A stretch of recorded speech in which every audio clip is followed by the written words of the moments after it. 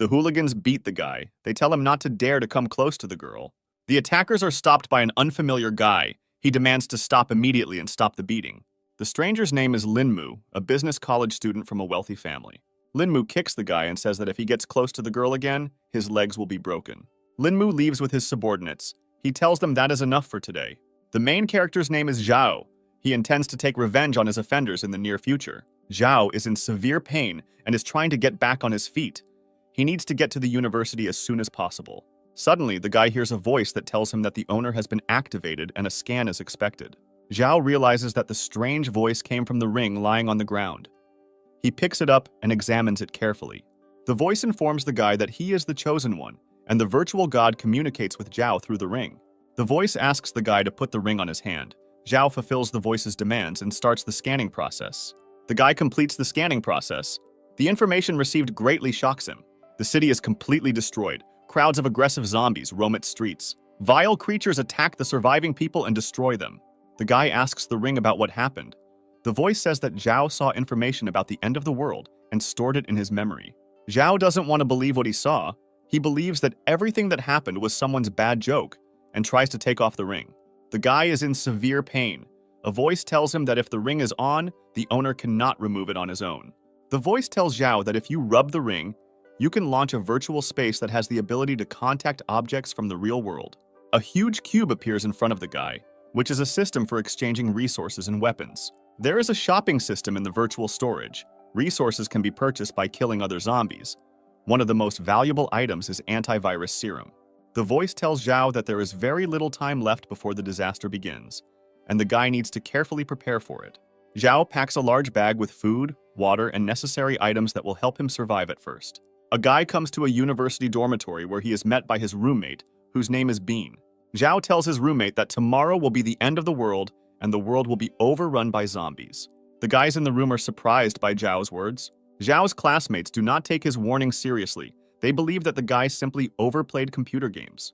They call Zhao a poor loser and plan to visit an internet cafe. Zhao demands that his friend believe him and take his words seriously. The main character and his friend Bean use furniture to barricade the entrance to the room. For a long time, they sit near the front door, waiting for a zombie attack. Bean gets tired of waiting and falls asleep. The night flies by. Bean says that during this time, nothing unusual happened. Zhao answers the guy. He tells him that he cannot relax, since mortal enemies are somewhere nearby. Bean is about to leave the main character and go to bed, as he is tired of the pointless waiting and is tired. Suddenly, they start knocking hard on the barricaded door, and loud cries for help are heard in the corridor. Bean is very scared. He asks Zhao about the reason for the terrible screams coming from the corridor. Zhao and his friend go to the window to look out at the street. The city street is captured by a large number of aggressive zombies. They attack people who did not have time to hide. Bean begins to become very hysterical. He strongly doubts the veracity of his friend's stories. Zhao's voice is heard. He asks Bean to calm down. The guy tells him that they need to hide until the zombies leave. Zhao invites his friend to find a place where they can hide. He says that the zombies have not yet evolved much, and they have time. Zhao is going to go down to the first floor to the fire shield to arm himself with an axe. The guy understands that it will be much easier for him to fight zombies if he is armed. Zhao asks Bean not to open the front doors to anyone after he leaves. Bean asks the guy to return quickly and be extremely careful. Bean is overcome by a strong feeling of fear. He does not want to be alone and asks Zhao to take him with him. Zhao agrees to take the guy with him, but only on the condition that he does not interfere with him. A zombie is slowly moving along the deserted corridor of a student dormitory. Zhao runs sharply around the corner and delivers a strong kick to the zombie in the corridor. The guy tries to reach the fire shield as quickly as possible. He asks his friend to move faster and keep up. After some time, Zhao reaches the fire shield. He invites Bean to go out for reconnaissance. The guys go outside and see a huge number of zombies standing in their way. Bean begins to feel unwell and has difficulty controlling his gag reflex. On the podium are classmates Bean and Zhao. They are fiercely fighting off the zombies attacking them. The group leader urges the students to stop pushing and panicking as they may fall off the podium. Zhao intends to use the abandoned van to distract the zombies, allowing his classmates to escape. The main character reports his plan to Bean and asks the guy to help his classmates. Zhao convinces his friend to trust him and put all doubts out of his head. The main character in short dashes approaches the treasured van. Zhao starts the car and presses the accelerator pedal with all his might. The minivan crashes into a crowd of aggressive zombies at full speed, and from the strong impact they scatter in all directions. Bean urges his classmates not to waste time and escape as quickly as possible. The class elder thanks Bean for the unexpected rescue. The guy replies that they should thank Zhao for their help. Bean invites the class elder and classmates to take refuge in the library building. The guy leaves his classmates. He intends to help his friend Zhao as quickly as possible. Zombies surround the car. They break its windows in order to get inside. Zhao prudently managed to leave the car and hid behind a tree standing nearby. The guy stands behind a tree and doesn't notice how someone's hand is reaching out to him from behind. Noticing the hand in time, Zhao grabs it and swings the fire axe to strike. Bean's loud scream is heard. He asks the guy to stop and not harm him. Zhao says he was scared to death and asks his friend to never do that again. Bean says he helped his classmates and directed them to the university library. Zhao finds the library a good refuge and invites Bean to join his classmates. In short dashes, so as not to attract the attention of zombies, Zhao and his friend head to the library. While running, Bean drops a trash can, which attracts the attention of nearby zombies. A huge number of zombies rush at the fleeing guys. Zhao demands his friend to keep up and move faster. The guys reach the main entrance to the library. They knock on the front door and ask to be let in. The class elder demands that Zhao and his friend be allowed inside immediately. Those around her do not agree with her. They are afraid that zombies may get inside. The guy standing near the door stops the class leader. He doesn't want to put the students hiding in the library at risk. The class elder demands that the guys be released immediately. She says that thanks to them, everyone survived. The guy standing at the door is called Lee Sun. He hits the class elder with a strong blow. Lee Sun tells those present that under no circumstances should they open the door, as zombies will enter the room and destroy everyone. Classmates silently look at the class elder. They fear for their lives and agree with Lee Sun's words. The guy calls the class elder a stupid, stupid woman. He demands not to put his life in danger. Bean demands that Lee Sun immediately stop beating the class elder. He threatens to deal with the guy when he gets inside. Bean understands that no one will open the door for them. He does not know what to do next and asks Zhao for advice. Zhao asks his friend not to be upset and to focus his thoughts on salvation. The guy is very angry that Lee Sun dared to hit the class elder. He is going to take revenge on him. The guys walk around the library building. Zhao suggests getting inside using an unlocked window. Zhao enters the room through a window and opens the front door to let his friend in. On the ground floor, in the large hall of the academic library, the surviving students are located. The girl reassures the class leader. She asks her how she feels. The girl's conversation is interrupted by Lee Sun, who once again scolds the class elder for endangering the lives of the students. The girl tells Lee Sun that they are alive thanks to Zhao and his friend, and their classmates did not let them inside. Lee Sun advises the girl to keep her mouth shut and not irritate him. Otherwise, he threatens to physically punish the girl. The girl tells Lee Sun that he is selfish and a complete bastard who only thinks about himself. Suddenly, the conversation is interrupted by Zhao. He approaches Lee Sun and strikes him with a strong blow. Bean grabs Lee Sun by the breasts. He is very unhappy that the guy did not let them inside. Lee Sun answers Bean. He says that he did it for the safety of his classmates. Zhao believes that Lee Sun is right, since if zombies burst into the room, they would destroy all the people. People around ask the guys to stop making too much noise, as this may attract the attention of zombies. Bean believes that Lee Sun is taking advantage of her classmates' fears for her own personal gain. The class elder approaches the guys and says that she is glad to see them healthy and unharmed. The class elder thanks Zhao and his friend for saving them from certain death. Zhao approaches Lee Sun. The main character cannot hide his irritation. He stabs Lee Sun and tells him to never dare to raise a hand against the class elder in the future. Lee Sun is enraged by Zhao's actions and curses him with anger. Zhao does not allow Lee Sun to finish. He demands to be silent immediately and deals him another powerful blow. The main character informs Lee Sun that if he ever raises his hand against defenseless girls again, he will be severely punished. Zhao asks the class elder not to be afraid of anything, and in case of any problems, immediately inform him. The class elder apologizes to Zhao for not being able to open the front doors for them. Bean asks the girl not to worry. He tells the class elder that this is not her fault. The class elder declares that she is unworthy of such a title because she could not protect her classmates. Zhao tells the girl that for him, she is the best class elder he has ever known. The girl cannot contain her emotions. She clings to Zhao and begins to sob loudly. The main character tells the girl that as long as he is alive, he will protect her. Zhao asks the class elder how long ago she saw a girl named Xin. The class elder's name is Tong. She tells the guy that the last time she saw Xin was in the square. Tong asks the guys for a phone to call her parents. The girl couldn't reach them after the zombies appeared. The guys say that their phones do not receive a signal. They believe that there is no connection not only in the city, but throughout the whole world. Zhao tries to calm the girl down. He says that her parents are alive and hiding in a safe place. The students are very hungry. They complain to each other about the lack of food and water. One of the students expresses his dissatisfaction. He is tired of the complaints of his classmates. Another student does not support him and responds rudely to him. A conflict is brewing in the group of students. Zhao and his friends notice that their classmates are starting to argue, but they are in no hurry to intervene in the dispute.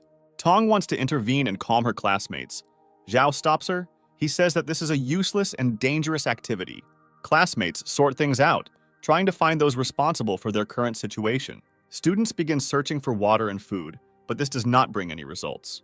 The students are about to go to the second floor. They think there might be food in the principal's office. The students are stopped by a group of hooligans who have taken over the second floor of the building. Bean wonders, he doesn't understand how a group of local hooligans took over the second floor and what they are doing there. One of the students goes up to the leader of the hooligans, Linmu. He makes excuses to him and says that they wanted to find food or water. The leader of the hooligans, Linmu, kicks the guy. The student falls down. Classmates are very outraged by Linmu's behavior. Their loud indignation can be heard. The girl approaches the guy who was attacked by Linmu and asks him how he is feeling. Linmu declares to his classmates that from now on the stairs are the boundary, and the second floor is his territory. The students listen attentively to Linmu. The leader of a gang of hooligans declares that he will kill anyone who dares to cross the border. Linmu tells the students that he has a lot of food upstairs, and anyone who wants to eat can exchange it for their valuables.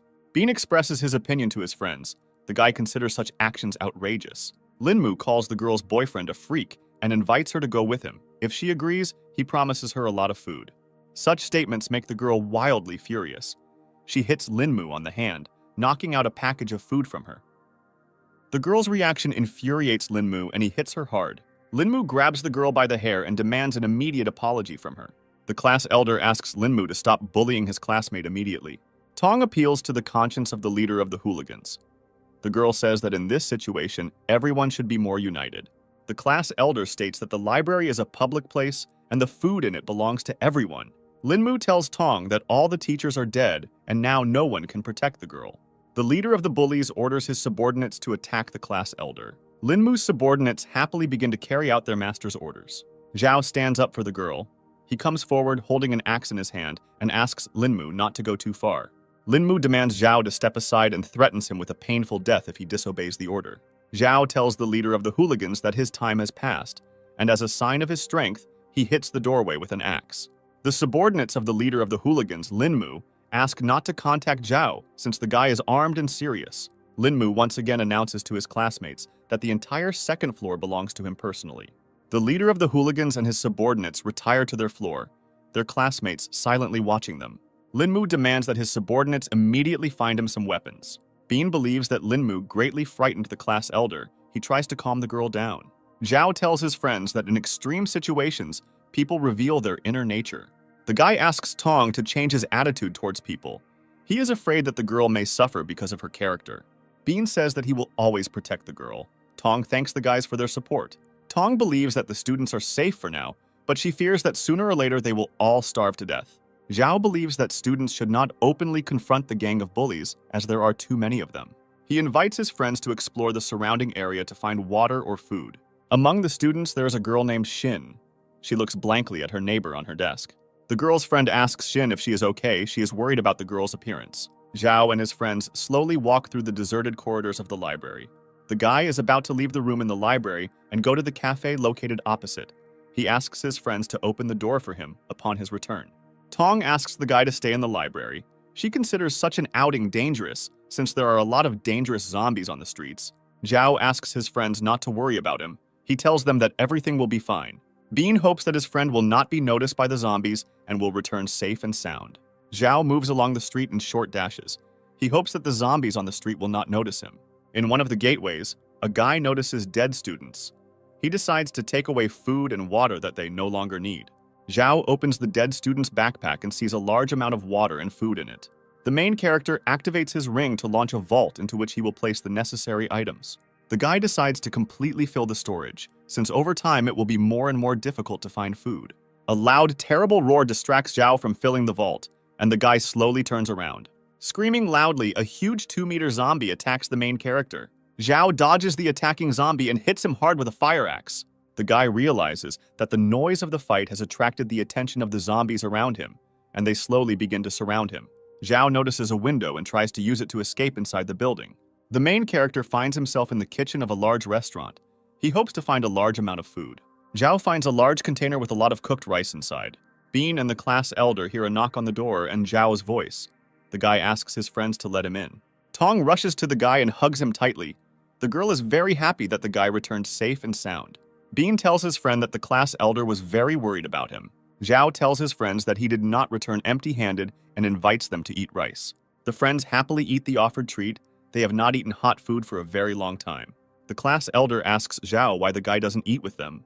Zhao responds to his friends. He says that he already ate at the cafeteria and takes out full bottles of drinking water from his bag. The voice of the main character is heard asking his friends not to tell their classmates about the food, as he fears that they may be attacked. Bean considers such actions fair, since none of their classmates helped them, and Zhao risked his life. Zhao approaches the front door. He realizes that zombies are very close. The main character understands that a long absence will arouse suspicion among his classmates and offers to join them.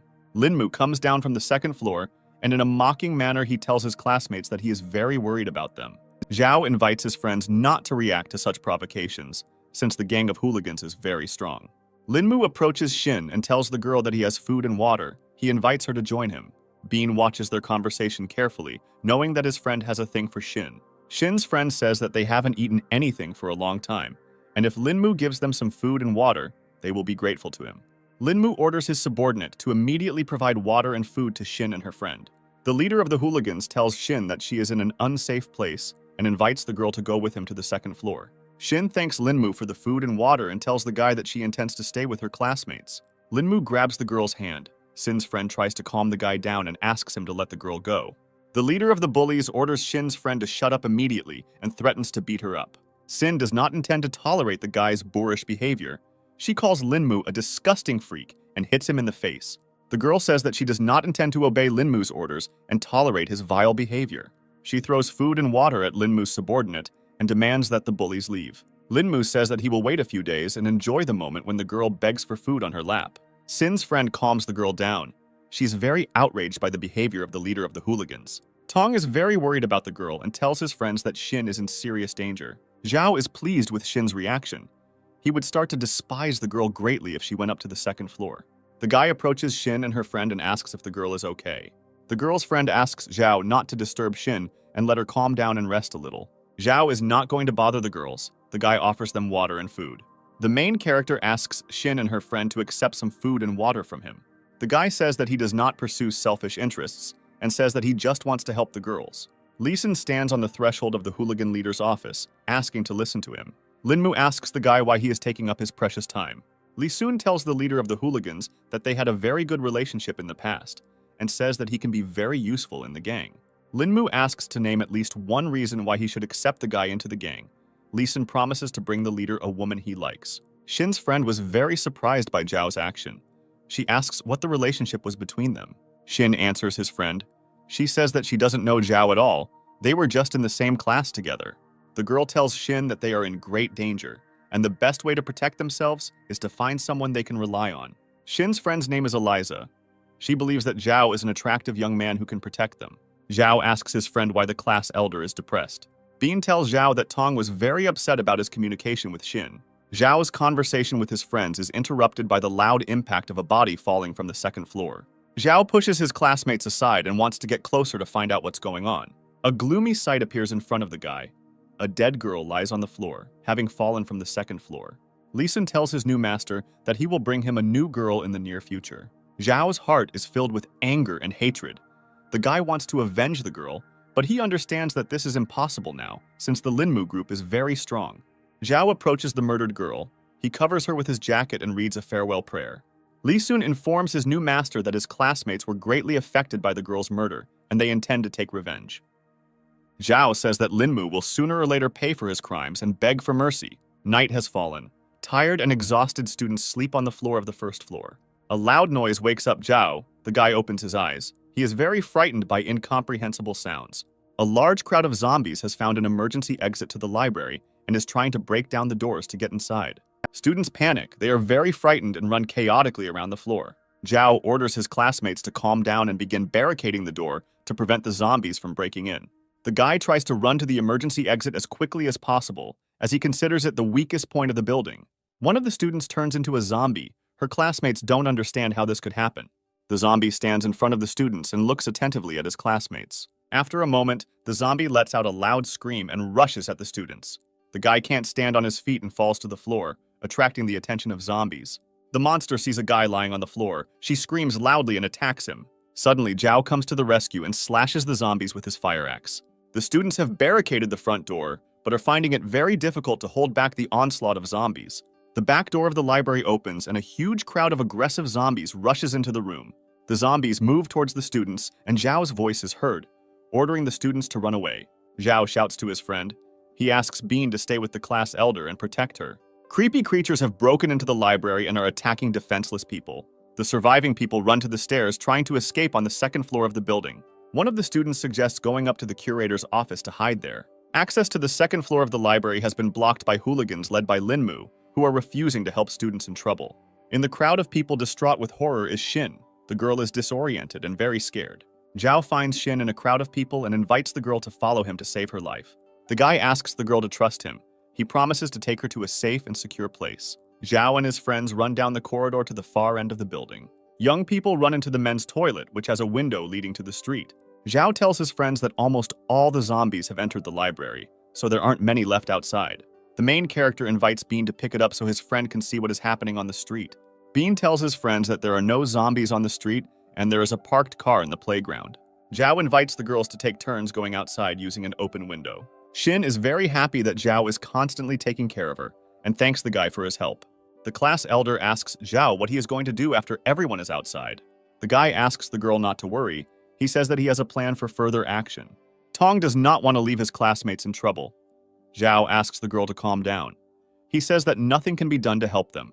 Zhao asks the girl not to waste time, since the zombies are very close. Tong agrees to leave the men's room, but before doing so, she wants to share important information with the guy. The girl confesses her love to Zhao and hopes that they both will survive. Zhao helps Tong get out. The guy hears zombies trying to break down the door in the men's room. In order for Tong to get out, Zhao rushes to the door and holds back the crowd of zombies. Tong's cry is heard. The guy turns to the girl and orders her not to wait for him, but to run away. Tong jumps down and joins his classmates outside. Zhao's friends hear the voice of a guy who demands not to wait for him and go to a safe place. Young people run to the playground where there is a parked car. A crowd of angry zombies broke down the door to the men's restroom and surrounded Zhao. Dozens of zombies growl loudly and rush at the guy. He fights off the monsters with a fire axe. Bean and the girls get to a parked car. The guy tries to start the engine. Tong tells Bean that she can't leave now. She demands to wait for Zhao. The girl insists that they cannot stay in the parking lot, as zombies will soon appear here and eat them all. Shin's friend asks to leave immediately and not wait for Zhao. She believes that the guy may already be dead. Tong gets out of the car and intends to go back to the men's room to get Zhao. Bean tries to stop her. The guy says that he promised Zhao to protect Tong and does not want the girl to die in vain. Bean contacts the class elder. He claims that Zhao will return as he must have a plan. Tong does not believe that Zhao can cope with a large number of zombies alone. Bean persuades her to return to the car. Bean presses the gas pedal and the young people drive away to safety. Dozens of destroyed zombies lie on the floor of the men's restroom in the library. Zhao slowly walks through the university stadium. The guy has no strength left after the fight with the zombies. He takes a few steps, loses consciousness, and falls onto the treadmill.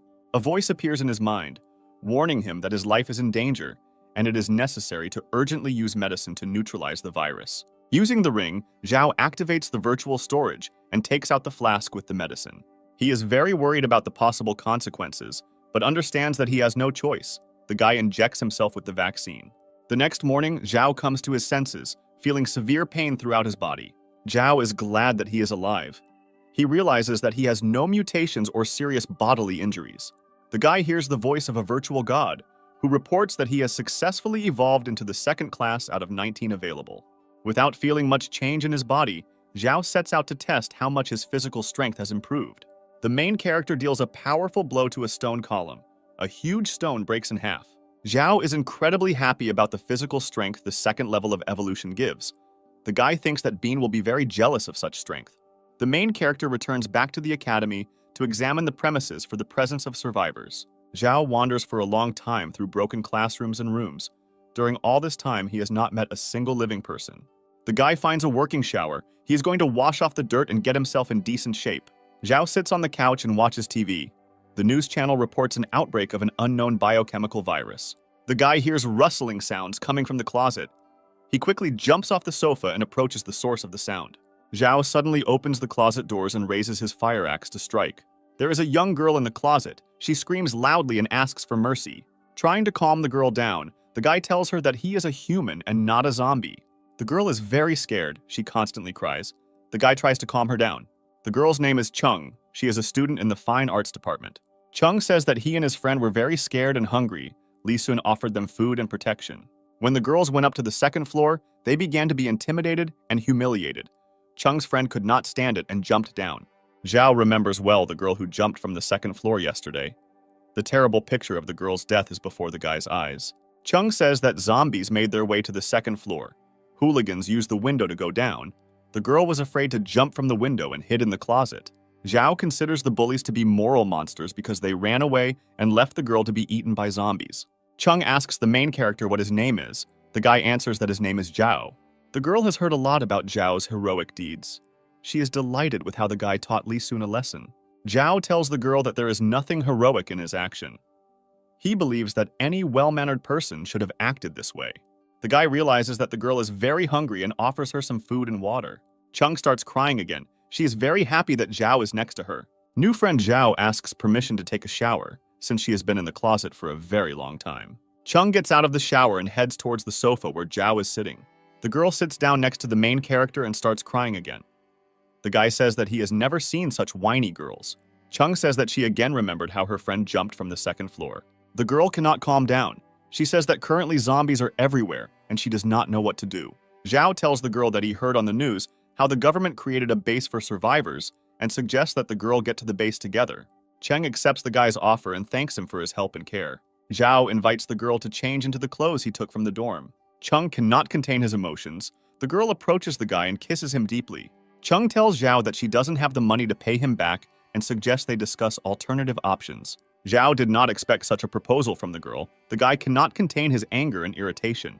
Chung tells the guy that he misunderstood everything. Her feelings are selfless and sincere. Chung asks the guy if he kissed girls before her. The guy reacts strongly to her words. Chung is happy about the fact that she is the first girl that a guy has kissed in his life.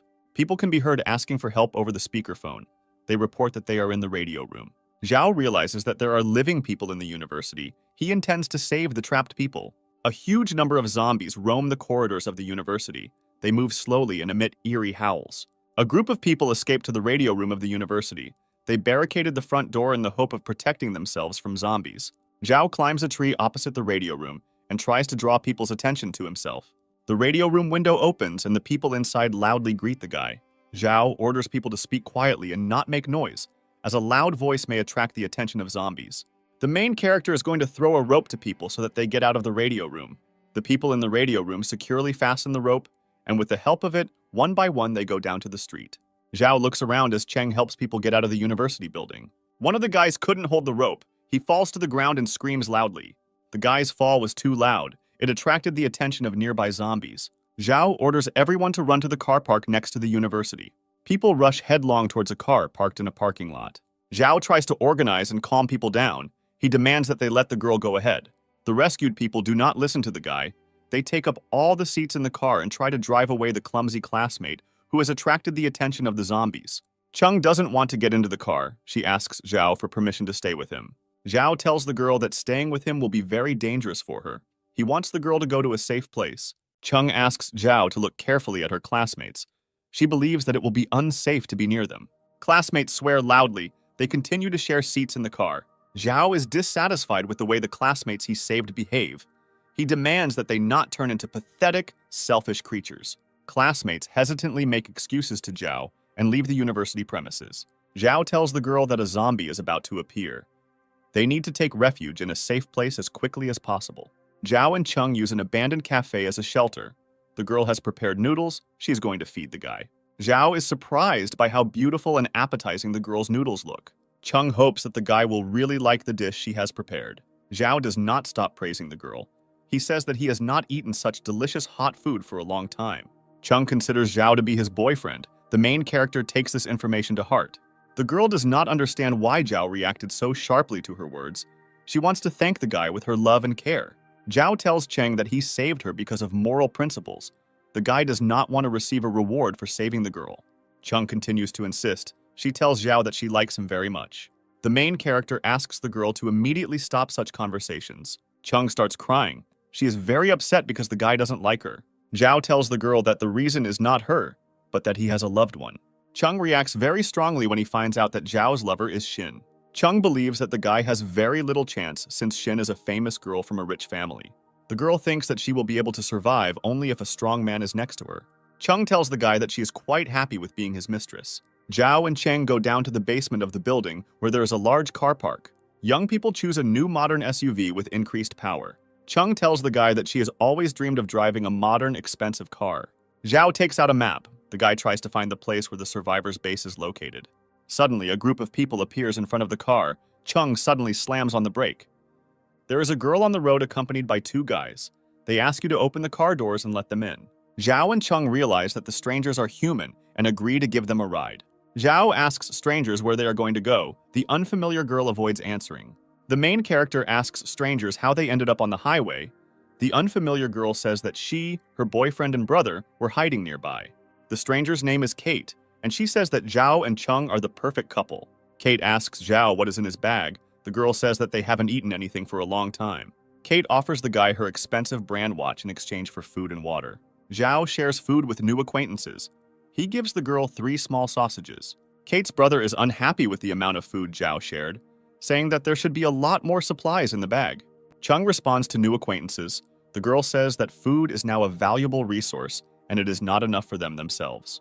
Kate's brother is very dissatisfied with the girl's answer. He cannot hide his irritation. Kate hands her brother a sausage. She tries to calm him down and change the topic of conversation. Cheng sees something terrible on the road. She asks Zhao to immediately look ahead. Ahead on the road, there is an overturned car, into which angry zombies are trying to climb. Young people drive past a broken car. They realize that it was their classmates. Zhao demands not to stop and continue the path. Some of the zombies separate from their group and try to catch up with the young people. Cheng believes that his classmates deserve this fate because they behaved selfishly and disgustingly. Kate understands that they are going to the city. The girl asks to turn to another place, since there are many people in the city who have turned into zombies. Zhao answers Kate. The guy says that he does not intend to turn anywhere, and if they are not on the road, he is ready to drop off his new acquaintances anywhere. Suddenly, Kate's brother pulls out a gun and points it at Zhao's head, demanding that his sister's instructions be followed. Cheng is very frightened. She is trying to pull herself together with difficulty. Kate demands that she follow her commands. Then she will leave the young people alive. Kate says that they are not bad people, but the world has changed recently, and they only need to think about themselves. Kate's boyfriend demands to give up the car and food, in which case he will leave the prisoners alive. Kate laughs loudly and tells Cheng that their gang has already killed 3 people. Cheng intends to stop the car because he realizes that the strangers are not bluffing. Zhao agrees to give up the car and food supplies if he and Cheng are left alive. Kate tells young people that they are sweet and obedient children. Zhao asks Cheng to slow down and park the car on the side of the road. Zhao and Cheng get out of the car. The guy asks the girl not to make sudden movements and leave slowly. Kate's brother says that he has changed his mind. He intends to take Cheng with him. He believes that Zhao is not worthy of having such an attractive and seductive girl as Cheng. Zhao ignores Kate's brother's words. He holds the girl's hand and slowly walks away with her. Kate's brother did not expect such a reaction from the guy. He gets out of the car and showers Zhao with insults. The guy points a gun at the main character and invites him to pray before he dies. Zhao turns sharply and delivers a lightning strike with his fire axe. Kate's brother screams loudly. He lost his right hand in this fight. Cheng can't look at it and covers his face with his hands. Kate and her boyfriend rush at the main character. They intend to avenge their relative. Zhao accurately throws a fire axe. It hits Kate's guy in the head and cuts him down on the spot. The main character, with a well-aimed shot, knocks a huge combat knife out of Kate's hand. Zhao realizes that since he injected the treatment serum for the virus, his reactions have become much faster. Kate asks the guy to spare them and leave them alive. She says that they had no choice. Kate tells Zhao that she and her brother are not guilty of anything since they were held hostage by her boyfriend. The girl asks to spare her. She promises to fulfill any desires and fantasies that Zhao has. Cheng does not believe a single word the girl says. She considers Kate a deceitful and shameless woman. Kate tells Zhao that she is much better than Cheng. as she is an older and more experienced woman. Zhao promises to leave Kate and her brother alive. The main character understands that the sound of the gunshot will soon attract many zombies here. Kate is very surprised that the guy left her alive and didn't ask for anything in return. Zhao and Chung get into the car and drive away. After a while, zombies appear at the scene of the fight. Creepy creatures scream loudly and instantly attack Kate and her brother. Chung can't calm down. The girl is trembling violently. Zhao is thinking about how to calm the girl down. Zhao believes that Chung is afraid of him. He tells her that he had no choice. Chung answers the guy. She says that she is fine and needs time to accept the new reality. The girl tells the guy that she is scared, not because she saw Zhao killing people, but because she might be left alone. Chung recalls the terrible moments on the second floor of the library when everyone ran away and left her alone to be eaten by zombies. The girl is grateful that she met Zhao and intends to be a useful member of the team. The young people's path is blocked by many abandoned cars left on the bridge. Zhao and Chung get out of the car and continue on foot. The girl is frightened by the eerie silence that reigns around. She asks Zhao if there could be ghosts here. Zhao believes that it is much better to face ghosts than a crowd of aggressive zombies. Chung hears a strange sound. She rushes to the guy and screams loudly. A large black cat stands in the way of the young people, looking at them in bewilderment. Zhao tells the girl that he hears the sounds of zombies approaching, and tells her that these are not single zombies, but a large group. The guy intends to get closer and find out the reason why the zombies gathered in one place. Several hundred aggressive zombies are trying to enter a large shopping center. People inside the shopping center have barricaded the entrance doors with furniture and are trying to hold off the monsters. Zhao sees a large window on the upper floors of the building and intends to climb up there to see what is happening inside. A young man inside a shopping center comforts his injured sister. People around him demand that the guy immediately throw his sister out into the street because she was bitten by a zombie. The girl demands the guy to immediately get rid of his sister, since she will soon become a zombie and can destroy all the people inside. The guy says that the wounded girl is his own sister and he cannot raise a hand against her. The girl insists that the guy kill his sister immediately, explaining to him that his sister is no longer human. The guy's name is Dennis. He asks the girl to be more humane since his wounded sister saved her life. Sister Dennis is conscious. The girl says that she does not want to become an ugly zombie. The surrounding people demand that Denis immediately get rid of his wounded sister, otherwise they will destroy them both. Dennis screams at those around him, threatening to kill anyone who touches his sister. A huge man rushes at Denis, intending to destroy the guy and his sister. Dennis has excellent boxing skills, which allows him to quickly deal with a huge man. An elderly businessman orders those around him to attack Denis altogether. Zhao and Chung carefully observe what is happening through the window. They believe that in extreme situations, people are prone to selfishness. The furious battle continues. Dennis repels the attacks of numerous opponents. Zhao is amazed by the tenacity of a guy who is ready to save a loved one at any cost. The main character intends to create a team of such people. The forces are too unequal. The people inside the business center defeat Denise. A man with a bat approaches the defeated Denise. He tells him that he will first deal with his sister and then destroy him. A man with a bat approaches the infected girl. Those around him demand that he immediately destroy her. The man raises his bat over his head to strike, and the voices of those around him are heard calling for the monster to be destroyed as quickly as possible. A loud sound of breaking glass is heard. This attracts people's attention. They look up. Zhao and Chung get inside through a broken window. The guy finds this place disgusting. People think that Zhao has appeared to save them and ask the guy to help them immediately. Zhao tells the people below that he can only save one person. An elderly businessman asks to save him. Since he is the president of a famous company, he promises to pay generously for the service. The girl begins to argue with an elderly businessman, considering herself too young and beautiful to die. Zhao shouts to Dennis and asks him what his name is. Dennis says his name. Dennis hopes that there is a way to save his wounded sister. The guy asks not to save Denise under any circumstances, since his sister was bitten by a zombie. Zhao invites Dennis to join him and become part of the team. Dennis accepts the guy's offer. Zhao tells people that after he saves Dennis and his sister, he will leave a rope so that everyone can get out. The girl apologizes to Denis for her behavior. She explains this by saying that she was very scared. The girl turns out to be Dennis's fiancée. She says that she still loves the guy very much. The voice of Dennis is heard, telling the girl that now they have nothing in common. Zhao and Cheng examine Sister Dennis. The wounded girl is feeling very bad. Dennis's sister moans quietly and coughs up dark liquid. Soon the girl will turn into a monster. Cheng asks Zhao if there is any way to save Dennis's injured sister. Dennis says that he will not leave his sister and will be with her until the very end. Zhao invites his team to leave the business center and find a safe place. The main character and his team find shelter in an abandoned warehouse. Dennis reassures his sister. He promises her to find a doctor soon. Chung considers the situation hopeless. The girl is very worried about Dennis and his sister. Zhao understands that the injured girl is too weak, and even if there is a cure, there is no chance that she will remain human. The main character tells Dennis that there is only one way to help his sister. Dennis asks what this way is. Zhao invites the guy to take the fire axe from him and stop the girl's suffering.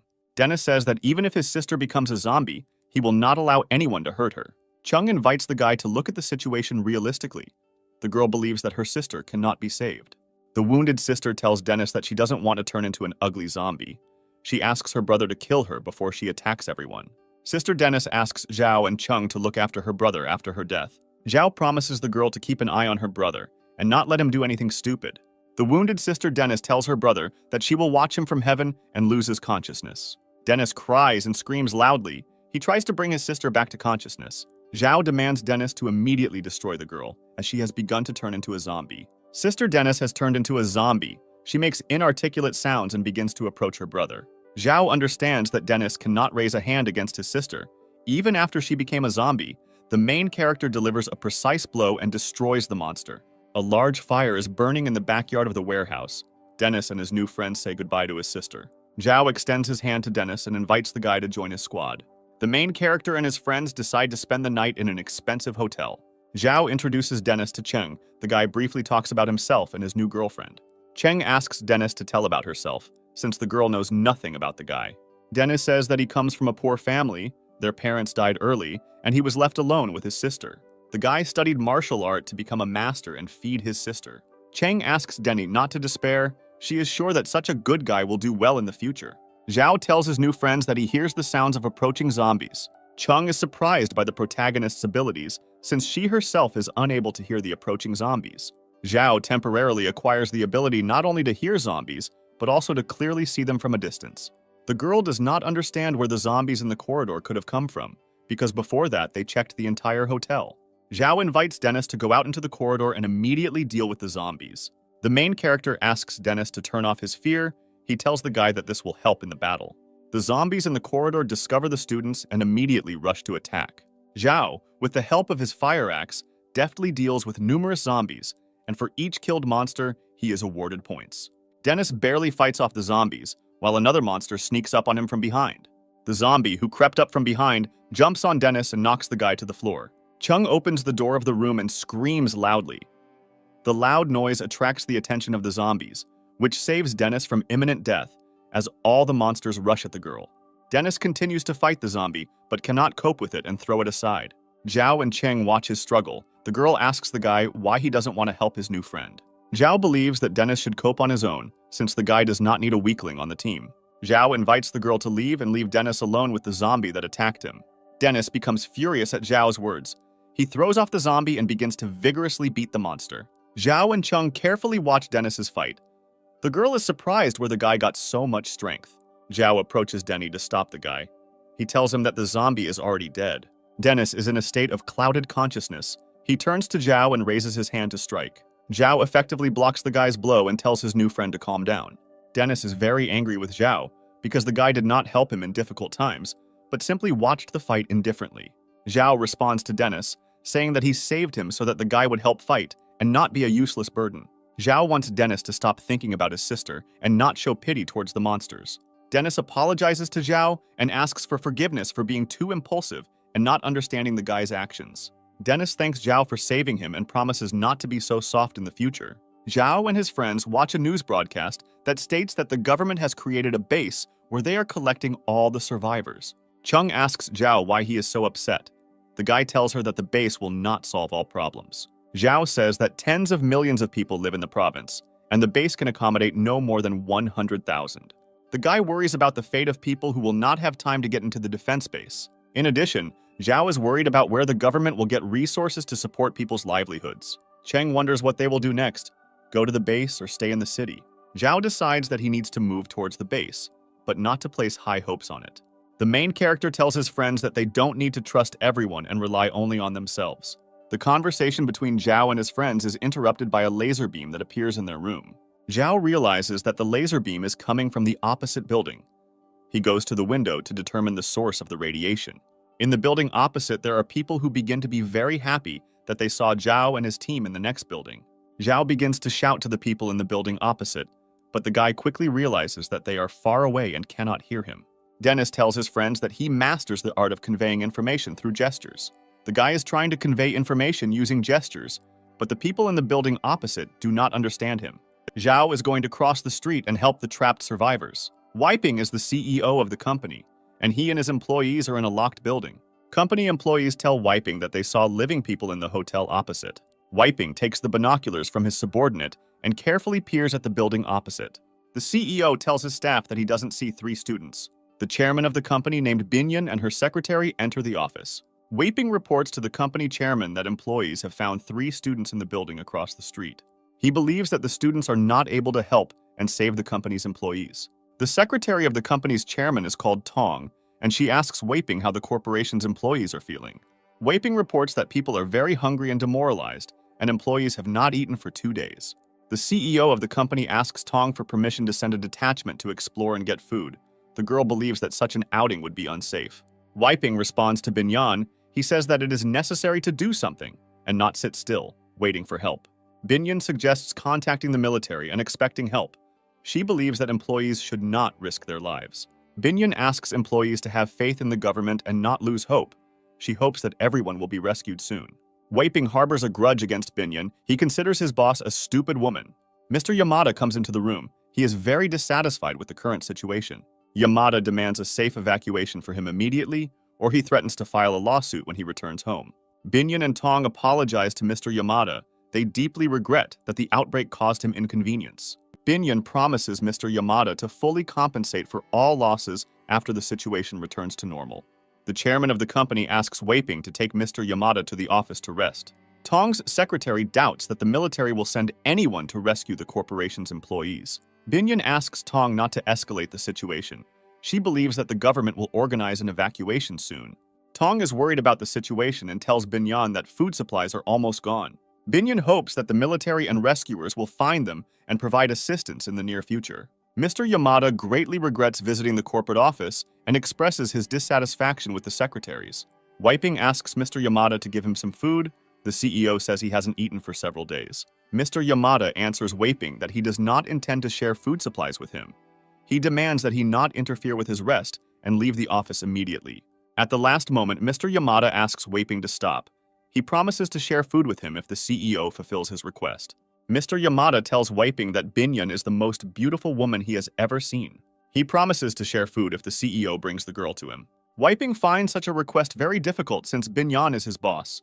Yamada promises to appoint Wiping as a director of the company if he complies with his request. Wiping considers such an offer a godsend and agrees to fulfill Mr. Yamada's request. Mr. Yamada throws a loaf of bread to the CEO and says that he always keeps his word.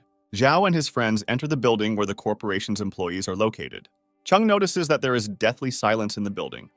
Dennis assumes that the zombies have left the room. Zhao informs his friends that there are at least 20 zombies on the floor.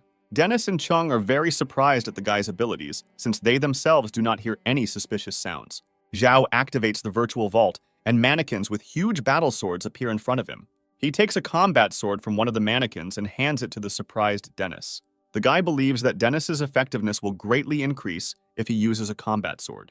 Dennis appreciates the combat sword, noting its sharp edge and good balance. A loud roar is heard, and a moment later a crowd of angry zombies attacks Zhao and his friends. Zhao asks Dennis to stay put and protect Cheng while he deals with the zombies.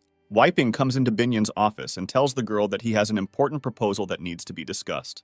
Tong asks the CEO what he wants to offer Binyan. Wiping tells the girls that they have no food left and are in danger of not surviving until rescuers arrive.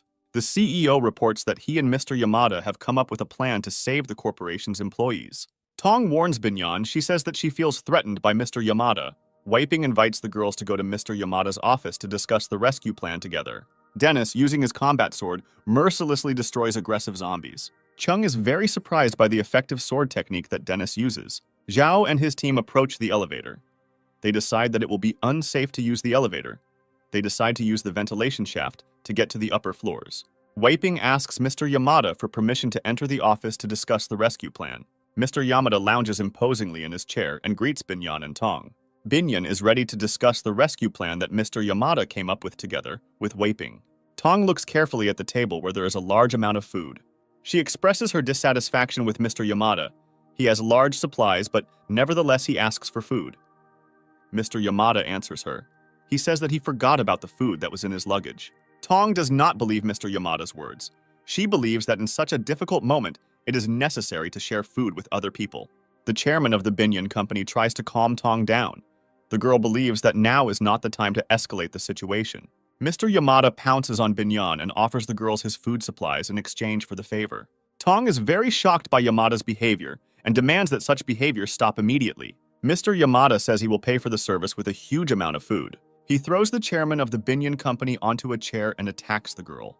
Tong demands the immediate release of Binyon and rushes to the aid of the defenseless girl. Wei Ping stops Tong, who is running towards his boss, and he strikes her with a strong blow. Mr. Yamada praises Wei Ping. He tells the man that it is a good job. Binyon screams loudly and calls for help. She demands to be released immediately. Yamada tells the girl that no one will hear her screams since the office is well soundproofed and the corporation's employees are in the conference room. Suddenly, Zhao and his team fall into the room. The ventilation shaft passed through Mr. Yamada's office. Zhao carefully looks around the room and immediately understands what is happening here. Tong shouts loudly, asking Zhao and his friends to protect them from Mr. Yamada and Wei Ping. Mr. Yamada calls the students idiots and demands that they leave the office premises immediately. Chung tells Mr. Yamada that such behavior is disgusting and demands that the company chairman be released immediately. Dennis calls Yamada and Wei Ping vile creatures. The guy intends to destroy them both. Mr. Yamada knows martial arts. He deftly dodges Dennis's blow and gets into a fighting stance. Dennis realizes that despite his unimpressive appearance, Mr. Yamada is a serious opponent. Tong runs up to Binyon. She tries to calm her down and says that everything will be fine. Mr. Yamada demands that Denise put away his sword, suggesting that he fight unarmed like a man. Dennis agrees and puts his combat sword aside, relying on his skills and strength in hand-to-hand combat. Mr. Yamada declares that he will destroy the guy. He delivers a series of powerful blows. Dennis successfully blocks the enemy's blows and prepares for a counterattack. Cheng asks if Dennis needs help. Zhao replies that the guy can handle it on his own. Mr. Yamada jumps and hits Dennis with both legs.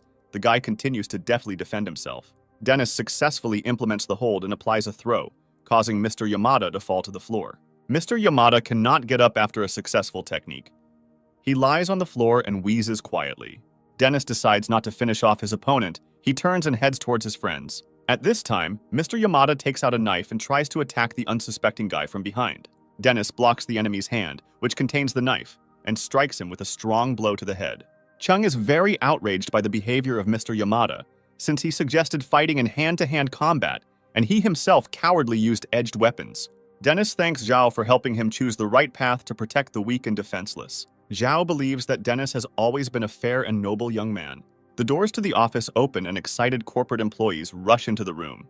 Wei Ping falls to his knees. He says that Mr. Yamada forced him to do this and asks for mercy. Tong is full of anger and hatred. The girl approaches Wei Ping and strikes him hard. The corporation's employees attack Wei Ping, intending to beat up the traitor. Binyon orders the beating to stop. She wants the corporation employees to tie up Yamada and Wei Ping and lock them in a utility room. Mr. Yamada tells the corporation employees that they do not know who they are dealing with and demands that they release him immediately. Tong and the chairman of Binyon thank Zhao and his friends for their assistance. Binyon tries to calm down after suffering an attack. Her assistant Tong meets Zhao and his team. Chung recognizes Binyon as a business academy graduate who is an honorary representative of the university. Zhao recalls that last summer he came to Binyon for an internship, but his application was rejected. Binyon answers the guy. She tells him that the company's employees are highly qualified specialists who made a fair decision. Binyon believes that refusing the internship was the right decision, but promises to study applicants more carefully in the future. One of the company employees asks Binyon when the military will come to their aid. He tells the girl that they have no connection with the outside world. Zhao tells company employees not to rely heavily on military help. The man is upset by this information. He hopes that there is some way out of this situation and asks Zhao to help them. Zhao says that there are a large number of zombies around the building, and if you get out, they will immediately attack people. The voice of the main character is heard, telling Binyon that he has options for salvation, but he and his friends need to get a good rest first. Binyon and her subordinates leave the office. The girl asks her assistant to find plans for the building in preparation for the evacuation. A corporate employee asks Binyan if she has any food left. He tells the girl that people haven't eaten for several days. Tong answers the man. She says that all the food available has already been distributed to the company's employees earlier. A man comes into the room. He is in high spirits and says that he has food. Binyan realizes that the man is holding a backpack that belongs to Zhao. The man says that as soon as the three teenagers left the office, he snuck inside and stole their backpack with food. Binyan is outraged by the actions of her employee and demands that the backpack be returned immediately. The man believes that it is impossible to think about morality at this time and offers to eat the stolen food. Binyan continues to consider his employee's act immoral, since the backpack was stolen from people who were going to help them. A corporate employee tells Binyan that the students are bluffing. He has explored the building and believes that there is no other way out other than the ventilation shaft. The men intend to eat the stolen food and then go on reconnaissance to inspect the surrounding area.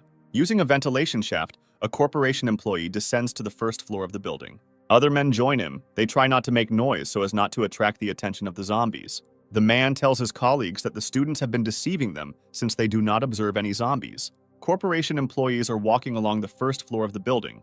They believe that Zhao and his friends have misled the company's chairman. Suddenly, one of the men sees a dead zombie around the corner. He is very scared and is unable to contain his scream. The squad leader notices an unusual object on the dead zombie's waist belt. The excited exclamations of the corporation's employees can be heard. The dead zombie had the keys to all the premises of the task hanging on his belt. Suddenly, the man is grabbed by the arm, and the zombie lying on the floor begins to move. The corporation's employees run back in horror.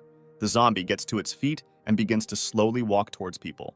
The zombie growls loudly. He stretches his arms forward and runs towards the frightened people. The man grabs a large stone statue and hits it on the zombie's head with all his might. Corporation employees praise the man. They say that he is a brave warrior. Zhao and his friends are walking down a long corridor.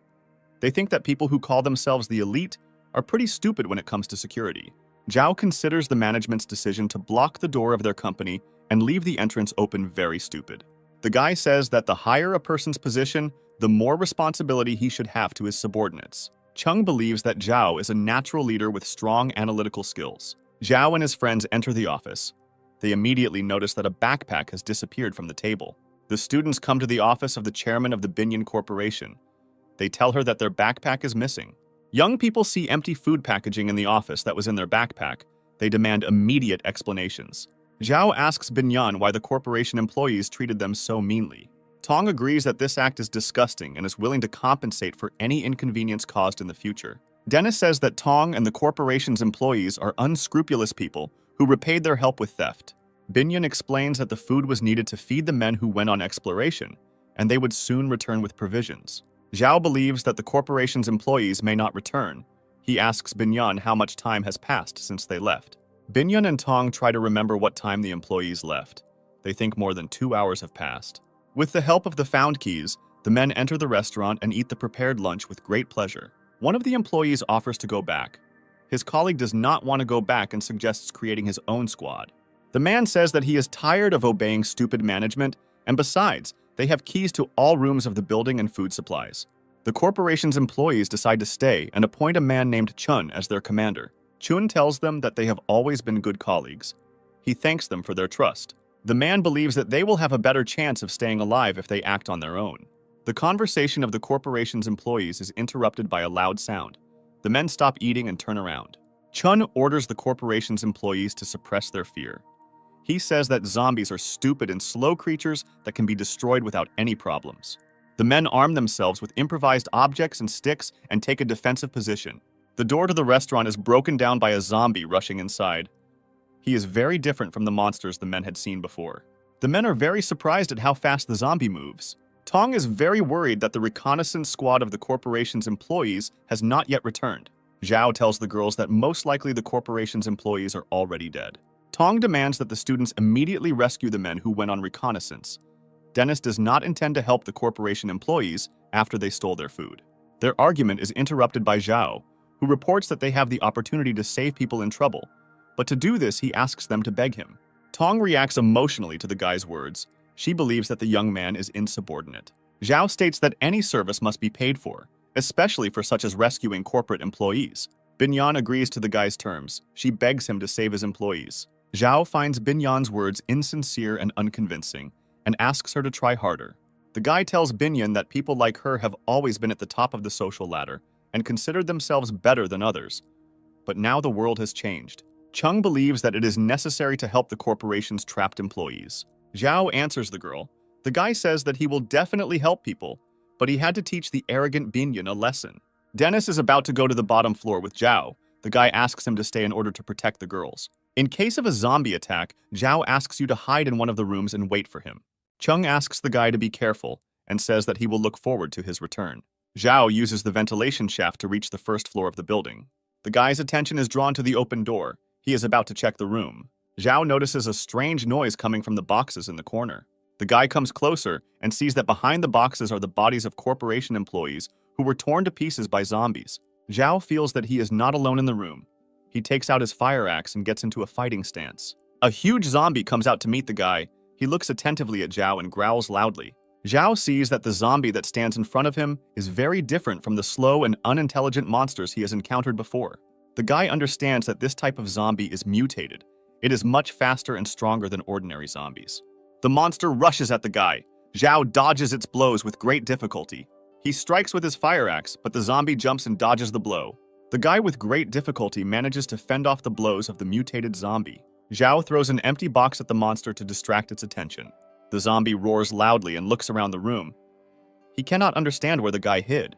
Zhao jumps off the cabinet he was hiding on and hits the zombie in the head with his axe. The guy is attracted by a strange crystal that is in the head of a defeated monster. The voice of a virtual god is heard congratulating Zhao for finding the core. The virtual god reveals that the core is a crystal that was formed in the mutant's brain, which can be used to increase one's own characteristics. Zhao remembers that for killing zombies, he is awarded stats and experience points. The guy is going to exchange the crystal and purchased points for food and weapons in a virtual store. The virtual god informs the guy that the white crystal he has can only be exchanged for a small amount of food. Zhao notices the remains of lunch on the floor. He realizes that the corporation employees have decided to betray Binyan. The guy returns to the upper floors. He runs into the room in a joyful mood and reports that he brought his friends a lot of tasty things. Zhao is in an empty room. He cannot understand where his friends went. The guy hears cries for help. He opens the door of the next room and rushes inside. Dennis is sitting on the floor, holding the wounded Cheng in his arms and asking the girl not to die. Tong demands that Mr. Yamada release Binyan immediately or she threatens to destroy him. Mr. Yamada and Wei Ping manage to escape from the warehouse and took Binyan hostages. Zhao immediately rushes to Chung. He asks his friend what happened while he was away. Dennis says that Mr. Yamada and his accomplice broke out. Chung tried to protect Binyan and received a mortal wound. Tong plaintively asks the protagonist to help her save the chairman of the Binyan Corporation. Cheng apologizes for not staying in her room and getting into a fight. Mr. Yamada says that the girl is to blame herself. She should not have tried to protect Binyan. Zhao goes into a state of rage. He is angry that the management did not organize reliable security for the prisoners. Zhao tries to stop the bleeding. He asks the girl not to talk or make sudden movements. Chung tells Zhao that at the very beginning of their communication, she did not have feelings for him. Chung's voice is heard telling Zhao that she fell in love with him later. The girl says that over time she realized that Zhao was a good guy with whom she felt safe. Chung did not count much on mutual feelings. She was quite happy with being a comrade in arms. The girl wishes Zhao to find a good partner in life in the future and asks him to take care of her. Zhao cannot contain his emotions. He presses the girl tightly to his chest and screams loudly. Mr. Yamada tells Zhao that his loss is small. He offers the guy Binyan in exchange for his life. Yamada thinks the company's chairman, Binyan, is much more handsome and attractive than Chung. The main character's eyes become bloodshot, and he begins to slowly approach Mr. Yamada. Yamada orders Zhao to stop. He is going to kill the hostage if the guy takes one more step. Zhao says that he is not interested in the life of the hostage, since Chung died because of her. Mr. Yamada reveals that he is not joking. He intends to kill Binyan. Zhao continues to provoke Yamada. The guy says that he doesn't care about Binyan's life. The main character comes very close. This allows him to grab Mr. Yamada's hand and free Binyan. At this time, Wiping sneaks up behind Zhao and swings a large vase to hit the guy on the head. Zhao notices Wiping approaching him in time and he kicks him hard. The guy disarms Mr. Yamada. He asks who killed Cheng. Wiping says in a frightened voice that Cheng was killed by Mr. Yamada. Zhao uses a painful technique to twist Mr. Yamada's arm and plunge a sharp knife into it.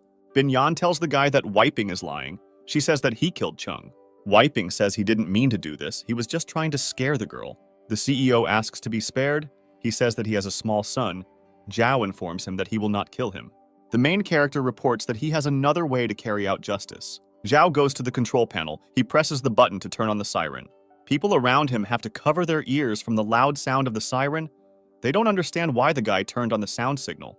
The guy informs others that there are a large number of zombies around the building. A loud sound will attract their attention. The zombies hear a loud siren and begin to gather at the entrance to the building. Mr. Yamada calls Zhao crazy. He says that zombies are about to break into the building. Zhao opens the front door to throw Weiping outside to the angry zombies. Weiping knocks on the doors with all his might. He asks to open the doors and let him inside. A huge number of zombies instantly surround the CEO and attack him. Weiping's wild scream is heard, and in a matter of seconds, aggressive monsters tear his body to pieces. Tong is unable to look at what is happening. She turns away and covers her face with her hands. Mr. Yamada asks Zhao to come to his senses. He is trying to pay off with big money. Yamada asks to die at the hands of a human. He does not want to be burned by zombies. Zhao orders him to be locked in a utility room. Zhao passes by Binyan. The girl tries to talk to the guy, but he ignores her and passes by. Binyan sits at her desk. She considers herself to blame for what happened. The corporation employee tells Binyan that the reconnaissance team has not returned and asks the girl about her future plans. Binyan believes that she is unworthy to be the chairman of the company because she is unable to take care of people. The girl is very upset because she allowed the company employees to go on reconnaissance. Binyan believes that she made the wrong decision, which led to the death of people. The girl decides that from now on she will protect her employees and take care of their lives. Zhao sits for a long time opposite the bed on which the body of the murdered Chung is located. The guy believes that Chung should have first of all thought about herself and not saved someone else's life at the cost of her own. Binyan opens the door to the room. She stands on the threshold and looks at Zhao sitting in a chair. The guy asks what she is doing here. Binyan replies that she wanted to say goodbye to the man who saved her life. Binyan tells the guy that she knows that he hates her and asks him to help the corporation employees who are not to blame for anything. Zhao tells the girl that Chung always wanted a dress as expensive as hers, but could not afford it. Binyan says he will organize everything and find an expensive dress for Chung. Zhao says that Chung wanted exactly her dress and asks the girl to undress right now. Binyan believes that the guy just wants to humiliate her. Zhao tells the girl that she is alive, only thanks to Chung. Zhao tells her that successful people consider themselves the elite of society, but in reality they are selfish and hypocritical. Binyan understands that all her life she did not give in to anyone and did not respect other people. She believed that all her actions were correct. Binyan tells Zhao that he promised to save the corporation's employees and begins to take off his dress. Zhao tells the girl that no action will bring Chung back to life. He asks Binyan to leave. The main character asks Binyan to gather the corporation's employees in a conference room in an hour. The girl hopes that Zhao will save her people. Zhao asks the girl to leave the room immediately before he changes his mind. The guy asks Chung for forgiveness for not being able to save her. He thanks the girl for her support and faith in him. Zhao carries Chung's body to the balcony on the upper floors of the building. The guy intends to burn Chung's body. He pours gasoline on him and throws a burning lighter. Fire engulfs the girl's body, and the guy's voice is heard saying that he will never forget her. Corporation employees want to know from Zhao how they can leave the building. Dennis tells the guy that after the siren turns on, the building is surrounded by a huge number of zombies. Mr. Yamada calls Zhao. The prisoner asks the guy what he is going to do. The main character asks Mr. Yamada not to worry. He says that he will not kill him and will take him with him. Zhao and the corporation's employees are slowly moving through a narrow ventilation shaft. Through the ventilation grill, people observe a large number of zombies inside the building. Tong is very worried. The girl is afraid that they will all die. Binyan calms down his secretary. Zhao ties Mr. Yamada's arms with rope and throws him down as zombie bait. Mr. Yamada is hanging in the air at a considerable distance from the zombies. The monsters are trying to reach him. Zhao tells the corporation employees that they need to hurry while Mr. Yamada distracts the zombies. Corporation employees climb out of the ventilation shaft and move towards the exit. People try to open the door, but the entrance door to the building is locked. Binyan informs those present that there is a fire exit on the other side of the building. Mr. Yamada's secretaries remain in the ventilation shaft, trying to save their boss. The girls pull the rope and drag Mr. Yamada into the ventilation shaft. Yamada hugs the girls tightly and thanks them for saving him from certain death. A moment later, Mr. Yamada grabs the girls and throws them down into a crowd of angry zombies. In a sarcastic manner, Mr. Yamada says that he will take care of the girls' families when he arrives home. While the secretaries distract the zombies' attention to themselves, Yamada flees for her life. People quickly run to the fire exit, located on the opposite side of the building. Suddenly, their attention is drawn to the sound of car brakes and gunshots. Mr. Yamada appears in the building and from a car he shoots at people with a gun. Zhao realizes the gravity of the situation and orders everyone to find shelter immediately. Mr. Yamada continues to shoot randomly and non-stop at the corporation's employees. Zhao and Binyan took cover behind a nearby wall. The guy is considering his further actions. Tong was unable to maintain her balance. She fell to the floor. The girl lies in the open space and screams loudly. Mr. Yamada believes that people do not have the slightest chance to survive. He intends to kill every single one. Dennis grabs the dining table, with which he intends to protect himself from bullets, and rushes to Tong's aid. The guy takes Tong in his arms and tries to reach the shelter as quickly as possible. The girl begins to get very hysterical. She clings to Denny and thanks him for saving her. Mr. Yamada continues to mercilessly shoot corporate employees. Binyan is going to help his subordinates, but Zhao forbids the girl to come out of hiding. Dennis doesn't know what to do next. He asks Zhao if he has any plan. Zhao uses his ring and activates the virtual store system. The virtual god informs the guy that he does not have the opportunity to buy good weapons. Zhao asks for items on loan. The virtual god informs the guy that he cannot lend things from the store. He is forced to follow the rules. Dennis and Binyan carefully watch the guy. They don't understand who he's talking to. Zhao asks Dennis to distract Mr. Yamada's attention. The guy looks out from behind the table and calls Yamada a fat freak. While Mr. Yamada was trying to destroy Dennis, Zhao sneaked up on him from the back of the car. Zhao tells Mr. Yamada that the last seconds of his life are coming. The guy presses a button and activates an explosive device, which he quietly threw under the bottom of the car. Young people watch as Mr. Yamada's car burns out. Dennis is very surprised where Zhao got the explosive device and asks the guy about it. Binyan sees that almost all of the corporation's employees have been destroyed. She cannot hold back her tears. Zhao tells the remaining people that there will be zombies here soon, and they need to leave this place immediately. The main character examines the local area and intends to find a working car. Of all the corporation's employees, Tong, Binyan, and a young girl were the only survivors. Binyan believes that she cannot be the chairman of the company because she failed to protect her subordinates. Dennis realizes that the girls have nowhere to go and they have no escape plan. He invites them to join him and Zhao. The main character asks Denise when he started making decisions alone. Dennis asks the guy to take the girls with him, since otherwise they will be destroyed by zombies. He says that if Chung had survived, she would definitely have taken the girls with her. Zhao agrees with the guy's proposal and asks him to quickly take a seat in the truck. Dennis tells the girls that they have little time left. He asks them to hurry up and get into the car. Young people using a truck leave the central areas of the city. The girls and Dennis are in the container of the truck. Tong looks attentively at the guy. Tong asks him how long he has known Zhao. She makes the assumption that the guy is not a classmate of the main character. Dennis tells the girl that he met Zhao quite recently when he saved his life. The guy tells his story about how he was blocked in the business center where his sister died. Dennis is grateful to Zhao for saving him and from now on considers him his older brother. Tong asks the guy if he has a girlfriend. Dennis replies that he broke up with her. Tong tells the guy that from today she will be his girlfriend. Dennis perceives her words with great surprise. Tong says that she fell in love with the guy, and from now on he must be responsible for her. The girl tells the guy that he will not regret it, since she is smart, beautiful, and attractive. Tong informs the nearby girls that from now on Dennis is her boyfriend. The truck stops. Zhao opens the doors of the container. He says that they will continue their further journey tomorrow. Zhao and his new team are located in the outskirts of the city, in a scientific research area. Binyan recognizes this place as her corporation was involved in investments in this project. Zhao says that there is a canteen nearby. He invites his new friends to spend the night there. Dennis finds a large amount of fresh vegetables and fruits inside the dining room. He is glad that they will have a delicious dinner. Denny asks the girls present which of them will cook the food. The third girl who survived is called Royan. She is ready to cook dinner, although she is not sure whether everyone will like her food. Zhao agrees with the girl's proposal. He says that now the main thing is not to die of hunger. Dennis approaches Zhao, who is sitting at the table, and offers him a can of beer. Zhao replies that he rarely drinks alcohol, and now is not the time to relax. Dennis tells the guy that in this case he will drink all the beer himself. After some time, Zhao decides to join his friend. They chat and drink beer. Binyan asks Tong if she really wants to be Dennis's girlfriend.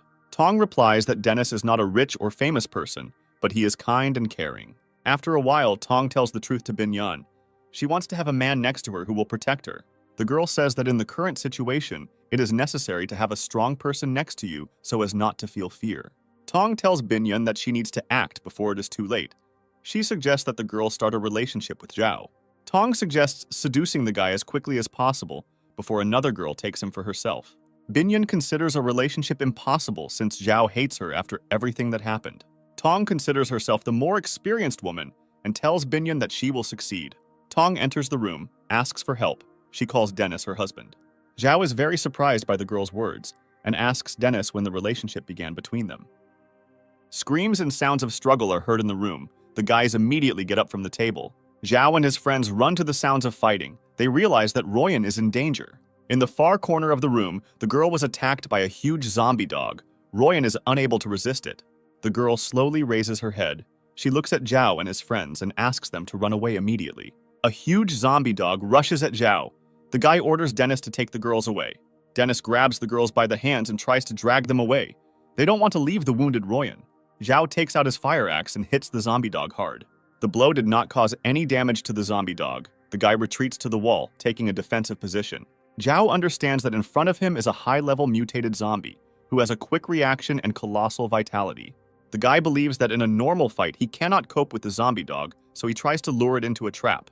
Dennis orders the girls to hide in the staff room, which is nearby, and he intends to return to help Zhao. Royan, after being bitten by a zombie dog, turned into a monster. She gets to her feet and begins to approach the young people. Tong doesn't understand that the girl has turned into a zombie. She asks Royan how she feels. Royan raises his head and lets out a terrible scream. The girls realize with horror that their subordinate has become a zombie. Dennis orders the girls to step aside and hide behind him. The guy gets into a fighting stance. He is ready to repel the attacking zombie. Dennis jumps in the air and delivers a powerful kick to the monster. Zhao runs away from the zombie dog, intending to lure the monster into a trap. The guy hid in the kitchen. The zombie dog can't find the guy. She hits the floor with her paw and makes a loud roar. Zhao comes out of hiding. He tells the zombie dog that he is stupid and starts teasing him. The zombie dog jumps to its feet and attacks the guy in a furious attack. The monster cannot calculate the distance and crashes into the door of a metal cabinet with all its strength. Zhao kills the trapped zombie dog with a powerful blow from a fire axe. The virtual god congratulates the guy on successfully killing a mutated zombie and awards 2 experience points. Zhao climbs into the closet, trying to find a mutated core in the zombie's severed head. The guy believes that the mutated core should be worth a lot, but the virtual god informs him that animals do not have cores. Dennis comes into the kitchen and asks the guy who he was just talking to.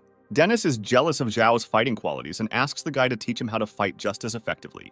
Zhao asks his friend how the girls are feeling. The guy replies that he sent the girls to the shower because zombie blood got on them. The guy is surprised that there are not a large number of zombies around. He asks everyone to be on guard.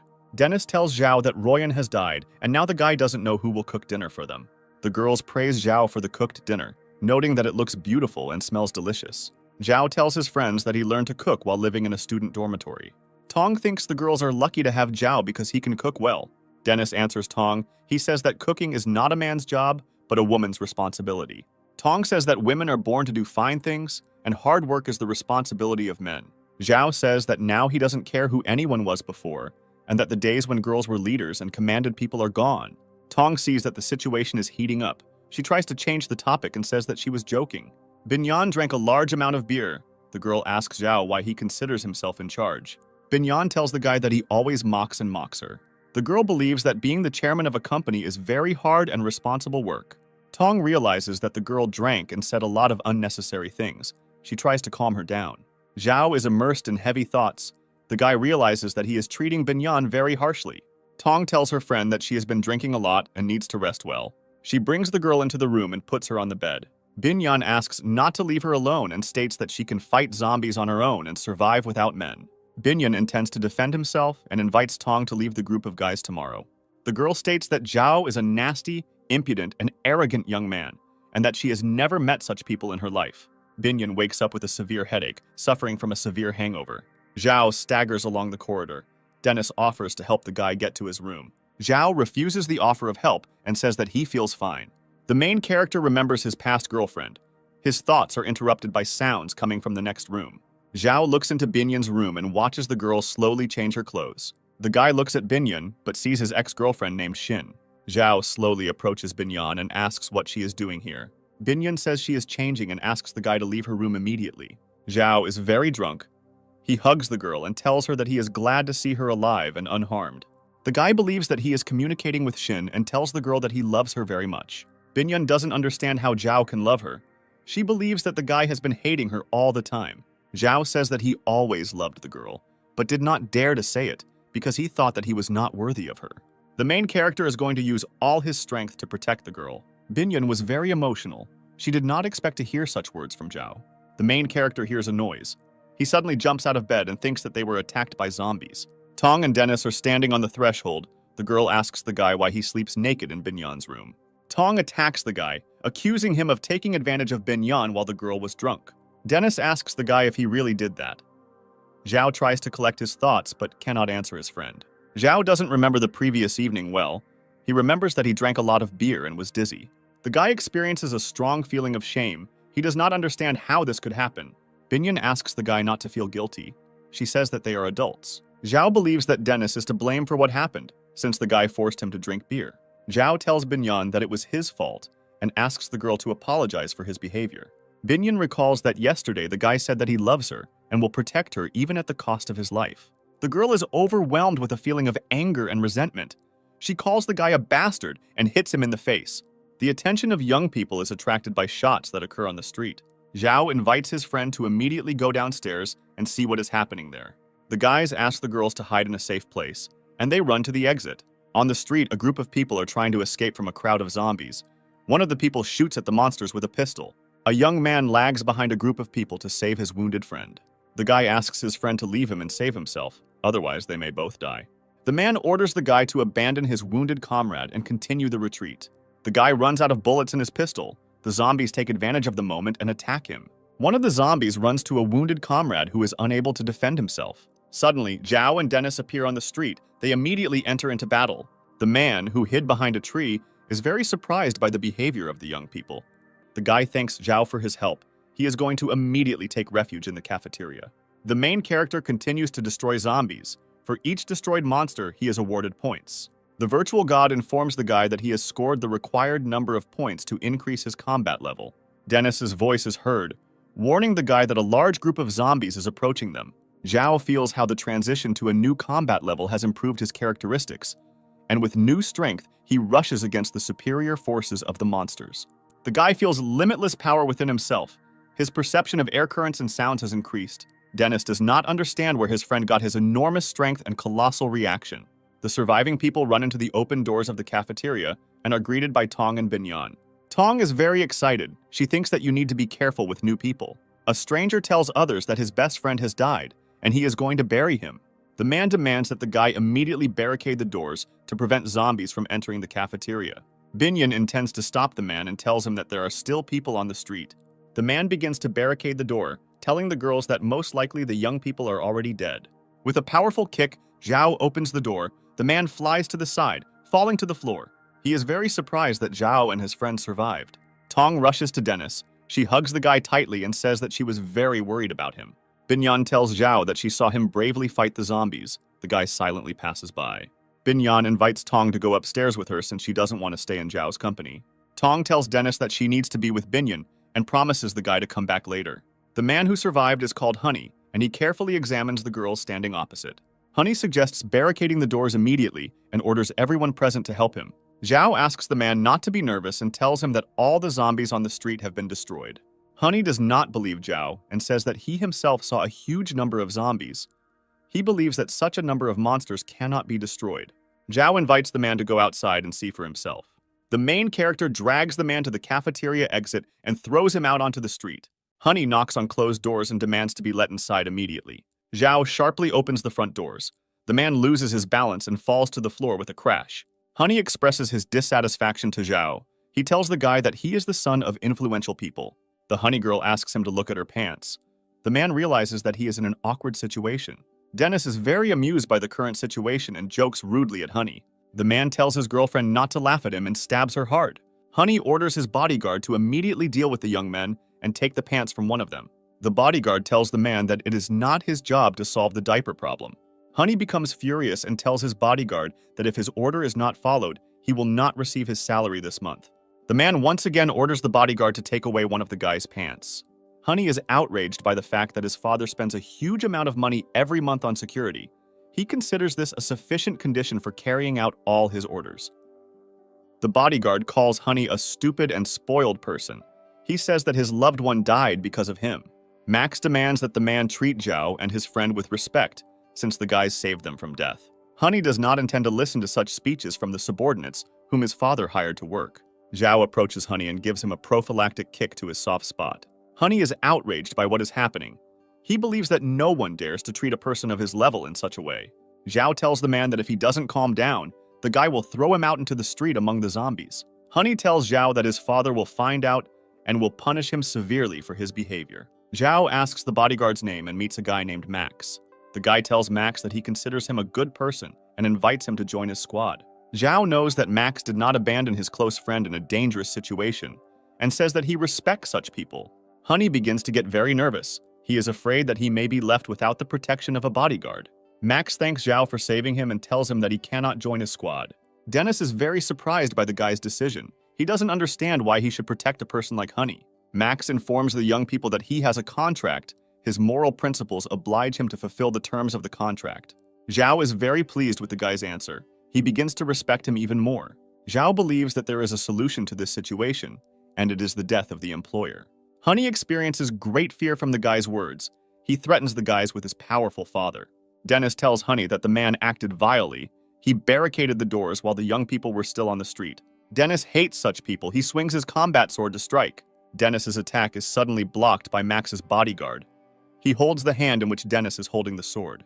Max apologizes to the guy. He says that he cannot allow anyone to harm his client. Dennis tells the guy that he intends to destroy Honey, and only death will stop him. Binyan informs Tong that she can no longer be on Zhao's team. The girl says that Zhao does not love her and uses her as a replacement for his beloved Shin. Binyan intends to leave Team Zhao. She believes it will be better for everyone. The girl asks her friend not to worry about her. She hopes to join the group of other survivors.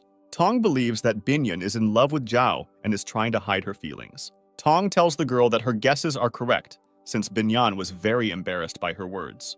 The girl assumes that Shin is already dead, so Binyan can take her place in the guy's heart. Tong thinks her friend is a beautiful girl.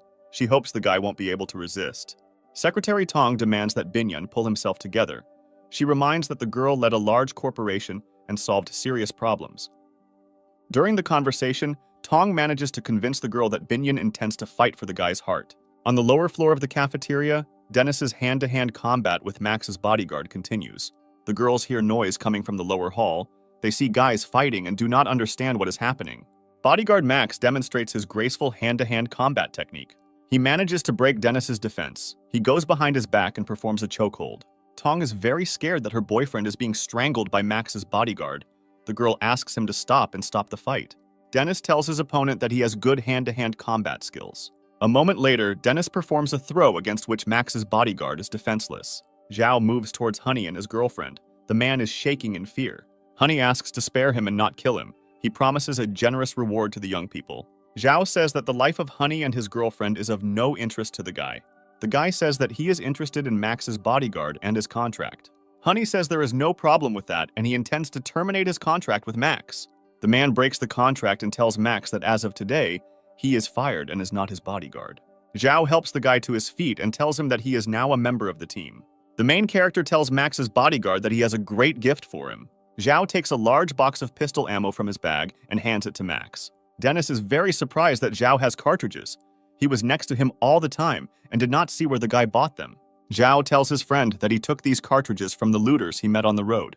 Max's bodyguard tells the guy that he doesn't need gifts. He intends to help the squad selflessly. Zhao believes that today his squad has acquired a very valuable and useful employee. The main character suggests immediately discussing the evacuation plan. Honey intervenes in the conversation. Dennis orders the man to leave immediately. He is outraged by his impudent behavior. Honey asks the young people not to leave him. He says that his famous father will pay handsomely for his rescue. Zhao responds to Honey. He says that his team never hires useless people. Honey offers his woman as payment for his salvation. The girl is shocked by the man's words. Honey says his girlfriend is a popular star with millions of fans. The girl calls Honey a psycho. She says that she will not allow some poor people to touch her. Honey hits the girl and demands that she work off the expensive gifts he kept giving her. Binyan enters the room and tells those present that Zhao already has a girlfriend. Binyan approaches the surprised protagonist and kisses him deeply. Zhao was very surprised by the girl's actions. He asks her to stop immediately. Binyan tells the guy that from today she is his girlfriend. Dennis tells his friend that Zhao already has a girlfriend named Shin. The Honey girl considers herself much more attractive than Binyan. She hates her rival. Honey informs the young people that he has secret information. His father owns a large, top-class shelter. The man offers to go to his father's hideout, guaranteeing a safe place for the young men as a reward. Zhao responds to Honey, saying that he is not interested in such an offer. Honey calls the young people idiots and cannot believe that they refused his offer. Zhao tells the man that his hideout is thousands of kilometers away. The main character reports that the base organized by the government is much closer. Max's bodyguard has heard about the government base and thinks it's a great idea. Honey finds his father's base much better and safer and insists on moving towards it. The girl asks Honey not to contradict the young people and says that there are acquaintances of his father at the government base. Honey compliments his girlfriend, saying it's a great idea. Zhao considers Honey and his girlfriend to be cunning and unreliable people and thinks about how to deal with them. Honey is shaking with fear. He thinks that the guy heard his girlfriend's words. Zhao allows Honey and his girlfriend to join the team, provided that they strictly follow all of his orders. The main character has prepared lunch. He offers to eat, immediately setting off on the road. Dennis eats the food prepared by Zhao with pleasure. Bodyguard Max is surprised at the guy's appetite. Honey and his girlfriend think this kind of food is terrible.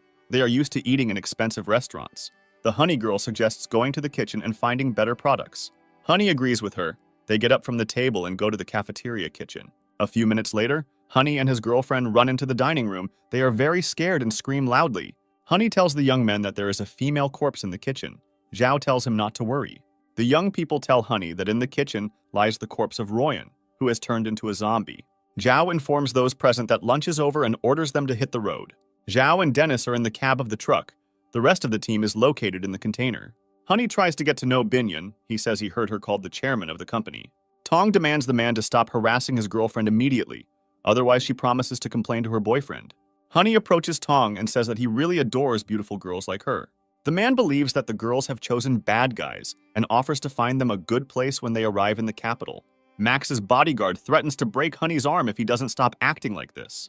Max reminds his former employer that the contract is terminated, which completely frees his hands. The guy says that he has endured the man's antics for a very long time, and his patience is running out. The door of the container opens. Zhao reports that the road ahead is damaged, and they will continue on foot. Honey is not at all happy with this proposal. He believes that traveling on foot is very dangerous. Zhao offers to let Honey and his girlfriend stay in the truck if they're that scared. Zhao's team immediately unloads from the truck's container. Honey is hesitant to join them. The Honey girl is very scared. She asks her man not to persist and to join the team. The Zhao squad moves through the abandoned streets of a small town. The guy demands everyone to be on alert. Tong is very scared and tense. The girl clings to her friend. There are a large number of zombies in the city. They hide in numerous gateways. Honey steps on an empty tin, causing a loud sound to be heard. The noise attracts the attention of zombies who are roaming the streets of a small town. Zhao demands that his team not move or make any sounds. Honey girl can't help but have a severe panic attack and screams loudly. A huge crowd of zombies, hearing human voices, rushes towards Zhao's team. The main character orders his team to immediately flee, and he himself decides to detain the attacking zombies. Using his fire axe, Zhao hits the monsters hard, hoping to hold off the zombies for as long as possible. In addition to using edged weapons, the guy competently uses hand-to-hand combat techniques. Suddenly, Max's bodyguard gets involved in the fight and begins to systematically shoot the monsters. Zhao is very surprised that the guy uses a silencer on his pistol. Max tells the guy that he made his own mufflers from steel pipe. Zhao is once again convinced that it was not in vain that he invited Max's bodyguard to join the squad. The main character understands that they cannot hold back the zombies who are present.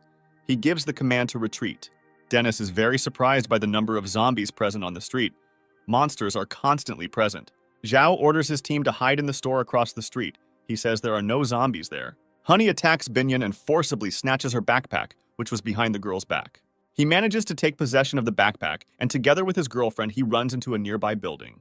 Tong asks her friend if she is okay, to which the girl replies that she sprained her ankle. Zhao understands that Binyan cannot walk on his own. He carries the girl in his arms. Honey believes that he has outwitted the Zhao squad. He wishes the young people to die on the street. He reports that the Zhao squad will greatly regret that they refuse to go to his father's hideout. Honey's voice is heard telling the young people that he considers them the scum of society and is looking forward to the moment when they are devoured by zombies. Max's bodyguard takes out his pistol and fires several shots at the glass door of the room. Honey's fear is replaced by intense joy as armored glass is installed on the doors. A man tells young people that they are not strong enough to cope with him.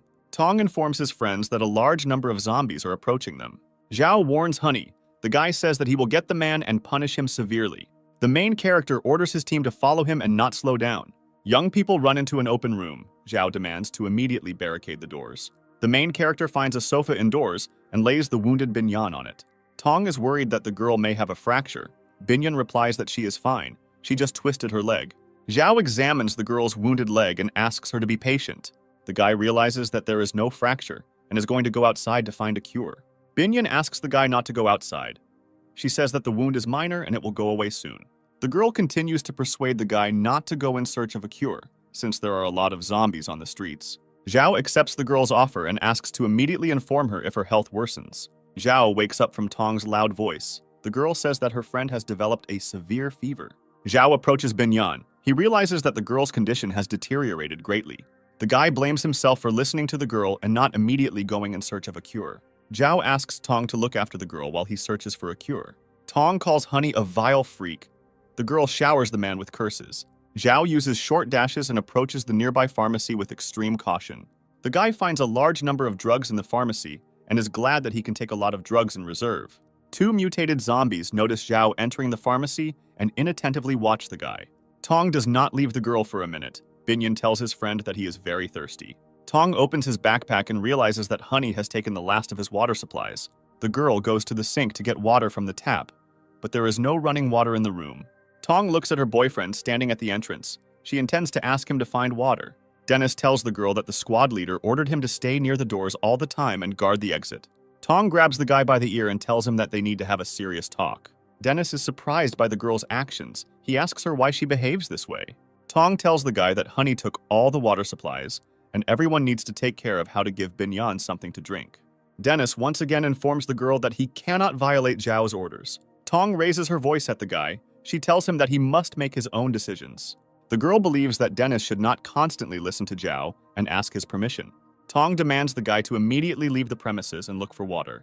Dennis goes out onto a deserted street and thinks in which direction to start his search. Zhao, with the help of a virtual god, acquired a second level of power, which allowed him to cope with two mutated zombies. The guy pulls out the cores from the bodies of zombies and intends to exchange them for weapons in a virtual store. The virtual god informs the guy that his cores are low level and he cannot reuse them. Zhao reacts negatively to this news. The main character is thinking about what to buy in a virtual store with the points he earns. He decides to use the points he earns to increase his level of agility and strength. The virtual god informs the guy that the exchange was successful. Zhao wants to immediately test his skills in practice. The main character goes out onto the night street and heads to the building in which Honey is hiding. The guy swings his fire axe and hits the armored door. Honey is distracted from eating food and is disturbed by the sound of breaking glass. Zhao is pleased with his new level of strength. He was able to break armored glass that bullets could not penetrate. Suddenly, a car drives out of the building, in which Honey and his girlfriend are hiding. Honey looks out of the car window. He calls the guy a stupid freak and invites Zhao to catch him. The main character immediately gives chase, intending to catch up with the moving car. Zhao approaches the car and throws his fire axe at it. The throw turns out to be inaccurate. The guy misses, and Honey manages to escape.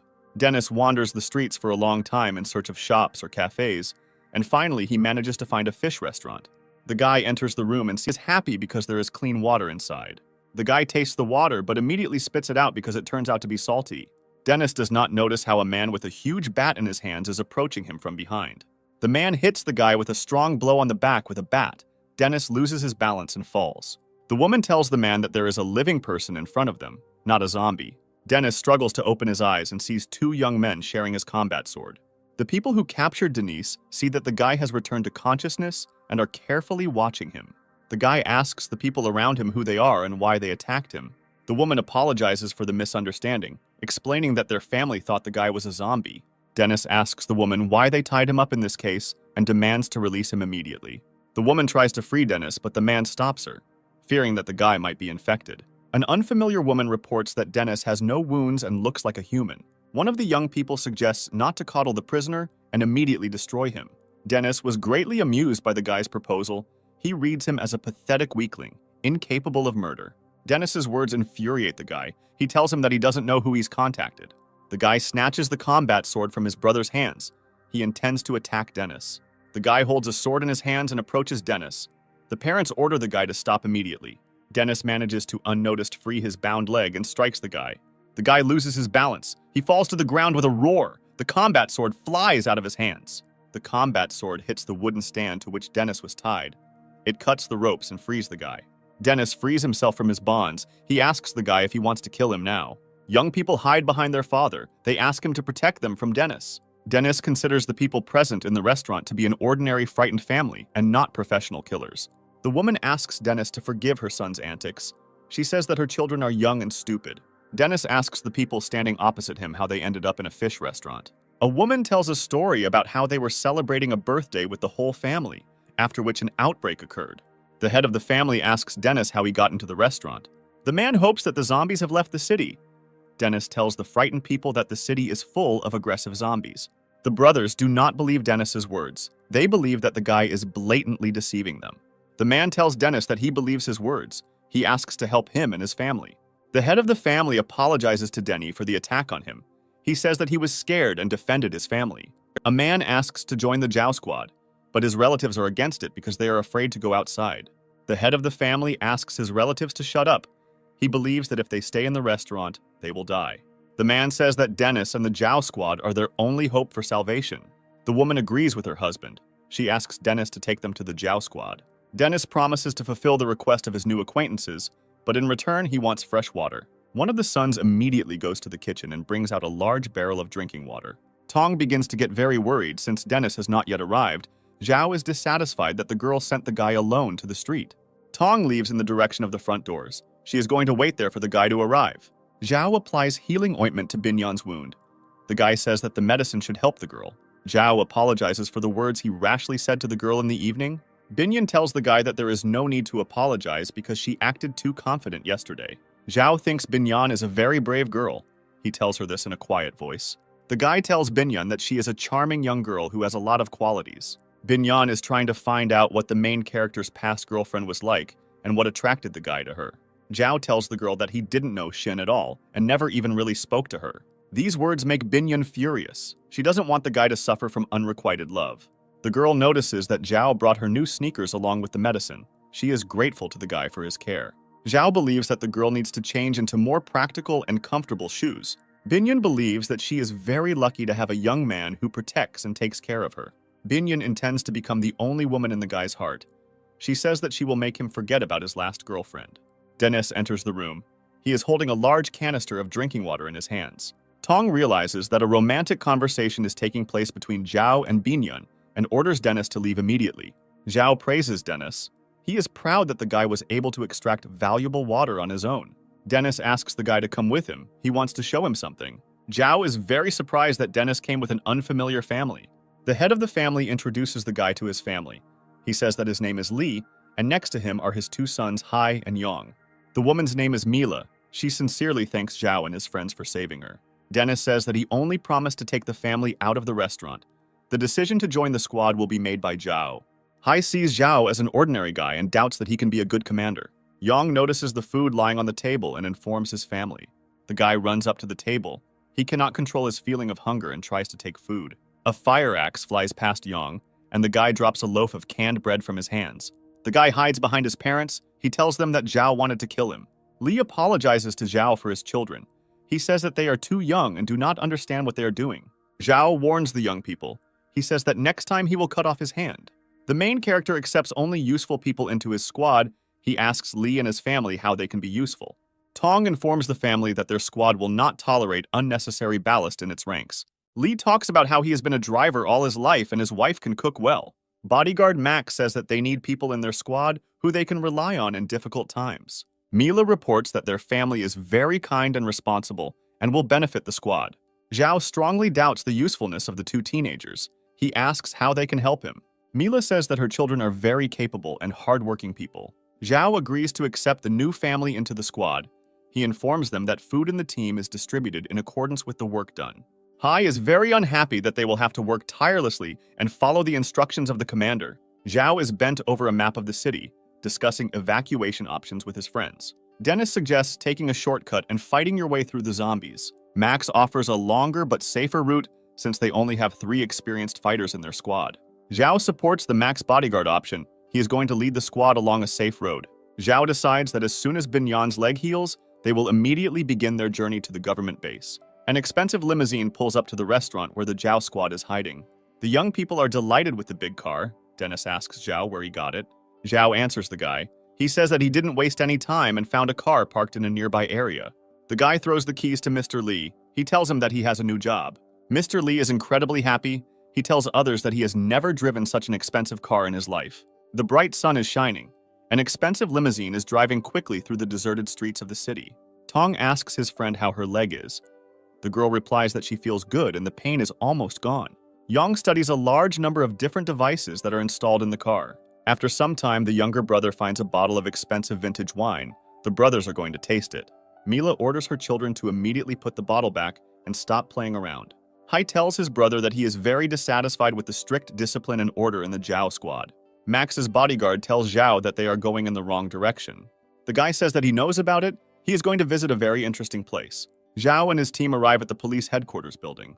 Dennis wonders what they are doing here. Max replies that they came for weapons. Hai does not understand how the guys will be able to get inside the police station, at the entrance of which there are dozens of zombies. Zhao is tired of Hai's chatter. He says that if the guy does not shut up, he will go to the police station with him. Hai thinks it's utter madness to fight so many zombies. Zhao tells his new friends that it's time to listen to some fun music. The guy turns on the car's audio system at full volume and attracts the zombies' attention. Zhao gets out of the car. The zombies standing at the exit of the police station are trying to catch up with the guy. Max's bodyguard reports that Zhao has distracted the zombies and says that they need to head to the police station. Hai thinks Zhao is a crazy person and thinks that the guy is doomed to die. Dennis informs the guy that if he doesn't stop chatting, he will be thrown out to be eaten by zombies. Dennis tells the girls that he and Max are going to the police station. He asks them to stay in the car. Max's bodyguard tells Lee and Yang that he will accompany them to the police station. Dennis asks Max why they need untrained fighters. Max replies that if you leave the family together, they will steal the car. Yang says he doesn't want to go outside. Mila wants to go to the police station with her sons. Max refuses the woman. He says either they go with them or the whole family gets out of the car. Hai overcomes his fear and agrees to go on reconnaissance with the guys. Zhao's squad enters the police station and slowly moves through the deserted corridors. Dennis asks everyone to be careful, as the silence is very annoying for the guy. Team Zhao finds a weapons room. The guys intend to take as many weapons with them as possible. The voice of a stranger is heard, demanding that you stay in place and raise your hands up. A police captain appears in the corridor, with a group of police officers standing behind him. Dennis informs the police captain that they have come to the police station for help. The police captain demands that the guys lay down their weapons. He intends to check them for infection. The police search Zhao's team and inspect their appearance for signs of zombie bites. A pistol with a silencer is taken from Max's bodyguard. The police captain reports that he will confiscate the firearm. The police captain asks the guys how they got into the building when there are a large number of zombies on the street. Dennis tells the policeman that they are heading to a government base and stopped on the way for help. The guy says that the zombies were distracted from the entrance by their commander, so they were able to enter the building. The police captain apologizes for the rude manner and tells the guy that he is in charge here. Dennis asks the policeman how long they have been at the police station. The captain reports that their only car has broken down and they have been in captivity for several days. Hai asks the police why they don't fight since they have firearms. The captain answers the guy. He reports that they tried to escape from the encirclement, but suffered heavy losses. The policeman asks the guys for some gasoline so that they can evacuate themselves and take the prisoners with them. The captain invites Dennis to move towards the government base together. Dennis is pleased with this offer, since the police are experienced fighters and have firearms.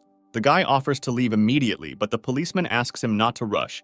They need to collect weapons and documents. The captain suggests that Zhao's team rest for a while they get ready. Yang learns that there is food at the police station. He is incredibly happy about this news. Dennis asks the police to hurry up. As they have little time, the zombies may return soon. The captain promises to finish the gathering soon and says that his subordinate will take them to the restroom. Max's bodyguard asks the policeman to return his gun to him, but the policeman is in no hurry to do this. The captain notices the homemade silencer on the gun and states that it is unsafe. Max asks the law enforcement officer not to worry about this and claims that he has skills in handling firearms. Hai advises bodyguard Max not to argue with the police captain and give up his demands. Dennis believes that the police chief is worried about the life and health of bodyguard Max. Max agrees with the arguments of the guys and the police captain. He stops contradicting them. The police lead Zhao's team through dark corridors and into a break room. The guys stop near the prison cell. The accompanying policeman tells them that they have arrived. The police forcefully drag Team Zhao into the criminal cell. The policeman accompanying them orders them to sit quietly. Otherwise, he promises to shoot the guys in the head. Mila tells the policeman that there was a misunderstanding. She does not understand why they were locked in the cell. The man throws a strong kick at the bars, and the woman flies off to the opposite side of the camera. Hai is outraged by this treatment of his mother and hurls angry curses at the policeman. The sound of a pistol shot is heard. Bodyguard Max saves Hai from a bullet flying at him. Dennis becomes very furious. He says that he will tell everything to the chief of police. The police are very surprised by the guy's naivety. They look at him and laugh loudly. A voice comes from the next cell, which says that screaming and calling for help is pointless. The man in the next cell says that there are no police at the station. These are prisoners in disguise. The man's name is Feng. He is a policeman who was captured by criminals. Criminals in police uniforms look at a parked limousine. The gang leader believes that the car should have enough supplies and water. He orders his accomplices to go outside to capture the girls and take supplies. The gang leader feels comfortable in a world where chaos and lawlessness reign. The criminals believe that today is a good day for them, since the loot came into their hands. Zhao is very surprised that the decomposed bodies of zombies could haunt him for so long. The guy intends to destroy a large group of zombies and earn a large number of points for the virtual store. Suddenly, the zombies let out wild screams. They turn around and run away in horror. Zhao looks at what is happening in surprise. He does not understand what could have scared the zombies so much. On the pillar, the guy sees a creepy-looking monster who is looking at him carefully. The virtual god tells the guy that this monster is a second-class devourer. Zhao realizes that this monster will be very difficult to deal with. Its long tongue is especially dangerous. The devourer jumps off the pole and quickly approaches the guy. This type of monster has an increased reaction. Zhao has difficulty dodging its attacks. In addition to increased reaction, the devourer has enormous strength and endurance. He attacks the guy non-stop. Zhao understands that an ordinary person is not able to cope with such a monster. The devourer spits out its huge tongue, which instantly wraps itself around the guy's body. The zombie, using his tongue, lifts Zhao into the air. The guy is unable to escape from captivity. The virtual god informs Zhao that the devourer's weak point is his head, and the guy kicks him. The blow hits the target, the zombie loosens its grip, and the guy frees himself from the grip of his tongue. The devourer immediately turns around and tries to escape. Feng informs Zhao's team that the police captain is fake and is the leader of a gang. The policeman says that during the outbreak, the criminals broke out and killed his colleagues. Max's bodyguard says that he immediately noticed strange behavior in the fake police officers. Max asks Feng why the criminals left him alive and did not kill him along with his partners. Feng says that there are many places in the police station where a fingerprint or eye pupil test is required. Dennis tells the policeman that their commander is outside and he is not an ordinary person. The guy says that Zhao will soon come to the rescue and free all the prisoners. Yang asks Mila how she is feeling. The woman says that her stomach hurts a lot and that she might be injured. Dennis decides to help the woman. He approaches her and asks permission to look at her wound. Mila tells the guy that her death is inevitable and asks him to take care of her sons. She asks her sons to grow up to be worthy people, start families, and have children. Dennis tells the woman that she only has a small bruise. He asks her not to make sudden movements. Max's bodyguard tells his friend that the bandit leader knows about the car outside. Dennis offers to get out of the cage with the help of wet clothes. He says that he saw in the movies how by twisting clothes you can bend the bars. Hai thinks this idea is idiotic. He tells the guy that he won't succeed and asks him to put on clothes. Yang tells Dennis that he needs to be polite to his brother since he is the only person who can open the door. Hai asks the young people to give him a pin or something similar to a needle. The captive cop from the next cell throws the guy his police badge. Hai says he has never worked with a police badge before and is using it to try to open the camera lock. Yang tells Dennis that his brother is the best lockpicker and once even snuck into the director's office. After some time, Hai opens the cell lock. Dennis realizes that he greatly underestimated the guy. The young people find the keys to other cells and free the captive policeman. The captured policeman asks the guys to leave. He intends to free several more survivors. Dennis tells Feng that they will help free the prisoners. Running down the corridor, Max notices a familiar face and stops in front of the camera. Honey is in the detention cell. He says that they want to kill him and plaintively asks for help. Feng asks Dennis who this man is. Dennis tells the policeman that he is a vile man. Max asks Honey how he ended up here and what he is doing in the detention cell. Honey reveals that their car broke down and then they met fake police officers. The man tells the guy that they were made slaves and his girlfriend was used as a concubine. Honey tells Max that she is incredibly happy to see him and asks him to save him from the villains. Dennis believes that after what Honey did, he should under no circumstances be helped. Honey apologizes for her actions and promises the guys that nothing like this will happen again in the future. Dennis informs the man that they are not going to step on the same rake twice. Honey tells Max that he is a bodyguard and his duty is to protect his employer. Dennis informs the man that he personally terminated the contract. Max says that a bodyguard does have a duty to protect his employer.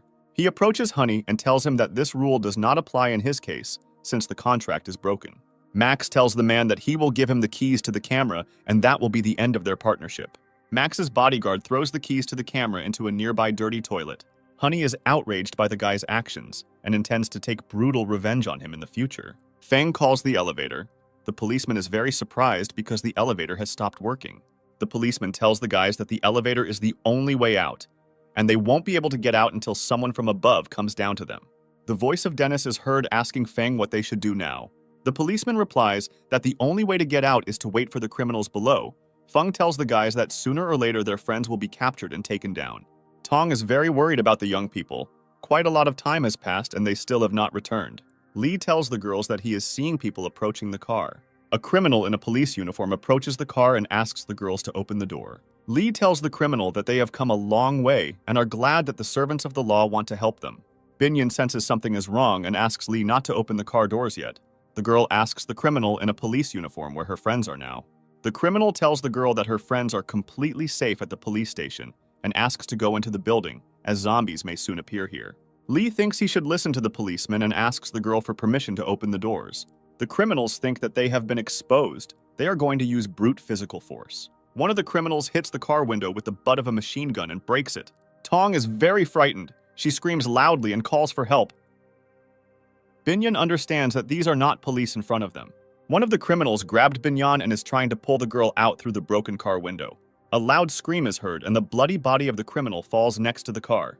The eater quietly crept up to the car and attacked the disguised criminals. The bandits take out firearms and begin to shoot the devourer.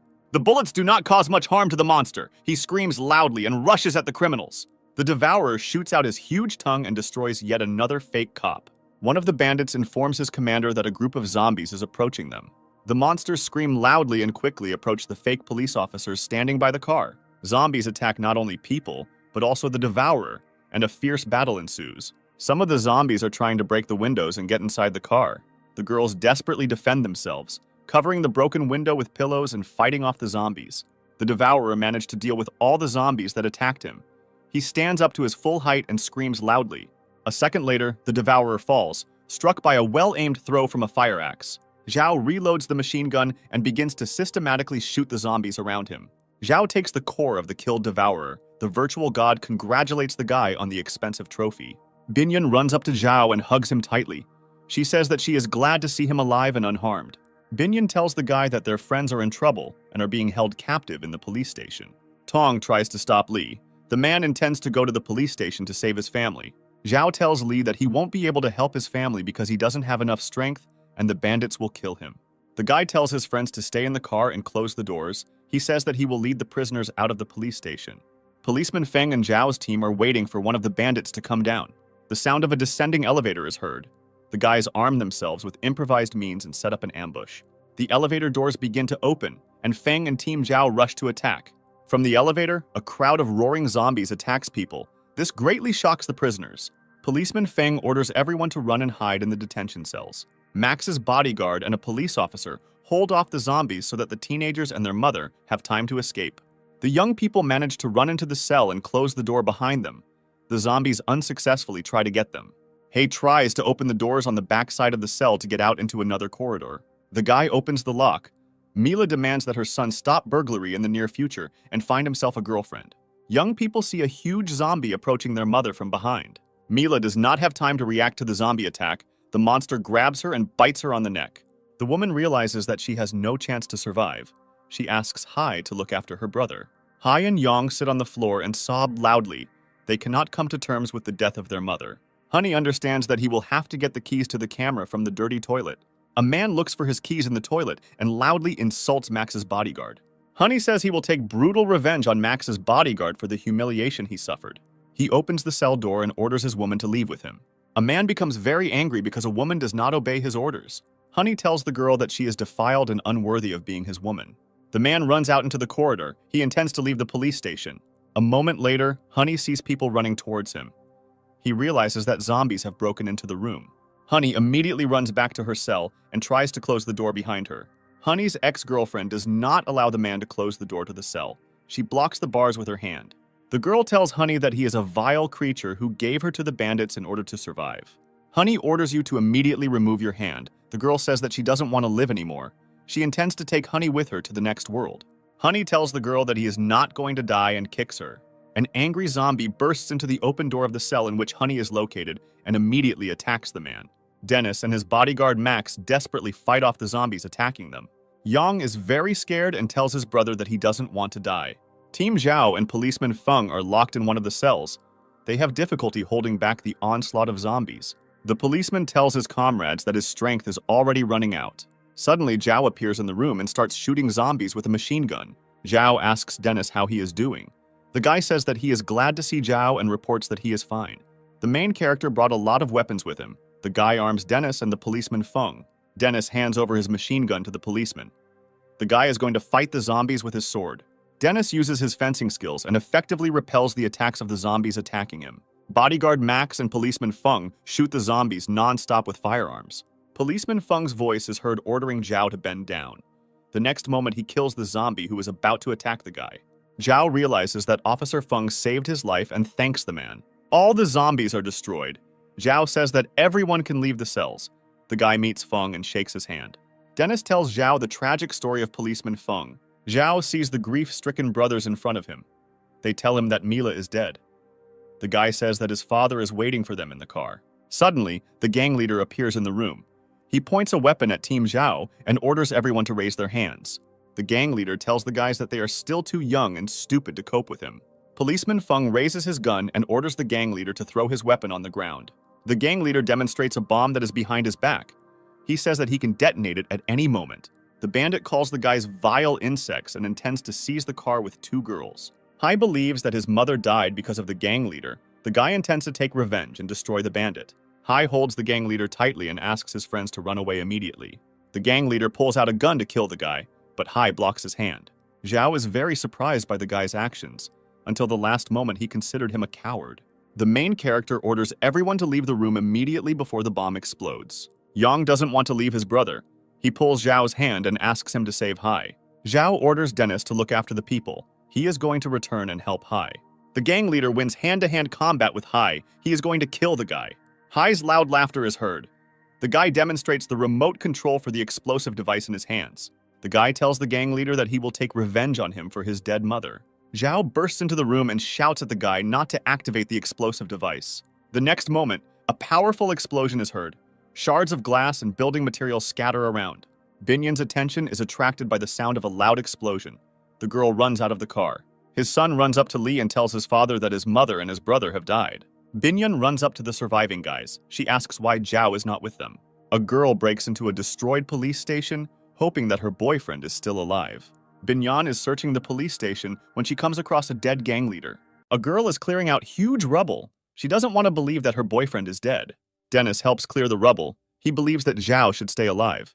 Team Zhao hears loud groans and grunts coming from the far corner of the building. Young people look at Zhao and Hai. The guys survived after a powerful explosion. Team Zhao feels great joy and immediately rushes to the survivors. Young people hug the surviving boys and ask how they are feeling. Hai tells his father that he is completely fine and his entire operation was under complete control. Binyan is unhappy that her boyfriend risked his life and she loudly scolds him. The girl rushes to Zhao. She hugs him tightly and begins to sob heavily. The surviving police officers thank the Zhao team for their assistance and rescue. Lee informs the main character that after a family meeting, they decided to stay with the police and not continue to the base. Lee tells Zhao that the journey will be dangerous and he does not want to risk his sons. Zhao respects the decision of the head of the family and promises to inform the military of their location when his team reaches the base. Policeman Feng takes out a large number of weapons on the street and decides to join Zhao's team. Feng wants to go to the base to protect the people there. Zhao believes that Mr. Lee's sons are brave and responsible, and they will be able to be good assistants to the police. Team Zhao loads into a limousine and sets off on the long journey to the government base. He shouts loudly after the driving car. He demands that the young people stay alive. Zhao heard the guy scream, and as a sign of understanding and agreement, he raised his hand up. Team Zhao opens a bottle of collectible wine and decides to celebrate the new addition to their team. Zhao is very happy that his team has been replenished with a new combat unit in the person of Policeman Feng. The policeman thanks the young people for the trust they have placed in them and believes that he will be useful in the squad. Zhao hopes that they will reach the government base without any problems. The main character is going to distribute responsibilities in his updated team. Policeman Feng is very good at shooting and is suitable for suppressing enemy fire. Bodyguard Max has good shooting accuracy and can act as a sniper, shooting from afar. Zhao considers himself a poor marksman, so he is going to be in charge of close combat. Feng completely agrees with this arrangement of roles and proposes to train the girls in the use of weapons. Tong tells the guys that she has never held a gun in her life and doesn't know how to handle one. Dennis holds a huge sniper rifle in his hands and admires its power. Feng believes that owning a pistol is not difficult. He intends to train Zhao's team.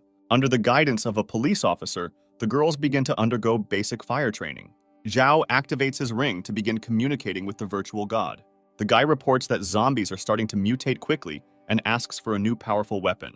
Zhao tells the virtual god that without a new weapon, it will be very difficult for him to save the world from zombies. The main character uses the third-level core to purchase weapons in the virtual store. The guy chooses immunity from the virus and a new battle axe in a virtual store.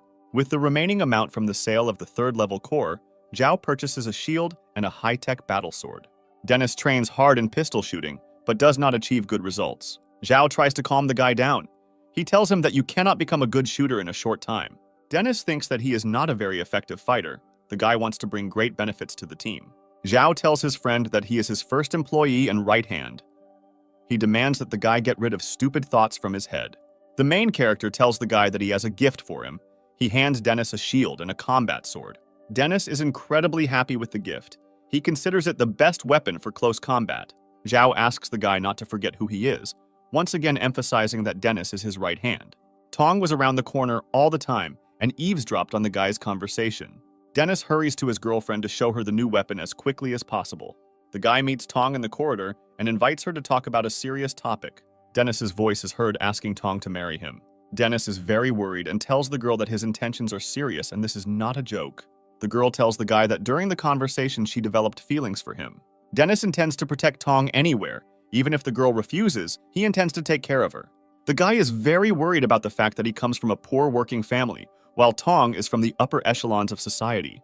Dennis begins to suspect that the girl was only using him for protection. Tong is upset by the guy's conclusions and is about to leave.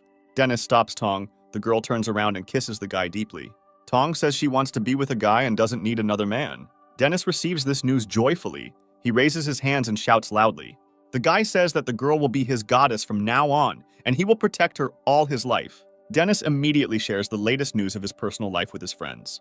The Zhao team is thinking about how they can organize the wedding ceremony. Team Zhao gets to a huge shopping center located in the central areas of the city. The guys fight their way to the shopping center. They shoot the zombies attacking them.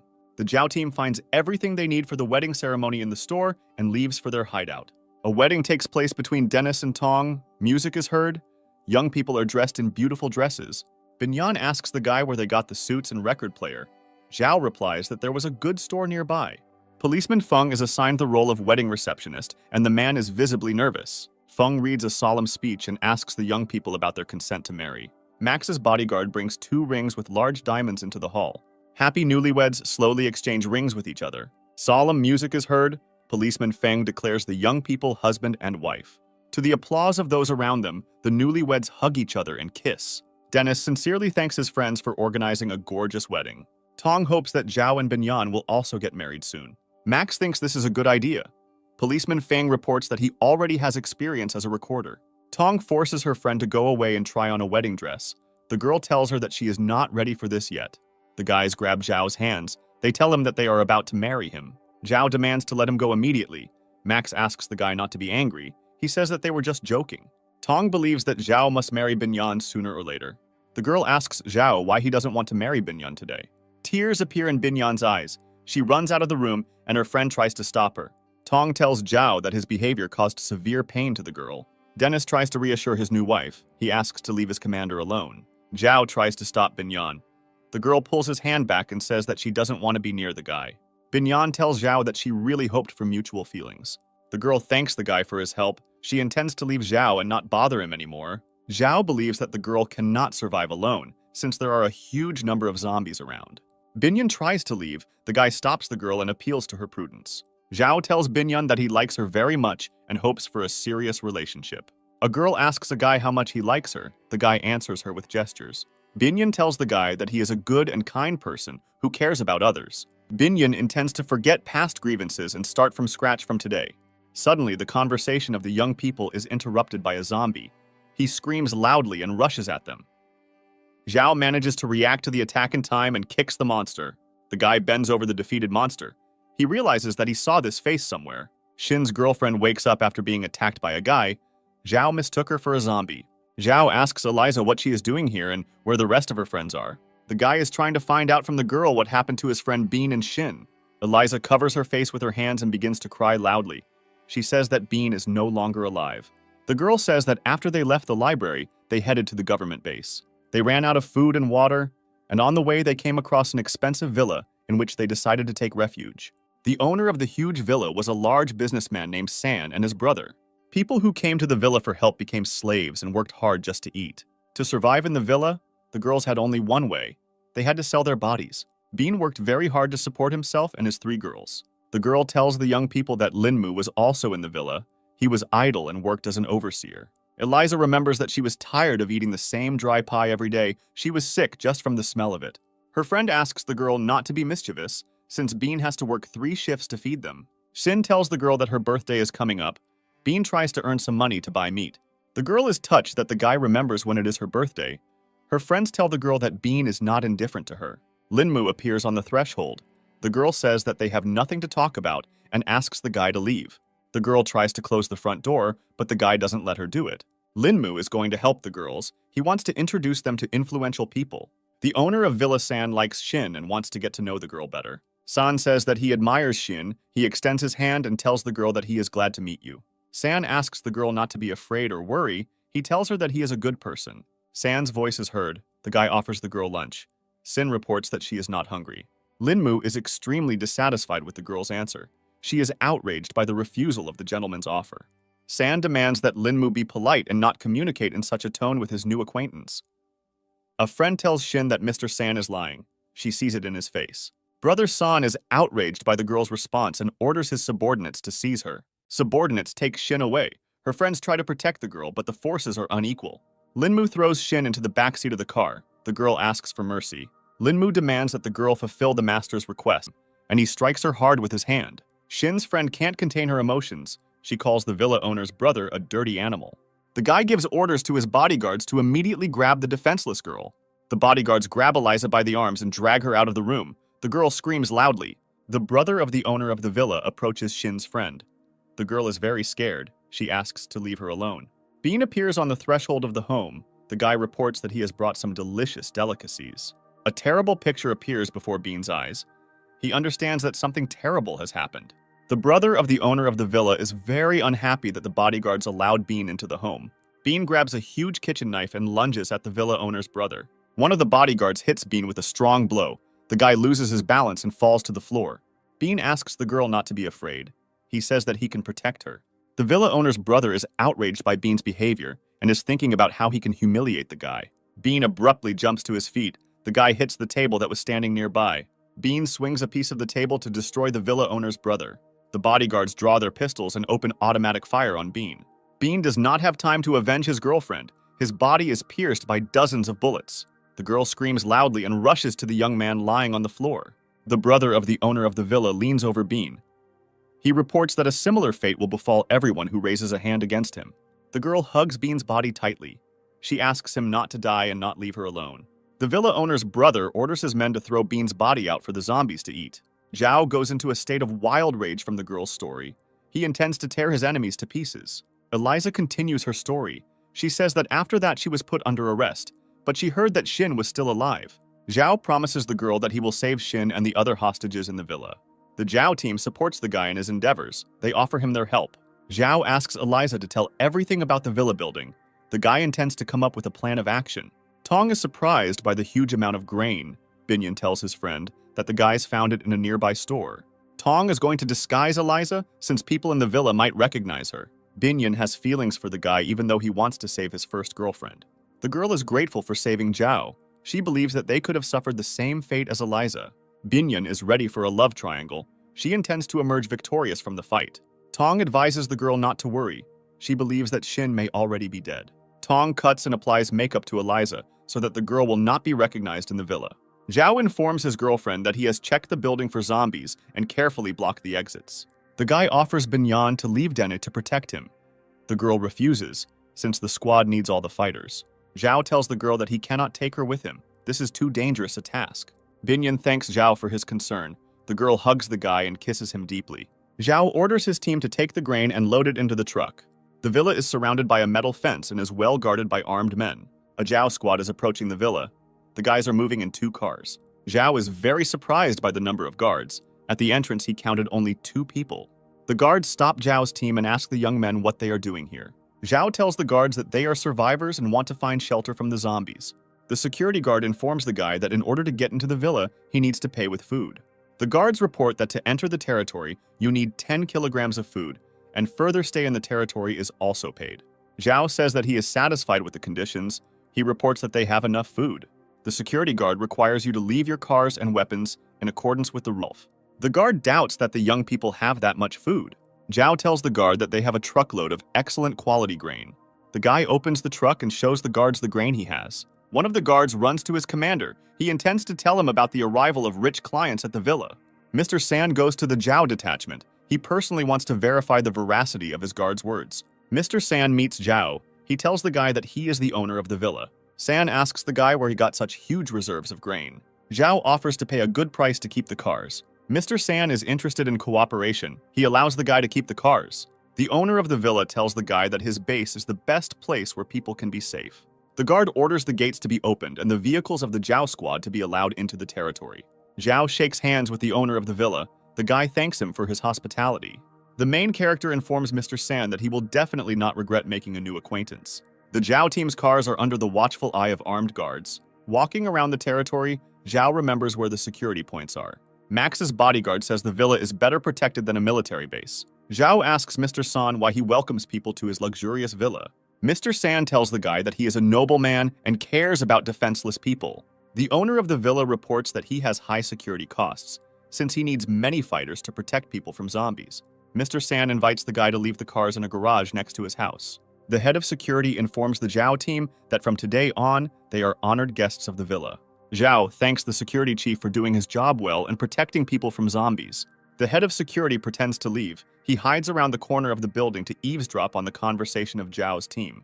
Mr. San's brother finds out that the guys have a whole food warehouse. He offers to immediately grab the guys and take away all their food supplies. The head of security informs Mr. San that the Zhao team is being monitored around the clock. Mr. San answers his brother. He asks him to be patient and watch the guys for now.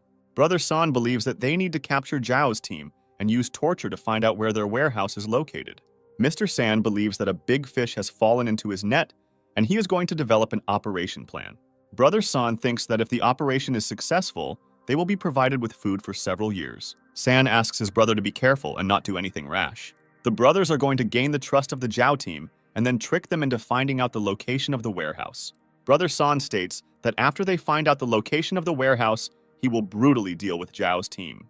Bodyguard Max tells his friends that he has not seen such rich apartments for a long time. Officer Feng notes that their room has an excellent location from which they can observe the villa grounds. Guys are attracted to strange noises coming from their travel suitcases. Dennis tries to calm the guys down. He says that he will explain everything now. The guy opens the travel suitcases, from which the girls crawl out, gasping for breath. Zhao is very unhappy that the girls joined them under false pretenses. Binyan asks Zhao not to scold Dennis. She says that he is not to blame for anything. Zhao yells at the girls. He is very angry because they did not follow his orders. Tong reports that Binyan was very worried about Zhao and therefore could not stay in the shelter. Zhao says that this place is very dangerous and they could get hurt a lot. Binyan tells Zhao that she won't be able to bear it if anything happens to the guy.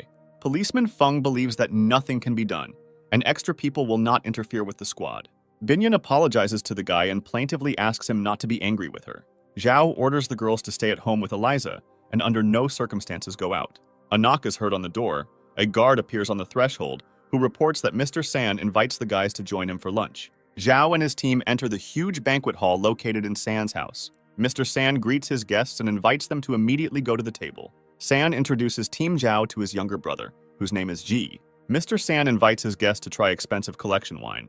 Max's bodyguard warns Zhao and asks the guy to be careful with the offered wine. Zhao replies to the owner of the villa that he is a simple student who is used to drinking cheap beer. The main character brought a box of beer with him, takes out a bottle and makes a toast. San praises Zhao for his choice and plans to support the guy by switching to beer.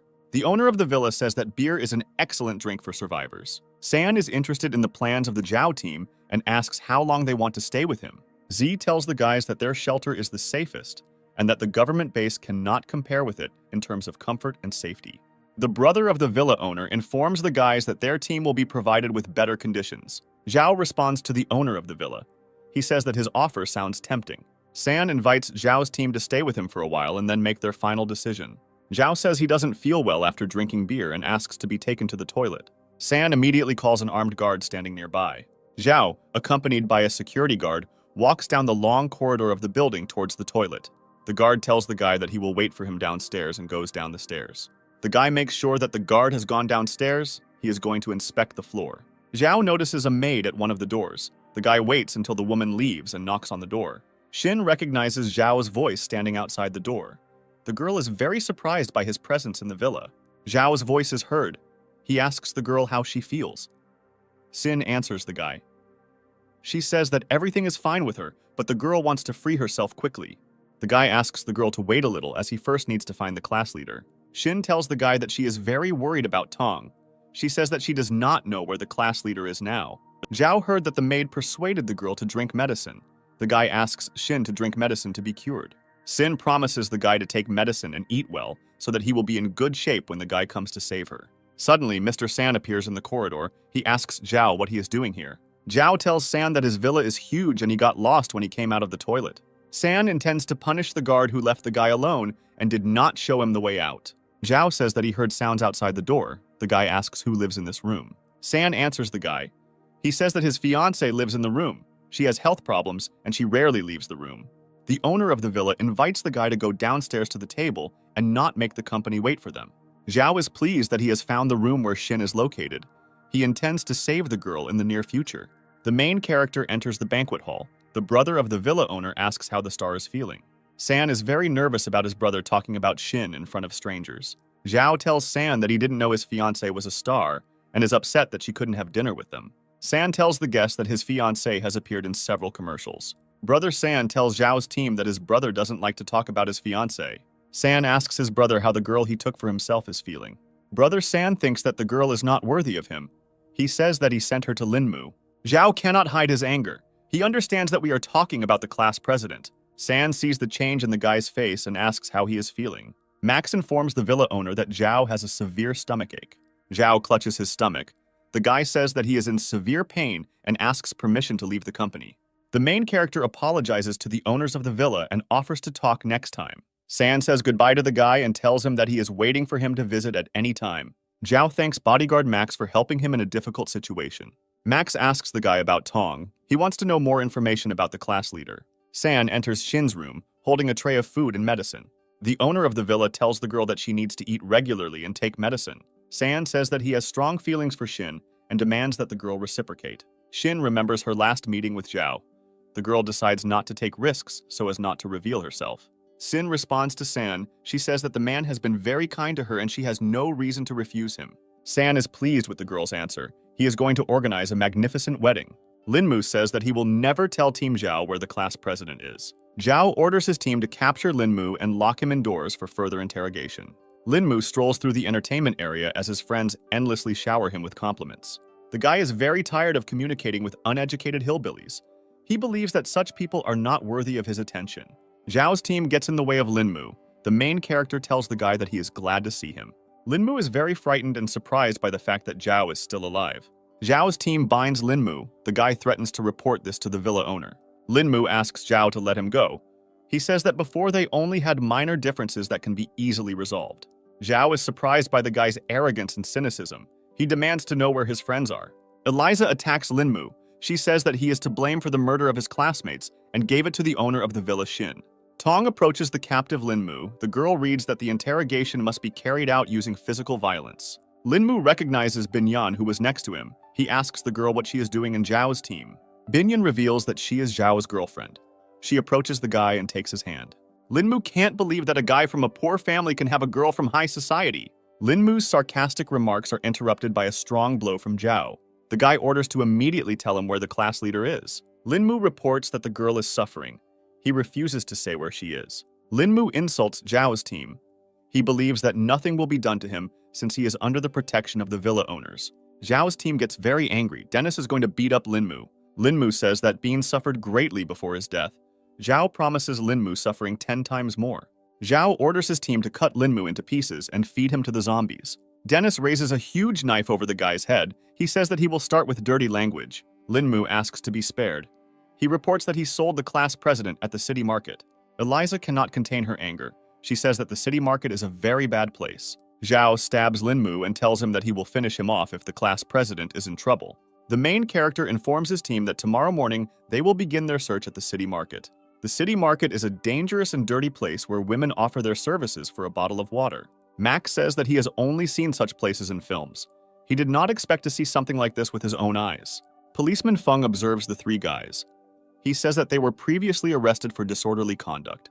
Zhao says that sooner or later, the government will take control of the entire territory and restore order. The girl asks one of the hooligans to pay her for services rendered. The bully rudely pushes the girl away and tells her to get out. The bully refuses to pay for the services provided. He did not like the quality of the services provided. The group of hooligans is stopped by the loud whistle of Policeman Feng. At the same moment, Policeman Feng strikes the bully, causing him to lose his balance and fall to the ground. The bully's friends are outraged by such actions of the policeman. They intend to stand up for their friend. Zhao takes out his battle axe and tells the bullies to calm down and be quiet. The bully apologizes. He says that he did not want to do this and is ready to pay for the girl's services. Zhao hates people like this. He orders the bullies to pay and get out immediately. The hooligans take their friend, they give the girl water and food and leave. The girl thanks the Zhao team for the care and assistance provided. She asks how she can thank the guys. Zhao tells the girl that he is looking for his classmate. He describes what the class leader looks like. The girl answers the guy. She says that she doesn't know anyone with a similar description of appearance. Zhao says goodbye to the girl and intends to continue his search for the class elder. Suddenly, a girl shouts out to him. She says that she remembered a girl who looked like Tong. The girl leads Zhao's team to a miserable shack. She says that the girl they are looking for lives here. A man flies out of a room on the street. He falls to the ground and screams loudly. The man is in an angry state. He says that today he will definitely sell the girl at the market. Zhao believes that he is talking about Tong. He approaches the man and hits him with a strong blow. A woman runs out into the street and demands that the beating of her husband stop immediately. A woman treats her husband's wounds, and Zhao's voice is heard apologizing for what he did. The man says that he has no complaints against the guy. He reports that everything is fine with him. The woman is dissatisfied with the actions of the Zhao team. The man makes excuses for the guys. He believes that they can be understood. The man says his name is Qing and introduces the Zhao team to his wife Wang.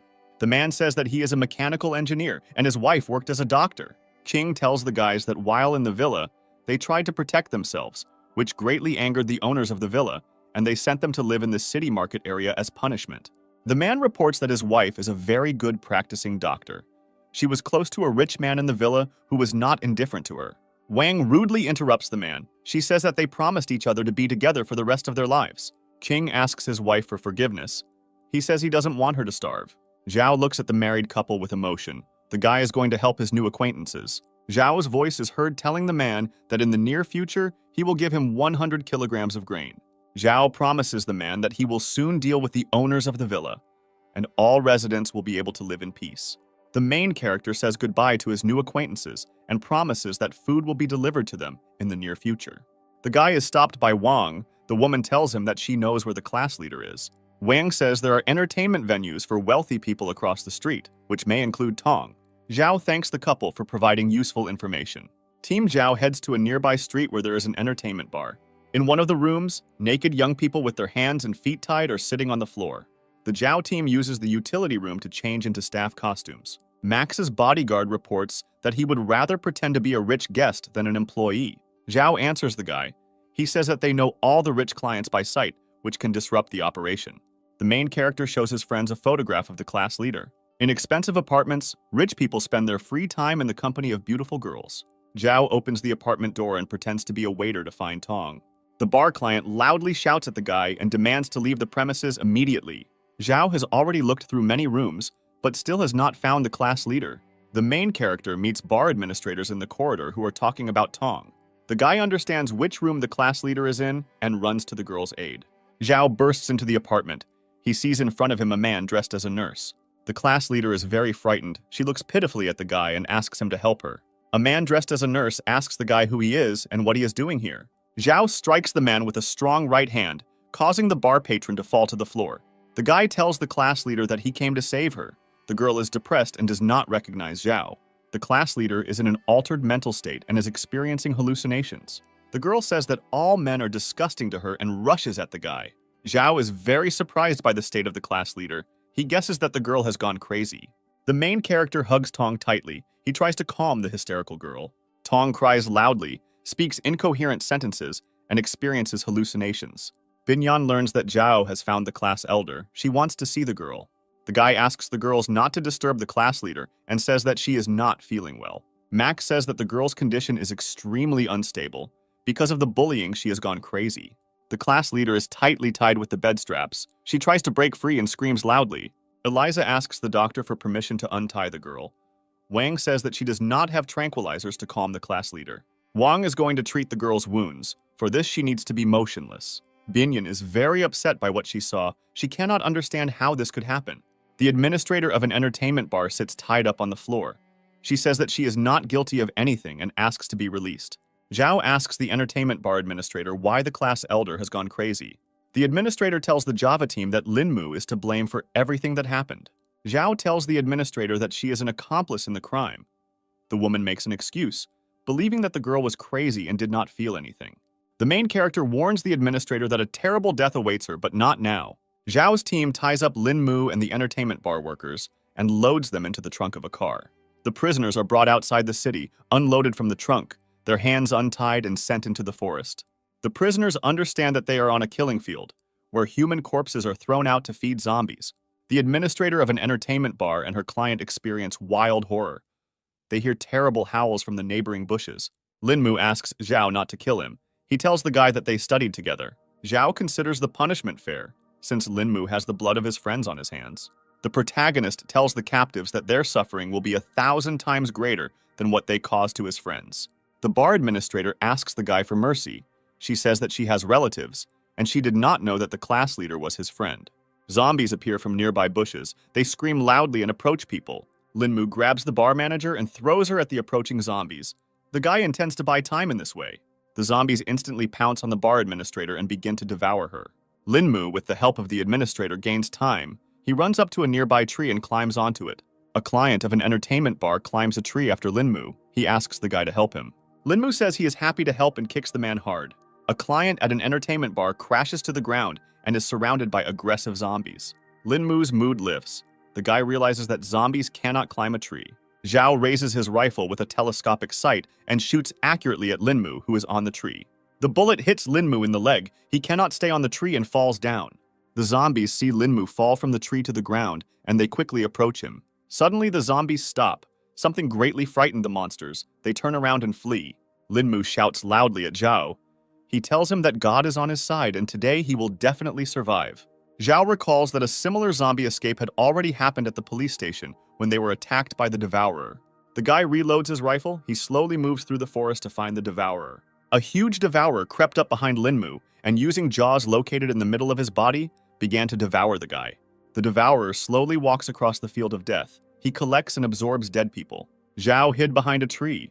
The guy understands that this Devourer is very different from the last one. The virtual god informs the guy that this mutation was not found in the database, and there is no information about this Devourer. Linmu is in the eater's mouth. He notices Zhao behind a tree and screams loudly. The huge Devourer notices Zhao. He breaks the trees in his path with powerful blows and quickly approaches the guy. Zhao drops his weapon and fires a clip of ammunition towards the monster attacking him. The guy accurately hits the huge Devourer, but the bullets do not cause him significant harm. The voice of a virtual god is heard, which demands to be careful since such a monster can kill the guy. Using incredible speed, the huge Devourer snatches the weapon from Zhao's hands and throws it to the side. The monster picks up the guy's machine gun. He squeezes it with huge claws. The weapon turns into a piece of twisted metal. Zhao asks the virtual god to suggest the monster's weak side, but unfortunately does not receive an answer. Half of Linmu's body sticks out from the monster's mouth. The guy asks Zhao if he recognizes the Devourer. Zhao listens to the words of his enemy and carefully examines the body of the huge devourer.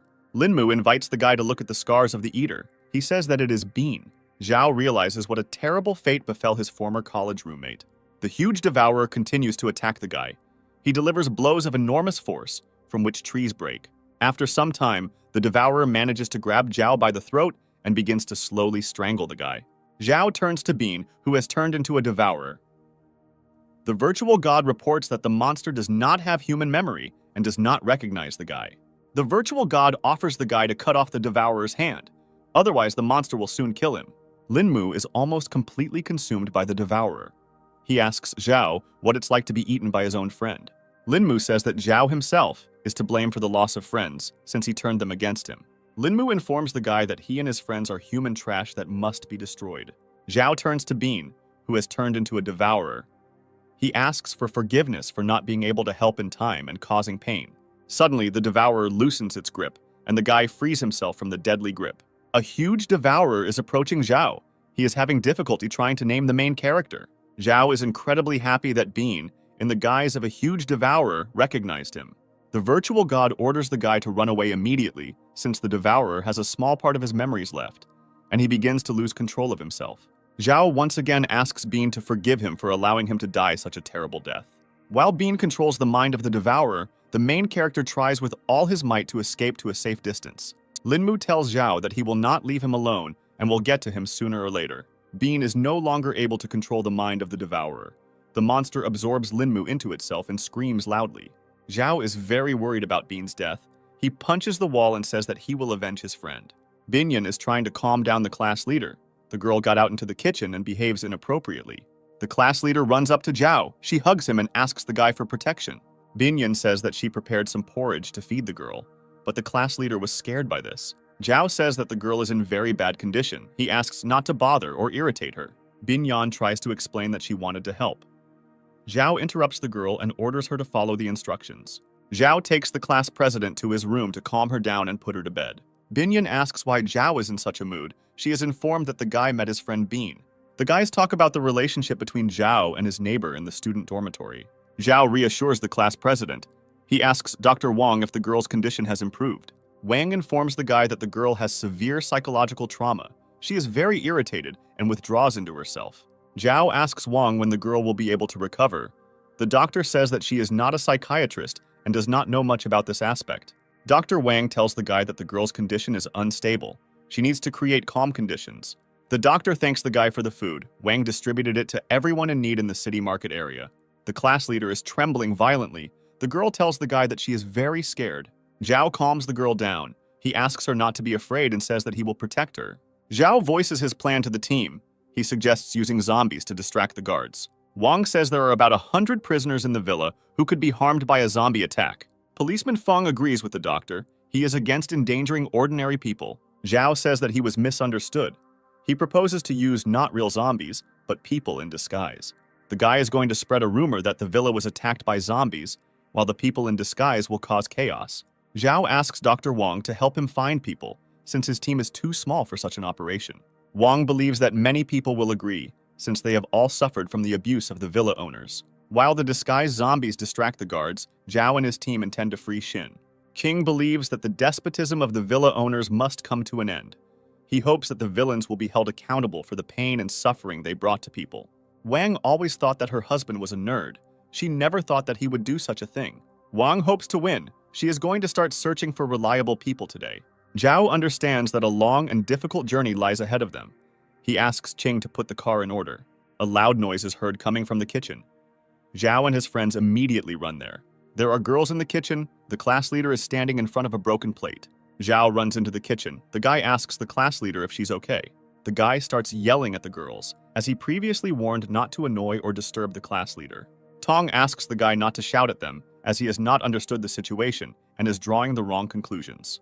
The girl tells Zhao that Binyan prepared porridge for him because she saw that the guy had not eaten for several days. While preparing porridge, Binyan burned her hand. The class leader is very worried about the girl. Wang carefully watches the girls. She reports that the class leader's condition has improved as she began to talk and make contact.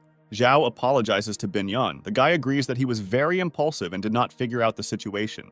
Dennis informs his friends that an uninvited guest has come to them. Brother San is near the door.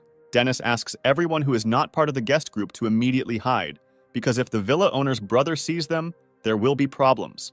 Zhao orders the girls to hide in the back room and not make unnecessary sounds. Brother San sits imposingly in a chair. He asks his guests if they are comfortable in this building. Zhao thanks for the hospitality. The guy says that he has never lived in such a large and rich house. The guy asks San's brother what is the reason for visiting their house so early. Brother San informs Zhao's team that his brother will be getting married in 3 days, so he came to bring an invitation to the wedding. Zhao asks to convey his congratulations to the owner of the villa. The guy says that they will definitely come to the wedding. Brother San says that his brother's fiancée was very ill, but now she has recovered and is ready to get married. The guy says that Zhao and his team are friends of his family, so he must invite them to the wedding. Brother San heads to the front door. He notices a noise in the room where the girls are hiding. Denny asks the girls not to move or make sounds. If they are discovered, he is ready to attack the brother of the owner of the villa. Binyan tries to reassure the class leader. She hopes that the girl will cope with her fear. The brother of the villa owner stops in front of the door and extends his hand. He takes from the rack the clothes that the class president wore at the entertainment bar. Brother San invites guys to contact him if they want to chat with beautiful girls. The class leader says that the person who came to visit caused her great pain. Zhao thinks that they need to hurry, since there are only 3 days left before the wedding. The maids help Xin try on an expensive wedding dress. The girl hopes that Zhao will have time to free her. San comes into the room and tells the girl that the wedding dress suits her very well. Xin asks who let him into the room. She asks San not to peek and leave the room. San orders the maids to leave the premises immediately. The girls meekly follow their master's orders. San does not understand what the girl is afraid of. He tells her that in the near future she will become his wife. San touches the girl's face and tells her that he has been waiting for today for a long time. The owner of the villa says that he invited many friends to the wedding. He promises that it will be a lot of fun. San says he invited Zhao to the wedding and asks the girl if she has seen him before. The man reports that he saw Zhao outside her room and talking to her. Xin says that she doesn't know this guy and couldn't talk to him.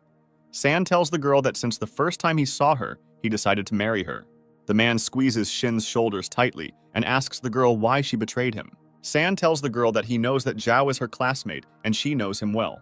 The owner of the villa grabs the girl by the hands and says that he knows why Zhao is here. Xin pushes San away. The girl says that he and his brother are selfish and cruel villains. The girl says that she is ready to die rather than be a hostage to the owner of the villa. San becomes furious at the girl's words. He roughly pushes her onto the bed next to her.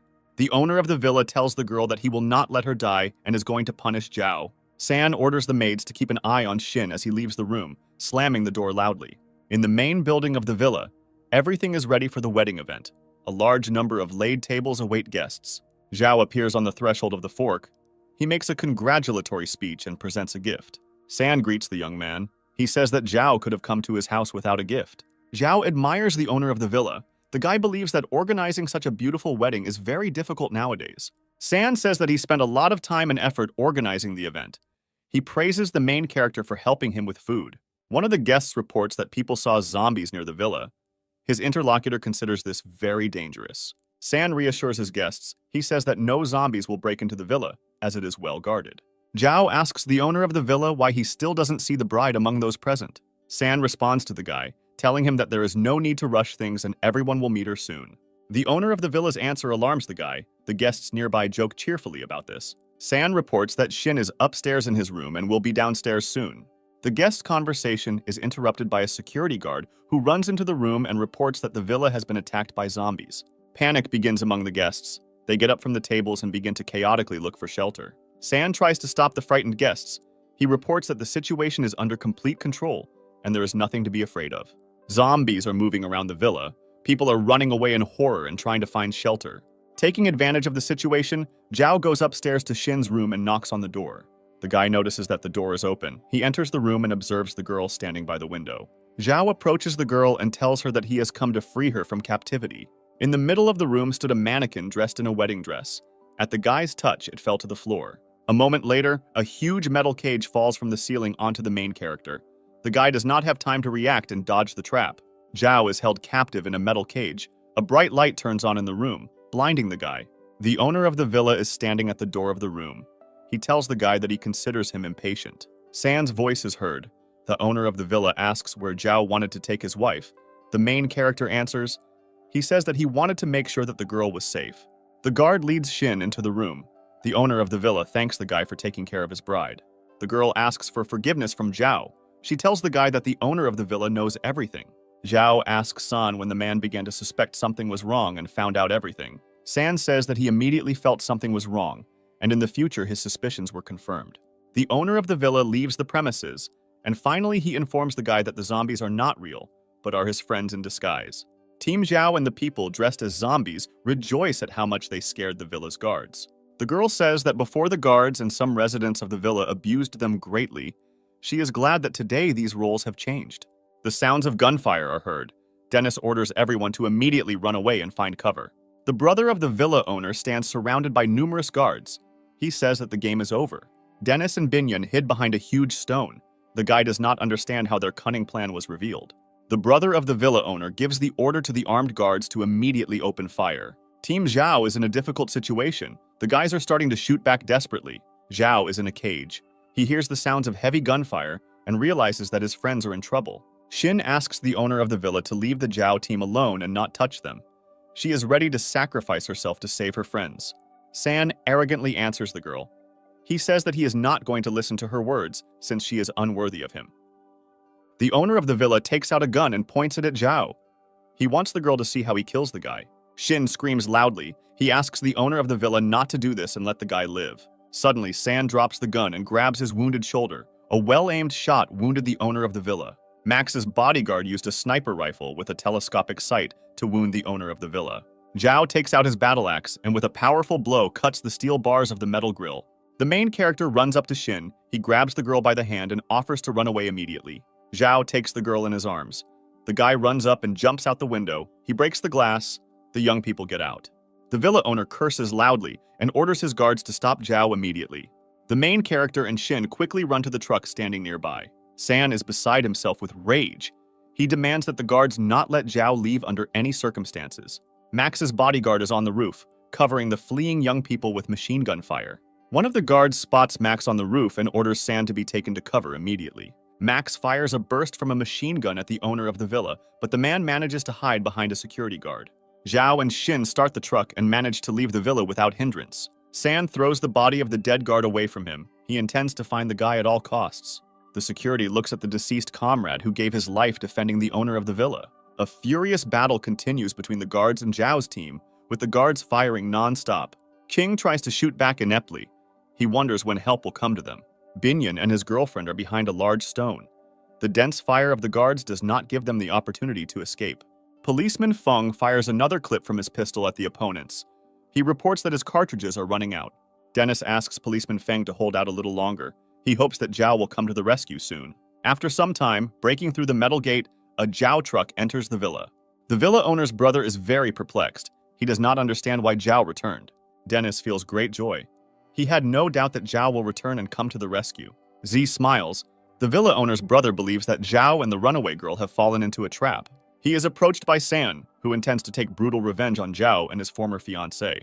Zhao comes out from behind the truck and says that he had no intention of running away. Binyan runs up to Zhao. The girl asks how the guy is feeling and if he is injured. Shin is standing not far from them. The girl is very surprised that Zhao has a girlfriend. Zhao's voice is heard. The guy asks the guards how much they sell their lives for, protecting the owners of the villa. Zhao tells the villa guards that social status and money are not important now. The main thing is the food that is in abundance in his truck. The guy reports that there are thousands of kilograms of grain in the truck behind him. He invites the guards to take it for themselves.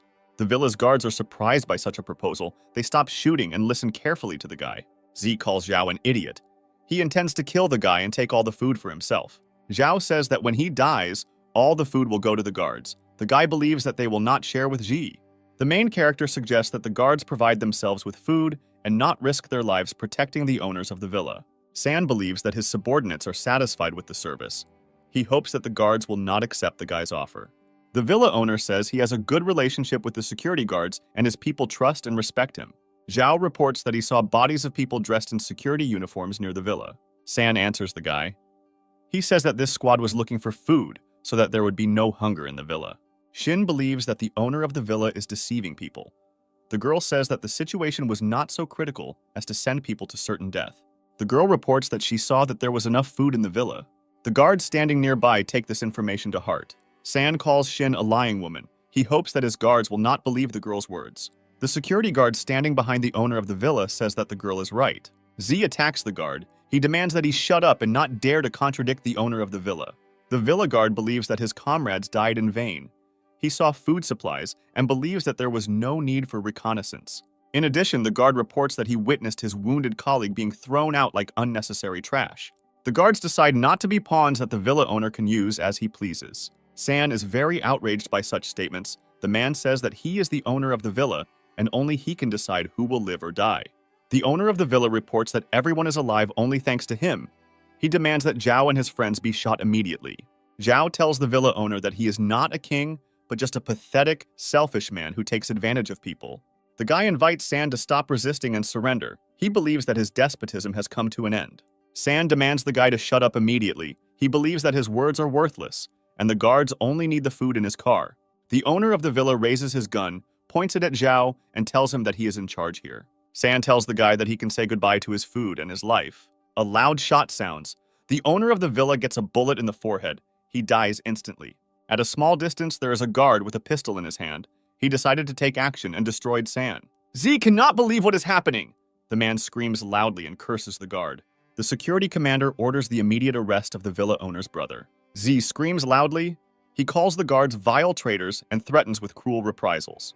Zhao asks the guards not to kill Z right away. The guy believes that he is not worthy of a quick and easy death.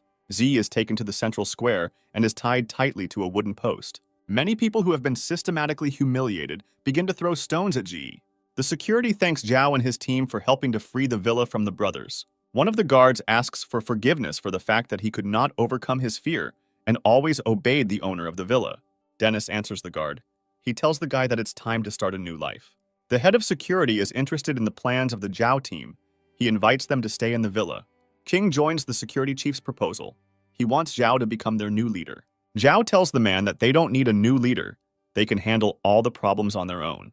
Zhao reports that his team is heading to a government base. Dennis does not understand why Zhao wants to get to the base, because he freed his first love. Zhao explains that his goal is to save people, and the base has a sufficient number of specialists and materials. Feng and Max also intend to get to the base. They believe that they will be very useful there. Dennis tells Zhao that he will always be by his side, wherever the guy goes. The head of security says that there are a large number of weapons in the villa. He intends to share them. King invites the guys to look at their luxury expensive car, which he has equipped with new engineering features. Thanks to King's engineering abilities, the limousine has become a powerful fighting machine. The guys are very surprised by the work done. They are especially pleased with the armored glass. Zhao tells King and Wang that they are talented people and invites them to join the team. Wang reports that there are many patients in the villa that she is responsible for looking after. The woman says that she has prepared all the necessary medicines that may be useful along the way. Wang asks to keep a close eye on the class leader since the girl has not yet recovered. Dennis asks Zhao which of the girls he chose as his girlfriend. Binyan and Xin sit opposite each other. An oppressive silence hangs in the air. Binyan asks the girl what she plans to do is not just friendly. Tong reports that the guy confessed his love to her friend and will soon ask Binyan to marry him. Xin is shocked by this information. She believes that a guy should not marry an older woman. Binyan tells his rival that Zhao has been deeply in love with her for a long time. Xin doesn't believe the girl's words and intends to ask Zhao about it himself. Zhao is hiding at the window into the room. He is carefully eavesdropping on the girl's conversation. Max believes that Zhao is in a difficult situation and will have to make difficult choices in the near future. Zhao tries to leave and asks the guys to cover for him, telling the girls that he is very busy. Suddenly, the class president runs out of the bushes and attracts the girls' attention by calling Zhao by name. The girls understand that the guy was nearby all the time and possibly eavesdropped on their conversation. Team Zhao sets off to the government base. Max and Zhao have a casual conversation. Policeman Feng says Zhao is caught in a love triangle. The sound of brakes is heard. Max's bodyguard reports that they have arrived at the scene. Z is tied up in the trunk of the car. The man offers a large ransom in exchange for saving his life. Zhao's team pulls the prisoner out of the trunk and takes him to a high cliff. Z asks the guys what they are going to do.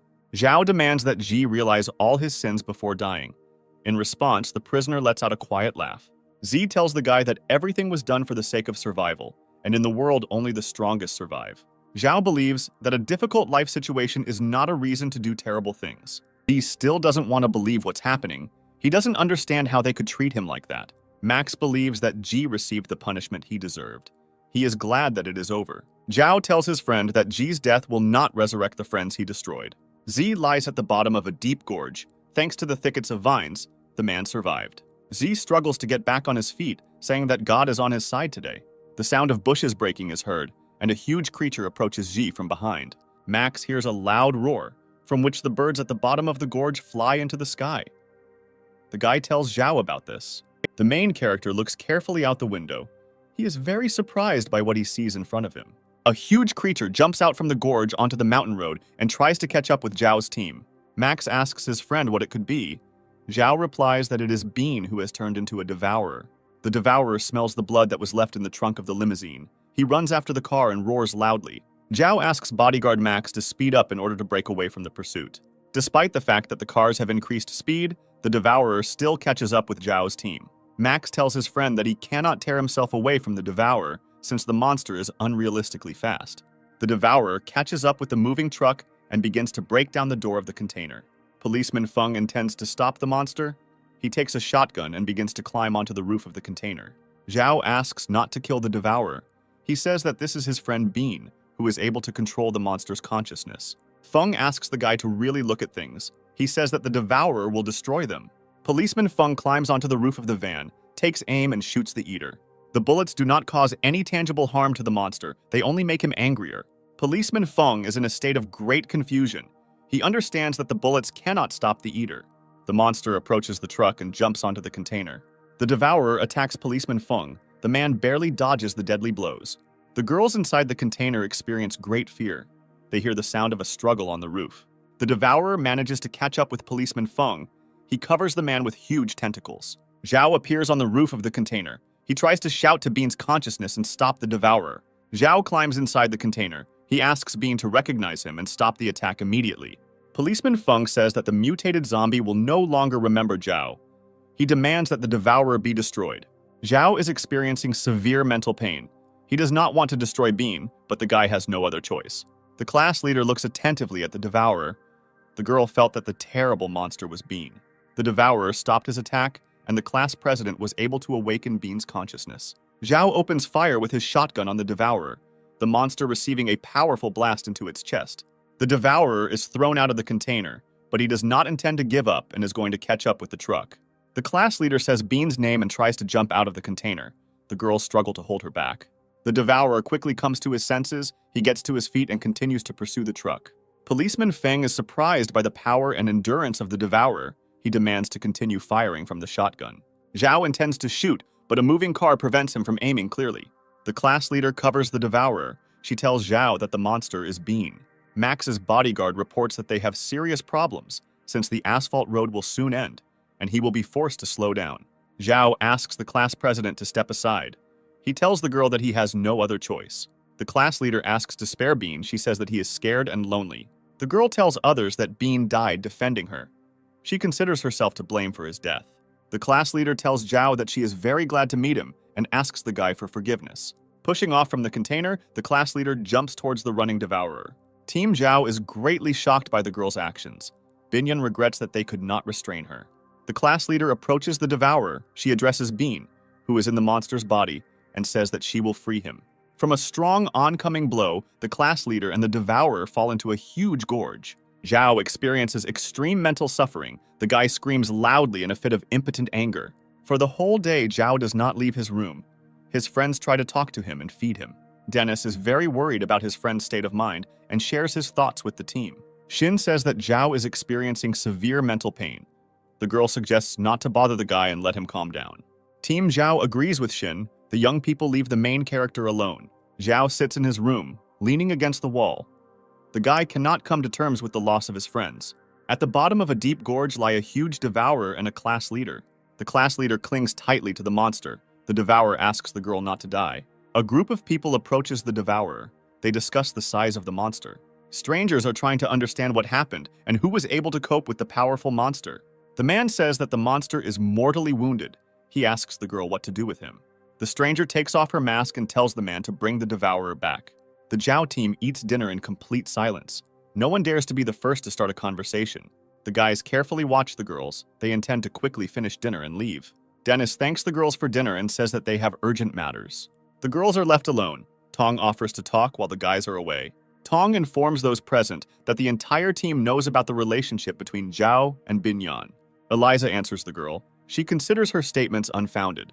Binyan says that Zhao has feelings for her, and this is known to all team members. Eliza does not intend to argue with the girl and leaves the dining room with Shin. Tong supports her friend, believing that her competitor does not have the slightest chance. Binyan believes that Shin did not believe her words and intends to talk to Zhao soon. Eliza is dissatisfied with her friend's behavior. She demands that the girl be more courageous and persistent. Shin sees no point in talking to Binyan. She wants to discuss the situation with Zhao. Eliza believes that Zhao loves Shin, since the guy came a long way and risked his life to free the girl. Shin remembers that she has never communicated with Zhao before and is not sure about the guy's feelings. Eliza says that feelings arose between Shin and Zhao back in the library. She suggests taking the next step. Shin believes that now is not the right time for this, since the guy has not recovered from the loss of his friends. Eliza insists on immediate action. She claims that now every day someone is dying. Shin agrees with his friend and plans to talk to Zhao in the evening. Evening comes. Shin waited for the moment when Zhao left the room. The girl pretends that she happened to be nearby. Shin is wearing high heels and trips and falls to the floor. Shin quickly gets to her feet. The guy asks how she is feeling and if she is okay. Shin's voice is heard. She says that she is going to the toilet. The guy realizes that the girl has come to him. Shin tells Zhao that she came to him and wants to talk to him seriously. The girl does not dare to tell the guy about her feelings. She believes that the time has not yet come for this, since the guy is very upset about the death of his friends. Shin says that old friends cannot be brought back, and you need to find the strength to move on with your life. Zhao says that he searched for his friends for a long time to save them. However, despite all his efforts, he could not save their lives. The guy remembers people dear to him whom he will never see again in his life. A strong trembling permeates Zhao's body. The guy is very angry that he could not protect his friends in time. Shin says that Zhao risked his life to save her and dozens of classmates in the academic library. The girl asks the guy to keep his fighting spirit and says that the class president and Bean are watching him from heaven. Zhao thanks the girl for her honesty and assures her that he will take care of his team, not allowing any more casualties. Shin addresses the guy. She says that his close friends will always live in his heart. The girl insists that Zhao make a promise that the guy will never give up. Binyan was nearby all the time and carefully eavesdropped on the conversation of the young people. Shin stretches his bruised leg and thinks about what he will say about his feelings next time. Binyan appears on the threshold of the room. Sin asks the girl what she is doing here. Binyan gives the girl some ointment and assures her that her pain will go away within 2 days. Sin has questions. The girl thinks about how Binyan knew about her leg injury and why she is helping her. Sin has thoughts that the ointment may contain poison, and after using it, the girl may get sick or be fatally poisoned. Binyan tells the girl that she was a little surprised when she found out about Zhao's feelings for her. Binyan believes that the showdown should be postponed, since the guy is suffering greatly due to the death of his friends. The girl does not perceive Shin as a serious rival for herself, since Shin is young and inexperienced. Dennis meets Binyan at the door of Shin's room. The guy tries to talk to the girl, but she, being in a bad mood, does not make contact. Dennis repeats his attempt to start a conversation, but the girl ignores him and silently goes to her room. The next morning comes, the dining table in the living room is filled with a lot of delicious dishes. Zhao appears in the room. He tells his friends that he got up early today and decided to pamper them with a delicious breakfast. Zhao takes off his apron and tells his friends that he needs to go away for a while. Binyan asks Zhao where he wants to go and offers his help. Zhao says that they have very little food left, and he plans to explore the nearby area. The guys discuss Zhao's condition. They believe that he is on the mend and gradually began to recover after the death of his friends. The girls silently look at each other, realizing that soon they will be able to talk to Zhao. The wind blows through the streets of the deserted city, and there is an oppressive silence all around. Zhao thinks that high-level mutated zombies have become increasingly common lately. The main character believes that only by improving his combat characteristics can he become stronger. With this thought, the guy finds a group of zombies and attacks them. Zhao has already destroyed a large number of zombies. He is dissatisfied with the fact that the system gives him a small number of points for killing them. By killing zombies, the guy hopes to increase his combat class, for which he needs to acquire another 500 experience points. The virtual god informs the guy that he is fighting a group of lower zombies, for whom the system awards a small number of points. Suddenly, the zombies stop and begin to flee. The guy realizes that a high-level mutant is somewhere nearby. Zhao intends to destroy the mutant in order to take possession of its core and more points. The main character hears the distinct sounds of gunfire coming from the neighboring block.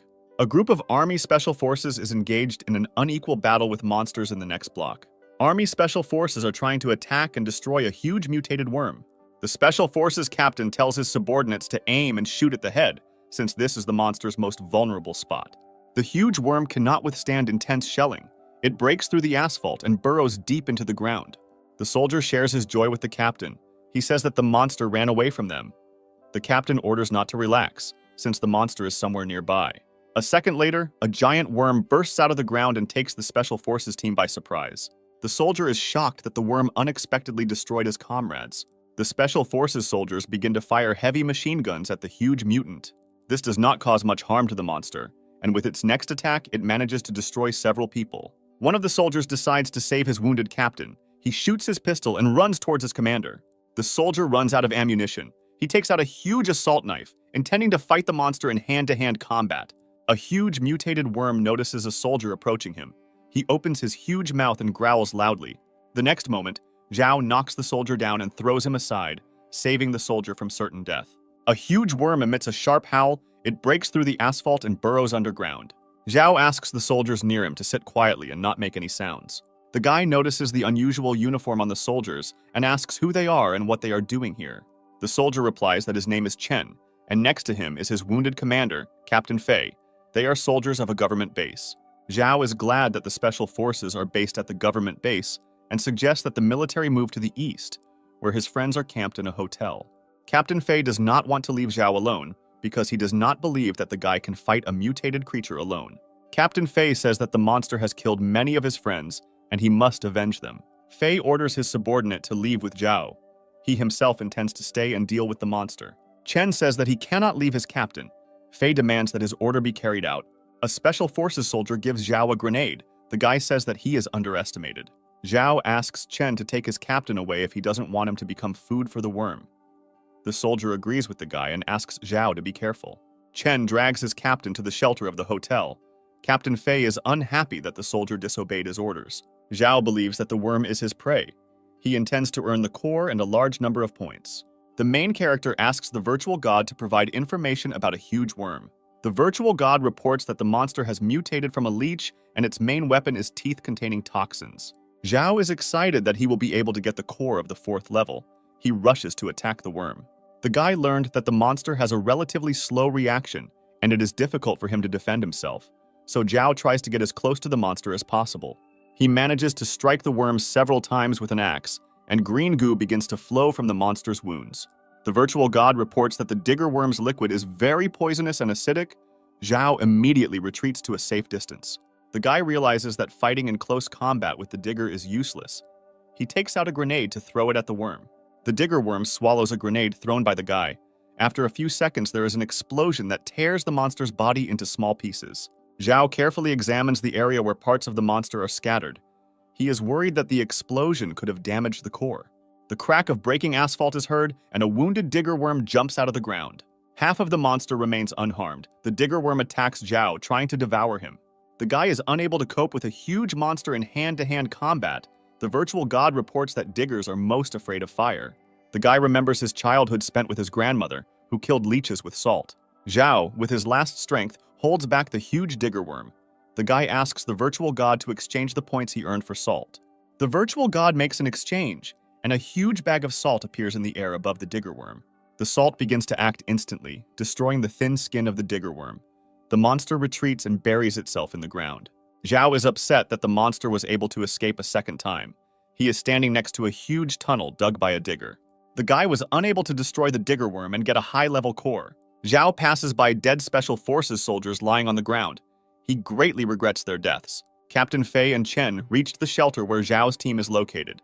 Binyan brings a first aid kit to provide first aid to the wounded. Chen takes the first aid kit from the girl's hands. Binyan offers his help. The guy refuses the girl's offer. He says that he is able to help his commander himself. Sin inquires about Chen's condition and asks if the guy is injured. The soldier tells her that he is fine. Sin offers to examine and treat the soldier's wounds. She thinks he may have contracted an infection. The girl continues to insist on her help. Chen goes to the door and says that he will cope with the problems on his own. Sin comes very close to the guy. She tries to open the medical kit.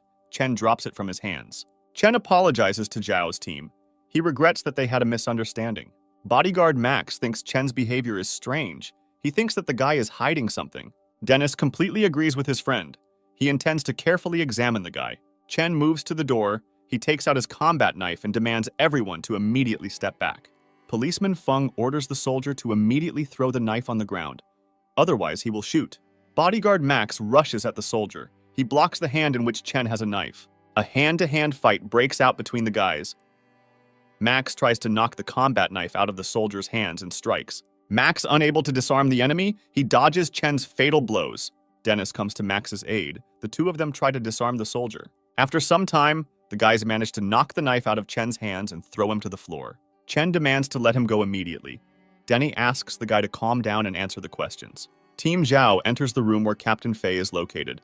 They intend to carefully examine the military man. Feng asks Max's bodyguard to remove the military blanket in order to examine Fei's body. Captain Fei is seriously injured. He was seriously injured in the battle, and his arm is missing. Chen pushes the Zhao team standing near the commander's bed.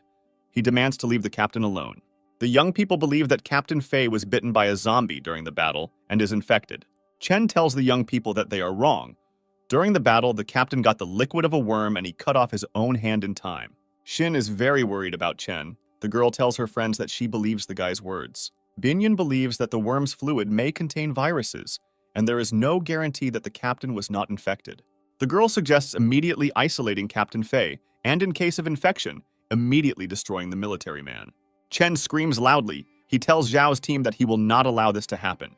Captain Fei asks his subordinate to calm down. He says that the young people are completely right. Fei believes that he can pose a great danger to others. He orders the young people to obey the demands. Zhao appears on the threshold of the room. The guy says that he has not seen such noble people for a long time.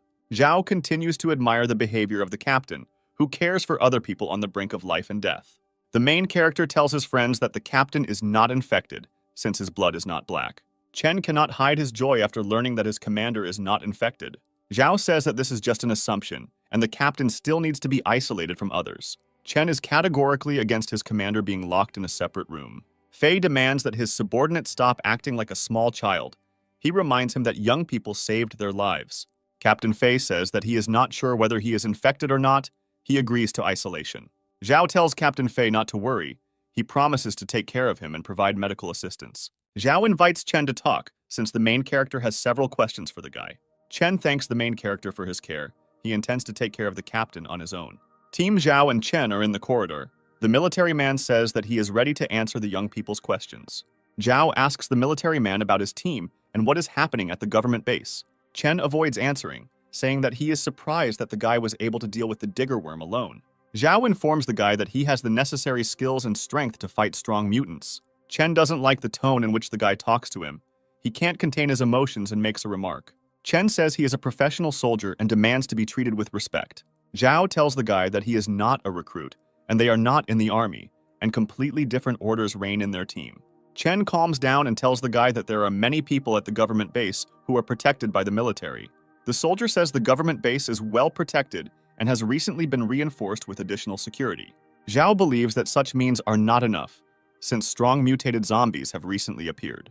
Ordinary zombies are increasingly becoming powerful mutants who can fly and have incredible speed and strength. Chen believes that his leadership and the government can successfully deal with this problem. The conversation is interrupted by Xin running towards the guys. She informs the young people that the captain's condition has become extremely unstable. Team Zhao comes to the room where Captain Fei is located. They see that the man is in serious condition. Feng tells his friends that the captain has lost a lot of blood and his chances of survival are extremely low. Captain Fei regains consciousness and asks Zhao to fulfill his request. He says that people's lives depend on it. The military man asks Zhao to hand over a notebook to the base, which contains important secret information. Fei asks the guy to inform the base management that new powerful mutants have appeared. The captain considers the base's defense insufficient. Zhao promises the military man that if he dies, he will hand over the notepad to the director of the government base. The captain's voice is heard asking the protagonist to take his subordinate Chen to the base. Zhao assures the captain that he will fulfill his request and promises to convey information, as well as bring his subordinate to the base alive. Chen is going to be on duty in the captain's room and monitor his condition. Zhao's team retires to their room. Chen intends to save his commander. He thinks about where he can get donor blood and equipment for transfusion. Night falls. Chen waits for the moment when Zhao's team falls asleep and goes into the city in search of blood. Using the map, Chen finds a rehabilitation clinic that has donated blood supplies. Inside the room, the soldier finds equipment for blood transfusion. His mood improves, as there is hope to save the commander. An unexpected noise distracts Chen from his thoughts. The guy raises his machine gun and points it at the source of the sound. There is a little boy on the threshold of the room. He stands motionless at the door and silently looks at Chen. The soldier does not understand what the small child is doing in the clinic and tries to talk to him. Suddenly, the little child turns into a zombie, using his huge tongue to attack Chen. The soldier dodges the blow of the tongue. The zombie lets out a wild scream and rushes at the guy. The zombie has a very fast reaction, but Chen manages to react in time and dodge the blow. The guy takes out 2 pistols from his holster and opens fire on the zombie attacking him. The dense fire scares the zombie. He hides in the dark corridors of the medical clinic. Chen finds a zombie in one of the rooms. The monster is holding his hand. The guy realizes that he wounded him. It is difficult for the guy to kill the monster, since the image of a small child is before his eyes. A loud crunch of a breaking ceiling is heard, and a zombie jumps on top of Chen. The guy carefully examines the 2 zombies opposite him. He realizes that they used to be a mother and a child. Chen, with a deft movement, reloads his pistols and opens fire on the monsters. Zombies have quick reactions. The woman was able to dodge the bullets flying at her and get closer to Chen. The situation becomes critical. The zombie manages to knock the weapon out of the guy's hands and knock him to the floor. Chen recalls the moments of his life he spent at the military training center. The instructor told the guy that you always need to act as a team, since loners always interfere with the implementation of the plan. The guy remembers how he first met his future commander. Chen recalls that Fei's captain told him to rely on and trust his teammates. The guy has difficulty holding off the attacking zombies. He realizes that he cannot trust his new comrades. Loud shots are heard. Bullets hit the attacking zombie and shoot off his tongue. Zhao's team enters the room. The guys showed up at the clinic on time and saved Chen's life. The wounds received have greatly angered the zombie, and he attacks the young people in the room. Dennis uses his combat sword and strikes the younger zombie with a deft, practiced movement. Bodyguard Max raises his machine gun and covers his comrades with accurate fire. Chen always wanted to become a lone hero. Captain Fei told him that everything in the world works differently. Chen hopes that there are superheroes in the world. Captain Fei replies that this is quite rare. Fei tells the guy that real heroes will never fight alone, because a hero attracts people as brave and strong as him. Captain Fei always hoped that Chen would one day become such a person. The guy realizes that the success of the Zhao team is that they are a brave and united team. Dennis strikes again with his combat sword and cuts the younger zombie in half. Max's bodyguard manages to hit the older zombie with his precise shooting. Zhao approaches the older zombie. He raises an axe over him and says that soon the monster will meet his child. Zhao's team approaches Chen. The guys ask the soldier how he is feeling and if he is injured. Chen wonders how the young people knew where he was. Zhao tells the soldier that he is predictable and behaves like a child. Chen explains his action by saying that he recently met with young people and thought that strangers would not risk their lives to save his captain. Chen informs the guys that he has found the necessary equipment and canned blood. Strong vibrations permeate the room. Zhao understands that there is a digger worm somewhere nearby. The guys' guesses are justified. Breaking through the concrete floors, a huge monster is approaching them. Zhao carefully examines the monster. He realizes that the mutant has become twice as large. The main character orders everyone to immediately run away and find shelter. The guys manage to escape from the digger worm. They run into an empty room and intend to take refuge in it. Chen throws the backpack with the equipment and blood to Zhao, and he runs out into the corridor. Zhao demands the guy to immediately open the door and join the squad. Chen asks the young men to return to the shelter and save his commander while he holds the digger worm. The soldier realizes that he will not cope in a fight with the monster, so he distracts him so that the young people can leave. With a powerful blow, Zhao knocks down the door that Chen closed behind him. Team Zhao is in an empty corridor. The guys ask their commander what to do next. Zhao tells his friends that he has a cunning plan with which they will destroy the digger worm. The monster drove Chen into a dead-end corridor. The guy has no escape route. He believes that his end has come. A huge worm slowly approaches the guy. The monster opens its huge mouth and intends to devour Chen. The guy thinks that his death was not in vain. Suddenly, a huge monster rushes to attack. The Zhao team appears in the corridor. The guys are holding a huge number of bottles of alcohol in their hands, which they throw at the monster. Chen is once again surprised by the nobility of the Zhao team. The guys did not abandon him in difficult times. Zhao's team continues to throw bottles of alcohol at the monster, and the monster's entire body becomes covered in flammable liquid. Zhao throws a burning lighter at the digger worm and orders everyone to immediately move to a safe distance. A moment later, the monster's entire body is engulfed in huge flames. The worm wriggles and screams loudly. Dennis looks at the remains of the digger worm from his hiding place and tells his friends that this is the most disgusting sight. Chen is incredibly happy about the death of the monster, which destroyed so many of his comrades. Zhao wanders among the remains of the digger worm. He intends to find a high-level core. The virtual god informs the main character that the core was destroyed because the fire had a high temperature. Chen doesn't understand who Zhao is talking to. Dennis tells the guy that his friend often talks to himself. Captain Fei's condition worsens. He experiences severe pain and often loses consciousness. Policeman Feng tells the young men that he has bad news. The package is damaged and the blood is contaminated.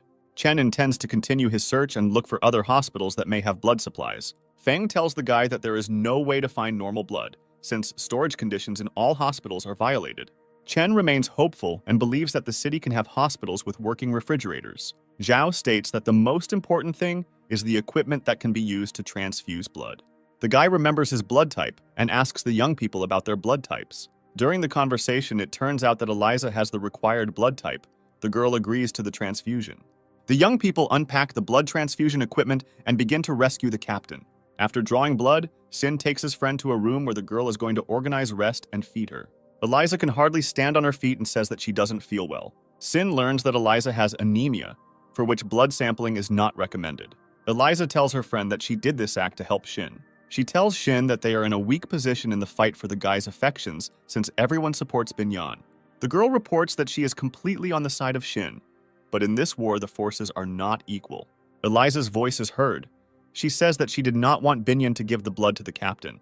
Otherwise, the guy would have developed sympathy for his competitor. Shin perceives her friend's words with great surprise and believes that the girl is complicating everything too much. Eliza insists that the girl must fight and not allow her place in Zhao's heart to be lost. Eliza tells her friend that the way to a man's heart is through his stomach. Shin heads to Zhao's room. She intends to treat the guy with delicious crispy chicken. Shin believes that he cannot let his friend down, since Eliza has done a lot for her. Binyan is in Zhao's room. The girl is trying to feed the guy soup. Zhao asks Binyan not to treat him like a child. He doesn't want to be spoon-fed. Shin feels very angry. She realizes that her competitor is quite cunning and is ahead of her. Zhao praises Binyan and tells the girl that the soup she made looks good and smells good. The guy gets burned by the hot soup. Binyan begins to slowly approach his face. Shin bursts into the room. She interrupts the conversation between the young people and calls Binyan an old woman. Shin tells Binyan that he should sleep at night and not visit the rooms of lonely guys. Binyan finds the girl's remarks strange and asks Shin what she is doing here. Binyan says that it is high time for girls her age to go to bed and tries to push the girl out of the room. Shin thinks Binyan can't cook at all and Zhao shouldn't eat her disgusting ginger soup. Binyan responds by telling her rival that she doesn't understand proper nutrition at all. Shin believes that men need fatty calorie foods. She wants Zhao to eat her chicken. The guy tries to calm the girls down. They ask him whose cuisine he prefers. Chen spent the last time near his captain's bed. The guy was very happy when Fei regained consciousness. He informs the captain that he has been given a blood transfusion and will soon be on the mend. Fei thanks his subordinate for his concern and asks if the guy is injured. Chen believes that he is in good company, as Zhao's team has already saved his life several times. Captain Fei learns from Chen that Zhao killed the digger worm, which greatly surprises the officer. The guy tells his commander that the Zhao team is incredibly strong. He has never seen people who fight zombies so fearlessly. Fei has a good opinion of Zhao. He believes that the guy will do a lot of good if he joins the rescue team. Chen and his commander notice a loud noise coming from Zhao's room. The main character ate chicken and ginger soup. He tells the girls that he liked both dishes. The girls are unhappy with his answer and insist that he choose one dish. Suddenly, the lights in the room go out. Sin asks the guy what happened. In the dark, a monster approaches Shin. It hugs the girl with its huge, ugly paw. The girl thinks that it is Zhao. Shin asks the guy not to pester her and says that Zhao chose the wrong time for this. The lights in the room turn on. Zhao screams loudly. He orders the girl to run away immediately. Behind Shin, there is a huge mutated zombie. He grabs the girl and hisses threateningly. Zhao throws his battle axe at the monster. This allows the girl to free herself from the grip and run away. The monster dodges the axe throw. It breaks through the ceiling and hides on the top floor. Zhao immediately runs up to the girl. He hugs her and asks if she is okay. Chen runs into the room. The guy reports that he heard a loud noise and asks what happened. Zhao tells the guy that they were attacked by a licking devourer. At the moment, he is hiding somewhere indoors. Binyan doesn't understand where the monster could have come from, because Zhao's team thoroughly checked the entire room. Zhao thinks the attack has something to do with the zombie mother and child they destroyed. The guy orders Chen to immediately gather the entire team in the living room. A loud scream is heard coming from Eliza's room. Sin screams loudly and rushes to help his friend. Team Zhao runs to Eliza's room. They open the doors and find themselves inside the room. The mortally wounded Eliza lies on the floor of the room. The girl holds her wound with her hand and moans quietly. Zhao orders his team to immediately check on Captain Fei and search every room. Shin cries loudly and rushes to her friend who is lying on the floor of the room. Eliza turns to Zhao. The girl asks the main character to fulfill her last request. Eliza asks the guy to promise her that he will marry Shin and tells him about the girl's feelings. Eliza's strength is gradually leaving her.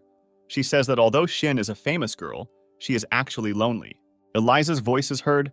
The girl says that Zhao is a good person who can take care of her friend. Eliza says that she is dying.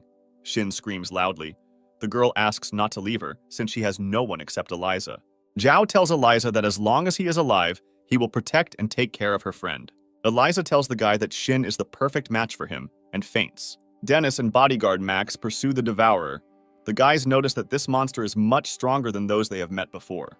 The Devourer jumps out from around the corner and rushes at Dennis. He grabs his sword with his huge paw. Max cannot fire the machine gun. He asks Dennis to step aside as he needs to aim. Dennis bowed his head. At this time, Zhao throws his battle axe at the monster. Zhao becomes very angry and intends to destroy the monster at all costs. The main character is surprised by how strong the monster's head is. The blow of the battle axe did not cause him any noticeable harm. Max's bodyguard takes a comfortable position and shoots the monster with his machine gun. The Devourer spits out his huge tongue. He snatches the machine gun from Max's hands and drops the guy to the floor. The next attack of the monster falls on Denis. With the help of his tongue, he inflicts a strong blow on the guy. Zhao manages to sneak behind the monster and swings his battle axe to strike. The Devourer notices the guy's attack. He dodges the blow and hits Zhao with his tongue. The Devourer holds Zhao tightly. He lifts the guy into the air and intends to tear him apart. Suddenly, Shin saves Zhao. The girl runs up to the monster from behind and stabs him with a knife. The Devourer deals Shin a strong blow, which throws the girl aside. Zhao breaks free of the Devourer's grip and strikes him with a series of powerful blows. The guy grabs the battle axe lying next to him and starts hitting the monster on the head non-stop. The Devourer tries to defend himself from Zhao's attacks, but he cannot withstand the guy's furious pressure. Zhao and his friends are in Shin's room. Binyan says that the girl has a slight fever. Binyan asks the guy to stay with Shin, since the girl is very bad and cannot be left alone. Tong thinks it's a bad idea to leave a guy alone with Shin. Binyan says now is not the time for jealousy. The girl believes that Zhao is not indifferent to her, since he takes her feelings into account. Zhao and Shin are left alone in the room. The girl tells the guy about her past life. Shin talks about how she had no parents and had to achieve everything on her own. Zhao tries to support the girl in difficult times. The guy says that she has him. Shin suffers greatly from the loss of his friend. Eliza was the closest person to the girl. The girl abruptly interrupts her monologue and tells Zhao that she loves him very much. Sin reveals that she has had feelings for a guy for a long time, but she did not have the courage to talk about it earlier. The girl expects reciprocity. She takes the guy by the hand and asks him to give her a chance. Captain Fei informs Zhao that he urgently needs to head to the base. The guy believes that the officer has not yet fully recovered. Feng thanks Zhao and his friends for their help. He says that they can always count on him. Zhao suggests everyone stay together and go to the government base tomorrow. The girls are sitting in the back seat of the limousine. Binyan realizes that Shin is having a hard time and tries to make friends with the girl. Bodyguard Max sees an obstacle in front of him on the road. He presses the brake pedal. Zhao sees the reason for the stop. A huge zombie dog is standing in front of the car on the road. A huge pack of aggressive zombie dogs attacks Team Zhao's convoy. Policeman Feng opens the car window and begins to shoot the attacking monsters. The sounds of gunshots attract monster dogs, and there are more and more of them every minute. Zhao orders Officer Feng to immediately stop shooting and close the car window. A huge pack of zombie dogs surrounded the cars of the Zhao team. They do not dare to move, since the wheels of the cars are broken. Zhao orders his drivers to continue driving on their broken tires and run over the zombie dogs. The guy hears gunshots and looks out the window to see the shooter. A single gunman, wearing a powerful protective suit, approaches the column of Zhao and his friends. The zombie dog rushes at the shooter. It grabs his arm, but cannot gnaw through the powerful defense. The shooter takes out the sword behind his back and strikes the zombie dog. Zhao and his friends decide to help the shooter. The guys get out of the car and open fire on the monsters. The battle does not last long. Zhao and his friends manage to defeat the pack of monsters. The shooter takes off his helmet. It turns out to be an elderly man. He thanks the young people for their help. Max's bodyguard reports that they have big problems since the wheels of the cars are punctured and they do not have spare tires. The old man reports that he has spare tires for cars at home. He offers to walk to his village. Zhao thanks the old man and asks Dennis to share food with the old man as a sign of gratitude. The old man refuses food and asks the young people to keep the food for themselves. Chen offers his help. He intends to go with the old man to the village and bring spare tires. Dennis really liked the unfamiliar old man. He shares his impressions with Zhao. Chen asks if there are still survivors in the village. The old man replies that everyone is gone and there are only dogs around that have turned into zombies. The guy asks why the old man didn't leave with everyone else. The elderly man replies that he is too old and does not want to leave the village in which he has lived his whole life. Chen invites the old man to join the team and head to the government base together. The old man rejects the guy's offer. He goes to buy tires and leaves the guy alone in his house. Chen wanders around the deserted house for a long time. His attention is attracted by a noise in one of the rooms. The guy slowly approaches the door. He is horrified by what he sees in the room. There are 2 zombies in it, chained to the wall. An old man approaches Chen from behind and points his gun at the guy's head. The old man tells the guy that the zombies in the room are his wife and child. He says that even though his family has turned into zombies, he wants them to stay alive. An elderly man tells the guy that his wife and children are the closest people, and he cannot leave them. Chen asks the old man to look at things realistically. He says that his loved ones are already dead and are not people. The guy offers to destroy the monsters. The old man rudely demands that Chen shut up immediately. He says that family is the whole meaning of his life. Chen says that keeping zombies in the house is very dangerous, since they can free themselves at any time and attack him. The old man answers the guy. He says that zombies are aggressive and dangerous only when they are hungry. Chen realizes that the old man killed and fed all the villagers to zombies. The old man says that people themselves are to blame for this, since they wanted to destroy the infected wife and his son. The elderly man is glad that he was ambushed by Zhao's team, since the zombies have not had enough to eat for a long time. The old man asks the guy to calm down and tells Chen that he won't be hurt at all. Chen turns to the old man and demands that he stop immediately. At that moment, a shot sounds. Chen tries to come to his senses. He turns to the old man and realizes that it was not his shot. Zhao is in the room with his friends. Max managed to wound the old man in time and save Chen's life. The old man takes advantage of the young people's confusion and rushes to his gun. Dennis stabs the old man and tells his friends that the old man has gone crazy. Chen is very surprised by the presence of his friends in the house. He asks them how they realized that it was a trap. Zhao says that he carefully examined the road and saw a large number of scattered nails, after which he suspected the old man of organizing the ambush. The main character opens the door to the zombie room and tells his friends that he did not expect to see something like this. The zombies rush at Zhao and try to reach him, but they are prevented by the chains that bind their legs. Bodyguard Max points his machine gun at the zombies. He is going to kill the monsters. The captive old man screams loudly and demands not to touch the zombies. He threatens death to everyone who raises a hand against them. Zhao tells the old man that now he will test how much the man loves his family. The guy grabs the distraught old man and throws him into the room with the zombies. The zombies instantly jump up and rush to the old man. They see him as their food. The old man is very frightened. He presses himself against the wall of the room and plaintively asks for mercy. Zhao asks the old man where his strong love for his family went. The guy tells the old man that he did terrible things for selfish reasons. Zhao tells the old man that he doesn't have a drop of courage. The guy raises his machine gun and shoots the zombies. The old man begins to go hysterical. He curses fate for treating him this way. The old man stands in front of the dead zombies who were his family and asks for their forgiveness. Dennis is outraged by the old man's behavior. He asks Zhao what he should do with the elderly man. The old man says that now he has no reason to live. He asks the young people to kill him. The young people leave the room. Zhao says that the old man does not deserve an easy death. Denny believes that it was in vain for them to keep the old man alive, since he is very dangerous. Max answers the guy. He says that the old man will stop hunting people since the zombies are dead. Chen sincerely does not understand why Zhao did not punish the old man and left him alive. Zhao believes that for the old man, life will be a harsher punishment than death. A shot is heard coming from the house. Zhao tells his friends that the old man turned out to be an ordinary coward. The girls learn about the latest news. They are shocked that the old man fed living people to zombies. Zhao's team stops. Binyan asks the guy what's wrong. Zhao says that they can't move on because the road is destroyed. Captain Fei suggests abandoning the vehicles and continuing on foot to the government base. Zhao finds it too dangerous to walk, so he studies the map in hopes of finding a bypass road. Chen suggests taking a country road through a village he visited several times as a child.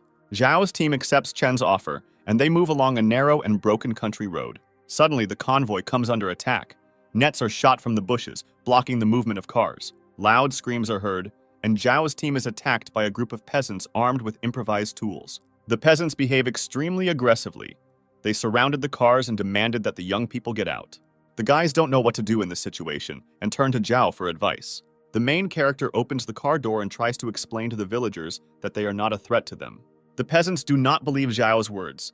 They believe that young people can be dangerous to them. Zhao tells the villagers that they are not infected and are heading to the government base. One of the peasants accuses the guy of lying, claiming that the government base has been destroyed. Chen grabs the peasant by the clothes and demands to know more about the government base. The peasant breaks free from the guy's grip and offers to beat up the aggressive strangers. A crowd of villagers surround Zhao and his friends, showing extreme aggression. Policemen Feng and Max try to fight off the attackers and ask the peasants to calm down. Dennis sees that the situation is heating up. He raises his pistol and fires a shot into the air. The peasants see that the young people are armed with firearms. They immediately run away. Dennis shouts after the fleeing peasants. He says that he and his friends will not harm anyone. Chen continues to interrogate the frightened peasant. Captain Fei demands that the guy stop the interrogation immediately. One of the villagers stops by and recognizes Chen, who lived in this village as a child. Chen looks at the villager and realizes that it is their former neighbor named Pin. Pin tells the guy that the last time he saw him was a child. He is very glad that the guy became a military man. Pin asks Chen how his grandfather is doing. The guy replies that his grandfather died a long time ago. The peasant says that life in the village has not changed, and it is exactly the same as 100 years ago. Pin tells the young people that they are very lucky, since there are no zombies in the village. The girls admire the village and how the locals harvest the crops in the fields. Chen asks Pin to tell him what he knows about the incident at the government base. Pin tells that the villagers wanted to join the government base, but after a while soldiers came to them and told them about its death. The peasant believes that they were lucky, since if they had gone to the government base, they would have been dead. Captain Fei cannot believe what was said, since the government base had trained troops and a lot of weapons. Pin reports that he does not know the details. He wants to introduce the Zhao team to the commander of the soldiers who came to the village. A villager leads the boys into a field where soldiers are helping local residents harvest their crops. Young people are watching a group of people in a field. They intend to quickly get to know them and get new information. The commander of the soldiers is called Tan. He sees the young people watching him and raises his hand to them in greeting. Captain Fei and his subordinate Chen, in accordance with the charter, introduce themselves and meet Tan. Commander Tan meets the military and thanks the guys for their hard work. He considers the Zhao team to be a well-trained and well-coordinated team. Zhao says that the main characters are military men who risk their lives to save other people. Tan reports that they had to retreat and take refuge in the village as the government base was attacked. Captain Fei asks his new acquaintance to tell him details about the attack on the base. Tan says that among the large wave of survivors, there were infected people who were not detected in time. He continues his story and says that the virus has spread too quickly and everything has gotten out of control. Captain Fei is very upset by what he heard. He does not understand how this could happen. Tan asks the captain not to be so depressed. He says that they are still alive and can benefit people. Assistant Commander Tan invites Captain Fei to his subordinate to stay in the village and join their squad. Tan invites his new acquaintances to work together and create a safe haven from the village. Zhao listens attentively to Commander Tan. The guy says that he will think about his proposal. Local residents came to see Commander Tan and brought fresh food as a sign of gratitude. Zhao realizes that Commander Tan is respected in the village and cared for by the locals. The peasants believe that Tan saved their lives as they intended to go to the base and would have died there. Zhao asks Fei if he has met Commander Tan before. The captain says that he has not seen him at the base. Captain Fei reports that there were a lot of people present at the base. He could not know all the employees by sight. Chen has been at the base for a short time. He believes that there is nothing suspicious about the fact that no one knows Commander Tan. The guy asks Captain Fei what they should do after the government base is destroyed. The girls offer to stay since there is a large number of military personnel in the village and the locals are friendly. Binyun tells Dennis that she is his wife, so he should always be by her side. Max is happy with the option of staying in the village since the government base has been destroyed. Max says that the village is a safe place and wants to know what Zhao thinks about it. The main character is silent for a long time. Then he asks Captain Fei about his further plan of action. Captain Fei intends to get to the government base. He wants to see everything with his own eyes. Policeman Feng expresses his intentions to join the military and go with them to the base. Dennis and bodyguard Max believe that the final decision should be made by Zhao. The main character looks at his friends for a long time and says that in the near future they will continue their journey to the base. Zhao considers this the right decision, since he does not know the Tan commander at all, and in addition, there are stocks of weapons and useful things at the base. Chen intends to find government troops and then evacuate the villagers. Commander Tan's subordinates overheard the conversation of the young people. They tell him that Zhao's team does not trust them. Tan can't understand where they went wrong. Their speech was reasoned and they had uniforms taken from dead soldiers. Tan was the happiest person until Zhao's team appeared. He deceived naive peasants for a long time and received care and respect from them. Tan tells his accomplices that he hasn't had a woman for a long time, and Zhao's team has 2 beautiful girls. Tan intends to destroy Zhao's team. He orders his accomplices to prepare and be on alert. The villagers have laid the tables with numerous dishes. They are going to celebrate the day of the end of the harvest. Tan believes that it is easy to deal with Zhao's team since there are only 2 professional military men among them. The accomplices inform Tan that they have set up an ambush and are waiting for his order. Zhao and his friends appear on the threshold of the banquet hall. Young people came to the meeting with weapons. Tan invites young people to hand over their weapons, explaining that the locals will be very nervous. Zhao says that they are used to having weapons with them all the time and even go to the toilet with them. Pin dissuades Chen from going to the government base. He asks the guy to stay in the village. Chen answers the man. He says that as long as there are zombies in the world, there will be no safe place. Pin tells Chen that he is a good guy and asks the young man to be careful. Commander Tan raises his glass of alcohol and offers to drink to a new acquaintance. Captain Fei thanks Tan for their hospitality. He hopes that they will contact government forces soon. The young people raise their glasses and drink the alcohol offered by Commander Tan. Tan begins to get very nervous. He sees that Zhao is not touching the glass of alcohol. Zhao apologizes. The guy says that he hasn't drunk alcohol for a long time and will just drink water. Tan's accomplice tries to persuade Zhao to drink. He considers refusal to be disrespectful to the owners. Binyan intervenes in the conversation. She is going to drink alcohol instead of Zhao. Binyan stands up from the table and makes a solemn toast on behalf of Zhao, after which he drinks the drink. Commander Tan is jealous of Zhao. He says that it is good to have a beautiful girl as a confidant. Binyan takes Zhao's hand and informs those present that she is not his confidant, but his fiancée. Xin takes Zhao's right hand. The girl says that Binyan is too old for this role, and the guy's bride is her. Zhao is surprised by the behavior of the girls. Xin continues to insist that she is his fiancée. The girls start a squabble among themselves, each of them trying to win the guy over to their side. Tan hits the table with his hands. He calls the girls rude names and demands to shut up immediately. Zhao is surprised by Tan's behavior. The guy demands that the man pull himself together and calm down. The dialogue is interrupted by Captain Fei. He falls unconscious on the floor. Chen jumps out from behind the table and runs to his commander. Dennis and policeman Feng feel dizzy and very ill. Binyan is unable to stand and tells Zhao that she is losing consciousness. Zhao realizes that his friends were poisoned by alcohol. He asks Tan what kind of drink his friends drank. Tan calls the young people idiots and lets out a quiet, sinister laugh. Zhao is in a state of wild rage. He rushes at Commander Tan.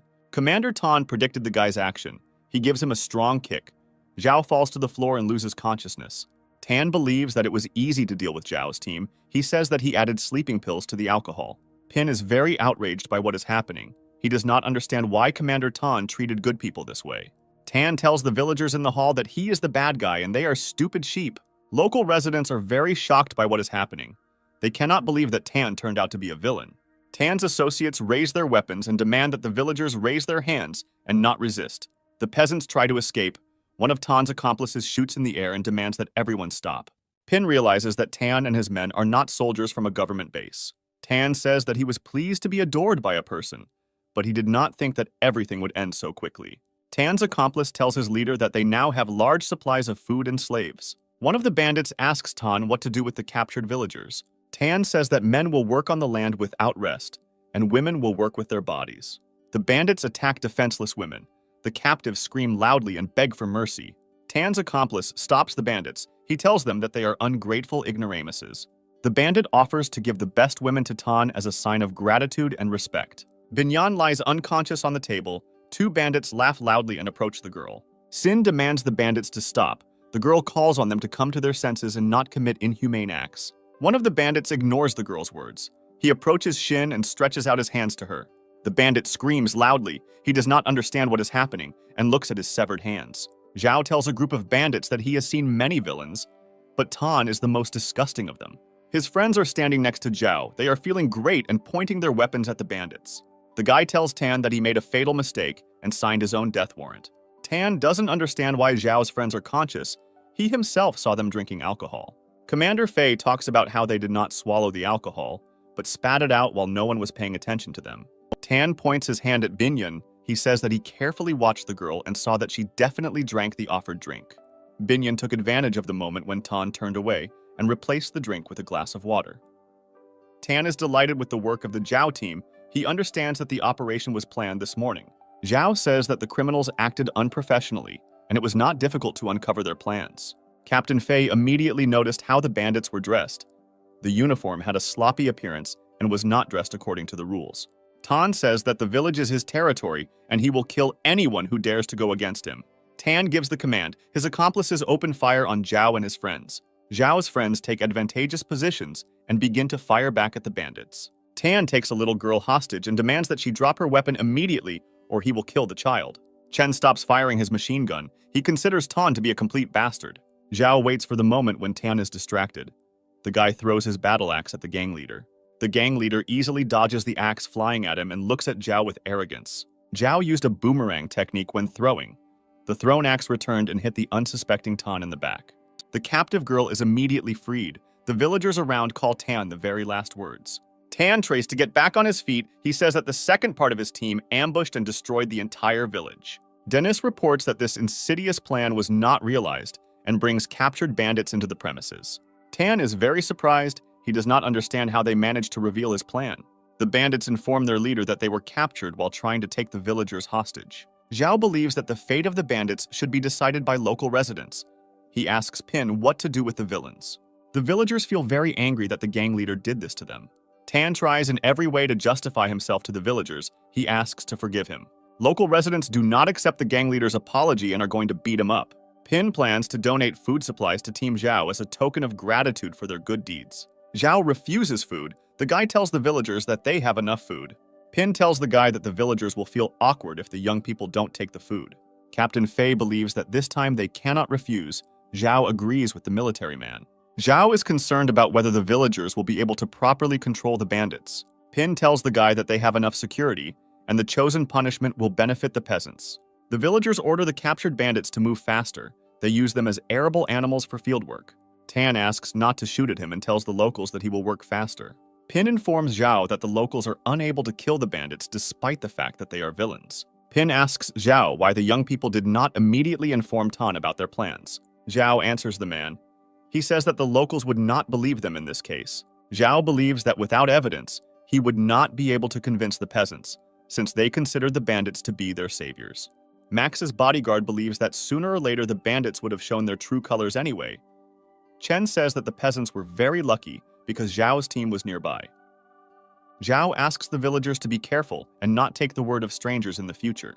Chen says goodbye to Pin. The guy says that as soon as he arrives at the government base, he will figure out a way to take the villagers away. Local residents bid farewell to the Zhao team and ask young people to be careful on their journey. Suddenly, Captain Fei begins to lose his balance.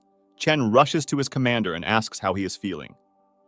The young men remove Captain Fei's clothes, intending to examine his wound. The officer's wound became very inflamed, and the man developed a high fever. Policeman Feng treats Captain Fei's wound. Zhao asks him about the officer's condition. Feng answers the guy. He says that things are bad, since the wound has festered and the man has a high fever. The guys think that Fei needs to rest and recover, otherwise he won't be able to get to base. Pin considers it dangerous to transport the officer in this condition and suggests leaving him in the village. Zhao listens to the peasants' words and realizes that they have no other choice. Chen says that he will not leave his commander alone and intends to stay with him in the village. Fei says that this is not necessary and orders Chen to move to the base. Chen does not agree with his commander's order. He cannot leave Fei alone in this state. Pin asks the guy not to worry and says that Fei will not be left alone, as there are many people in the village who will take care of him. Captain Fei asks Zhao to take care of Chen and look after the guy, since he is still young and inexperienced. Zhao promises the captain to look after Chen and says that as soon as they arrive at the base, he will send help. Team Zhao set off. Chen constantly talks about his commander. Dennis is no longer able to listen to Chen. He asks the guy to change the subject or spend time in silence. Zhao reports that they will arrive at the base in 2 days and asks Chen to tell him more about the rules for visiting the base. Chen tells the young people that the rules are quite simple, but there are a lot of them. The first post of the base conducts a routine examination, which determines whether a person is infected or not. The second post has some serious heavy weapons in case zombies break through the first post.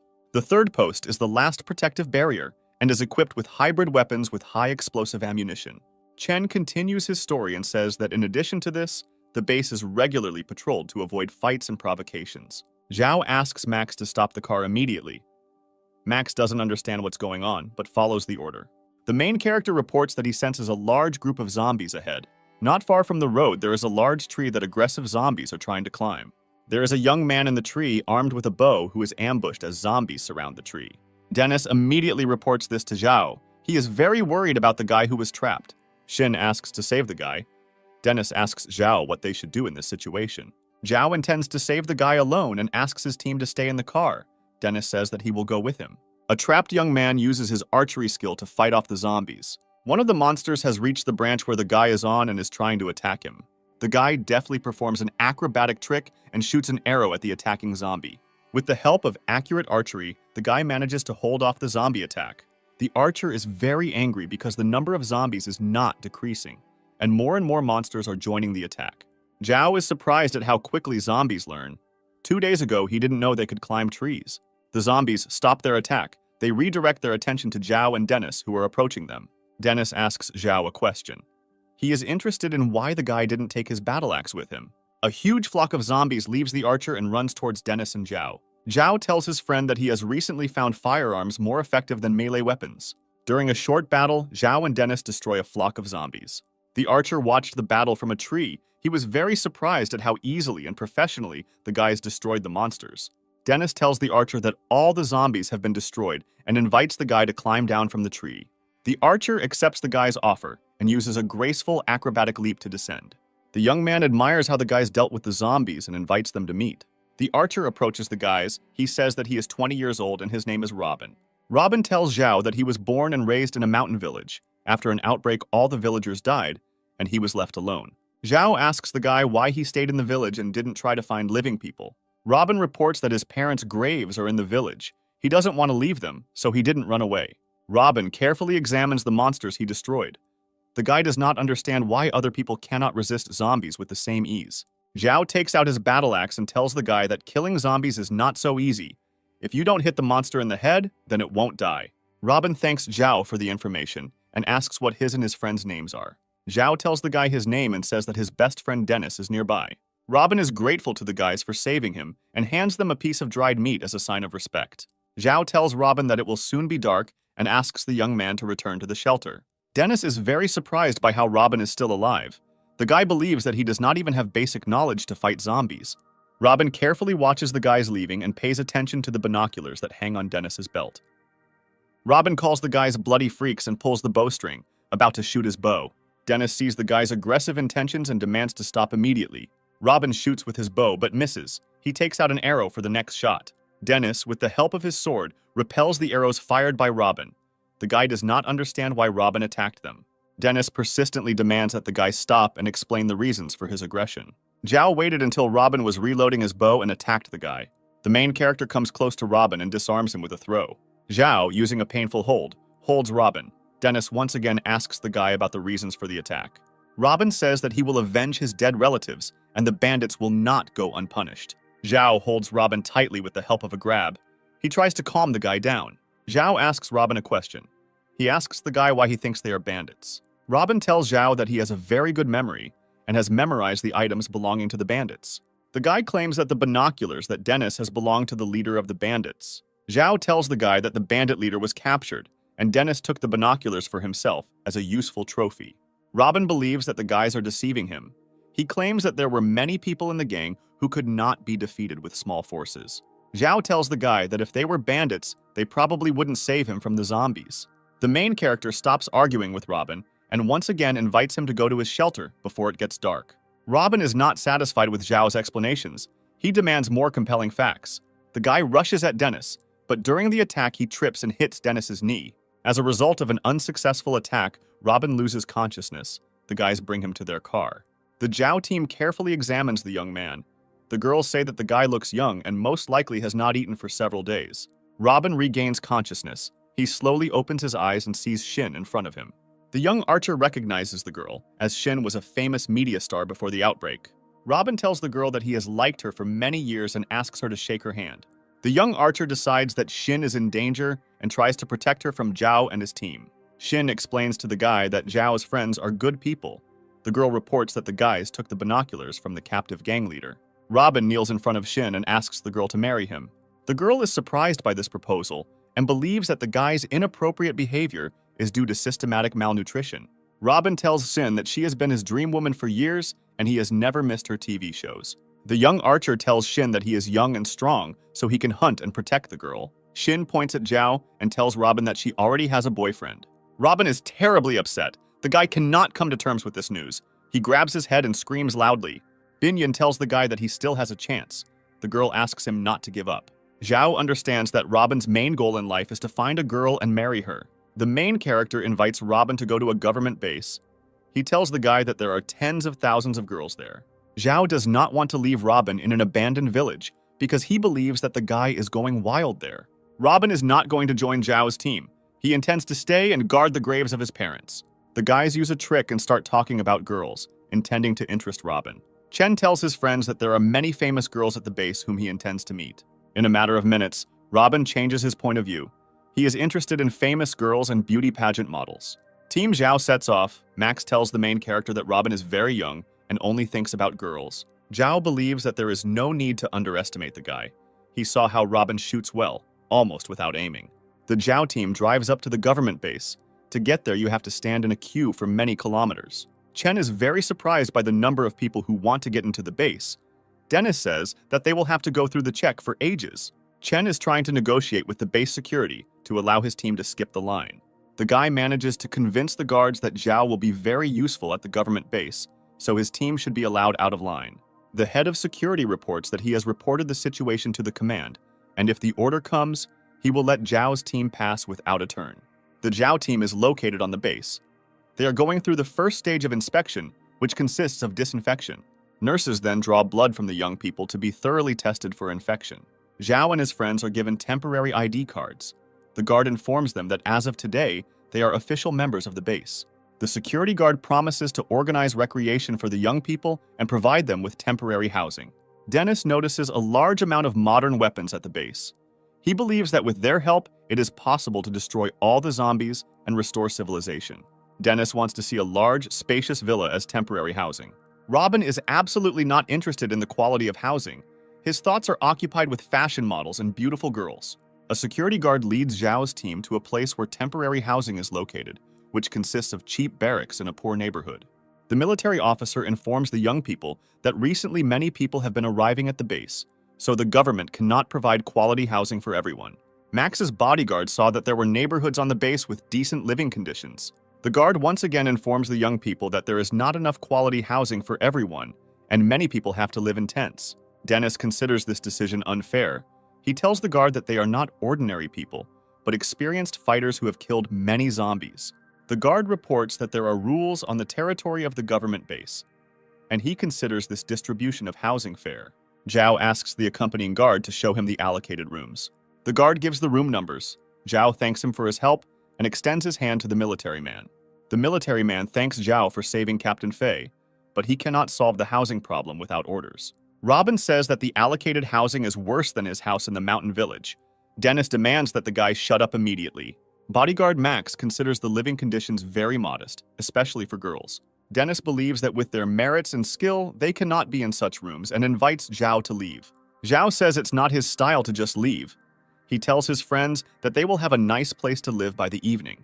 Max's bodyguard tells his friends that he has gathered some information about the government base. The guy says that they are in the 3rd district with the largest population and the worst living conditions. The second area of the base is home to the elite and former celebrities who represent the last hope of civilization. The guy continues his story and says that government troops and leaders live in the first area, and other residents of the base are prohibited from entering this area. Dennis believes that they deserve to live in the 2nd district of the government base. Binyan tells Shin that the girl is a former celebrity and has every right to live in the 2nd district. Zhao is interested in how economic life works in different areas. Max reports that there is trade between people and the best currency is food. Zhao remembers that they took a lot of things with them and asks Dennis where the luggage is. Zhao orders Robin to take the bag and follow him. He tells the guy that if he wants a wife, he will have to work hard for it. Robin is on a busy street laying out simple utensils in front of him. The guy is trying to sell them. A woman with a small child walks down the street. The child liked the toy that Robin was selling, and he asks his mother to buy it. The woman dissuades her child. She tells him that they will make a purchase next time. Zhao tells Robin that trading is a difficult profession. He advises the guy not to despair and continue to work. Zhao was approached by a stranger who states that nowadays people need useful things, not toys. The stranger reports that he has stocks of shoes. He offers Zhao to sell them for a small percentage. Zhao and Robin notice a loud noise coming from a nearby street. People shout loudly and cheer as cars pass by. Zhao believed that it was impossible to enter the base by car. The stranger reports that the Hunting Legion has such a privilege. Zhao knows nothing about the Hunting Legion. He asks the stranger to tell him more about it. The stranger reports that the surviving people have their own private militias. The man says that the Hunting Legion carries out independent combat operations and conducts forays for food. Many people join the Hunting Legion because work there is generously rewarded. The Hunting Legion was organized by brothers from the Liu family. The older brother's name is Hen, and the younger one is Yufen. Zhao asks where he can find the brothers. The stranger reveals that they often visit their large stores in the center of the market. Zhao intends to meet the brothers as quickly as possible and make new acquaintances. Zhao, together with Robin, heads to the center of the market, around which there is brisk trade in various goods. Robin is very surprised by the wide variety of products on the market. A man approaches Zhao and Robin and offers his help in finding goods. Zhao tells the stranger that he came to the market not to buy, but to sell his goods. The stranger is very interested. He asks the guy what he is going to sell. Zhao says that he has a very expensive product, so he wants to meet Mr. Hen. The stranger reports that such a meeting is very difficult to organize and asks first to let him check the quality of the goods. The merchant asks Zhao not to deceive people. He says that the guy was selling children's toys. Zhao takes out a package of medicines from his pocket. The guy says that he has various medicines in large quantities. Medicines are considered a valuable commodity in the government base. The man asks Zhao where he got the medicines. Zhao tells the man that this is his secret that he cannot share. The man is very interested in purchasing medicine. He starts bargaining with the guy. The stranger orders his subordinate to immediately go to Mr. Hen. Robin believes that selling scarce goods is much easier than selling old children's toys. Mr. Hen's subordinates bring Zhao a chair and fresh fruit. They want to make a good impression on the new client. An unfamiliar young man approaches Zhao and says that he will pay much more for the medicine than Mr. Hen. Mr. Hen's subordinate is very dissatisfied with the guy's behavior. He considers it impudent to compete with his master in such a way. The stranger speaks disrespectfully of the Liu family and does not consider Mr. Hen to be a special person. Hen's subordinate grabs the guy by the clothes. The young man tells him that he is from the 2nd district and can create serious problems for the man. Robin is surprised at how arrogantly and rudely people from the 2nd district behave. The guy reacts emotionally to the threat. He makes sarcastic comments about Hen's organizational abilities.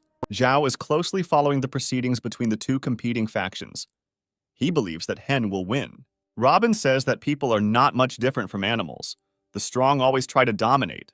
The guy from the rival organization is called Wei, and he tells Hen that his family won't let him take over the entire market. Hen invites Wei to hold an auction. Zhao will sell the medicine to the highest bidder. Mr. Hen approaches Zhao. He asks the guy his name and introduces himself to him. Hen tells Zhao that no matter the outcome of the deal, he will consider him a friend. Zhao answers Mr. Hen. The guy says that he is new here, and it is a great honor for him to become a friend of influential people. Zhao wants to hear the price Hen and Wei are willing to pay for the medicines he has. Hen offers to pay for the medicines Zhao has with a large amount of food. Wei reports that he is willing to pay twice as much as Mr. Hen. Robin thinks that we need to agree to Wei's terms. Zhao asks the guy to take his time. Zhao tells buyers that he doesn't need food. He says he needs a new home.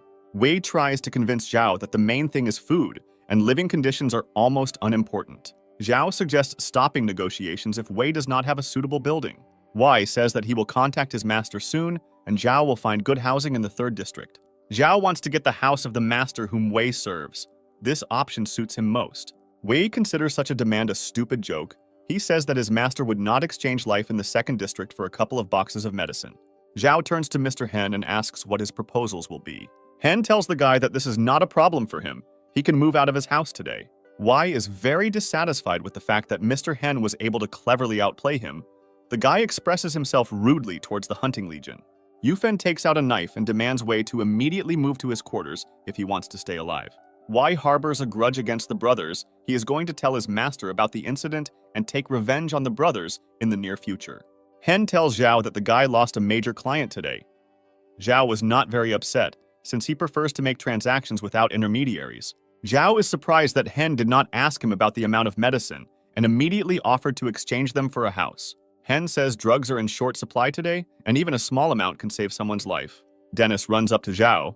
The guy tells the main character that several armed soldiers have come for him. The military man informs Zhao that the leadership wants to meet with him, since they learned that the guy defeated the mutants and saved Commander Fei. Zhao is brought to the officer standing at the entrance of the headquarters. He asks the guy what his name is. Zhao introduces himself and gives his name, after which the military thoroughly searches him. The military man reports that this is being done for security purposes, and all people entering the building are subject to inspection. The private informs his commander that during the search, a large battle axe was found on Zhao. The guy reports that the axe is a means of self-defense. This weapon helped him stay alive and get to the base unharmed. Zhao tells the military man that the axe is his personal property. He demands that the weapon be returned to him later. The guy tries to enter the building, but a security officer blocks his way. The security officer reports that the boss just finished a meeting and is now having lunch. The guy is extremely dissatisfied with the current situation. He is outraged that he was searched, and now they are making him wait. The officer thinks that Zhao has a very high opinion of himself. He considers the guy to be an ordinary bully who killed a couple of zombies and considers himself special. Zhao tells the officer that he hasn't eaten yet today. He is jealous of the commander because he follows his diet. The guy tells the officer that he will take an example from the commander and leaves to have lunch. The officer is very dissatisfied with Zhao's behavior. He demands that the guy obey the chain of command and stop immediately. The guy ignores the military man's words. He continues to slowly move away from the headquarters building. The officer gives a loud order to his subordinates, demanding that the soldiers immediately detain the guy. One of the soldiers catches up with Zhao. He tries to arrest the guy and grabs his clothes.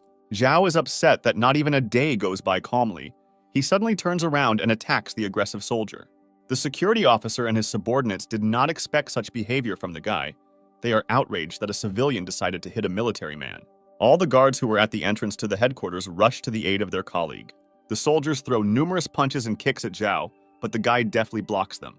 The military man demands the security officer to stop his subordinates, since he promised the commander to bring Zhao safe and sound. Zhao has a higher level of combat prowess, which allows him to deal with guards without much effort. The military is impressed by the guy's fighting skills. The security officer cannot believe that Zhao single-handedly dealt with several military personnel. The guy stands surrounded by defeated military men and makes sarcastic jokes at them. The security officer intends to teach Zhao a lesson, and he attacks the guy. The military man screams loudly and asks the security officer to stop immediately. The military man believes that Zhao does not have the slightest chance to resist the security officer, since he is proficient in all types of martial arts and has many years of combat experience. The head of security deals a series of powerful blows to the guy. Zhao deftly dodges them. The officer was very surprised by the guy's fighting skills. He did not expect that Zhao would be able to repel his blows. Zhao takes an advantageous position. He intends to counterattack the officer. The senior guard recognizes the guy's intention. He gets ahead of him and raises his hand to strike. Zhao effectively counters the security officer's signature move and throws the military man aside. The military man asks the security officer how he feels. The officer tells him that he cannot feel his hand at all. Zhao tells the military man that he has good equipment, but all his actions are formulaic and predictable.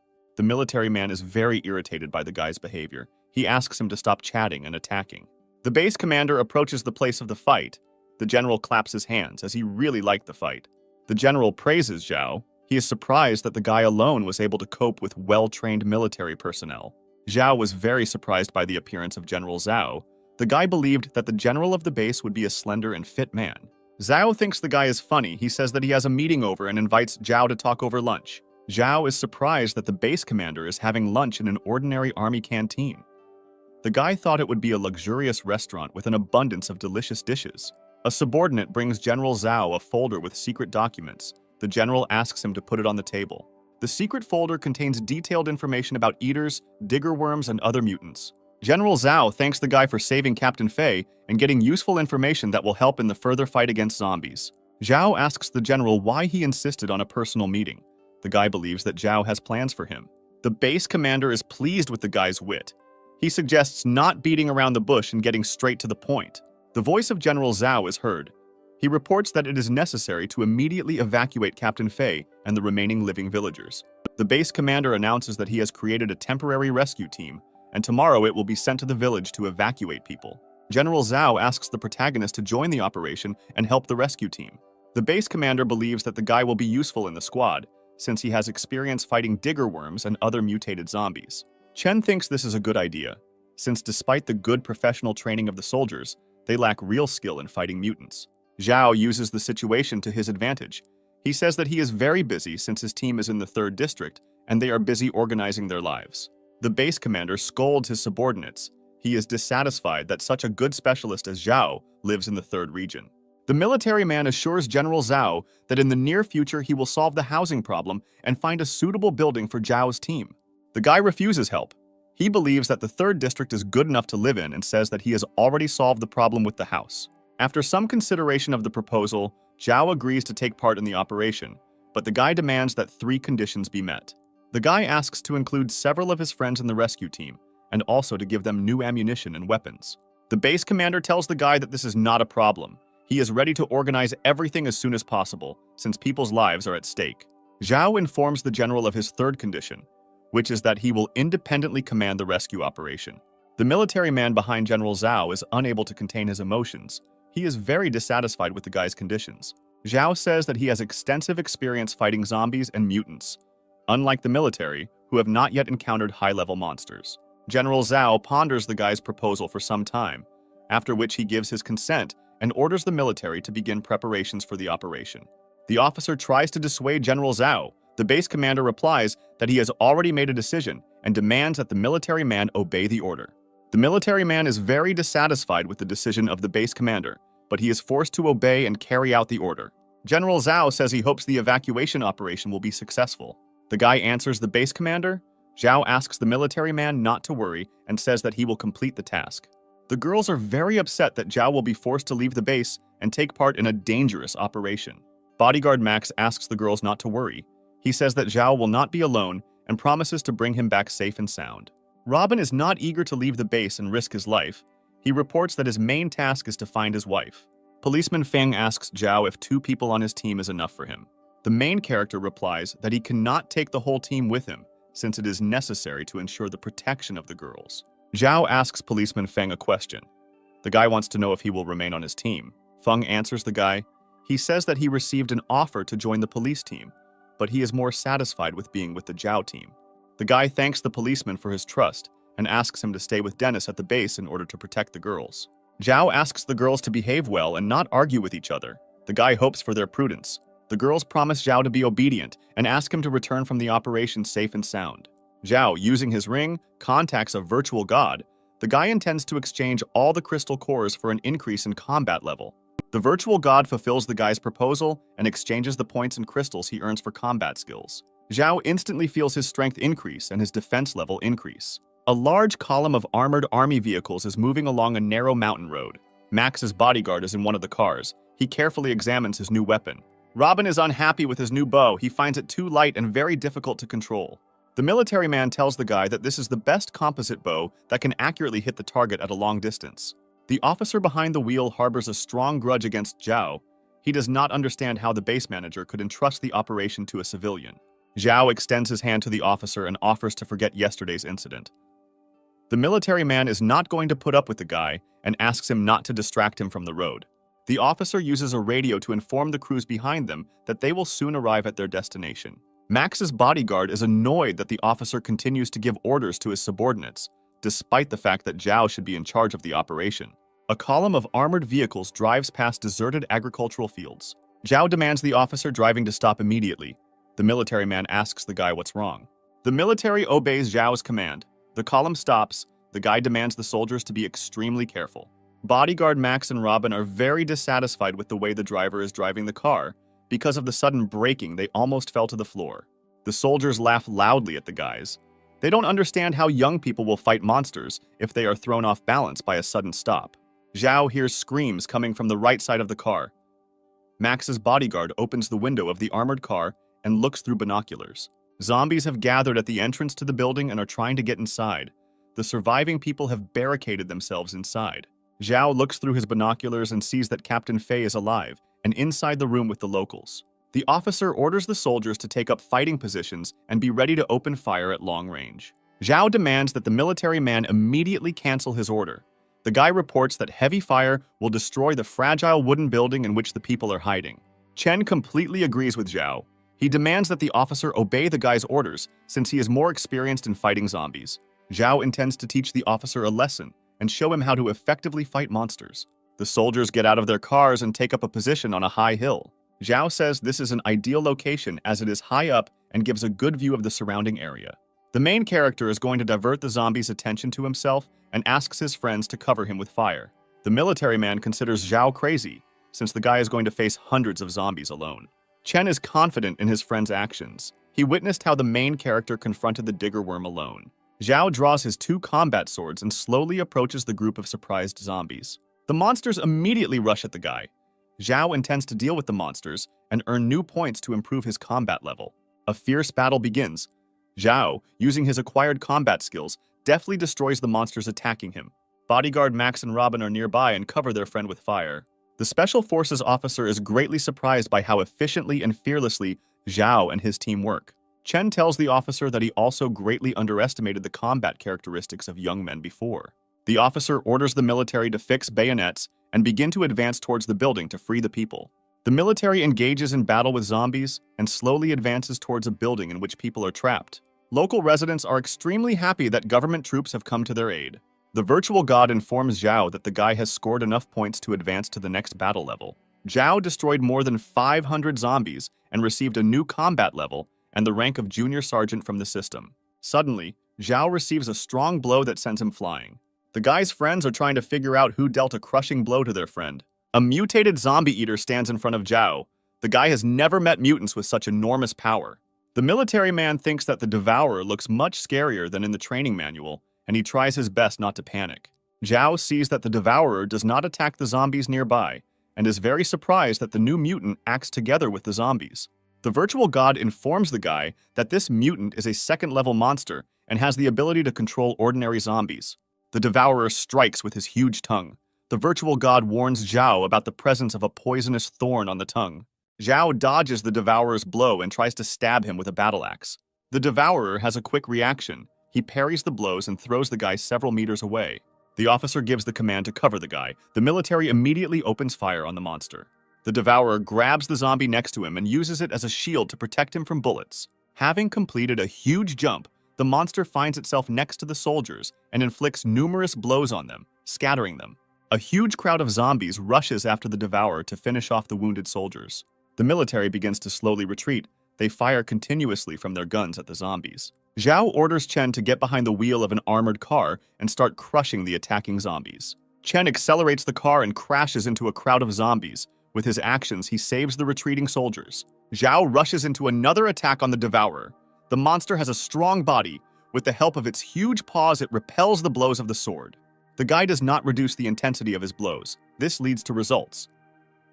Zhao manages to chop off one of the monster's paws. The devourer pauses for a moment, allowing Robin to fire an arrow that hits the monster's head. Max's bodyguard joins his friend and releases a clip at the wounded devourer, and with coordinated actions, they manage to destroy the monster. Max's bodyguard tells Zhao that the battle is over. They manage to destroy all the zombies. Captain Fei and Uncle Pin come out to meet the Zhao team. They are incredibly happy to see the young people.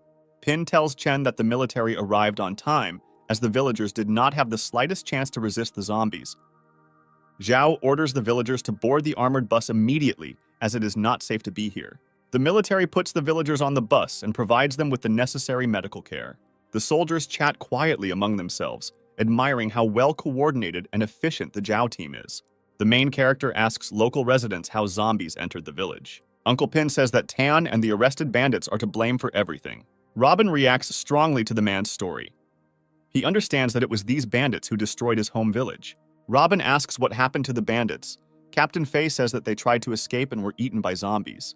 The military believes that the bandits died too easy a death, which they did not deserve.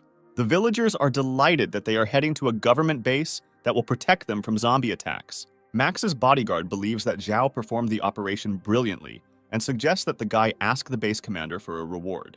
Zhao suggests focusing on the road. He says that they have not yet reached the base and are in danger. The main character looks out the car window. The guy cannot get rid of the feeling of anxiety. The young people feel a slight vibration. Max's bodyguard believes that they just hit a bump. Zhao, using a walkie-talkie, contacts the other machines. He asks if they noticed anything unusual.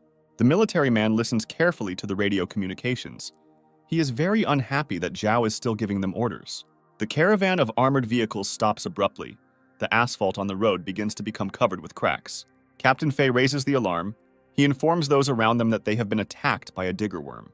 A huge digging worm bursts out of the ground and attacks military vehicles. Drivers put their cars into high gear and try to get away from the digger worm as quickly as possible. The huge monster reaches the nearest armored vehicle, throws it into the air, and begins to devour it.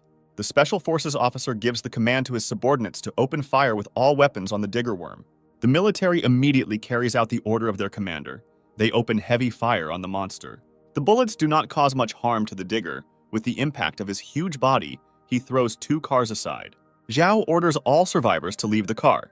The guy intends to distract the digger worm to allow the others to leave. The surviving villagers leave Zhao's car and transfer to a nearby bus. The SWAT officer tells Zhao that he can't take down the digger worm alone. Zhao informs the military man that he is in command of the operation. The guy demands that his orders be carried out. Max's bodyguard climbs out of the car's hatch and takes aim at the monster with a handheld grenade launcher. Several grenades hit the huge digger worm, causing the monster to rise into the air and roar loudly.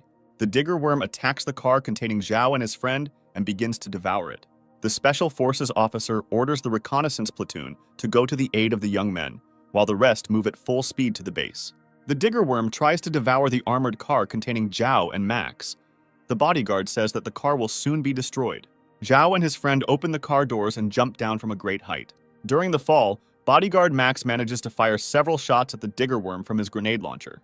The grenades hit the target, destroying the monster's huge mouth. Zhao looks carefully at the surprised military men and suggests immediately returning to the base. A loud crack of breaking asphalt is heard, and a digger worm appears behind Zhao.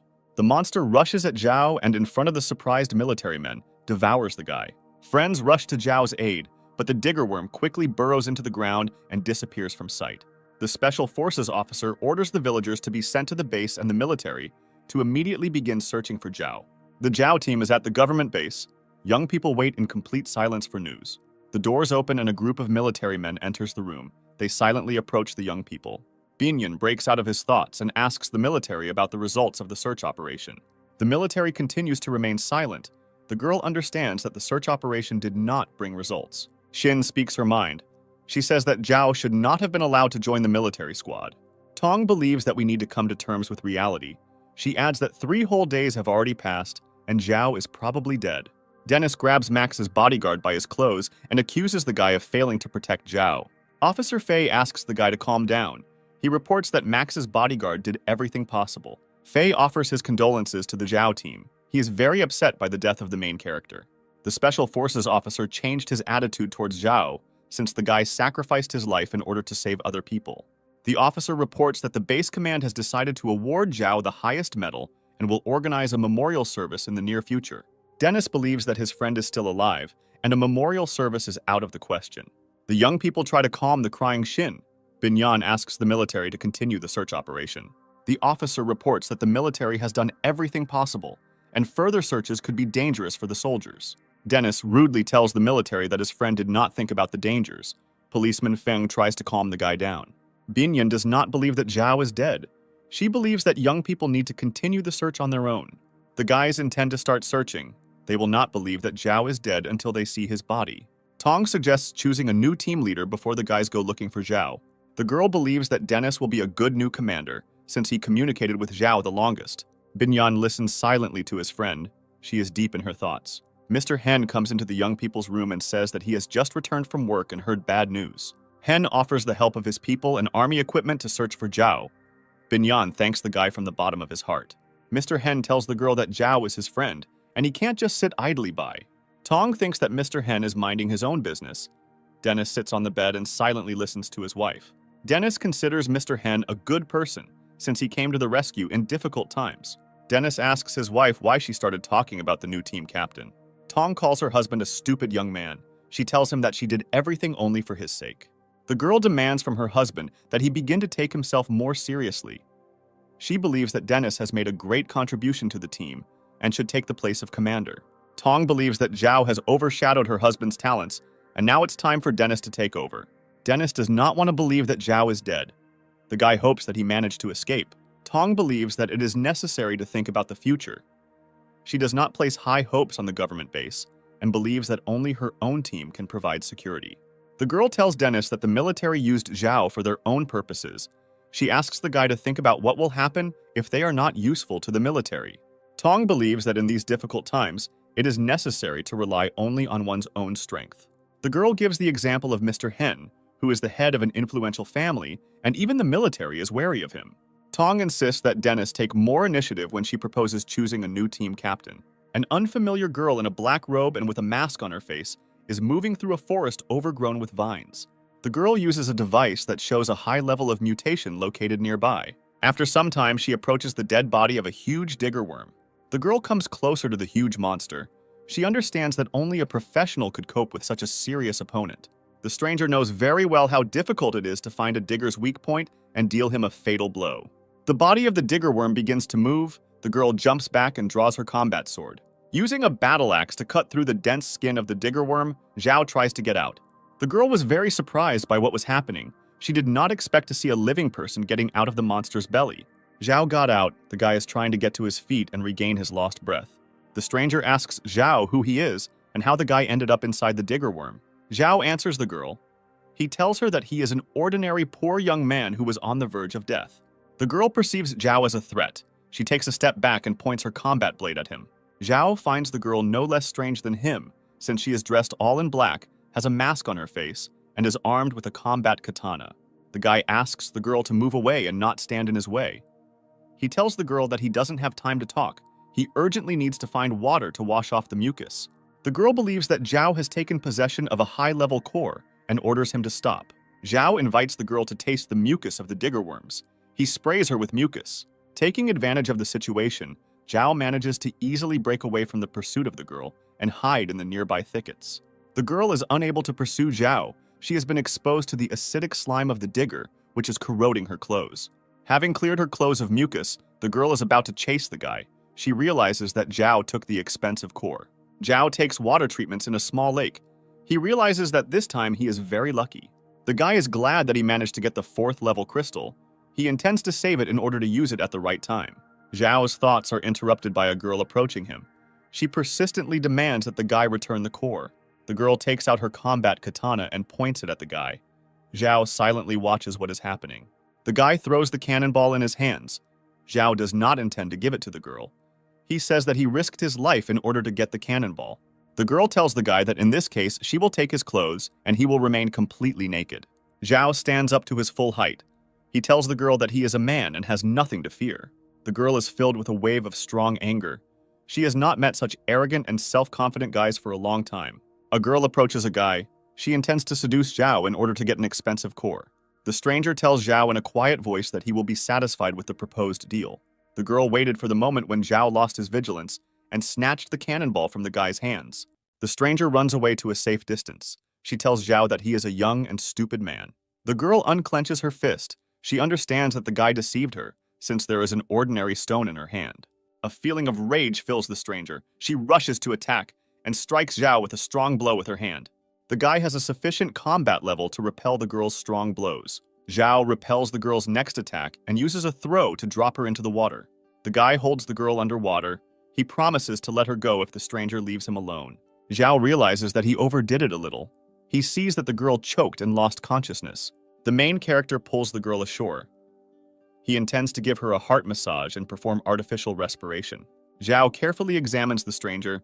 He does not understand for what purpose the girl wears a mask on her face. After performing a direct cardiac massage, the guy approaches the girl to begin artificial respiration.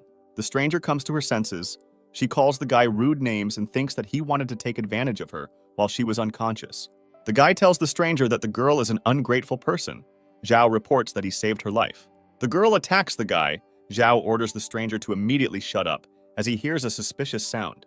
The main character carefully makes his way through the bushes to find out the cause of the suspicious noise. Zhao looks in surprise at the clearing where the destroyed digger worm was located.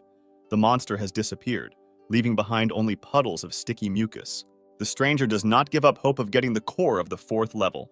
She tells the guy that they have not finished the conversation yet. The girl tells Zhao that she will not leave him until he gives her the core. The stranger looks at the puddles of sticky slurry and makes the assumption that the digger remained alive and managed to get away.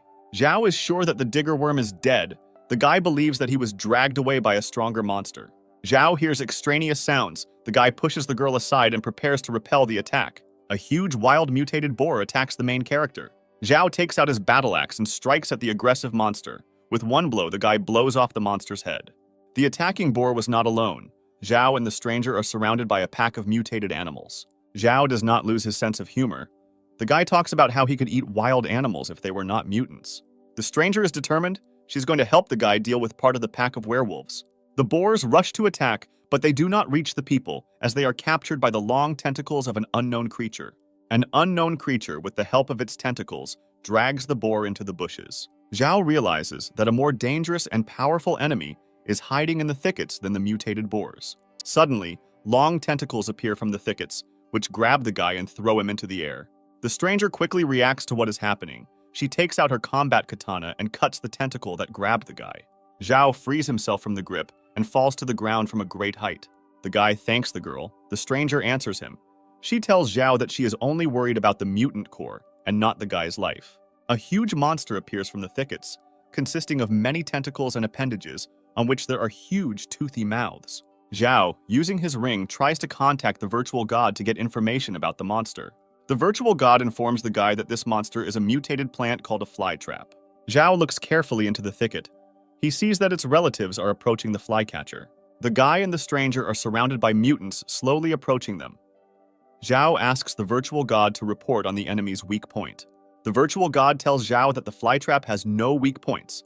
The guy understands that the only way to escape is to escape. The stranger asks Zhao why they didn't accept the fight. The guy explains that this monster is level 7, and it will be very difficult to deal with it in battle. The stranger stops her run. She intends to fight the monster to get a high-level core. The girl rushes at the monster, pursuing them. She draws her blade and jumps on the monster. With a powerful and precise blow, the stranger cuts the mutated flytrap into 2 parts. The girl stands next to the defeated monster. She tells Zhao that it was not difficult to deal with him. Zhao is dissatisfied with what is happening. The guy learned from the virtual god that it is impossible to destroy a mutant in this way. Any cut-off part of the monster turns into a separate individual. The girl does not have this information. She is proud of her victory over the monster and tells the guy that he is subject to excessive fear. The fly swatter, cut in half, has fully recovered and come to its senses. It roars loudly and attacks the young people. Zhao orders the girl to never use her sword again, as it will only increase the number of monsters. The guy grabs the girl by the hand and suggests she immediately flee. Huge fly swatters deliver strong blows with their long tentacles.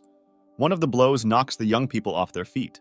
The girl cannot run further on her own because her leg is injured. The guy throws the stranger behind his back and continues running. The stranger asks Zhao to leave her and save himself. The guy does not intend to leave the girl to be devoured by monsters. Even in an extreme situation, Zhao does not lose his sense of humor. He tells the girl that he must save her in order to repay the debt as a slap in the face. The stranger tells the main character that there is a deep cliff on their way. The guy orders the girl to hold on to him as tightly as possible. He runs with all his might and jumps to the opposite side of the cliff. Zhao fails to jump over the cliff. The guy and the stranger begin to fall down. Zhao uses his battle axe to slow down the fall. Huge mutated fly swatters reach the edge of the cliff. They are unable to pursue people further. The main character, together with the stranger, manages to break away from the persecution. Zhao finds a cozy cave in which he provides first aid to the girl. The stranger wonders where Zhao was able to get bandages and medicine. The guy does not intend to report the virtual box in which useful items are stored. Zhao asks the girl her name and where she knows about mutants. The stranger is unhappy that Zhao tied her up when he was helping her. The girl tells the guy that she won't tell him anything. Zhao tells the girl that he has enough time and intends to return to the conversation later. Suddenly, the guy pulls out 2 snakes from behind his back. Zhao intends to use the girl's fear to force her to speak. The stranger asks the guy to immediately remove the snakes from her face. Zhao reports that the snakes are hungry and says that he will now let them go. The girl is unable to control her fear, foam begins to come out of her mouth, and she loses consciousness. Zhao sits opposite the stranger. The guy is very surprised by the fact that the girl was not afraid of wild boars, but when she saw the snakes, she lost consciousness. The main character experiences a strong feeling of hunger. He intends to eat one snake and leave the second for communication with the girl. The stranger regains consciousness. She carefully watches as Zhao sits by the fire and eats the cooked snake.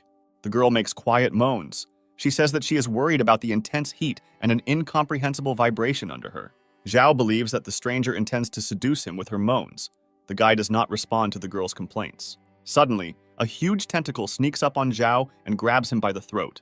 Zhao manages to rip a tentacle from his neck. The guy jumps to the side and takes a defensive position. The tentacle hits the guy with a strong blow. Zhao flies off to the opposite side of the cave. The stranger stands near the cave wall, surrounded by numerous tentacles. Zhao, using his ring, immediately connects with the virtual god. The guy urgently asks him to tell him what happened to the girl.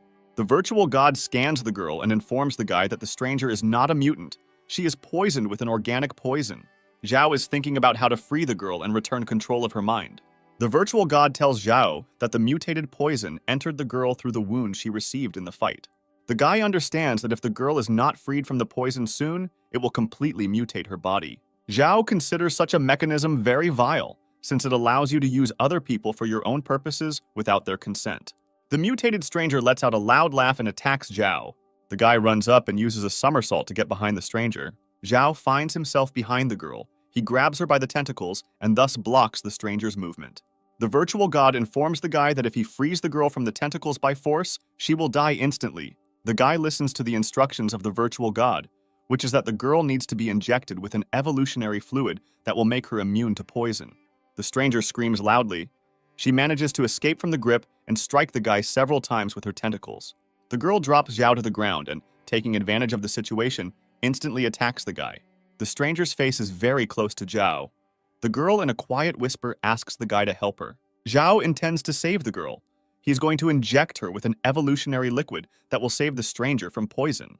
A huge number of tentacles cover the bodies of the guy and the stranger. They turn into one huge cocoon.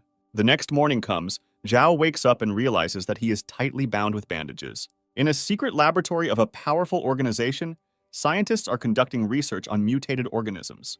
The stranger reports on her task to the head of the secret organization. The girl reports that she failed and was unable to get a high-level crystal. The head of the secret organization decides not to punish the girl, since this was the only failure of all time. The girl's name is Taya. She asks to give her one more chance in order to correct the situation. Taya believes that she will meet with Zhao soon, as she needs to return to get the 7th level crystal. Xin has prepared a luxurious dinner for her friends. The girl invites everyone to sit down at the table. Robin can't resist the canned meats on the dinner table.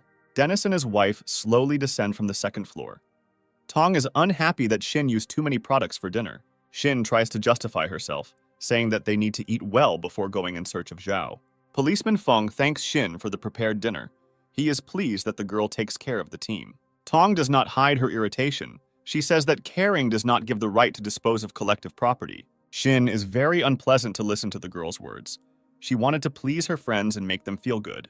Policeman Feng says that since all the property is collective, they do not mind a luxurious dinner. Dennis tries to calm his wife down. Tong responds rudely to the guy and asks him to shut up. Tong is trying to win Binyan over to her side. She tells the girl that it is necessary to save resources. Binyan believes that there is no need to quarrel over such a trifle, and she does not mind eating canned food from the stock. Tong changes the topic of conversation and suggests choosing a new team captain. Tong believes that they cannot rely on Mr. Hen forever, and they need their own leader. Dennis asks his friends to listen to his wife's words. He says that Tong is completely right. The guys don't like Dennis's behavior. They think that Tong is putting a lot of pressure on him. Dennis says that Mr. Hen's people will not be able to organize a full-fledged search for Zhao. He is ready to become the new captain and start the search on his own. Binyan asks his friends what they think about Dennis's candidacy. Policeman Feng agrees to choose a new team leader, but he believes that Dennis is not suitable for this role. Tong tries to find out the reason for this decision. She says that Dennis has a lot of merit and is a responsible person. Feng believes that Dennis is too young and hot-tempered to become team captain.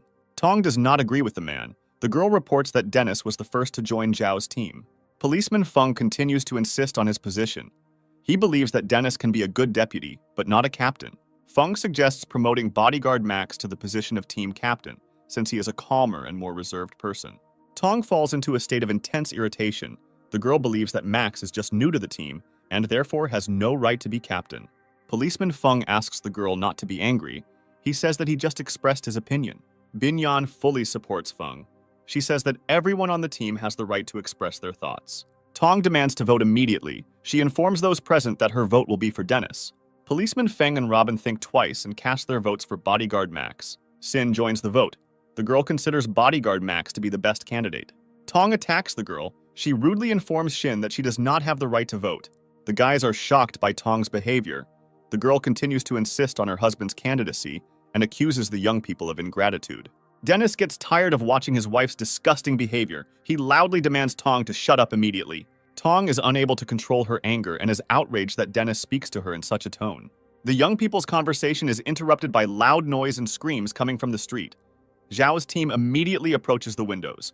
There are a large number of people on the streets. They are very scared and are trying to escape. The government base has been attacked by zombies. Mr. Hen is in his car and is trying to organize the evacuation of people. Zhao's team approaches Mr. Hen's car. The young people ask him what is happening. Hen reports that the government base has been attacked by zombies. Monsters are roaming the area and are approaching the residential sector. The military on the bridge is hastily installing defensive fortifications.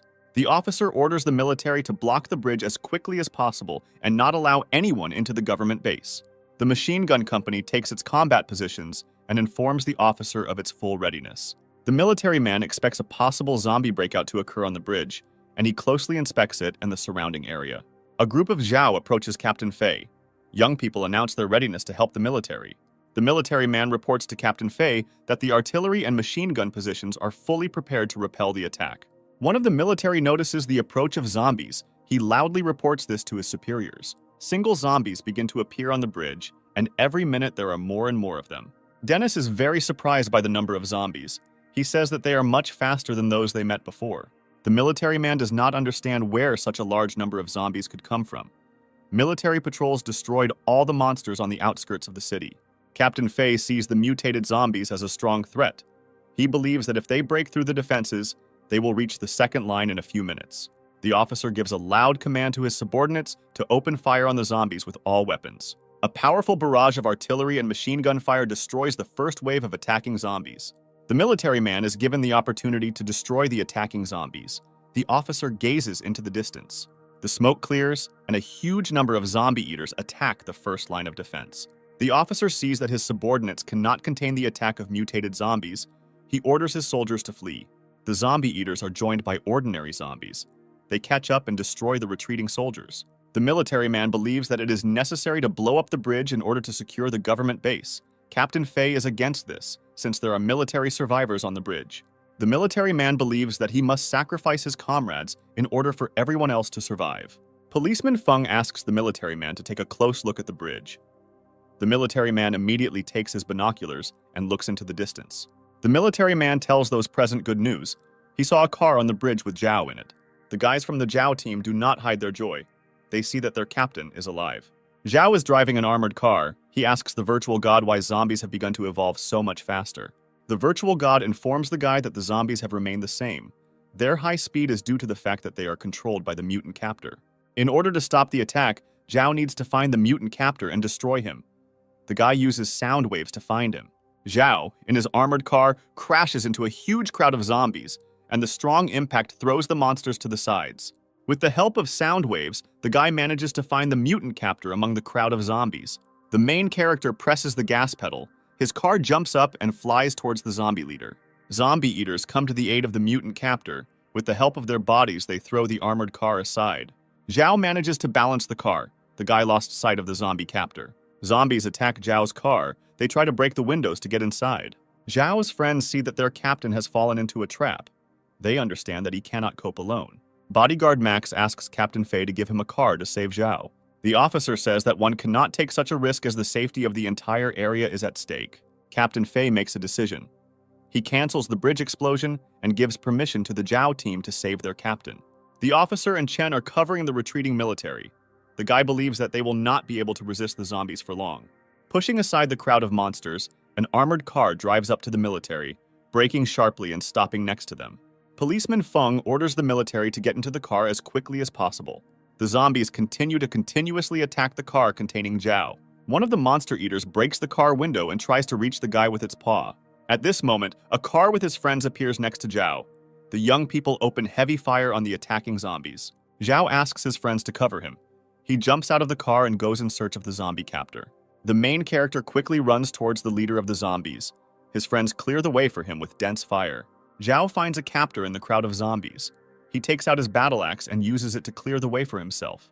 After some time, the guy gets to the zombie leader and inflicts a strong blow on the monster. After the death of the captor, ordinary zombies lost their speed. Zhao orders the remaining monsters to be immediately destroyed. The military immediately rushes to the attack. They intend to destroy the slow zombies as soon as possible. The military opens fire with their small arms. The monsters are not fast enough to react and dodge the bullets. Zhao hears a loud roar behind him. The zombie captor is still alive. He raises his huge paws and rushes at the guy. A hand-to-hand fight ensues. Zhao picks up a metal crowbar from the ground and breaks the head of the zombie captor with it. The guy considers the leader of the zombie to be smart enough, since he pretended to be dead. He leans over his body and removes the precious core. Zhao, accompanied by an officer, comes to the house where his team is located. The enthusiastic voices of the girls are heard. The girls rush to the guy and hug him tightly. Sin cannot hold back his tears. Policeman Feng is proud of the guy's actions. The government base could have been destroyed if Zhao had not found and destroyed the zombie captor. Captain Fei, on behalf of the command, expresses his respect to Zhao. The officer asks the guy to forgive him for his past behavior. The officer tells the guy that he was wrong when he considered him an arrogant hooligan. Zhao is glad that good friendly relations have developed between him and the officer. The guy offers to forget past grievances. Tong tells Zhao that the whole team was very worried about him and always believed that he survived. The girl reports that her husband, despite the threat of being destroyed by zombies, went out every day to search, hoping to find Zhao. Captain Fei invites the guy to have a good rest, and tomorrow to go with him to headquarters to discuss the detailed situation. Tong tells Zhao that she prepared a bath for him and opened a couple of cans from the store. Zhao has laid out the crystals obtained in battles on the table. The guy is thinking about what to exchange them for with the virtual god. A knock is heard on the door. Sin appears on the threshold. The girl asks permission to enter the room. Shin apologizes to Zhao for visiting so late. The guy says that everything is fine and invites her to sit on the sofa. Shin tells the guy that she has information that she must convey to him. The girl tells Zhao that in his absence, Tong was going to nominate her husband as team captain. Zhao remains completely silent.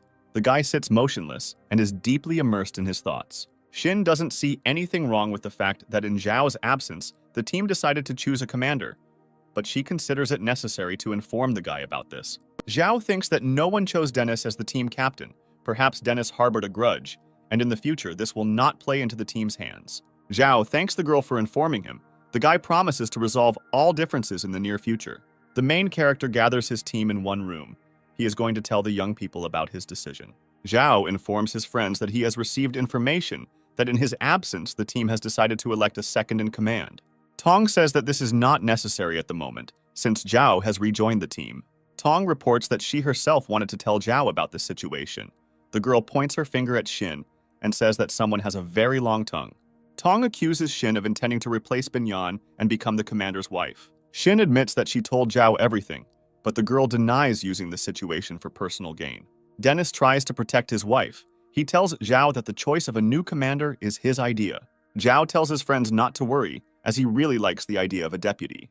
The guy reports that in the near future, he will have to go outside more often for supplies, so the team must have a deputy commander. Zhao informs his friends that he is appointing Dennis as his deputy. Dennis is surprised by this news. Tong is pleased with Zhao's decision and tries to cheer up her husband and tells him that the commander values him greatly. Zhao says that he trusts Dennis, since the guy is his best friend and first partner. The main character appoints Binyan as an advisor to Denise. He invites the guy to contact the girl for advice. Dennis believes that the team can rely on him. The guy promises that he will not let his commander down. Binyan asks Zhao why he decided to make Dennis his deputy. Zhao answers the girl. He says that it was necessary to calm Tong down. Besides, Dennis is a simple and loyal person. The main character asks bodyguard Max how he feels about his choice. The guy considers Denny a good deputy. Zhao offers Max to become the deputy of the search party. He believes that without Max, he cannot do reconnaissance operations. The main character invites Max to go visit the Liu family to discuss the current situation. Max gladly agrees to join the company. Mr. Hen is delighted with how Zhao destroyed the zombie hordes and saved the base area from destruction. Zhao tells Mr. Hen that he was only helping the military. The real saviors of the base are the military. The main character informs Hen that he came to personally thank him for the care and help that was provided to his team. Mr. Hen invites Zhao to join his hunting association, intending to appoint the guy as commander. Zhao thanks Hen for his trust and promises to think about his proposal. The office doors open sharply. Mr. Hen's subordinate is standing on the threshold. The man says that he brought very bad news. A wounded soldier of the hunting association is brought into the office. He talks about how they were attacked by an unknown group of bandits. Mr. Hen asks his subordinate where the other hunters are and why he doesn't see his brother.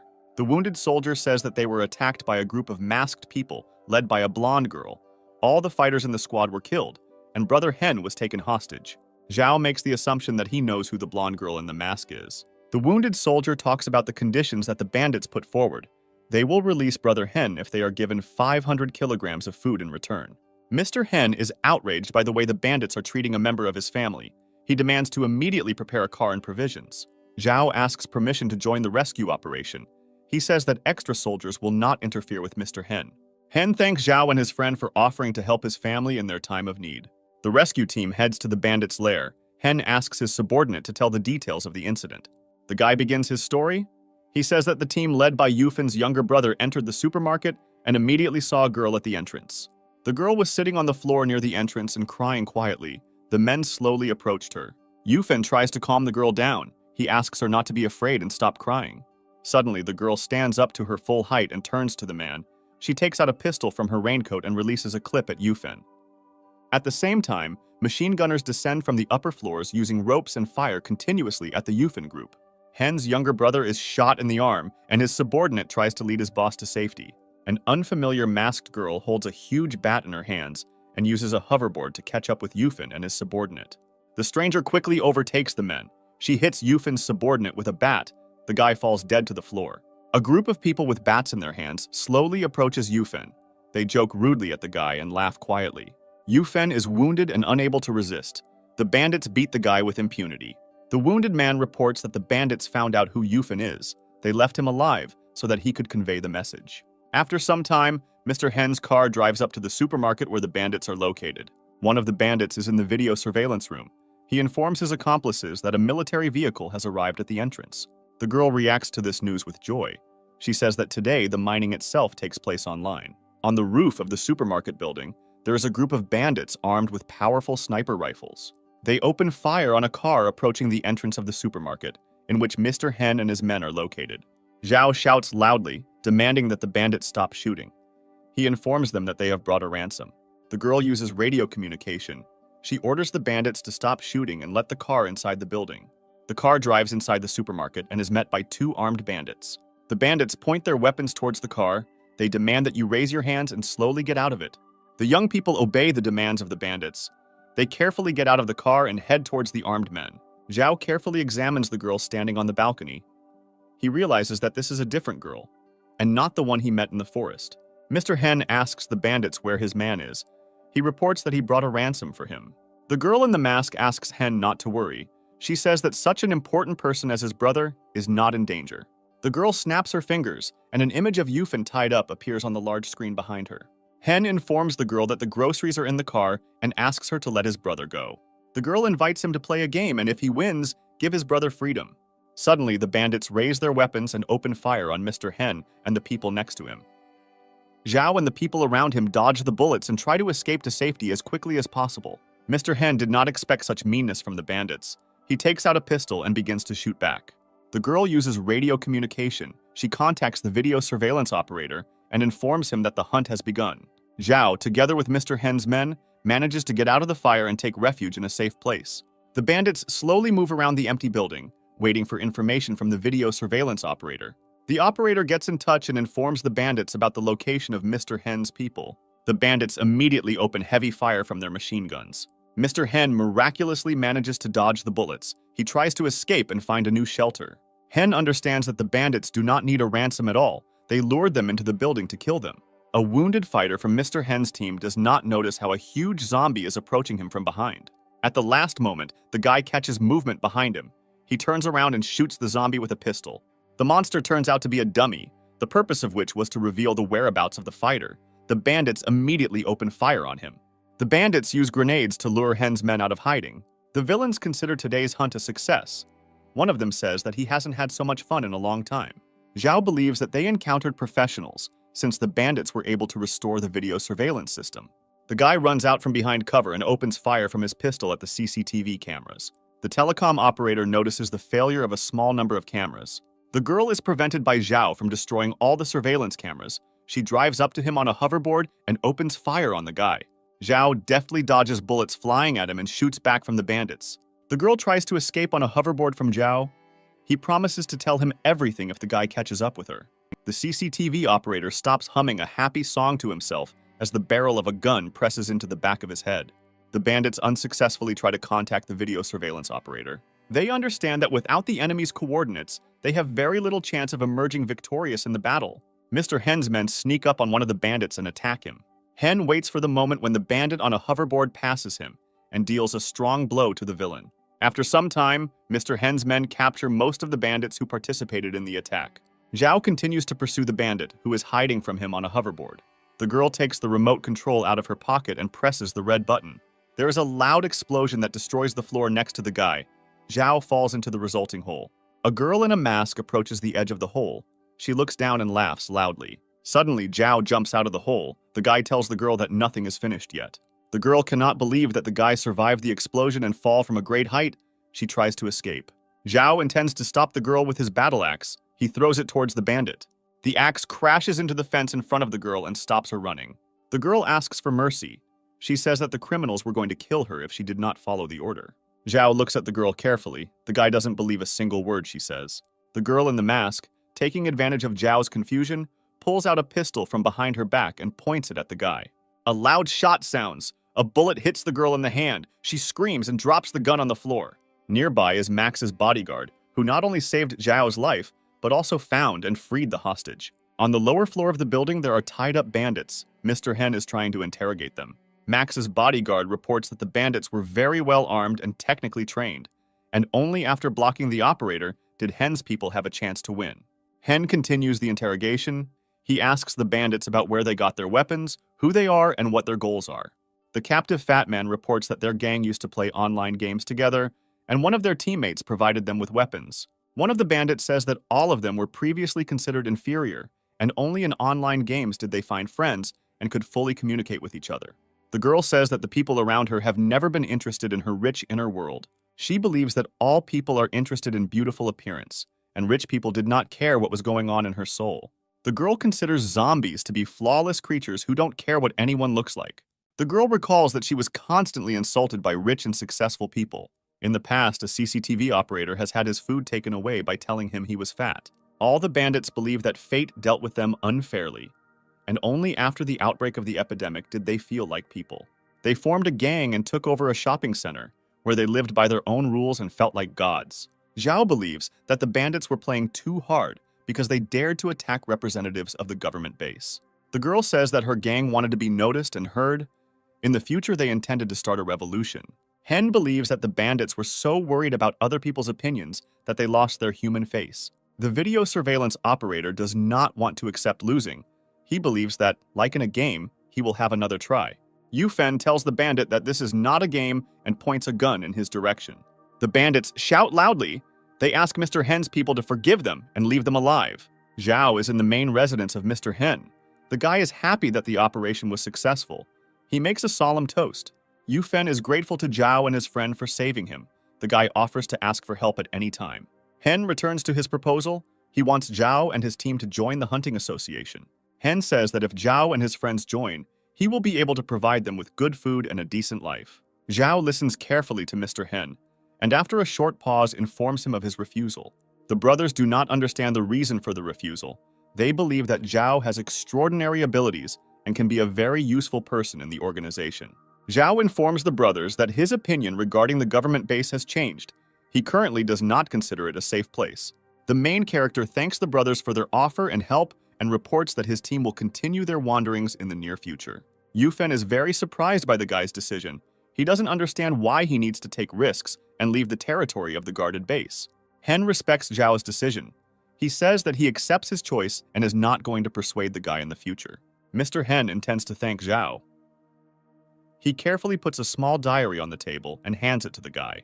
The diary contains information about the location of useful resources that will greatly help the Zhao team in their future journey. Hen hopes for further cooperation. He says that his people will always be ready to help in difficult times. Yufen invites Max's bodyguard to stay at the government base. He appreciates the guy's skills and offers him a good position in the squad. Max refuses the offer. He reports that he once swore an oath to Zhao. The guy will always follow Zhao. Yufen is surprised by the devotion of Max's bodyguard. He is going to thank the guy and offers to choose a gift in the form of a weapon or a car. Yufen nudges Max's bodyguard and tells him that if he's not interested in objects, he can introduce him to beautiful women. Zhao looks closely at Robin sitting next to him. He tells Yufen that the idea of meeting girls is not such a bad idea. Yufen tells Robin that he can be relied on. He promises to introduce the guy to the best beauties from the second quarter. Yufen informs his brother that he does not fully trust Zhao. The guy considers it a strange decision to give up his quiet life and leave the territory of the base, behind which there are hordes of zombies. Hen answers his brother.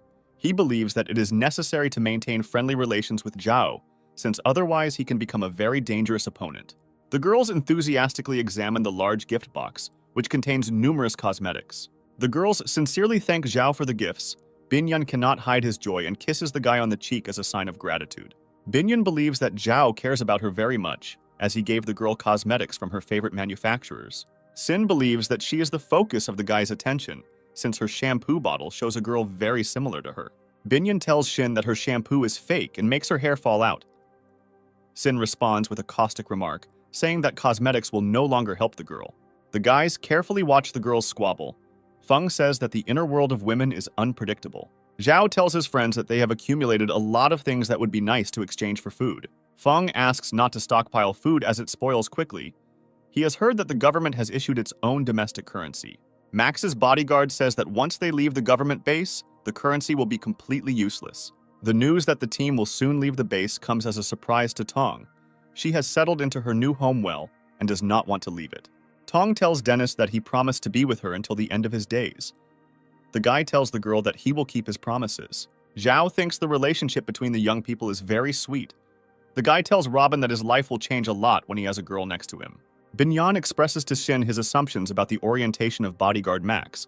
The girl reports that the guy is not at all interested in women. Binyan believes that a possible reason is that Max's bodyguard has feelings for Zhao. Max calls the girl's words nonsense and tells his friends that he has a lover. He talks about his beloved, with whom he lived next door and grew up together. And after they grew up, they studied in the same university group. Max and his girlfriend agreed that when they graduated from university, the two of them would move abroad. But the girl was from a poor family and had no money. Max dropped out of school and got a job as a bodyguard. After some time, the guy saved up enough money to realize his dream. There was an outbreak of an epidemic, after which Max never saw his beloved. He hopes that the girl survived. Robin counts the team members on his fingers and comes to the conclusion that only he and Policeman Feng do not have a girlfriend. Policeman Feng asks Robin not to include him in the list. He says that he communicates with women and is successful with them. Robin demands that Zhao immediately contact Mr. Hen so that he can introduce him to the girl.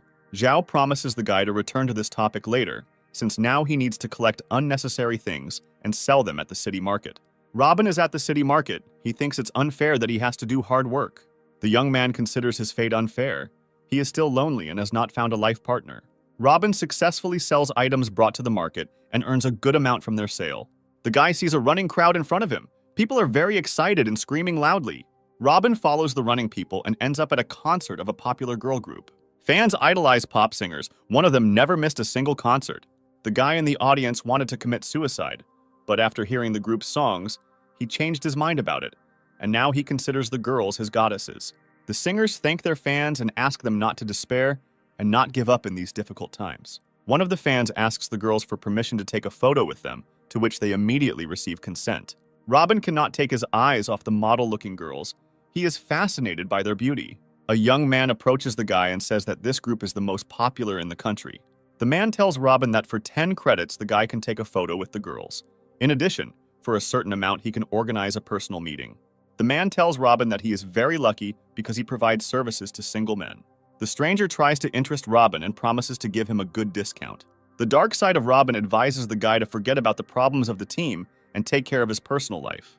The bright side tells the guy that love is priceless and cannot be bought with money. Robin can't make up his mind. The guy feels a sense of despair, which he tries to drown out by running fast. The guy does not notice the girl standing in his way. This leads to the young people bumping heads. A girl is sitting on the ground in front of Robin. She holds her forehead with her hand and says that she is in great pain. The guy is very upset by what is happening. He asks the girl for forgiveness and asks how she feels. The stranger asks the guy not to worry. She considers such an incident a mere trifle. The girl feels very weak. Robin carefully takes the girl by the arm and helps her get to her feet. The girl's name is Anna. She tells the guy that she cannot walk on her own because she has sprained a muscle in her leg. Anna tells Robin that her house is nearby and asks the guy to help her get home since she needs to hurry. Robin brings the girl home. Anna apologizes for the fact that her house looks poor and is not tidy. Anna opens a small box containing a small kitten. The girl tells the guy that she was in a hurry home because of him. The girl takes a bottle of milk from her bag and pours it into a saucer. Robin is impressed by the girl's kindness. He understands that Anna was in a hurry home to feed the kitten. Anna says that she found a little kitten on the street yesterday, and if she had not taken it home, the pet would have died of hunger. The girl intends to take care of her pet, despite the fact that finding fresh food is very problematic. Robin considers the girl a very noble and kind person. The guy is glad that he met Anna. The girl says that her entire family died after a zombie attack, and her friends left, and now she has no one except a small kitten. The girl asks for forgiveness for talking a lot, and says that she hasn't shared her thoughts with anyone for a long time. Anna offers Robin a drink of freshly brewed coffee. The girl goes to the kettle and turns it on. Anna twists her sprained leg. Robin immediately rushes to the girl's aid, and at the last moment saves her from falling. The guy is forced to take off his clothes because he doused himself with water from the kettle that Anna dropped. The girl looks carefully at Robin. The guy thinks that a spark has run between him and Anna. Anna's voice is heard. The girl asks Robin to close his eyes. The guy believes that the gods have heard his prayers. Suddenly, instead of a kiss, the young man receives a powerful blow to the head with a bat. Robin falls to the floor and loses consciousness for a moment. Robin tries to open his eyes and sees a girl in front of him with a bat in her hands. The girl calls the guy an idiot. The young man fully regains consciousness. He does not understand what is happening. In front of him is not a young girl, but an adult woman with a cigarette in her mouth. Robin is very surprised. He asks the woman who she is and how she got into Anna's apartment. The woman asks the young man a similar question and asks who he is and why he intended to kiss her. The woman demands Robin to pay for the rent of the premises and for damage to her property. The young man considers such demands strange, since he believes that the house belongs to Anna. Robin is about to pay the woman, but discovers that all his money is missing. The woman calls her adult sons for help so that they can deal with the defaulter. Robin tries to crawl away from the men to a safe distance and demands to leave him alone. Chen believes that hourly hotels are a good business. Police officer Feng supports the guy. He says that such services are in demand in the area. Opposite them, the hotel owner sits tied up on the floor with her sons next to her. Zhao tells Robin that he was very lucky and got off easy. Zhao asks the young man to be more careful in the future. Robin informs his friends that Anna cannot be a bad person, since she saved a stray kitten and took care of him. Tong is very surprised by how gullible and naive Robin is. Policeman Feng tells his friends that during his service, he has repeatedly investigated similar crimes. Zhao considers it necessary to find the scammer and return the money, since it was obtained with great difficulty. Anna is sitting on the floor of the room next to her friend. The girl is counting the rich catch. The swindler believes that today they were very lucky. She did not expect that the nondescript guy would have a large amount of money. Anna had to try hard to collect the necessary amount of money to move to the second district. Anna's boyfriend's name is June. The girl asks him why he doesn't feel happy, because they will soon live in a good house. June is very worried about his girlfriend because of his wound, she has to take big risks. Anna remembers her first day in the third district. A group of hooligans kicked her out of the house and almost beat her up. June came to Anna's aid in time. He protected the girl from hooligans and wounded his hand in battle. Anna cuddles up to the guy and says that he is the only person who treats her well. The girl is ready to do anything for June.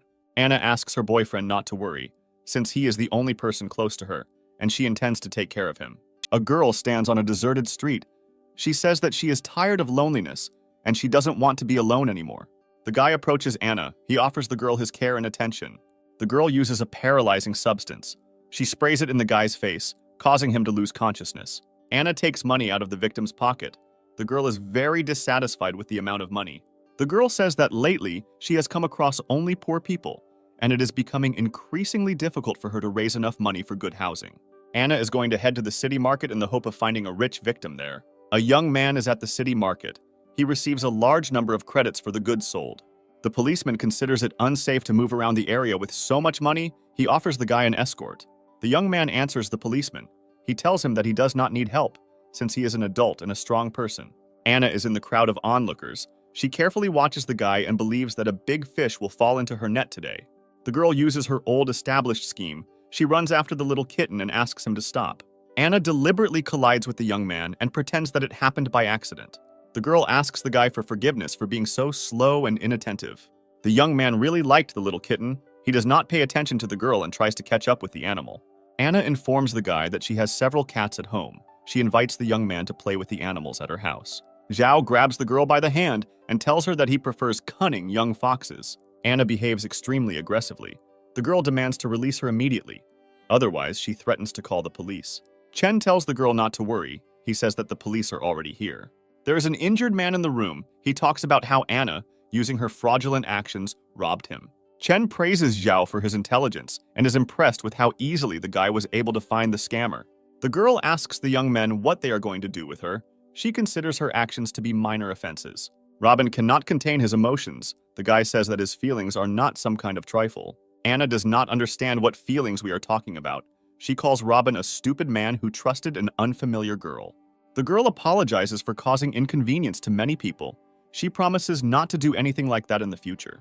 Anna reports that it will soon get dark and asks to let her go so that she can get home in time.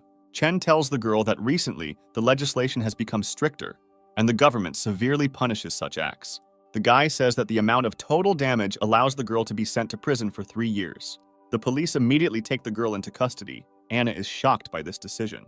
The girl asks to be released at least for a while so that she can visit her wounded boyfriend.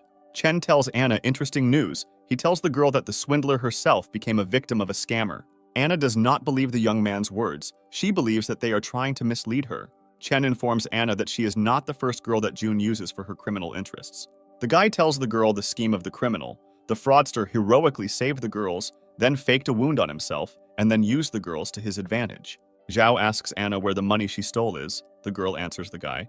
She says that it is at her house. Anna, accompanied by Zhao and the police, comes to her home. She loudly calls June, but no one answers her. Anna does not want to believe what is happening. She continues to persistently call June and look for the guy in her apartment. Chen informs the girl that June ran away from her house as soon as he learned about her arrest. Anna believes that someone else stole the money, and June was captured by unknown bandits. Policeman Feng appears on the threshold and informs Zhao that everything is ready to begin the operation. Loud screams from the hooligans are heard. The girls of Team Zhao are very scared. They step back and press themselves against the wall. A gang of hooligans begins to harass the girls. Their leader offers to take the girls for himself. June demands to stop the harassment immediately. The guy advises the bullies to apologize and leave the girls alone. June orders the hooligans to hurry up, otherwise he will use physical force against them. The bully tells the guy not to poke his nose into other people's business and raises his stick to strike. The bandit tries to hit the guy on the head. June defends himself from the blow and blocks it with his hand. June screams loudly. He tells those around him that the bully broke his arm. The guy falls to the ground. Passers-by raise the alarm and try to call the police officers. The girls from Team Zhao approach the guy and ask him how he is feeling. June informs the girls that he most likely has a fracture, but he does not regret what happened at all, since he believes that a man should protect defenseless women. The guy gets to his feet. He is about to introduce himself to the girls of Team Zhao. Anna is ahead of the guy. She tells the girls of Team Zhao that his name is June. The swindler, along with his accomplices, is in a military station. The criminals silently await their fate. Zhao thanks Policeman Feng for brilliantly organizing the operation. Xin tells her friends that she is impressed by June's acting skills. The swindler's accomplices ask the police to let them go. They say that they have nothing to do with the fraud. Anna asks June to tell her that everything that happened was a misunderstanding. The girl still believes in the sincerity of the guy's feelings. June loudly shouts at the girl. He says that she herself is a misunderstanding, since because of her the police were on his trail. June tells Anna that if the girl had not worked so hard, he would have gotten rid of her long ago. Anna experiences severe shock. The girl closes her eyes. Bitter tears flow down her cheeks. June greatly regrets that he did not immediately get rid of Anna. The guy blames the girl for his arrest. Robin runs up to June. He calls the swindler a vile bastard and deals him a strong blow. June calls the police officers for help. The The guy demands to stop the assault immediately. Robin tells June that he doesn't know how to talk to girls, but he knows how to deal with scammers like him. Anna thanks Robin for not pressing charges of stealing money, which is why the girl's prison sentence was reduced to 2 months. Anna tells the guy that he is a good person and hopes that Robin will soon find a worthy life partner. Robin tells Anna that this is not a problem for him, since guys like him are in great demand among girls. Anna asks her boyfriend to look after her pet cat while she is in prison. Robin happily agrees. Anna reveals a little secret to Robin. She says that girls are more greedy for small animals than for guys. The police begin to escort the girl to the prison building. Anna turns and waves goodbye to Robin. Zhao team believes that today's incident will be a good life lesson for Robin. Robin thinks that loneliness is a terrible thing, but it's much worse to lose the person you like. Suddenly, an unfamiliar girl appears in front of the young man. She is greatly delighted with the cat that Robin is holding in her arms. The girl tells the guy that she had a similar cat and asks Robin for permission to take his pet in her arms. A young man hands a cat to a girl. A stranger tells the pet that he is very lucky to have an owner. The girl tells the guy that she lives in the 3rd quarter and asks Robin for permission to come visit and play with the cat. Robin is happy to fulfill the girl's request. He tells the stranger that she can come visit any day. Zhao tells his friends that Robin has a memory like a goldfish, as the guy instantly forgot about his loss. An elegantly dressed young man slowly walks past the Zhao team. Xin turns towards the young man and silently looks at him for a long time. Xin tries to catch up with an unfamiliar young man. Zhao shouts to the girl and asks her what's the matter. Xin runs into the yard where the young man entered.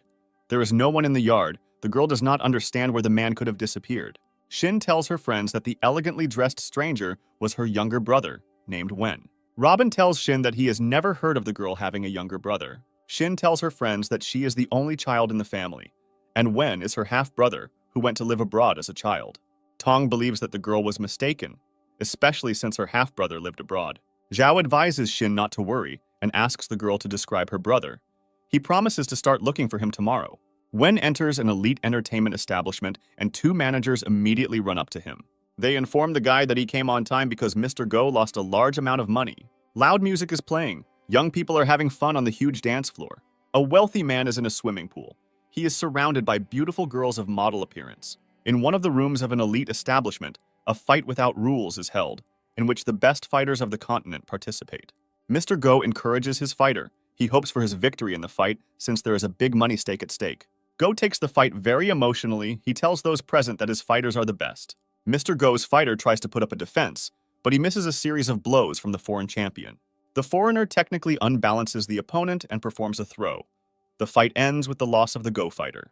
Mr. Pan can't contain his joy as he won the bets again, and Go lost another 10,000 credits. Mr. Go intends to get even. He proposes to immediately arrange another duel. Mr. Go's subordinate informs him that Pan has the best fighters on the continent, and they have no chance of winning. Go is very angry with the guy's statements. He orders him to stop discussing such topics in public.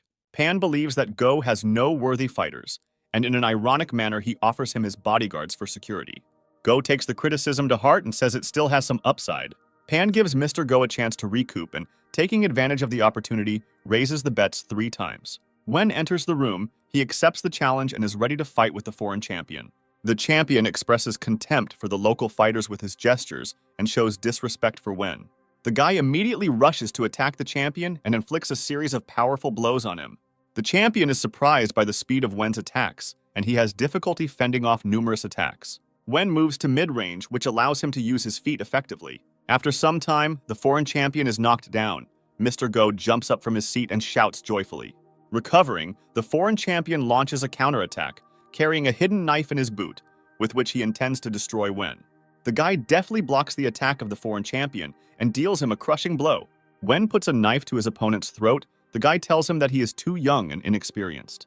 The champion asks Wen to spare him. He accepts his defeat. Wen accepts the opponent's surrender and informs him that the champion will have to pay for the disrespect. Wen grabs 2 fingers on the champion's right hand and breaks them with a sharp movement. Pan is outraged by Wen's actions and demands that Mr. Go stop his fighter immediately, since such behavior violates the rules. Go laughs loudly and reports that the foreign champion was defeated by an ordinary bodyguard. Mr. Go approaches the pool where the girls are. He invites them to immediately undress, for which he will pay each one 100 credits. Mr. Go's man loudly shouts at the girls and demands to immediately carry out his master's order. The girls are very scared. They begin to slowly take off their underwear. Mr. Go throws a handful of coins into the pool and demands to thank him for his generosity. The girls catch the coins that fell into the pool and loudly say thanks to Mr. Go. The guy revels in his power and impunity. He watches what is happening and laughs loudly. Wen is standing near the pool. The guy lights a cigarette and carefully watches Mr. Go. The street artist tells Zhao's team that Wen's portrait is ready. Zhao's team is outraged by the quality of the drawing. Xin calls the artist a fraud. She says that the portrait does not resemble her brother. The artist claims to be a high-level specialist. He tells young people that before the outbreak, they would not have had enough money for one stroke of his brush. Binyan tells his friends that the latest government laws are heavily punishing scammers. The street artist immediately redoes his work and hands Wen's portrait to the young men. Zhao suggests that his friends split up to cover as much territory as possible. On one of the streets of the 3rd district, the manager of Mr. Go is leisurely strolling, accompanied by his assistants. The manager pesters unknown girls, inviting them to attend an expensive party, where rich treats and elite alcohol await them. The girls refuse the manager. The assistants calm the guy down. They say that Mr. Go doesn't like such girls. The manager notices Xin. The girl shows passers-by a portrait of her brother and asks if they have seen a similar person. Xin is very upset. She interviewed a large number of passers-by, but still has not found any information about her brother. The girl instantly breaks away from her thoughts. She saw in the crowd of passers-by a man who looked like her brother. Xin loudly shouts his brother's name and runs after the young man. The passerby instantly turns around. He is very surprised that the girl is following him and calling him by someone else's name. Xin apologizes to the guy. She tells the passerby that she made a mistake. The girl does not notice that her brother is several tens of meters away from her. Xin continues to talk to the passerby. She does not notice that her brother is passing very close to her. Mr. Go's steward approaches Xin, and he tells her that he has been her fan for a long time. The manager informs the girl that he has a very advantageous offer. The guy asks the girl not to be afraid. He says that he is a representative of a very rich and influential family. The manager invites Xin to attend today's party. The girl is very nervous and thinks about how to get rid of the guys faster. Xin refers to the fact that she has very urgent matters. The girl is trying to get away from the manager as soon as possible. Xin runs into a deserted gateway. She tries to calm down and regain her ragged breathing. The manager attacks the girl from behind. He puts a handkerchief soaked in sleeping pills to her face. The guy holds the body of the unconscious girl. He hopes that today the gentleman will generously thank him. Tong looks at women's handbags for a long time. Dennis asks the girl to break away from this activity. He reminds her that their main goal is to find brother Xin. Tong reminds Dennis that Xin recently told Zhao and is Binyan's rival. The girl notices how a group of unfamiliar men carry away Xin's unconscious body in an unknown direction. Dennis asks his wife what she is looking at so intently. Tong tells her husband that everything is fine and invites him to continue searching. Tong tries to get her husband away as quickly as possible. She suggests continuing the search on a nearby street. The girl is glad that she managed to get rid of her competitor through the wrong hands. Zhao is very worried that Xin has disappeared. The guy asks how this could happen. Max's bodyguard found people who told him that they saw Xin with strangers who took the girl into an alley. Binyan asks Dennis and Tong why this could happen, since all three of them were supposed to be in the same group. Tong tells the young people that at first they were all together, and then they split up to cover as much territory as possible. Tong begins to cry. The girl greatly regrets that she allowed Xin to separate from the group. Dennis tells Zhao that his wife is not to blame. The guy believes that only he is to blame for what happened. Bodyguard Max believes that people from the 2nd district were involved in the kidnapping. He often saw stewards on the streets involved in dark affairs. Robin is trying to remember the name of the manager, whom he has often seen lately in the 3rd district. Zhao understands who Robin is talking about. The guy has no doubt that the manager is involved in the kidnapping. Robin tells his friends that the 2nd district is very large, and it will be very difficult to find the right person in it. Zhao is in Mr. Hen's house. He tells him that unknown people have kidnapped his girlfriend and asks for help. Hen listened carefully to the guy's story. He believes that it will be very difficult to fulfill Zhao's request. Hen tells Zhao that Mr. Go's family may be behind the kidnapping. He warns the guy and says that the Go family is very influential. Yufen has no doubt that Go was involved in the kidnapping. The guy believes that Go had his eye on Xin and kidnapped the girl. Bodyguard Max does not understand why such actions are not crossed by the military and the government. Hen answers the guy. He tells him that the Go family is very rich and has great influence in the government base. Mr. Hen tells the Zhao team that the Go family was directly involved in the creation of the government base and controls its headquarters. Yufen informs the young people that Go has an uncle who holds an important position in the headquarters. Hen has weight in the third region, but his family cannot compare with Mr. Go's family. Zhao doesn't intend to cause problems for Mr. Hen. He just wants information on where to find Go. Robin says that he will completely destroy the Go family if even one hair falls from Shin's head. Hen tells Zhao that he cannot openly confront the Go family. The man intends to provide help secretly. Mr. Go's residence is surrounded by a high metal fence, and all entrances and exits are controlled by armed guards. Hen has connections among the military. He helps Zhao penetrate the territory of the residence. The team hid in a truck containing food. Zhao and his friends enter the residence. The young people were in food bags. Mr. Go is having fun in the company of young, beautiful girls. Go gets bored and decides to go bowling and orders the girls to stand on the bowling lane. The guy says that if he scores a strike, the girls will receive a reward, and if he misses, the girls will be punished. The first girl follows Mr. Go's command and stands in front of the pins on the playing track. Go vigorously spins the ball and throws it at the pins. The ball reaches the target. The guy hits the strike. Mr. Go orders the second girl to take a position on the playing track. The girl cannot control her fear. A strong trembling breaks through her body. Go takes the playing position and throws the ball at the girl standing on the track. The girl is very frightened by the approaching huge ball. She is unable to maintain her balance and falls to the side. Go goes into a state of intense rage. He screams at the girl and kicks her hard. Mr. Go expresses his dissatisfaction with the manager. He tells the guy that lately he has not brought him a single normal girl. The manager tells his master that they found something special for him today. Go is very interested in the guy's offer. Two people carry a huge gift box tied with a bow into the room. The manager tells Mr. Go that a big surprise awaits him. Shin is sitting on the sofa. She is dressed in a beautiful festive dress. The girl has not yet recovered from the sleeping pills and is half asleep. Go praises his manager for the work he has done and allows him to take all the money that is on the table. The manager and his subordinates take the money on the table. They thank Mr. Go and wish him a pleasant evening. Go approaches the sleeping girl. He calls her Sleeping Beauty and intends to wake her up. Shin constantly repeats the name Zhao. Mr. Go does not understand who the girl is calling. Go begins to harass the girl. Sin regains consciousness and tries to fight off the rapist. Mr. Go tells the girl that resistance is useless. Sin reaches for the bottle of wine next to the bed. The girl grabs the bottle and hits Mr. Go hard on the head with it. The guy becomes furious. He did not expect that the girl would show strong resistance to him. Mr. Go's steward enters the apartment and informs his master that strangers have entered the estate. Mr. Go is in the CCTV operator's room. He is carefully looking at the screens. One of the screens shows Zhao and his team moving towards the estate. Go asks Shin what she sees in such an ordinary guy as Zhao. The girl says that Zhao is a hero who defeated many zombies. Shin advises Go to let her go. Otherwise, Zhao and his team will soon arrive at the estate and deal with him. Go believes that the Zhao team will not succeed, since the estate is guarded by dozens of professional fighters. Go promises the girl a comfortable life if she returns his feelings. Sin refuses the guy's proposal. The manager informs Mr. Go that he previously met with Zhao. He considers the guy dangerous and suggests asking for help from the military. Go does not want to turn to his relative for help. He intends to deal with Zhao on his own. Mr. Go tells his manager that Zhao is no match for him. The young people get lost in the forest.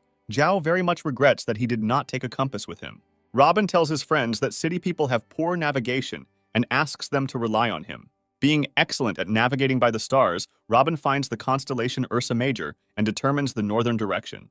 The young people hear a loud roar coming from the nearby bushes. Robin is very scared. On the road in front of the guys, a little squirrel runs out and looks attentively at the young people. Following the squirrel, huge bears come out of the bushes and surround Team Zhao. Robin falls into a severe panic. Zhao tries with all his might to calm the guy down. Bodyguard Max suggests taking advantage of the confusion of the predators and attacking the bears first. Zhao considers such a plan suicidal, since they did not take any firearms with them. The main character asks Robin what the villagers do in such a situation. The guy tells Zhao that he has never met such huge predators. Robin suggests pretending to be dead. He heard about this method from his father.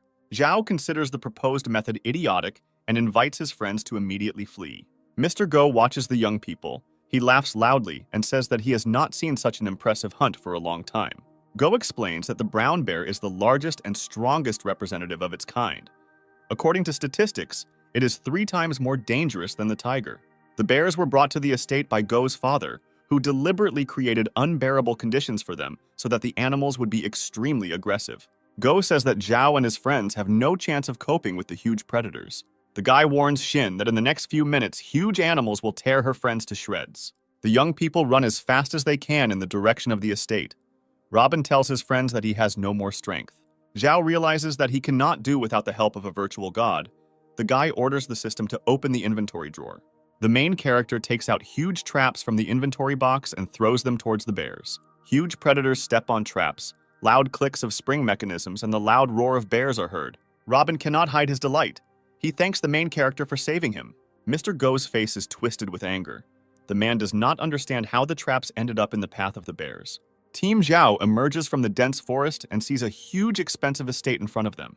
Mr. Go's steward turns pale with fear. He informs his master that the young people are only a few tens of meters from the estate. Shin tells Mr. Go that Zhao will be at the manor soon, and he will have to answer for his actions. Go asks the girl not to rejoice ahead of time and says that a lot of interesting things are in store for the guests. Team Zhao approaches a huge metal gate. A moment later, the sound of electric motors is heard. The gate shutters open. Zhao believes that if they were allowed inside voluntarily, then Shin is really in the manor. Bodyguard Max asks his friends to remain vigilant, as the opponents have prepared for their arrival. Zhao tells his friends that Mr. Go will be begging for mercy soon.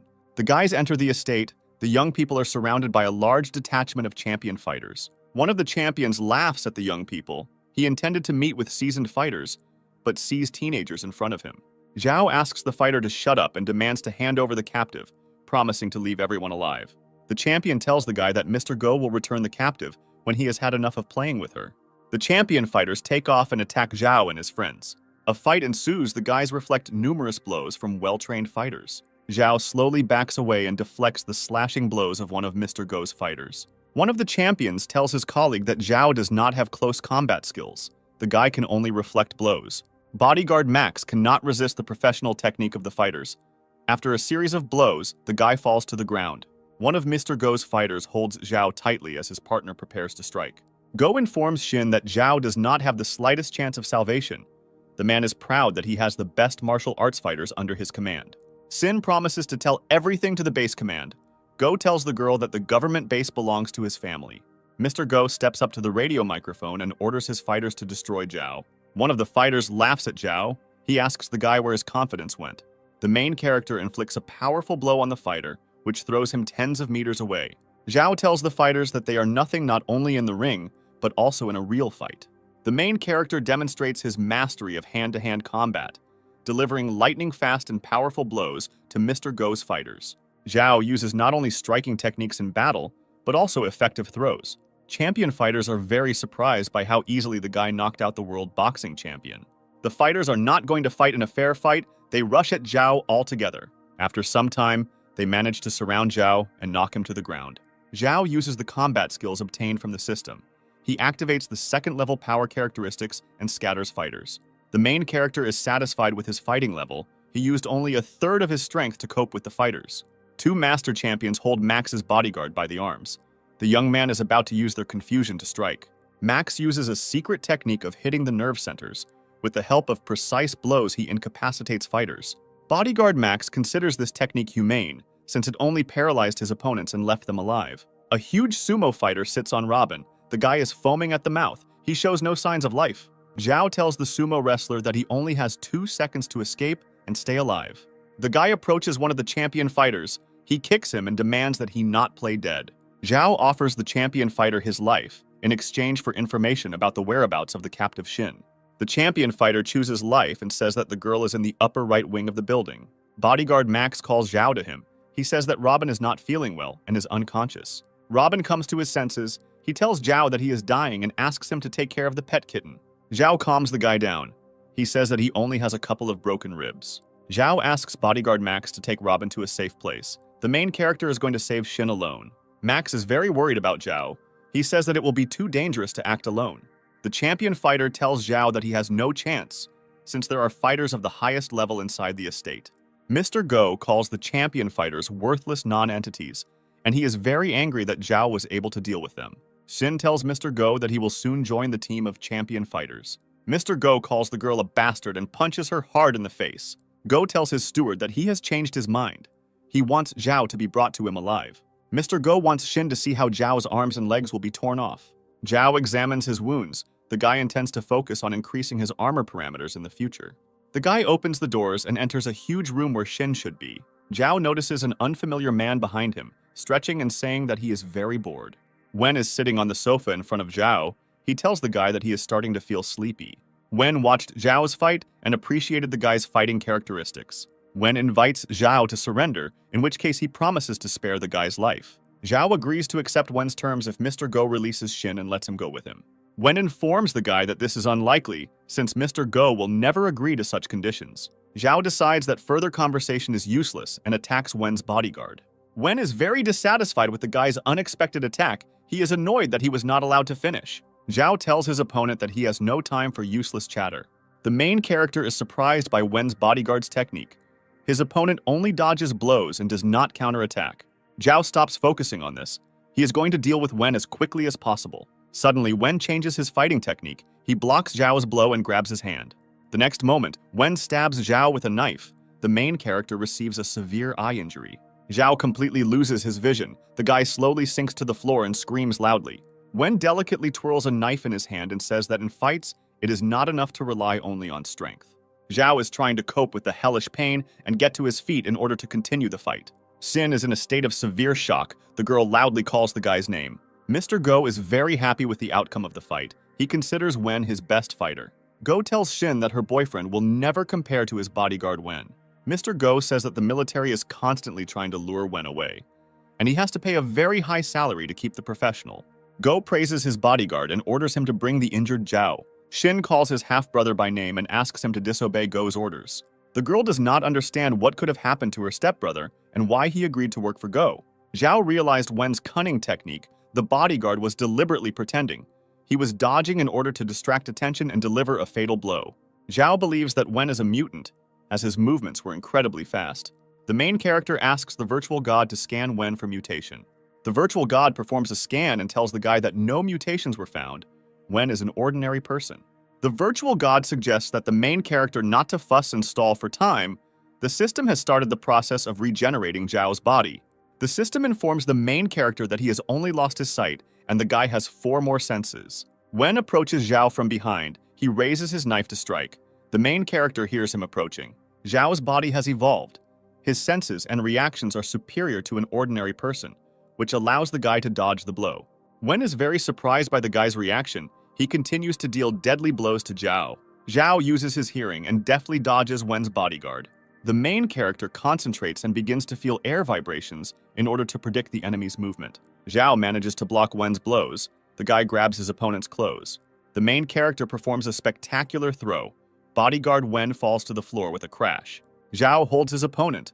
Wen admires the skill with which the guy used his hearing. Wen tells Zhao that it's not over yet and stabs the guy. Bodyguard Wen gets to his feet, realizing that he should take his opponent more seriously. Wen takes a handful of small balls from his pocket and throws them on the floor in order to overload the guy's auditory sensors. Bodyguard Wen declares that he will now fight with his full strength and rushes to attack Zhao. Wen's ploy didn't work as Zhao used air currents to locate his opponent. Wen can't hide his surprise. He expected to overload the guy's sensors and take him by surprise. Zhao delivers a strong blow to Wen's bodyguard, which knocks him aside. The regeneration process is coming to an end, and Zhao's vision is gradually returning. Wen decides to use his phenomenal reflexes to defeat Zhao, using his enormous speed to get behind the guy and punch him. Zhao gets ahead of his opponent. The guy dodges and kicks Wen below the belt. Wen asks Zhao how he managed to get his sight back. Zhao responds to his opponent. He says that Wen only scratched him slightly. The main character is about to leave the room. Wen demands to stop immediately and continue the fight. Mr. Go is very worried about the outcome of the fight. He did not expect that Zhao would create such difficulties. Go orders the operator to immediately activate the automatic weapon. The operator responds that unauthorized use of weapons is prohibited. Go demands the operator to shut up and follow the order. The operator presses a button on the control panel. The floor moves apart, and an automatic machine gun rises into the room. Zhao and Wen's bodyguards stop fighting and look at the machine gun that is pointed in their direction. Mr. Go orders the operator to immediately open fire on Zhao. Xin asks the operator to stop and not carry out the criminal order. With the help of a kick, Max's bodyguard opens the doors to the control room. Robin believes that they came to the rescue in time. Mr. Go and his manager are surprised to see Team Zhao appear in the control room. Robin runs up to the manager and hits him with a strong blow to the head. Max's bodyguard throws Mr. Go to the floor and uses a grapple to block his movement. Mr. Go calls his guards for help. He doesn't know that they are all unconscious in the corridor. Robin frees Jin's hands from the rope. Mr. Go does not understand how the young people found him. Robin reports that it was a trick by Zhao.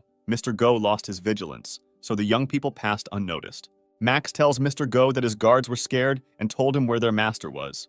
Zhao and bodyguard Wen continue their hand-to-hand combat. The main character tells Wen that he is not a reliable employer. Sin gets to the microphone. The girl demands the young people to stop fighting and tells Wen that she is his sister. The girl's message distracts Zhao and bodyguard Wen, and both guys miss hits. Sin cries bitterly and offers to stop the feud immediately. She tells the guys that they are both dear to her. Wen promises to fulfill the girl's request. The guy recognizes his sister, although he has not seen her for many years. Bodyguard Max asks Zhao what they should do with Mr. Go. Mr. Go tells the young men that they have no idea who they are messing with and threatens the boys with severe punishment. Mr. Go demands his immediate release and informs the main character that his uncle is an army commander. Zhao is not impressed with Mr. Go's family connections and kicks him hard. Robin suggests calling a 300-kilogram sumo fighter and putting him on Mr. Go. Go offers young people big money in exchange for their freedom. Zhao reacts angrily to such a proposal. The guy says that there are things in the world that cannot be bought with money. Wen reports that he does not mind taking with him the money that is in the safe. Mr. Go learns that Xin is Wen's sister. The man asks for forgiveness. He says that he did not know about it. Wen tells Mr. Go that such information should have been known in advance and stabs the man with a knife. Wen stands over Mr. Go's corpse, upset that the man died quickly and couldn't talk to him. Xin cannot believe that her brother became a cold-blooded killer. The girl remembers him as a sweet and kind child. Wen tells the girl that he could not leave alive the bastard who offended his sister. Wen turns to Zhao. He is interested in why the guy is unhappy, because he killed the offender and avenged his sister. Zhao says that Mr. Go deserves to die, but they do not have the authority to administer justice. Wen reports that Mr. Go's uncle works at the army headquarters. The maximum punishment for Go would be a severe reprimand. Brother Xin continues his monologue. He says that if Go had remained alive, he would undoubtedly have begun to take revenge on his offenders. Wen and his sister leave the premises. The guy asks where the girl lives and asks permission to move in with her. The girls from Team Zhao think bodyguard Wen is a very fashionable and handsome young man. Wen tells the girls that their parents were very beautiful people. Wen approaches Binyan. He takes the girl by the hand and tells her that she is his ideal woman. Policeman Feng informs bodyguard Max that they will have to make room, since all the rooms in the house are already occupied. Wen tells the young people that he does not want to cause them inconvenience. He has found a good apartment that he and his sister will move to tomorrow. Zhao starts to feel a little sad and asks Xin if she wants to leave the team. The girl reports that she has been looking for her brother for many years. Now she does not want to part with him and is going to live with him. Binyan asks the main character not to oppose Xin's choice. The girl believes that relatives have the right to live together. Binyan is a little upset that she won't see Xin again. The girl tells her that they will live nearby and will visit them often. Zhao approaches Xin. He asks the girl to move away in order to talk in private. The main character asks the girl when she last saw her stepbrother. Xin answers the guy. She says that she has not seen her brother for more than 10 years. Zhao believes that over such a long period of time, people can change a lot. Xin sees that her brother has changed a lot in appearance, but she believes that in his heart he remains the same good person as before. The girl does not understand what Zhao is getting at. She is absolutely sure that Wen is her half-brother. Zhao discovered that Wen is physically far superior to ordinary people. He believes that he is dangerous and could bring trouble in the future. Xin informs the guy that police officers Feng and Max also have abilities that are inaccessible to ordinary people, but Zhao trusts them. The girl apologizes to Zhao for not being able to restrain herself and telling him the truth. The guy does not hold a grudge against her and tells Xin that everything is fine. Xin has a picture of Go's murder before her eyes. The girl understands that her brother has really changed a lot. She remembers him as a kind and affectionate child. The girl tells Zhao that she is a little frightened by the cruelty and heartlessness that her brother now has. Xin hopes that deep down her half-brother is still the same kind and decent person. Zhao thanks the girl for the frank conversation. He accepts and appreciates her choice. Xin says that after the zombie attack, all people became different and their lives will never be the same. Tong enters the room. The girl is holding a box in her hands containing cosmetics, branded clothing, and other gifts. Xin thanks the girl for her concern. She heard that after she was kidnapped, Tong and her husband went around the whole city looking for her. Tong is pleased that everything turned out well. She asks the girl to be more careful in future and not to stay alone in unfamiliar places. During the abduction, the sleeping pill did not immediately affect Xin. For some time, the girl still remained conscious. Xin was in a borderline state of consciousness. At that moment, for a moment, it seemed to her that she saw Tong.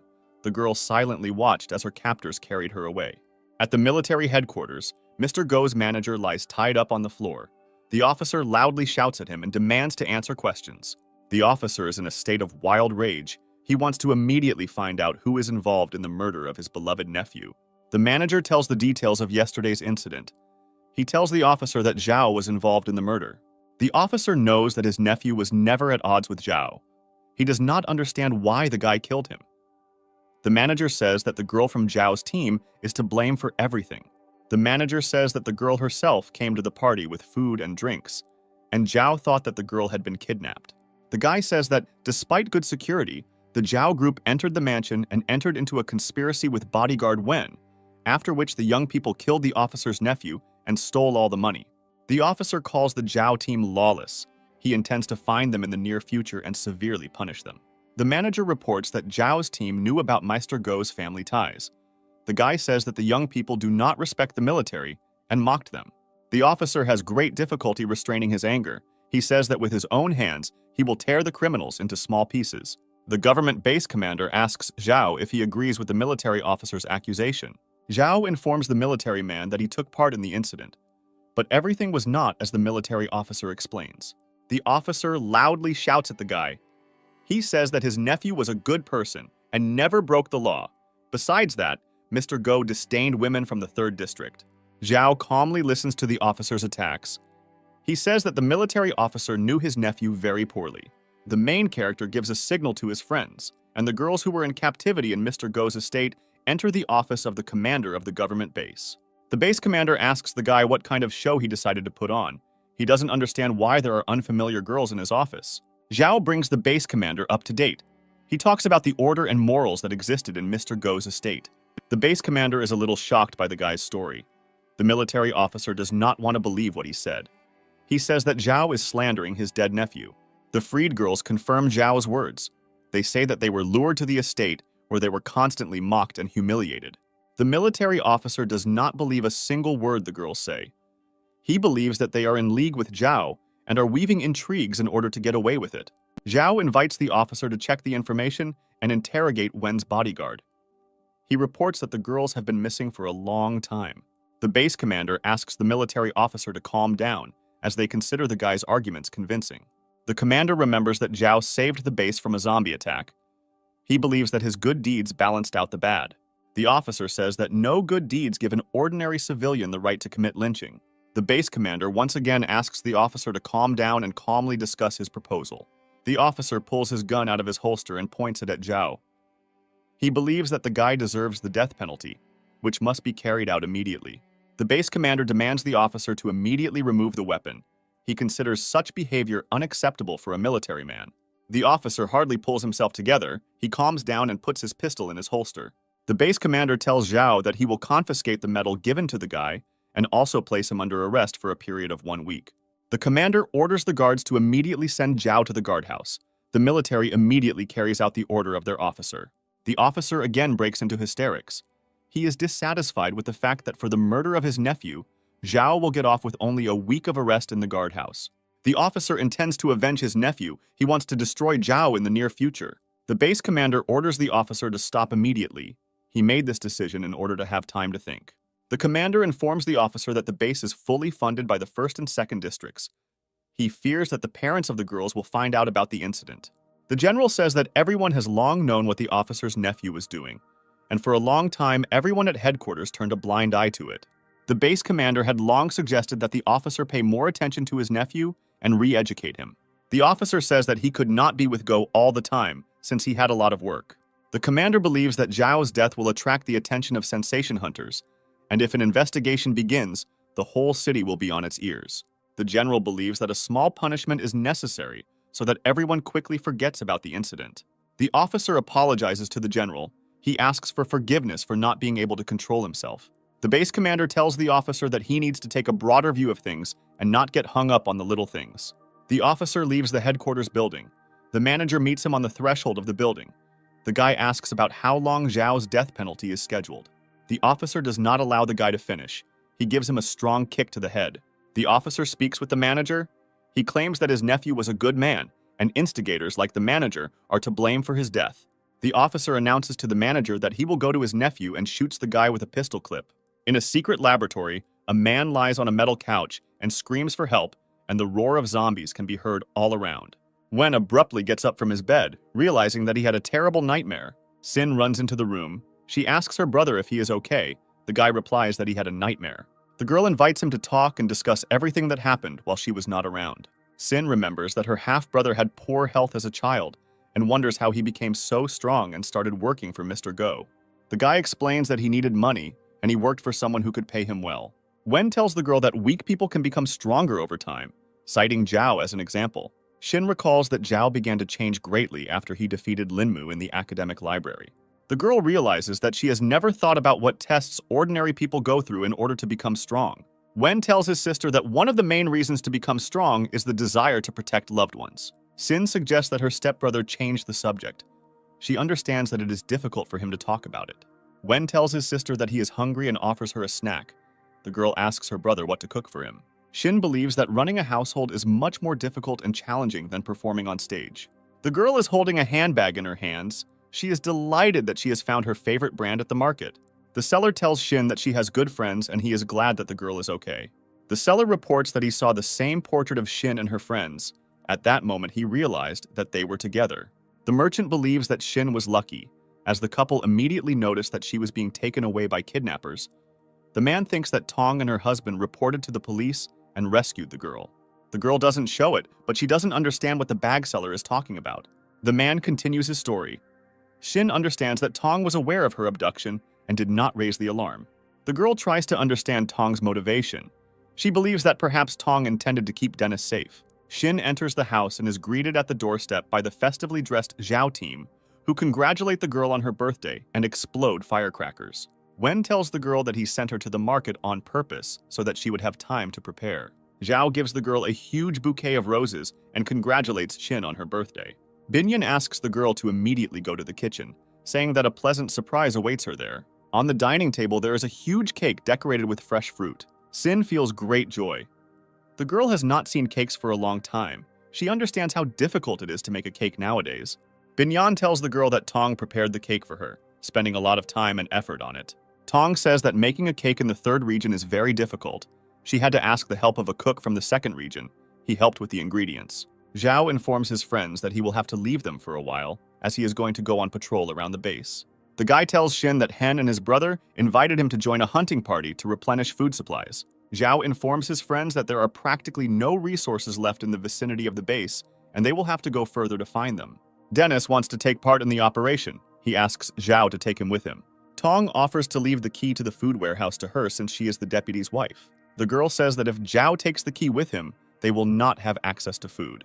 Binyan joins his friend's request. She believes that it would be right if Tong had the key during Zhao's absence. Policeman Feng considers Tong a responsible girl. Bodyguard Max agrees with his opinion. Shin's voice is heard. The girl says that she is against Tong controlling the food supply. Tong reacts aggressively to the girl's words. She doesn't understand why she didn't please her. Shin escalates the situation. She says that she doubts Tong's honesty and nobility. Shin asks Tong where she was and what she was doing when she was kidnapped by Mr. Go's men. Shin says that she was still conscious when she saw Tong nearby. Tong saw everything and did not tell anyone about the kidnapping.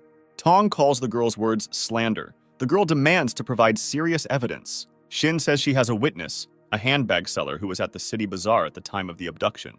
At first, the girl thought that she was mistaken, but her version was confirmed by the seller of women's bags. Shin tells her friends that Tong is a bad person and she can expect big trouble in the future. Binyan asks his friend if this is true. Tong says that the girl's words are vile slander. Tong turns to her husband. She demands not to believe Shin's words. Dennis is very upset by his wife's actions. Dennis orders her to shut up immediately and strikes her hard with his hand. Dennis tells his friends that as soon as Shin disappeared, his wife began to persuade him to become the new captain. Young people are very dissatisfied with Tong's actions. They have difficulty restraining their emotions. Binyan is very disappointed with her friend. She does not understand how the girl decided to do such an abomination. Tong asks young people to listen to her. She says that she is misunderstood. Wen tells his sister not to worry too much. He is happy that the team saw Tong's true face in time and is going to leave a mark on Tong's face. The guy throws his combat knife at Tong. Dennis reacts in time. He drops his wife to the floor and saves her from being hit by the knife. Tong hopes that her husband continues to love her. Dennis says it was just a reflex. Shin suggests that Tong's fate be decided by Zhao. Wen agrees to his sister's request. Zhao tells Tong that he will save her life, but from now on, the girl must leave the squad. Tong asks the main character not to kick her out of the squad. The girl is ready to suffer any punishment. The girl asks Dennis to protect her. The guy tells Tong that everything is over between them. The young people silently look at Tong. They are extremely unpleasant about the girl's act. Tong feels very angry and tells the young people that they are heartless people. The girl cries loudly. She turns around and runs as fast as she can towards the exit. Zhao understands that his friend is experiencing severe mental suffering. He asks the guy to humble himself and find strength within himself. Zhao asks the girls to be careful while he patrols the area outside the base. The girls wish the guy a good hunt. Wen asks Zhao not to worry and says that his sister will be under constant supervision. The guy is going to take care not only of his sister, but also to provide all possible assistance to Binyan. Dennis is loading ammunition and equipment into cars. Friends notice that the guy is in a depressed state. Policeman Feng advises Dennis not to take what happened to heart and tells the guy that it is not his fault. Dennis says that he never wanted to be Zhao's deputy. His wife always insisted on this. The guy believes that a dangerous intelligence operation will calm him down and distract him from disturbing thoughts. Bodyguard Max hopes that in the near future, Dennis will calm down and regain his former confidence. Tong watches Zhao's team from a hiding place. The girl catches the moment when there is no one near the cars. She intends to hide in the trunk of one of them. The party, consisting of Mr. Hen's hunting association and Zhao's team, is approaching the large bridge. The subordinate reports to the officer that this morning, Zhao left the territory of the government base along with Mr. Hen's detachment. The officer learns from a subordinate that Zhao entered the territory of his nephew's estate with the help of Mr. Hen. Hen tells Zhao that the guy is a lucky person. They have already traveled 10 kilometers and have not met a single zombie. The main character jokes. He invites his friends to wear his photo as a talisman. Yu Fen communicates with his friends using a walkie-talkie. He asks them not to let their guard down and reports that the nearest settlement is 10 kilometers away. The reconnaissance squad approaches a large road junction. Zhao carefully looks at the dilapidated bridge. Zhao thinks they need to take an alternative road since the bridge is most likely blocked by abandoned cars. Hen listens to the guy's words and agrees to take an alternative route if the road is blocked. Yu Fen's voice is heard over the radio, saying that the alternative route may take a long time and they need to find shelter before dark. Zhao strains his hearing, pumped up with the help of superpowers, but he cannot hear the presence of zombies. Hen suggests sending one vehicle to reconnoiter while the main group remains waiting at the base of the bridge. Dennis is in a nearby car. Using a walkie-talkie, he turns to Zhao with a request to go on reconnaissance. Dennis receives consent from Zhao. The guy drives onto the bridge and sees that it is blocked by a multi-kilometer traffic jam consisting of abandoned cars. Dennis reports the situation to the main group. The guy reports that the road is blocked and it is impossible to drive a car along it. Zhao orders Dennis to immediately turn around and return to the main group. Dennis puts the car into reverse to turn the car around, at which time it receives a strong blow. A huge mutated zombie licker attacked Dennis's car. He strikes it with powerful blows with his huge paws. A zombie broke the windshield of a car. Dennis opens the door and tries to escape. The zombie licker uses his huge tongue. He spits it at the guy to grab him. The zombie grabs Dennis by the leg with its tongue. The guy manages to unload his pistol at the monster. Zhao hears the sounds of gunfire and realizes that Dennis is in a bad situation. The main character tries to contact Dennis using a walkie-talkie, but receives no answer. Dennis hears Zhao calling him on the radio. The guy reaches for the transmitter and reports that he was attacked by a zombie slime on the bridge. The guy carefully examines the bridge. He sees that other individuals have joined the zombie attacking him. Zhao orders his friend to immediately return to the main group. Dennis unsuccessfully tries to start the car engine. The car fails the guy at the most unfortunate moment. Zombie lickers are slowly approaching the car with Denny inside. After some time, Dennis manages to start the car's engine. He presses the gas pedal all the way and directs the car into the zombies standing in front. The lickers deal powerful blows to Dennis's car, making the car unusable for movement. Dennis manages to leave the car in time and runs across the bridge in the direction of the main group. Zhao orders bodyguard Max to immediately get into the car. The main character is going to climb the bridge to save Dennis. The hunting party joins Zhao. The fighters climb onto the bridge and open machine gun fire on the zombie lickers. Automatic fire helps Denny a lot. The guy breaks away from the zombies. He runs up to the fence and jumps over it. Zhao asks Dennis to immediately get into the car and gives the order to the hunting party to retreat. The surviving zombie lickers continue to pursue the scouts. They jump over fences and rush at cars. The young people do not have time to drive to a safe distance. Zombie lickers surround their cars. Hen did not expect to see a huge number of mutated zombies in this place. According to intelligence, this area should have been cleared. Zhao asks Max's bodyguard to use the flamethrower they brought with them to the operation. Max activates the flamethrower and sends jets of fiery plasma at the zombie lickers attacking them. Zhao gives the command to retreat, ordering the burning mutants to be rammed. Zhao believes that zombies have evolved greatly recently. They are able to lure people into a trap and then surround them. Hen tells the guy that past methods of fighting are no longer relevant, and a new technique must be urgently developed. Mr. Hen states that there is only one bypass road leading into the city, which will take quite a long time, so the party will need to find a safe place to stay for the night. A fighter from Mr. Hen's squad named Han reports that the car's fuel system is damaged and they are running out of gasoline. Dennis believes that he brings bad luck to the squad. Max calms the guy down. He says that Dennis saved them from death. Yufin uses a map to find an amusement park and tells the guys that there is a gas station on its territory. Zhao believes that visiting an amusement park is quite a risky activity, however. In the current situation, they have no choice.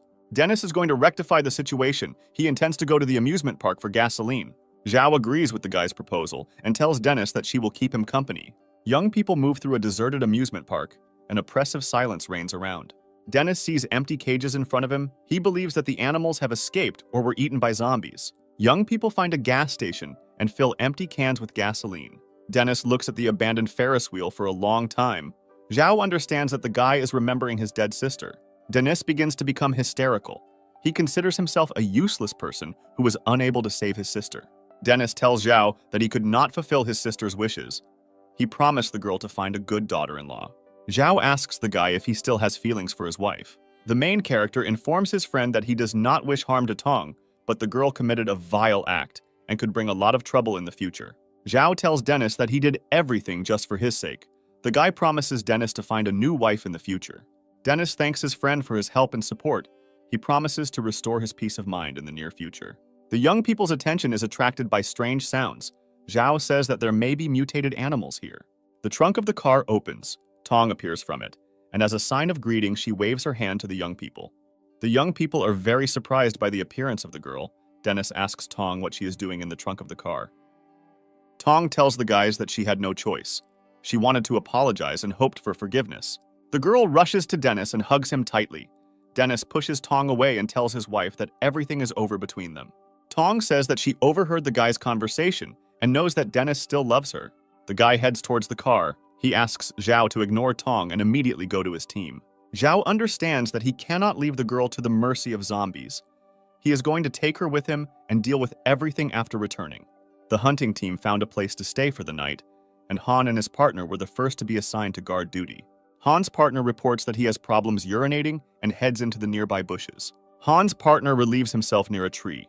A huge mutated snake creeps up on him unnoticed from behind. Tong tells her husband that she hasn't eaten for a long time and asks if Dennis has anything to eat. Dennis opens a bag lying in the back seat of the car and casually throws a package of canned bread to the girl. Zhao looks carefully into the rearview mirror of the car. The guy realizes that someone is following them.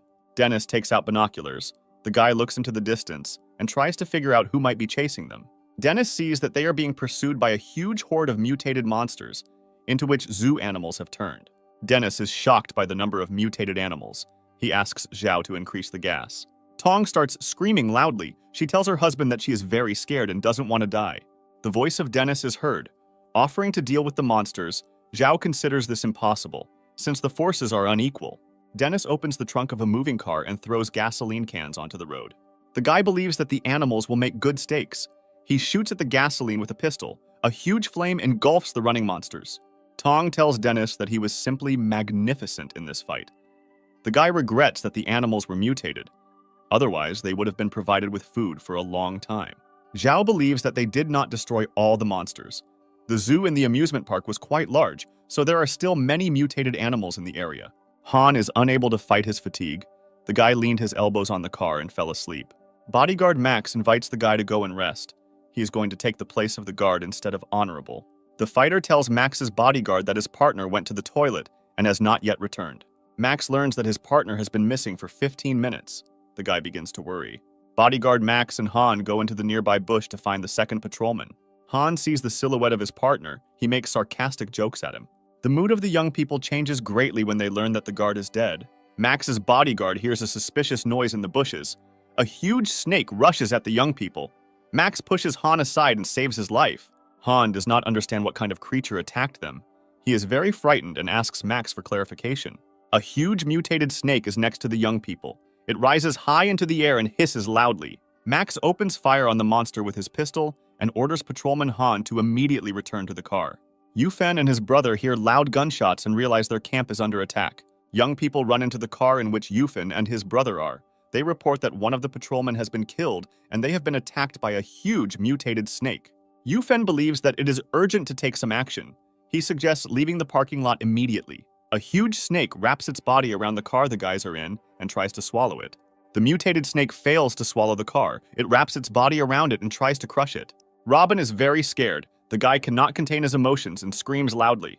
The driver turns on the headlights. The bright light blinds the huge monster. The snake loosens its grip, and the car falls to the ground. The young people carefully examine the surrounding space.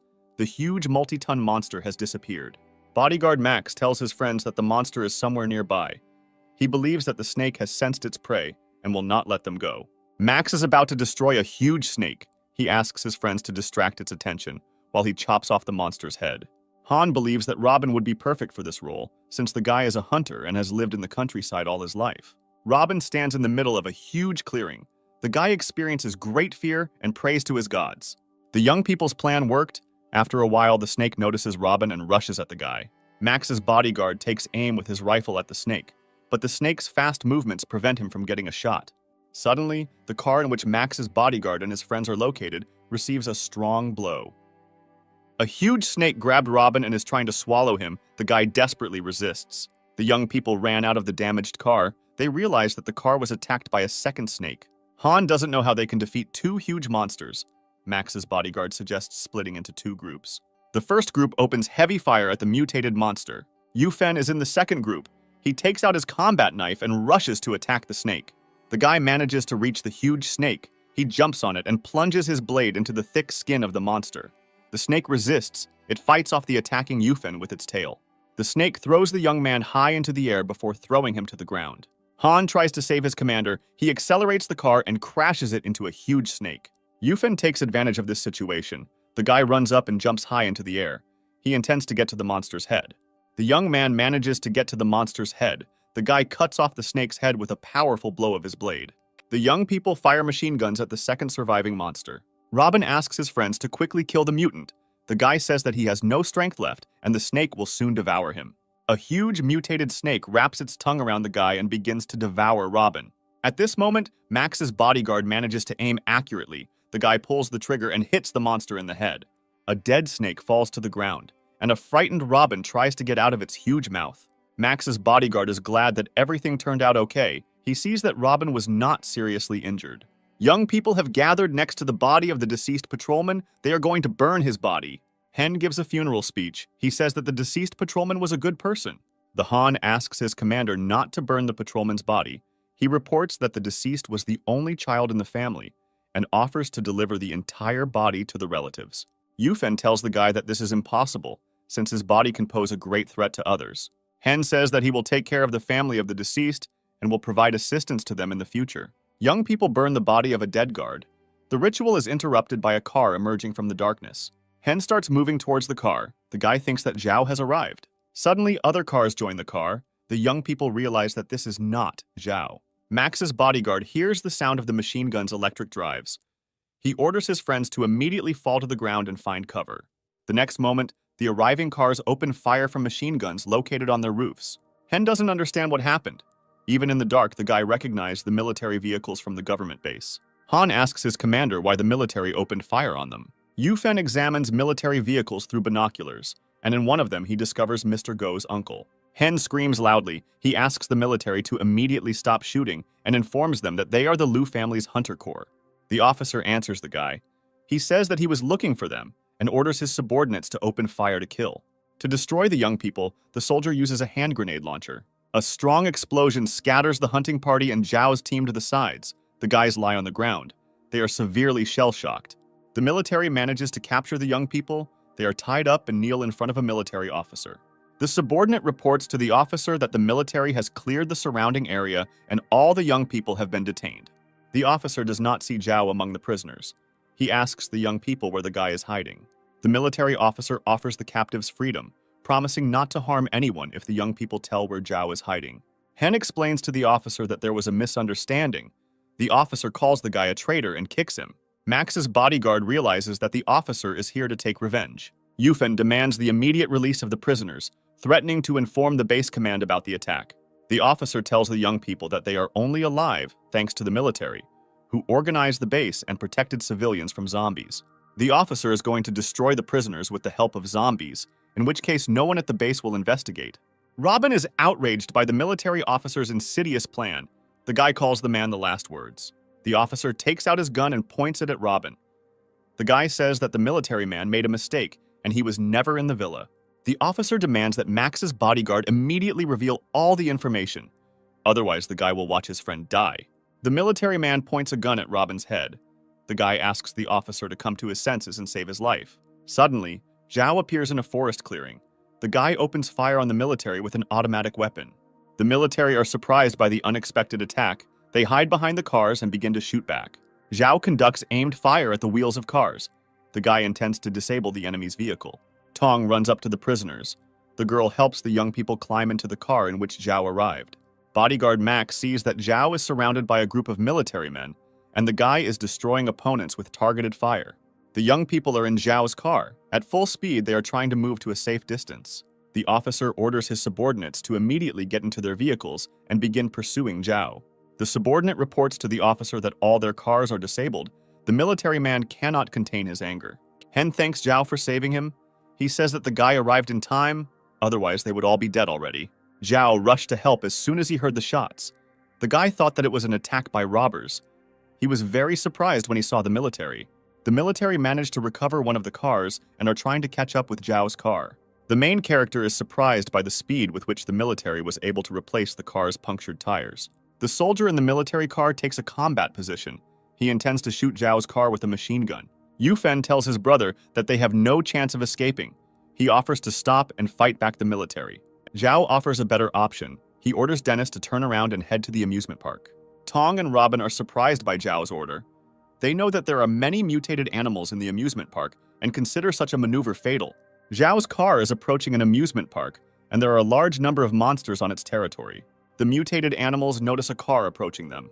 Zhao asks his friends to remain calm. The guy says that the monsters will help them survive. A huge pack of mutated predators roars loudly and rushes towards Zhao's car. Max's bodyguard tells Zhao that the military officer's car has almost caught up with them. The military man reports to his commander that the enemy vehicle is in the affected area. The officer says that no one will escape fair retribution and orders his subordinates to open fire to kill. Yufen tells Zhao that his plan is crazy. He fears that they will all die. Zhao is extremely concentrated. The guy demands to continue moving in the direction of the monsters and begins to count the seconds. Zhao orders Dennis to turn immediately. Zhao's car goes to the side, and a huge explosion occurs in its place. A huge pack of mutated animals attacks a military vehicle and surrounds it. The officer did not know that there were mutated animals in the park. He orders his subordinates to immediately shoot them. The soldier tries to shoot the animals with a grenade launcher, but he fails because a mutated bear attacks him. A rocket fired from a grenade launcher changes its trajectory and hits a car containing military personnel. Sin is in her bed. The girl jumps up sharply and screams loudly. She realizes that she had a terrible nightmare. Her brother and Binyan run into the girl's room. The young people heard loud screams. They are wondering what happened to Shin. The girl says that she had a nightmare in which Zhao was driving a car and then exploded and died. Binyan says that she is also very worried, since Zhao has not been in touch for several days. Wen tells the girls that they are over-dramatizing the situation. The guy believes that the Liu family has good combat experience and is well prepared. Wen decides that the girls need a break and takes them to a concert of a popular pop group. Together with the girls, Wen is in a huge crowd of spectators. The girls are amazed by the large number of joyful people. Shin believes that music has always given people strength in the darkest and darkest times. Popular singers finish singing their next song and thank their wonderful audience. The singer tells the audience that after a black streak, a white one always comes. The girl calls on the people around her not to despair. The singer informs the audience that a famous pop star is in their ranks. She extends her hand to Shin and invites her to the stage. Sin understands that the pop singer is addressing her. The girl is shocked by such an unexpected proposal. Wen encourages Shin. He tells his sister that she has a great voice and asks her to come up on stage. Wen asks the girl to loosen up and stop being shy. He wants his sister to sing him her favorite song. Shin gets up on stage and starts singing. The audience supports the girl with loud applause and screams. Wen takes Binyun's hand. He wants the girl to come up on stage and join his sister. Binyun gets up on stage and starts singing. The girl is very nervous because she doesn't have a good voice. The members of the popular group encourage Binyun. They are going to fix the situation and sing a song together. Loud music sounds. The girls perform a popular hit together to the applause of the audience. There is a mysterious man in the group of spectators. He carefully looks at the girls on stage. Wen notices a suspicious man in the crowd. The guy feels that a threat is coming from him. Wen tries to push the crowd aside and get closer to him. After a while, the guy gets to the place where the man was, but the stranger disappears. A mysterious unknown man is trying to get lost in the crowd and hide from persecution. Wen manages to find the stranger. The guy jumps in the air and kicks the man. Wen continues to attack the stranger furiously, the man effectively blocking his blows. The guy manages to pin the stranger against the wall. He rips off his hood and recognizes the man as his old acquaintance named Khan. Khan tells Wen that he is glad to see him. Wen asks his old friend what he is doing here. Khan tells Wen that he needs to confirm the status of the mission. Wen asks the guy to mind his own business. He intends to discuss progress with his superiors on his own. Khan believes that Wen has reached a plateau and is not making any progress. The guy thinks that the management will be very unhappy with the lack of results. Khan reports that he has been watching Zhao for a long time and considers him a promising fighter. He says that Wen is hiding a lot from the organization, for example, having a sister. Wen sticks his war blade into the wall Khan is next to and tells the guy not to pry into other people's business. Khan is not going to anger Wen. He once again warns the guy that the higher-ups are running out of patience. Wen stops talking with his old acquaintance. The guy turns sharply and slowly leaves. Khan says he knows there is a complicated romantic relationship between Zhao and Shin.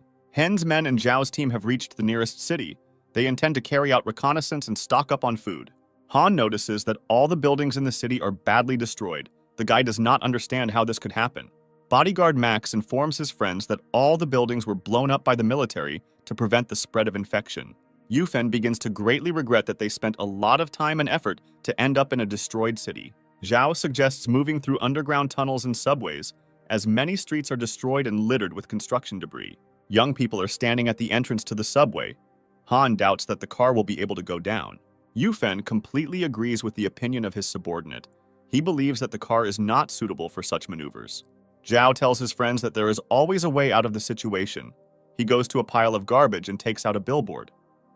Young people put up advertising boards on the steps of the entrance to the metro, and with the help of this structure, they go downstairs in a car. Yufen praises Zhao for his ingenuity. He believes that there are a large number of shops in the underground city that need to be explored. Zhao does not leave feeling of anxiety. The guy tells his friends that something is wrong here. Hen draws attention to the fact that there is practically no destruction or traces of zombies inside. He suggests stocking up on provisions as quickly as possible and leaving this place. Zhao suggests splitting into 2 groups and meeting near the car in 2 hours. Han and Robin quickly find a store that has various delicacies. The guys fill their bags with biscuits and ready-made meals from Indonesian cuisine. Hen and his brother find rare items and high-end alcohol. They believe they can get good money for these goods. Tong notices a cosmetics store. The girl quietly leaves her husband and looks at an expensive lipstick. Dennis notices his wife in a cosmetics store. He demands that she not carry everything, since there is not enough space in the car. The girl says that she will take just 1 lipstick. It is very small and will not take up much space. Robin runs next to the young people. He advises them to hurry up, as they need to leave this place as quickly as possible. Young people gathered near the car. They boast to each other about their booty. Dennis, his wife, and Robin approach the car. Zhao's voice is heard, asking if everyone is there. Yufen looks around at the people standing next to him. The guy says that he does not see his fighter named Honorable. Robin reports that on the way back, Han decided to check out the chicken noodle shop. The guy thought that Han was already there. Zhao invites his friends to wait for him in the car. He is going to find Han on his own. Zhao slowly moves along the deserted corridors of the underground shopping center. The guy is not left with a feeling of strong anxiety. After a while, Zhao notices Han, a man standing motionless next to a huge glass display case. Zhao slowly approaches Han. He is trying to understand what the man is looking at so intently. Behind the glass display case, there is a huge mutated spider. Young people look in fascination at the sleeping monster. The young people are inside the car. They are waiting for the return of Zhao and Honorable. Robin notices that the people sitting next to him are sleeping. The guy slowly opens his travel bag. Robin takes out a delicious fried chicken from his travel bag. The young man can't wait to enjoy the delicious dish. Yufen grabs the young man by the neck. He is unhappy that Robin was going to eat a whole chicken alone. A strange sound comes from the tong bag. Dennis asks his wife what is in her bag. Dennis finds a small toy duck in his wife's bag. The guy gets very angry because the girl was collecting unnecessary things. Robin agrees with Dennis. He does not understand what the use of such items is. They cannot be eaten or used in battle. Tong tells his husband that small children love such toys. The guy forbids his wife to collect useless things. Zhao thinks they need to leave immediately before the huge spider wakes up and notices them. The guy requests information from the virtual god. The system scanned the monster and told Zhao that it was a level 5 mutant. Han asks the guy if they can defeat the monster if it wakes up. Zhao advises not to wake up the mutant. Tong asks her husband to give her the toy. The guy says that he risked his life in order to find food, and not to fulfill his wife's selfish desires. During the altercation, Tong presses on the steering wheel of the car. A loud sound echoes throughout the deserted room.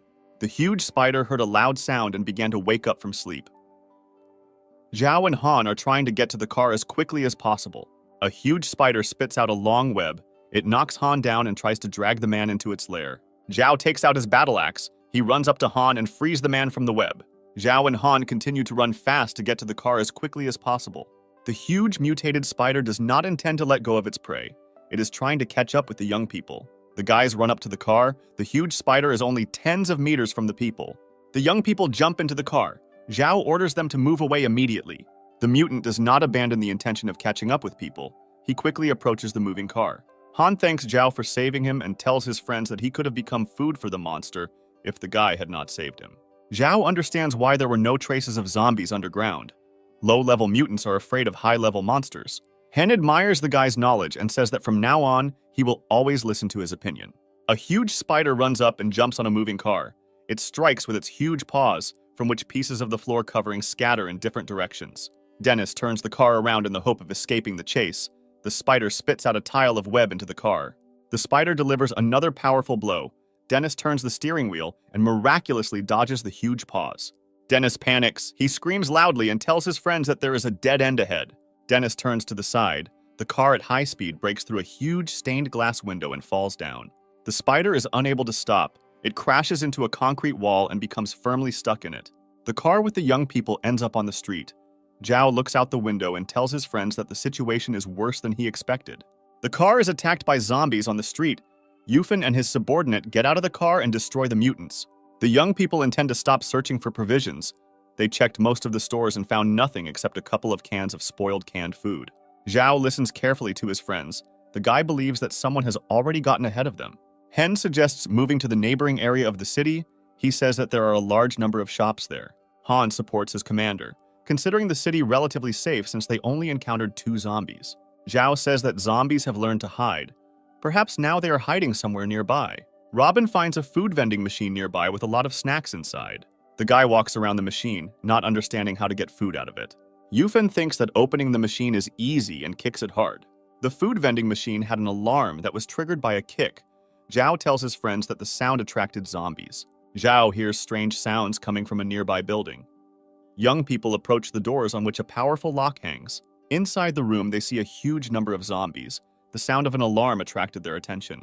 Tong experiences terrible fear and invites his friends to immediately move to a safe distance. Zhao thinks this idea is reasonable and suggests leaving quickly before the zombies break down the doors. There is a man on the roof of a nearby building. He is watching the young people through a sniper scope.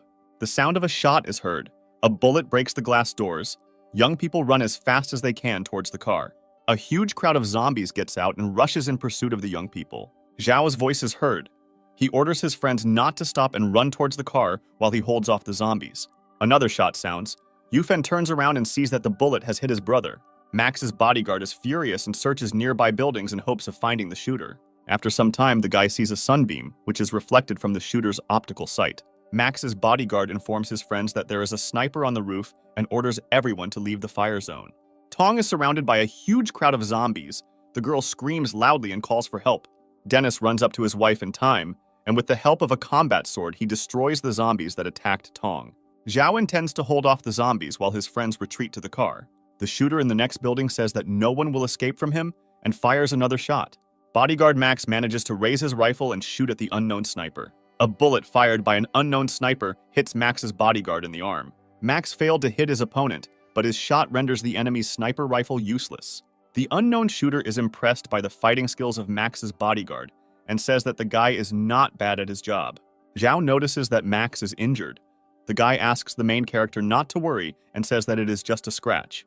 The young people are surrounded by a crowd of angry zombies. They take up a perimeter defense to repel the attack. Suddenly, a car drives into the crowd of aggressive zombies at high speed. Driving the car is Wen, who jokingly asks his friends if they want to go for a spin. Zhao can't hide his surprise. He never expected to see Wen here. The young people jump into the car. Wen presses the gas pedal all the way and crushes the attacking monsters. Yufen bandages his brother. He is glad that the bullet went through and the guy did not lose a lot of blood. Zhao believes that Wen sent Shin to help. He asks the guy why he left the base. Wen answers the guy. He says that his sister had nothing to do with it. It was Binyan's request. The guy tells Zhao that Binyan was talking about him day and night, and eventually Wen got tired of it and went to investigate to see if Zhao was okay. Zhao tells Wen that it is too dangerous here. He demands that the guy return to the base at dawn and continue to guard the girls. Wen reminds the guy that he just saved his and his team's lives. Zhao takes the guy's criticisms to heart. Hen asks Zhao to cool down and thank the guy for saving him. Hen tells Zhao that there are wounded in the squad, and now they could use an experienced fighter. Zhao agrees with Mr. Hen and considers his comments valid and convincing. Han tells his friends that they have no supplies left and expresses his opinion that it would be a good idea to take them. Tong considers it dangerous to go outside as they would be attacked by hundreds of zombies. Han does not agree with the girl's statement. He believes that they spent a lot of effort and took great risks to find food. Bodyguard Max is sure that the zombies will disperse soon. He asks Zhao what he thinks about it. The main character says that now the main problem is not the zombies, but the man who ambushed and opened fire. Robin finds the shooter's tactics very strange. He does not understand why it was necessary to shoot if using zombies would be enough to destroy the group. Dennis doesn't understand the mysterious shooter's motivation and asks his friends why the sniper wanted to kill them. Zhao does not have any versions. He reports this to his friends. A mysterious shooter sits on the roof of a nearby building. A man is trying to fix his broken rifle. The sniper realizes that someone is watching him. He gets to his feet, turns around and opens fire from a machine gun. Khan is running along the street. He holds a huge sword in his hands and deftly dodges bullets, changing the trajectory of his run. Khan reaches the shooter. The guy jumps high into the air and slashes at him with his huge sword. The sniper manages to block the blow. Khan asks the shooter why he is not happy to see his old friend. The shooter has a lot of anger towards Khan and tells the guy that he is getting old and losing his skills. The battle between Khan and the sniper continues. The enemy forces are equal. Khan is unable to quickly defeat the shooter. The sniper tells Khan that he is weak in close combat, and his reactions are much slower than before. Khan responds. He says that he is in no hurry, and he likes to watch his opponent lose. A girl appears in the room. She demands that the guys stop immediately and stop the fight. Taya tells the young people that now is not the time to sort out personal relationships. They need to focus on completing the task. The girl calls the guys stupid and says that the sounds of fighting can attract the attention of zombies. Khan answers the girl. He claims that he is in control of the situation. In addition, the room is well soundproofed. Khan boasts to the girl and tells her that he cleared the building of zombies in advance, and he knows the reason why she is here. The sniper tells those present that Zhao is only his prey. Taya is not at all interested in Zhao. She says that she is only here for the 5th level crystal. The sniper demands compliance with the code and says that the crystal will go to the one who kills its owner. The girl agrees with the shooter's statements and wishes everyone a successful hunt. Taya turns around and slowly walks away from the young people. The guys stare at the girl for a long time. Khan also leaves. He tells the shooter that he is no longer interested in spending time with him. The sniper demands that Khan stay out of his sight. The shooter can hardly contain his anger. He feels hatred towards Khan and Taya. Tong is in the toilet. The girl is constantly vomiting as she is severely intoxicated. Tong holds her stomach. She talks to her unborn child and tells him that his dad will soon find out everything and will be happy. Tong looks up and sees Wen in front of him. The girl was very frightened by the fact that he sneaked up on her unnoticed. Tong asks the guy what he is doing here. Wen answers the girl. He says that Tong did not come out for a long time and he began to worry. The girl looks carefully at Wen. The guy tells her that he specifically came here to find her. Wen suddenly grabs the girl by the neck and begins to choke her. Tong wheezes and tries to call for help. The guy says that he cannot forgive the person who, through his actions, endangered the life of his sister. Wen tells the girl that he will not allow her to return safely to the government base. Tong asks the guy for forgiveness for her actions.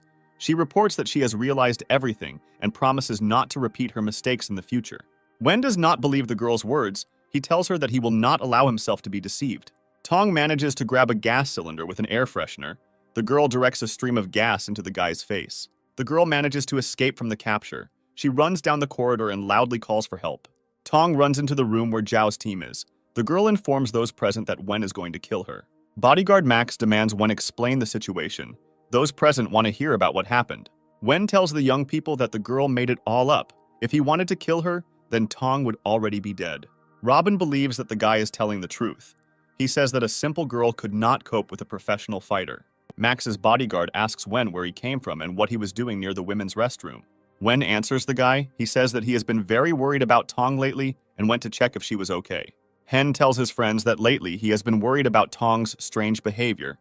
The girl often disappears somewhere. Robin also finds Tong's behavior strange. The guy remembers that the girl collected unnecessary things, such as toys. The guy tells the girl that he suspects her of implementing an evil plan. Tong calls Robin a stupid young man. Tong tells young people that there is nothing strange about going to the toilet, and that a small toy poses no threat. Tong approaches Dennis. She asks the guy not to listen to the young people and asks him to move away in order to talk face to face. Dennis rudely pulls the girl's hand away. He says that there is no need for this, since he does not believe a single word she says. Tong takes her husband's reaction to heart. The girl hopes that the guy still has feelings. Dennis informs the girl that everything is over between them.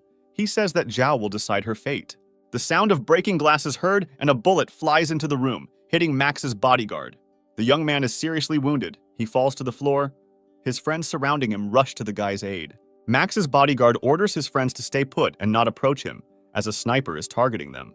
Dennis does not listen to Max's recommendations. Dodging bullets, he rushes to his wounded friend to help. The guy manages to reach Max unharmed. He throws his wounded friend on his shoulders and carries him to a safe distance. The sniper intends to kill Zhao last, before he wants the guy to see his friends die. Zhao and Yufen find an abandoned car. The main character informs his friend that the car has flat tires. Yufen tells the guy that it is dangerous outside. Zhao answers him. He says that now is the best moment, because the zombies are inactive and the sniper most likely does not expect them to return quickly. Zhao suggests that Yufen take care of the car while he deals with the zombies. Yufen is very worried about his friend. He tells Zhao that it is too dangerous to go alone. Zhao asks the guy not to worry. He says that he has a plan and gets out of the car. The main character rushes at the zombies standing in front and inflicts fatal blows on them with his battle axe. In a short time, Zhao manages to destroy the zombies. The guy runs to a nearby car. Zhao hooks the car with a cable and orders Yufen to tow the car containing the supplies. Yufen presses the gas pedal all the way. The whistling of car tires is heard. The guy begins to tow a faulty car.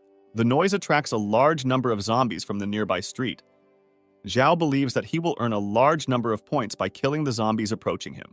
Zhao thinks that today he will once again raise his combat level. The guy runs up and jumps into the crowd of zombies. The main character stands among dead zombies. The virtual god informs Zhao that he has scored the required number of points to improve the level. Zhao considers today a good day. He is thinking about how to use the points he earned. Suddenly, the guy's thoughts are interrupted by a strong blow. Zhao dodges and tells his opponent that his attack is too slow. Zhao recognizes the enemy as a girl named Taya. She swings her sword and intends to continue the attack. The main character tells the girl that she is very rude. The guy reminds her that in the recent past, he saved her life. The girl is not going to continue the conversation. She says that she is only interested in the crystal and strikes. Taya launches a series of deadly attacks, but the main character's combat skills are enough to dodge them. Zhao demands the girl to stop. Taya informs the main character that he used her. The girl believes that the guy took advantage of her helplessness and abused her. Zhao says that he saved the girl's life, and the situation did not allow him to do anything else. Taya does not want to listen to the guy and kicks him. The main character says that he does not hit women, but if Taya does not calm down, he will have no choice, and he will change his principles. Zhao manages to knock the sword out of the girl's hands. Taya does not stop the fight and continues to strike with her hands. The main character uses a blocking technique and twists Taya's arms behind her back. Zhao demands to immediately tell him what the sniper is up to. The girl answers the guy. She says that she knows nothing about the shooter.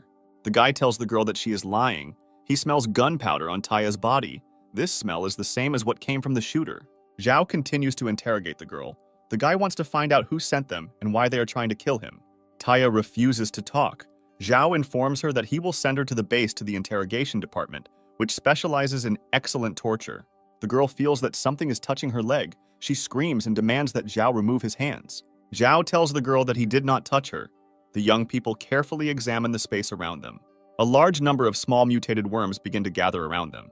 Zhao uses his battle axe to strike the mutant hard and cut him in half.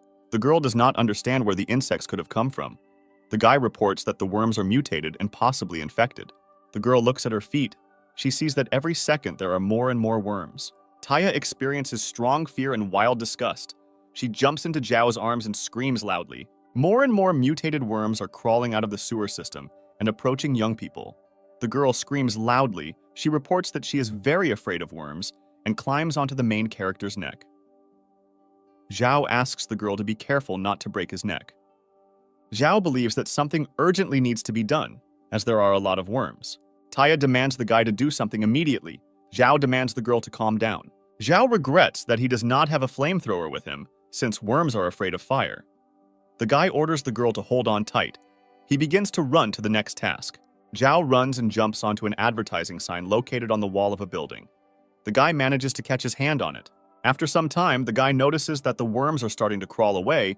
He thinks that the danger has passed and is about to jump down. Taya tells the main character that there is no danger and demands to lower her down.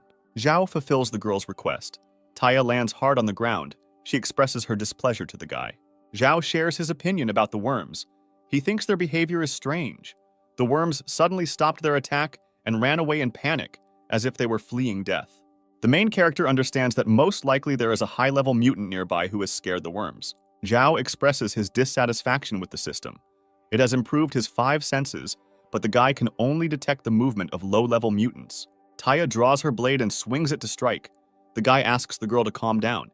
He says that he has already saved her life twice. Taya asks the main character to shut up and not talk about nobility. She reminds him that he wanted to send her to the base for interrogation using torture. The girl rushes to attack the guy.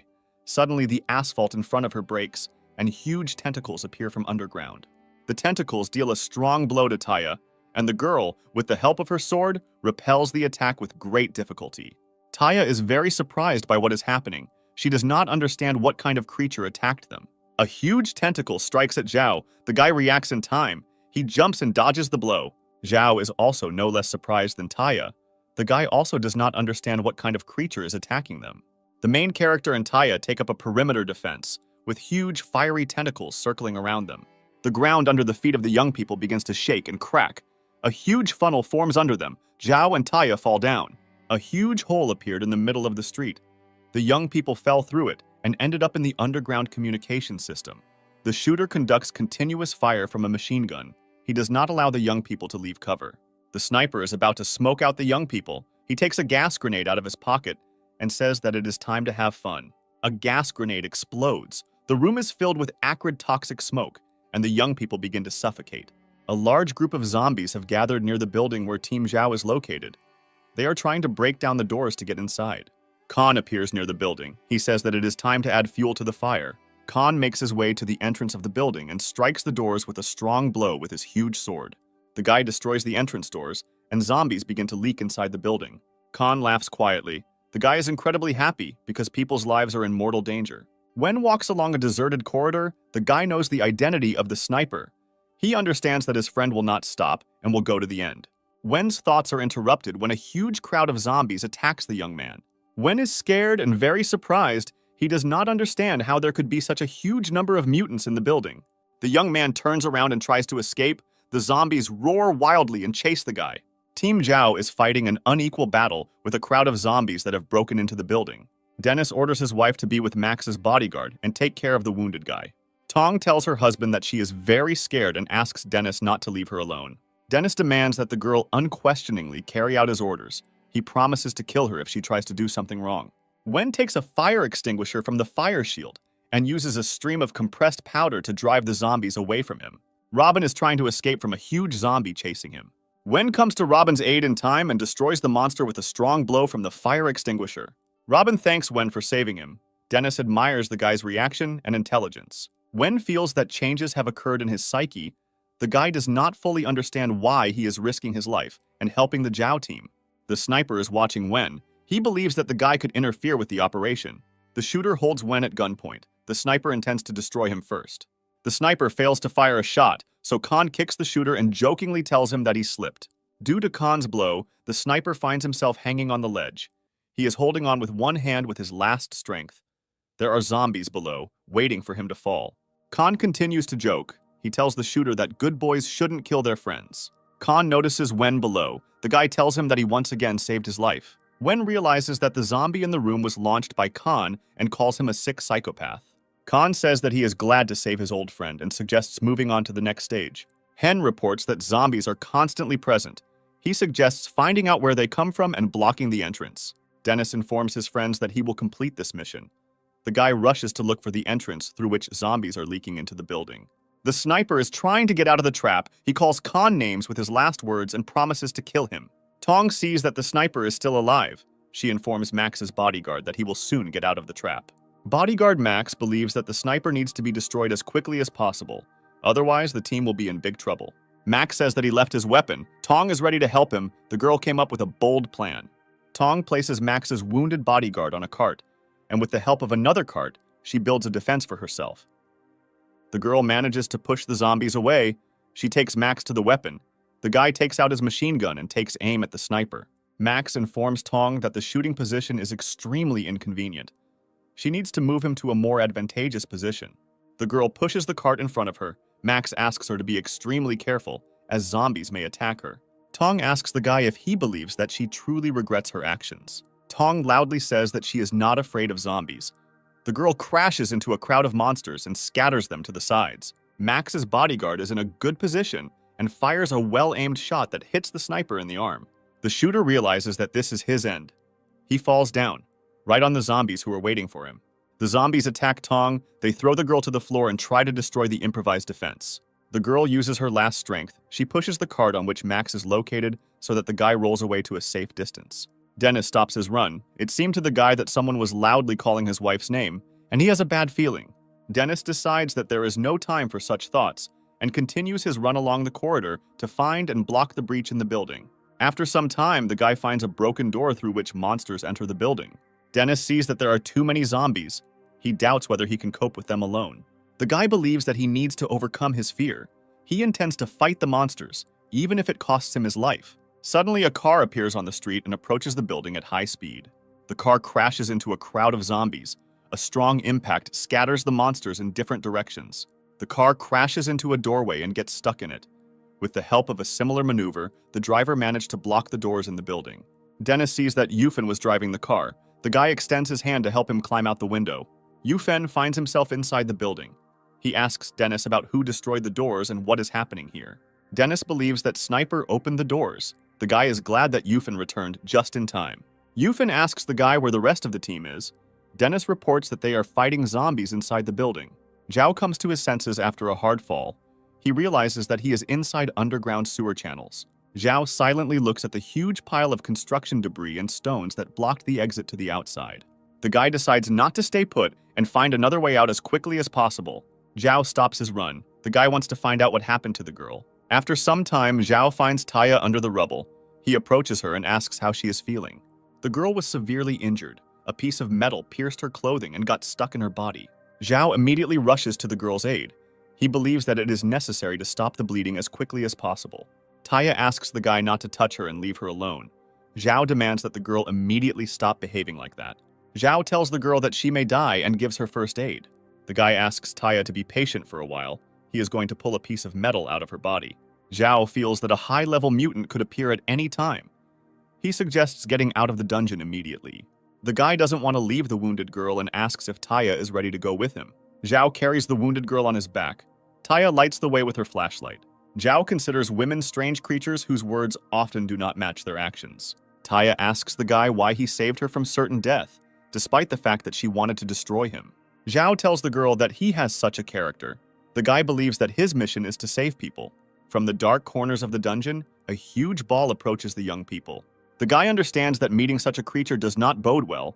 He tries to escape from an incomprehensible monster. A huge creature catches up with the young people. It roars loudly and rushes at them. The girl manages to spot the monster and tells the guy that they are being pursued by a huge mutated mouse. Zhao and the girl run to a dead end. A huge mouse rushes at the young people. The guy jumps to the side and avoids the blow. The girl could not hold the flashlight in her hands. It falls to the ground. The young people find themselves in pitch darkness. A huge mouse jumps on Zhao. It misses and crashes into the wall. From a strong blow, part of the wall is destroyed, and the monster gets stuck in the rubble. The guy continues his run. He hopes to move to a safe distance before the monster gets out of the trap. After some time, the mutated mouse manages to get out from under the rubble. It throws pieces of concrete to the sides and roars loudly. The girl hears strange sounds made when Zhao walks. The guy realizes that he is stepping on mutated worms. Zhao, using his super ability, activates his vision and sees a huge number of mutated worms in front of him. The guy realizes that the worms are running away from a high-level mutant. He is going to follow them to find a way out of the dungeon. Zhao finds the exit from the tunnel. He sees that the worms are moving towards a small hole. The guy follows the mutating worms and finds himself in a huge underground room, which contains a tank of water. Zhao watches the movements of the worms and realizes that there is a way out under the water. Zhao informs the girl about this. Taya is categorically against immersion in sewage. She says that she would rather die than jump into the sewer. A loud roar of a huge mouse is heard. The monster finds the young people and quickly approaches them. Taya very quickly changes her mind about the sewer and asks Zhao to jump into the tank as quickly as possible. Zhao runs and jumps into the sewer tank. The young people underwater try to find a way out. After some time, they manage to find a way out and find themselves at the bottom of a deep well. Zhao climbs up the high stairs. Taya encourages the guy and advises him to hurry up. Zhao tries to push the girl out as quickly as possible.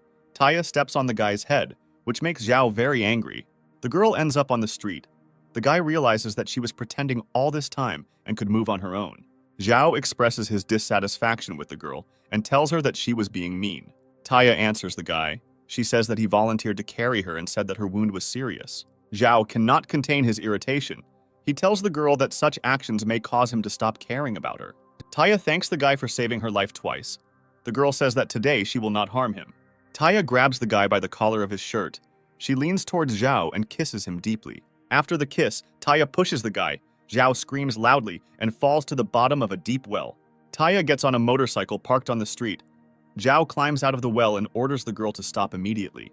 The girl asks him not to forget her name and hopes that they will meet again in the near future. The guy follows Taya with his eyes, considering her behavior extremely strange. Khan walks along a deserted street. He loudly shouts the name Taya and says that he has returned. Approaching the entrance to the dungeon, he sees that the entrance is littered with pieces of concrete and construction debris. Khan begins to scream loudly. He believes that Taya deceived him, since she promised to fight with him against Zhao. The guy's screams attract a huge mutated mouse, which slowly approaches Khan. The guy cries loudly. He turns to the mutated mouse and asks it not to interfere with his grief. Khan takes out all his anger on the mutated mouse and, with the help of his huge sword, cuts the monster in half. The guy calms down. He believes that his grief will be compensated by the 5th-level crystal, which he received after killing a mutated mouse. Zhao watches the zombies who are on the street. The monster stood near the entrance all night. The guy admires their endurance and patience. Zhao enters the building where his team is located. Robin greets his captain and says that he is glad to see him. Zhao sees a large number of dead zombies on the floor. The guy asks Robin what happened here. Robin says it's a long story. Hen says that after Zhao left, zombies broke through the back door, and then a sniper appeared in the building, whom they eliminated. Dennis is next to his wife. Tong received a severe wound during the battle. The girl's condition is deteriorating sharply. Tong's body trembles violently, and she asks her husband for forgiveness for her vile act. Tong asks Dennis if he can forgive her. Dennis asks the girl not to speak and to remain strong. Dennis cannot hold back his tears. He understands that Tong did her act so that her husband would become a captain. Tong tells Dennis that she is glad to meet the guy, and even if she dies, she will not regret anything. Tong tells her husband that she is pregnant, something she didn't have a chance to tell earlier. Dennis has a complete picture. Now he knows why his wife took a small yellow duck from the store. Robin understands why Tong was alone for a long time and went to the toilet very often. Tong says that she is afraid of dying. The girl wants a family of 3 to be together and never be separated. Tong begins to have a severe coughing attack. Dennis asks his wife to hold on and not lose consciousness. Zhao informs his friends that the virus is starting to awaken. Robin is going to bring ropes. The young people tightly tie Tong, who is sitting on the floor, and soon the girl will turn into a zombie. Dennis tries to interfere with the young people. Zhao stops him and asks the guy to be reasonable. Bodyguard Max turns to his friends. He tells them that he was wounded in battle and asks the young people to tie him up. Team Zhao is very upset by this news. The guys don't want to lose their best friend. Max insistently asks to tie him up and kill him immediately when he begins to turn into a monster. Zhao and his friends are very sorry that everything happened like this. They hope that Max's bodyguard will survive. The main character is very upset. He considers himself a bad captain who is unable to protect his team. The virtual god tells the guy that there is no reason to worry, since this is just a simple virus poisoning. Zhao realizes that there is a way to save Max and Tong's bodyguard. The main character is glad that there is hope. The guy demands that the virtual god immediately inform him about how to solve such a problem. The evolutionary liquid of the primary virus can block the virus. Once it enters the body, it will begin to produce antibodies. The virtual god reports that the evolutionary liquid not only protects against the virus, but also changes the biochemical processes in the body, which makes a person more resilient and strong. The vaccine that the system can provide is different from the one Zhao took, and its effectiveness is not 100%. The virtual god informs the guy that level 5 crystals are needed to purchase the vaccine. The system tells Zhao that it is too early to think about such a purchase, since the guy has an insufficient level and does not have the necessary cores. Zhao is thinking about where he can find a mutant of such a high level in the near future. The system tells the guy that he recently met similar mutants. Dennis approaches his wife. He tries to talk to her. The girl is unconscious and does not answer the guy. The young people tie Max's bodyguard tightly. Hen asks the guy to forgive him. Max tells his friends that everything is fine and tells them that he would do the same if he were in their place. Bodyguard Max intends not to wait to turn into a monster. He asks his friends to kill him immediately. Robin understands that he is not able to kill his friend. The guy asks not to ask him about it. Bodyguard Max asks Robin to have courage and immediately fulfill his request. Robin slowly raises the gun. The guy realizes that he cannot fulfill Max's request and tells him about it. The main character approaches the young people and asks Robin not to rush into eliminating Max's bodyguard. Zhao tells his friends that Max is his man and he won't let him die. Max informs his friends that he has no chance of survival. He asks to ease his suffering. Zhao tells Max that there is an extraction method, but it is not 100% secure. The main character intends to soon find the necessary crystals and save his friends. Dennis heard the conversation of his comrades and wants to get detailed information about the vaccine. Zhao says that he immediately goes in search of a cure and appoints Dennis as a senior member of the team. Dennis gratefully accepts his appointment. The guy promises that everything will be under control. Wen is deeply immersed in his thoughts. The guy understands that Zhao has secret information. Zhao descends into the subway. The guy intends to destroy a huge mutant spider and get the 5th level crystal. The main character sees huge holes in the walls. He understands that the mutant has recently become much stronger. The guy goes down to the subway and heads into the lair of a huge mutated spider. The crack of a breaking cocoon is heard, and a humanoid mutant emerges from it. Zhao sees an abandoned train in front of him. The guy intends to get inside it to reconnoiter the situation. The main character enters an empty carriage. The guy remembers that he used to constantly travel by subway to the university. Zhao remembers the carefree days when he spent a lot of time in such carriages. During his travels, Zhao constantly saw one office worker, and over time the guy got to know him. The office worker turned out to be a friendly person. He took care of Zhao and bought him food and drinks. Zhao enters the driver's cabin. He sees a dead train driver in the seat. The guy checks the control panel of the locomotive. He is surprised to learn that the train is in working order. Suddenly, the main character hears the sounds of loud music coming from an amusement park. Zhao intends to immediately go to the amusement park to find out what is happening there. The main character is in the center of the park. He sees that someone has launched the carousel and turned on the music. Zhao walks around the carousels and attractions, and so far he has not met a single person. After some time, the main character notices a stranger who is on a children's carousel. Zhao slowly approaches the stranger and loudly asks him who he is and what he is doing here. The guy recognizes a familiar bag. The office worker with whom the guy rode on the subway had the exact same bag. Zhao approaches the office worker. The main character says that this is a dangerous place and offers to go with him to the government base. The stranger slowly turns towards Zhao, huge spider legs appearing from his body. The mutant abruptly jumps off the carousel. He growls loudly and heads towards the main character. Zhao looks around the nearby space. The guy realizes that there are a lot of similar creatures around. Zhao slowly backs away. The guy intends to choose an advantageous position to repel the attack of the mutants. The main character takes out a machine gun located behind his back. He realizes that in front of him are unusual zombies. Zhao shoots the mutant, attacking him in the head. The guy is surprised that the bullets do not harm him. The main character realizes that firearms are useless to fight mutants and tries to escape.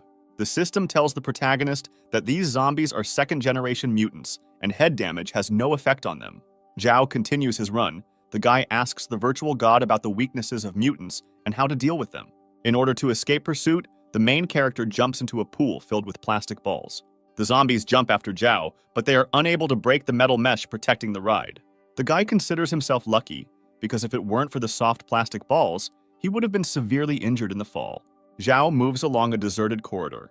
He is dissatisfied with the system, since it requires a large fee for items and does not provide the necessary information on time. The main character stops. His attention is attracted by a strange noise coming from around the corner. A guy approaches the door of a small cafe. He thinks that there is a spider's lair inside. Zhao goes inside the cafe. He examines the numerous cocoons and realizes that there is more than one spider in the lair. One of the cocoons inside the cafe breaks, and another mutated zombie spider falls out of it. The mutant slowly gets to his feet and straightens his many spider legs. Zhao believes that it will not be easy for him to cope with the numerous second-level mutants. The virtual god informs the guy that he was discovered by zombie spiders from the amusement park. Zhao looks at the ceiling and sees a mutated office worker approaching him. Zhao reloads his machine gun and points it at the mutant, who used to be an office worker. Pictures of his past life appear before the guy's eyes. He remembers the office employee with kindness. Zhao realizes that his old friend has turned into a monster. The main character is going to shoot the monster. Zhao fails to pull the trigger in time. The zombie spider has tremendous speed. He strikes and knocks the machine gun out of the guy's hands. The zombie spider continues its attack and strikes Zhao numerous times with its spider legs. Suddenly, a sticky web shoots out at the zombie spider. It grabs its head and pulls it towards its owner. A moment later, the zombie finds itself in the terrible mouth of a huge mutated spider. The sound of breaking bones is heard, and a huge monster devours its victim. The huge spider continues to shoot webs in different directions and devour the low-level zombies next to it. Zombie spiders are unable to resist the huge spider of the 5th level. The monster continues to devour them. The virtual god informs the guy that the monster will spin the uneaten mutants into cocoons. Zhao is full of anger and hatred because a huge spider destroyed his old friend. The guy opens fire on the monster with a machine gun. This does not cause much damage to the huge monster. The spider rushes to attack Zhao. The spider delivers fatal blows with its huge paws, but Zhao manages to deftly dodge them. The guy realizes that the safest place is on the head of a huge spider. Zhao immediately climbs onto it. Zhao believes that he has a good opportunity to kill the giant mutant. The main character takes out his battle axe and begins to deliver strong blows to the head of a huge spider. The huge spider begins to twitch convulsively. Zhao loses his balance and falls down. The main character understands that in open space, he has no chance of defeating such a strong opponent, so the guy tries to run away and lure the monster. A cunning plan has matured in Zhao's head. The guy is going to lure a huge spider onto the railway tracks, which are under electric current. The guy manages to deceive the huge spider. The monster continues the pursuit and ends up on the railroad tracks. An electric discharge of enormous force hits the spider. The monster screams loudly. Violent convulsions permeate its body. At this time, Zhao gets to the driver's cabin.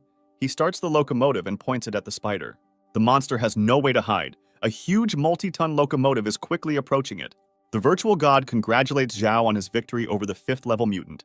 The guy receives the necessary crystals. Zhao is improving its storage system and now has new space for weapons, ammunition, and vehicles. The virtual god asks the guy not to be too happy. The space has expanded, but to use the items inside, you need to have crystals for exchange. There are explosive devices on important supporting structures and columns. Zhao has mined the underground metro line. Zhao tells his dead office friend to rest in peace and presses the button on the remote detonator. A huge explosion occurs, which completely destroys the spider's lair located in the metro station. Zhao uses an expensive SUV to get around. He believes that with the help of a high-speed car, he will reach the base by dawn. The guy turns to the system and exchanges for the vaccine. The system gives Zhao only 1 ampoule. For more, he needs to increase his level. The main character is very unhappy that after so much effort, he can only save 1 person. Zhao returns to base. Robin says that everyone was looking forward to him. Bodyguard Max's body begins to mutate. The guy often loses consciousness and experiences severe pain. Dennis runs up to Zhao and asks him if the guy found the evolutionary fluid he was talking about. Zhao informs his team that he has evolutionary fluid. The guys are happy to receive this news. Zhao also tells his friends that he only has 1 dose of the life-saving vaccine. Zhao's friends are very upset. They don't know what to do because they have 2 infected people on their team. Wen says that in such a situation, the fairest way is to vote. Wen tells the young men that he is giving his vote to Bodyguard Max, as he is a more valuable member of the team. Yufen and his brother also give their votes to bodyguard Max. The guys believe that the team cannot afford to lose him. The Han reminds the young people that if it weren't for Max, the sniper might have killed everyone. Dennis considers such a decision unfair, recalling that if it were not for his wife, Max would not have been able to kill the sniper. Wen tells the young people that Tong just recently did a bad thing and insists on rescuing Max. Dennis says that he lost his sister, and Tong and his unborn child are the guy's last relatives. Dennis falls to his knees in front of Zhao. He plaintively asks the protagonist to save Tong's life. Yufen says that if Tong's life is saved, 2 people will be saved. Robin agrees with the guy's opinion. Wen counted the votes, they were evenly divided. The guy asks Zhao's opinion. Wen demands that the protagonist make a decision immediately, since if he delays, both people will die. Max's bodyguard regains consciousness and asks his friends to inject Tong's serum to save the girl's life. Max says that he does not regret anything and does not want to exchange his life for the life of a woman and a child. Zhao asks Max's bodyguard to forgive him. He says that Max will always be his brother. Dennis reassures his wife. He says that Zhao brought medicine and she will soon get better. Zhao is in no hurry to introduce the Tong evolution serum. Dennis asks the guy what's the matter. The main character explains to his friend that they are too late. Tong is already dead. She has turned into a zombie. Zhao says that the evolution liquid only works on people who have recently been infected with the virus and cannot turn zombies back into humans. Dennis becomes hysterical. He claims that Tong is not dead since he just talked to her. The guy shakes Zhao's hand. He believes that his wife simply lost consciousness and asks the main character to give an injection. The young people grab Denny by the hands and hold him down. They ask the guy to calm down and pull himself together. Tong lets out a wild, eerie howl and tries to get to his feet to attack the young people. Hen asks his friends to be extremely careful, and his brother demands that they kill the zombies immediately. Han points his machine gun at Tong. Dennis covers his infected wife with his body. Wen orders Denny to immediately step aside. He believes that the guy has gone crazy. Robin informs his friends that Max's condition has deteriorated greatly. The guy is experiencing severe cramps and coughing up blood. Zhao runs up to Max's bodyguard and immediately injects him with the evolution serum. Robin asks when Max will get better, to which Zhao replies that the drug has a 50% success rate. Zhao asks to take Max to the storage room so that the guy can get some rest. The main character tells his friends that if Max survives this night, then he will be fine. Wen has a lot of questions. The guy wants to know where Zhao got the drug, why there was only 1 ampoule, and why the medicine could not have been brought earlier.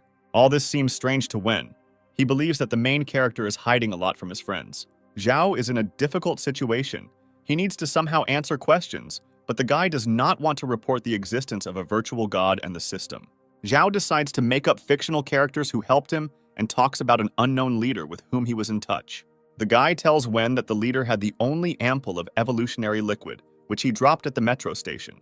Zhao asks his friends to keep this information secret, as the leader asked not to tell anyone about the development of the vaccine. Hen believes that the leader is the only hope for humanity and asks those present to keep their promise and not spread the information they hear. Wen doesn't believe the story told by Zhao. He says that the plot is reminiscent of a science fiction comic. Dennis sits opposite his ex-wife Tong, who has turned into a zombie. She does not remember her husband and tries to attack him. Dennis cries bitterly. He asks his wife to return and promises to never be angry with her again. Zhao asks Dennis to move away from Tong.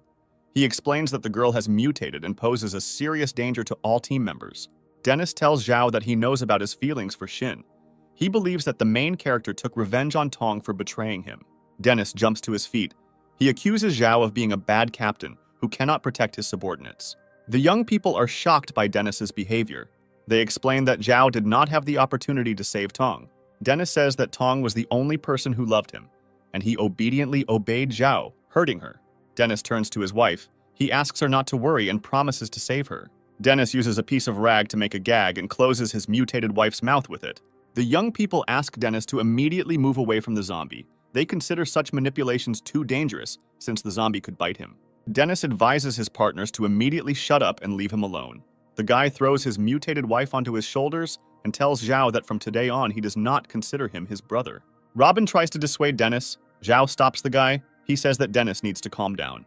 Zhao tells his friends that today was a hard day and suggests finding a place where they can have a good rest and recuperate. Night falls. Wen gets up from his sleeping place. The guy moves very quietly. He doesn't want to wake up those around him. Wen considers himself very lucky, since even on a government basis, they cannot develop a drug that can fight the zombie virus. Zhao appears in a deserted corridor. The guy is holding a vaccine syringe in his hands. He asks Wen if this is what he is looking for. Wen pretends he doesn't understand and says he's hungry and is going to find something to eat. Zhao asks Wen a question. The main character is interested in who is behind Wen and why he entered the base. Wen praises Zhao. The guy says that he did not leave any traces, but the main character was able to suspect him. From the first meeting, Zhao realized that there was something wrong with Wen. The guy believed that he was playing a double game and was carrying out a secret mission. Wen's speed and agility have surpassed the limit of the human body, something that an ordinary person is not capable of. Zhao believes that Wen was in cahoots with the sniper, since the shooter also had supernatural abilities that he used in the shooting. The main character is confident that the bodies of the sniper and Wen have been modified, and they are members of the same organization. Wen claps his hands loudly. He thinks Zhao is a very observant and capable person. Wen realizes that the guy knows too much. He takes out his combat knives and rushes to attack the main character. Zhao dodges the killing blows and jumps high into the air to get behind his opponent. Wen is very surprised by the speed of the main character. The guy realizes that Zhao has become much stronger and faster. Wen tries to focus on the enemy, but the main character moves so fast that Wen cannot land a blow. Zhao is impressed with his new combat level and flutters through the air and strikes at Wen. The main character kicks, the enemy misses the blow, and the victim falls to the floor. Wen turns to his sister. He asks Xin what she is doing here at such a late hour. Wen believes that Zhao fell for his trick. Since there is no sister in the room, the guy swings his hand to strike Zhao. The main character blocks Wen's blow. The guy says that such tricks only work on children. Zhao takes out his battle axe and raises it above his head to strike. Wen asks the guy to be merciful and not kill him. Wen says that his sister will be very sad if he dies. Wen reveals that he came to the base for a completely different reason, but he never wanted to harm Zhao and his friends. Zhao invites Wen to tell his story in detail and answer questions. In this case, the main character promises to save the guy's life. Wen agrees to Zhao's terms and begins his story. He says that Xin is indeed his sister. During the zombie outbreak, Wen was at the school, and throughout the area, mutants were chasing people and biting them. The guy was scared. He didn't know what to do and ran after teachers and classmates, saving his life. Wen and his classmates managed to hide on the bus, but zombies overtook them and destroyed all his friends in front of the guy's eyes. The guy was able to hide under the seats. He was the only one alive. Wen gets to his house. He opens the front door and loudly calls for his parents. In one of the rooms of the house, a guy finds his mother, who has turned into a zombie. The woman lets out a wild scream and rushes at Wen. The guy screams loudly and calls for help. Wen tries to shout to his mother, but he fails, since the woman has lost her human appearance and turned into a zombie. The guy unsuccessfully tries to fight off the monster. He is saved by his father, who came up from behind and hit the zombie on the head. Father Wen asks the young man how he is feeling and if he is injured. Wen rushes into his father's arms. The man tries to calm the young man down. He says that everything will be fine. The father says that they wanted to go to school to look for Wen. As soon as they left the house, the neighbor's girl bit the mother. A group of aggressive zombies burst into the courtyard of the Wen house and move towards the front doors. The father orders Wen to take the car keys, go to the garage, and leave immediately. He himself intends to stay to detain the zombies. Wen doesn't understand why his father is going to stay in the house. He suggests leaving together. Father Wen says that he is very sorry and shows the young man his zombie-bitten hand. The man hears zombies climbing the stairs to the second floor. He orders his son to leave immediately. Wen becomes hysterical and asks the man not to leave him alone. Father Wen brings the guy to his senses with a strong slap. He tells the guy that he is not alone. The man demands Wen to find his half-sister and take care of her in the future. The conversation is interrupted by zombies running into the room. The man says goodbye to the guy and pushes Wen out of the window. The man says that he can no longer protect Wen and asks the guy to find his half-sister and be strong. Father Wen swings a large kitchen knife and charges at the angry zombies. Wen drives out of town and drives his car until it runs out of gas, after which he abandons the car and tries to hide in the forest. Strange strangers find Wen in the forest and take the young man to a secret base. There are a large number of survivors at the base. Wen thought that he had met his saviors, but after a few days he realized that this was not the case. Several times Wen tried to escape from the base. Each time he was caught and returned back. Wen is taken into a laboratory. There are people in white coats in it. They inject experimental drugs into people's bodies. Wen reports that this secret organization, since its creation, has been searching for surviving people and conducting experiments on them. In the organization's laboratory, a drug was developed that, when introduced into the body, changed a person and endowed him with unusual abilities. Only a few people were capable of adaptation. The majority of experimental people either died or turned into terrible monsters. Zhao believes that the description of this drug is very similar to the evolutionary liquid. Wen says that the drug from the secret laboratory only changes the body's functions. It is not able to destroy the zombie virus. Wen informs Zhao that lucky people like him are called evolutioners in a secret organization. Zhao asks if there is a girl named Taya in the secret organization. Wen tells the guy that Taya is the boss's favorite, and her main duties are to find crystals. Zhao understands why the girl pursued him with such tenacity. With the help of level 5 crystals, a secret organization can produce a powerful drug. Wen warns the protagonist. He informs him that the organization is hunting him and his group. Zhao doesn't understand why the secret organization is after him. He never cooperated with it or crossed its path. Wen tells the guy that the organization watched Zhao destroy a huge number of mutants single-handedly. They would never want to part with such good material as Zhao. The main character wants to find out from Wen why the guy is helping him and his team. Wen tells Zhao that he wants to destroy the secret organization as quickly as possible. Wen says that the organization sent him to the base to search for information. The guy did not expect to meet his half-sister there. Wen promised his father to take care of his sister, but until he leaves the organization, he will live under their control, which threatens his sister's safety. It is for this reason that Wen is going to destroy a secret organization. Zhao thanks the guy for his frank story. Robin runs into the room. The guy screams loudly and tells Zhao that Max's bodyguard is behaving very strangely. Zhao and his friends run into the warehouse where Max's bodyguard is located. The young people are trying to restrain Max's bodyguard. The guy screams loudly and convulses. Zhao asks his friends about what happened. Robin tells the main character that Max began to behave inappropriately and became unusually strong. Zhao asks the virtual god about the reason for this behavior. The system reports that the evolutionary fluid has failed, and Max will turn into a zombie. Zhao considers Max his friend and an indispensable member of the team. He cannot allow him to turn into a zombie. The virtual god tells the guy that the virus in Max's body has won, and nothing will help the young man. Zhao remembers that Taya exchanged fluids with him to destroy the virus in her body. Bodyguard Max continues to mutate. He breaks free from the grip and throws the young people to the sides. Zhao asks his friends to leave the room and leave him alone with Max's bodyguard. The main character informs his friends that the serum administered by Max may not work, and if the young people remain indoors, they will be in danger. Hen invites young people to listen to the main character and immediately leave the room. Zhao's team immediately leaves the premises. Robin is the last to leave. He asks Zhao to be extremely careful. Zhao is left alone with Max's bodyguard. The guy intends to save his friend and inject him with his blood. Max continues to mutate rapidly. The system informs the main character that the virus has spread to his brain and will soon take over all the cells of the body. Max raises his hands. He growls loudly and rushes to attack the main character. Zhao avoids Max's bodyguard and raises his hand to strike. The main character goes behind his opponent and performs a chokehold. Zhao could not hold Max. The bodyguard reaches out to the protagonist's hand and bites him. Wen carefully watches the fight of the young people. He sees how Max bites Zhao's hand. Max's bodyguard manages to bite through Zhao's hand, and the main character's blood enters Max's body. The virtual god asks the main character to be careful and not risk his life. He reports that the wound is serious, and a large amount of blood may be lost. Wen hears Zhao's dialogue with the virtual god, but he does not know about its existence. Wen wonders who the guy is talking to. Bodyguard Max calms down and loses consciousness. Zhao holds his exhausted body in his arms. Zhao carefully puts his friend on the floor. The guy sees that changes are starting to happen to Max's bodyguard. The system informs Zhao that the fusion of the evolutionary fluid was successful. Max received a promotion and now has the same level as the main character. Bodyguard Max regains consciousness. He does not remember anything and asks the main character what happened. Zhao is glad that his friend woke up. Max is very surprised. He remembers that he was bitten by a zombie, but he is still alive.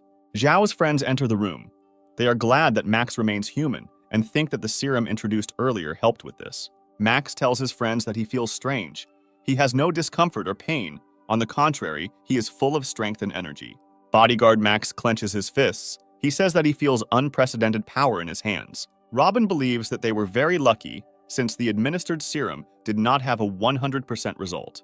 Han thinks that Max was helped by his good physical condition and excellent genetics. Zhao asks his friends to keep the secret that they used the serum that helped save Max. The main character slowly walks along a deserted corridor. Wen approaches him from behind. Wen looks closely at Zhao's hand, which was bitten by Max's bodyguard. The guy is very surprised at how quickly the wound healed. The main character turns to Wen. He realizes that the guy was watching the fight and saw Max bite him. Zhao is going to tell Wen where he got the drug and why he has superhuman powers. The main character reports that he is the first person who received the evolutionary fluid. Then the guy talks about the existence of the system and the virtual god. Wen can't believe the guy's words. He believes that the system is a fantasy from the world of manga. Zhao decides to demonstrate the system's capabilities and orders the virtual storage to be opened. The main character takes out a bottle of water from the virtual storage and hands it to the surprised Wen. Zhao reports that he currently has a low level in the system and will increase it over time to improve his skills and stats. Wen is still very surprised. He asks Zhao why the guy told him such an important secret. Zhao is confident that Wen will not spill the beans and will keep this information secret. The guy believes that Wen will not be able to defeat the secret organization alone and intends to create a team of evolved people. Wen considers this idea promising. If successful, they will be able to resist not only the secret organization, but also government bases. Zhao tells the guy that their union will be the only right option. The main character believes that the secret organization is much more dangerous than the zombie virus, and over time, it will pose a greater threat to humanity. Zhao says that there may be several such organizations, and to fight them a few people are not enough. It is necessary to create a large and strong team. The main character shakes Wen's hand. Wen says that from now on he will call the guy captain. Zhao tells Guardian Max that after injecting the evolutionary fluid and merging with his blood, the guy became a Superman. Max is surprised to learn that he is no longer in danger of being bitten by zombies, and in addition, he can increase his combat level in the virtual system. Zhao points the guy to the zombies standing on the street and offers to test his new abilities in practice. The main character gives Max a combat sword and wishes the young man a successful hunt. Max jumps out of the window and lands on a car below. He is surprised that he does not have any injuries after landing. The guy rushes into the crowd of zombies and, with the help of his combat sword, begins to destroy the monsters. He feels that his body has inexhaustible power. The guy is able to not only detect enemy movements, but also react to them several times faster than before. This allows him to destroy a large number of mutants and earn points. Max looks at the destroyed zombies. He is surprised that in a short period of time, he single-handedly killed a large number of monsters. Zhao praises his friend and says that for 3 minutes, this is a good result. The main character tells Max that he is evolving very quickly.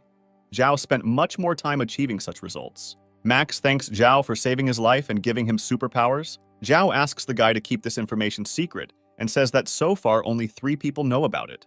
Zhao enters the room and sees that his friends are worried about something. He asks what is the matter. The young people tell the guy that Dennis has disappeared. He took the car and their weapons. Bodyguard Max intends to return Dennis. Zhao says that Dennis is already far away. Most likely he left the base yesterday evening. Zhao offers to leave the guy alone. He says that the death of the child and Tong hit Dennis hard. In addition, the guy thinks that Zhao deliberately did not save Tong. The main character hopes that Dennis will eventually calm down and join the team. Zhao invites his friends to leave the camp, since they have been here for too long, and the mysterious organization could attack at any moment.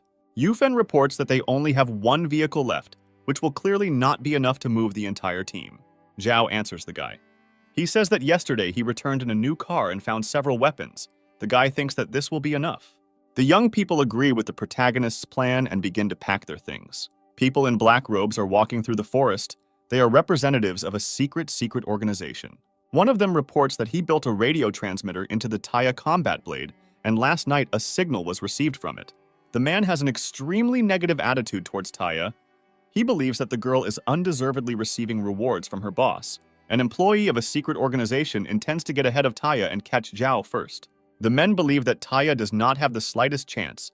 They hope that all the rewards for capturing Zhao will go to them. One of the organization's employees finds a radio beacon and realizes that Taya knew about it and deliberately threw it out in the forest. Dennis stands in front of a huge zombie licker. The guy intends to wait a moment and attack the monster. The zombie licker is the first to rush at the guy. Dennis strikes the monster with a combat sword. The zombie deftly dodges the blow and jumps to the side. The blow of the sword does not cause much damage to the monster. Dennis falls into a state of intense anger. He rushes at the zombie licker and continuously attacks him with furious blows. The guy manages to destroy the zombies. He approaches the car in which his mutated wife is and tells her that everything is fine. Dennis does not notice how strangers are approaching him from behind. They hit the guy on the head, as a result of which he loses consciousness. People from the secret organization carefully examine Denis. They make assumptions that the guy is Zhao. One of the employees casually kicks Denis onto his back. He tells his colleagues that this guy is not Zhao. An employee of a secret organization takes out a gun. He points it at Denisa and says that the guy is a useless person. At this moment, the car doors open, and Denisa's mutated wife attacks the employees of the organization. The man reacts instantly and shoots a clip of ammunition at Denisa's mutated wife. The bullets did not cause serious damage to Tong. The mutated woman sits near Dennis's body and does not allow employees to approach him. One of the employees says that he has never seen such a reaction in a zombie. He is very surprised that a mutated woman protects a living person. The employees decide that Dennis is not an ordinary person. They intend to take him to the laboratory for research. The next morning comes, Zhao's team leaves their temporary base and moves along the forest road. Robin asks his friends why they took a detour using an unknown road. Zhao believes that a secret organization has learned of the team's location and will most likely set up an ambush on the original route. Team Zhao intends to stop at an amusement park to stock up on fuel. A huge number of zombies roam the territory of the entertainment complex. Zhao's team sends the car out for reconnaissance. It drives slowly through the narrow streets of the amusement park. Small children are on the roof of a building. They look through binoculars and see a car approaching a gas station. One of the kids suggests telling the teacher about this and asking people for help. The girl forbids the baby to go outside. She says that there are many monsters on the street and they will eat him. The neighboring girl says that they should not trust strangers. She suggests hiding and not revealing their presence. A boy climbs onto the roof and tells the children that the teacher asked them to immediately go down. Inside one of the buildings of the entertainment complex, there is a teacher named Qin. The girl is trying to feed the children with the remnants of food supplies. Qin tells the children that it is lunchtime and asks them to line up one by one. The girl slowly hands out half a cookie and a capful of milk to the children. The boy tells the teacher that he is not full. Qin gives the child his portion of cookies. A girl asks the Qin teacher where her lunch is. The teacher tells the girl that she is not hungry. Qin tells the children about what she has already eaten today. The children listen carefully to the girl's stomach growling. The boy tells Qin that the teacher is deceiving them. He just heard her stomach gurgling. The girl attacks the young man. She accuses him of eating too much, and the teacher has to give him food. The children approach the teacher. They hand her their portions of cookies and insistently demand that she eat. The boy apologizes to Qin for taking her portion of cookies. The girl refuses the children's offer. She says that she is not hungry and advises the children to eat their lunch since they are young and need to grow up. A sick child named Faye is lying on the bed. Her friend tells the teacher that Faye's condition is getting worse. Qin approaches a sick girl. The child has a high fever. The girl is very worried because she cannot help the child. The teacher takes Faye in her arms. She tries to calm the child down and asks how the girl is feeling. Faye tells the teacher that she really misses her mother and wants to return to her family as soon as possible. Qin asks the girl to be patient a little. The teacher says that they will all soon be home, where mom, dad, and doctor will be waiting for them. Qin asks the girl to get water to make a compress for the sick child. The teacher understands that if she fails to find antibiotics soon, the child may die. The girl looks at the children carefully. She understands that there are only 3 days of water and food left. The boy tells his friends that he sees his friend outside the window, who is trying to climb onto the neighboring building with the help of a rope. The boy uses a rope to try to get onto a nearby building, behind which is the Zhao team's car. The teacher asks the boy to go back immediately. She does not understand what he is doing. The girl tells Qin that they saw adults on the street. The boy wants to get to them and ask for help. Qin says that she should have immediately told her about the adults who came to the entertainment complex. The boy slowly moves along a tight rope, while huge crowds of zombies roam the street below him. The guy is very worried about the fact that he might be discovered by mutants.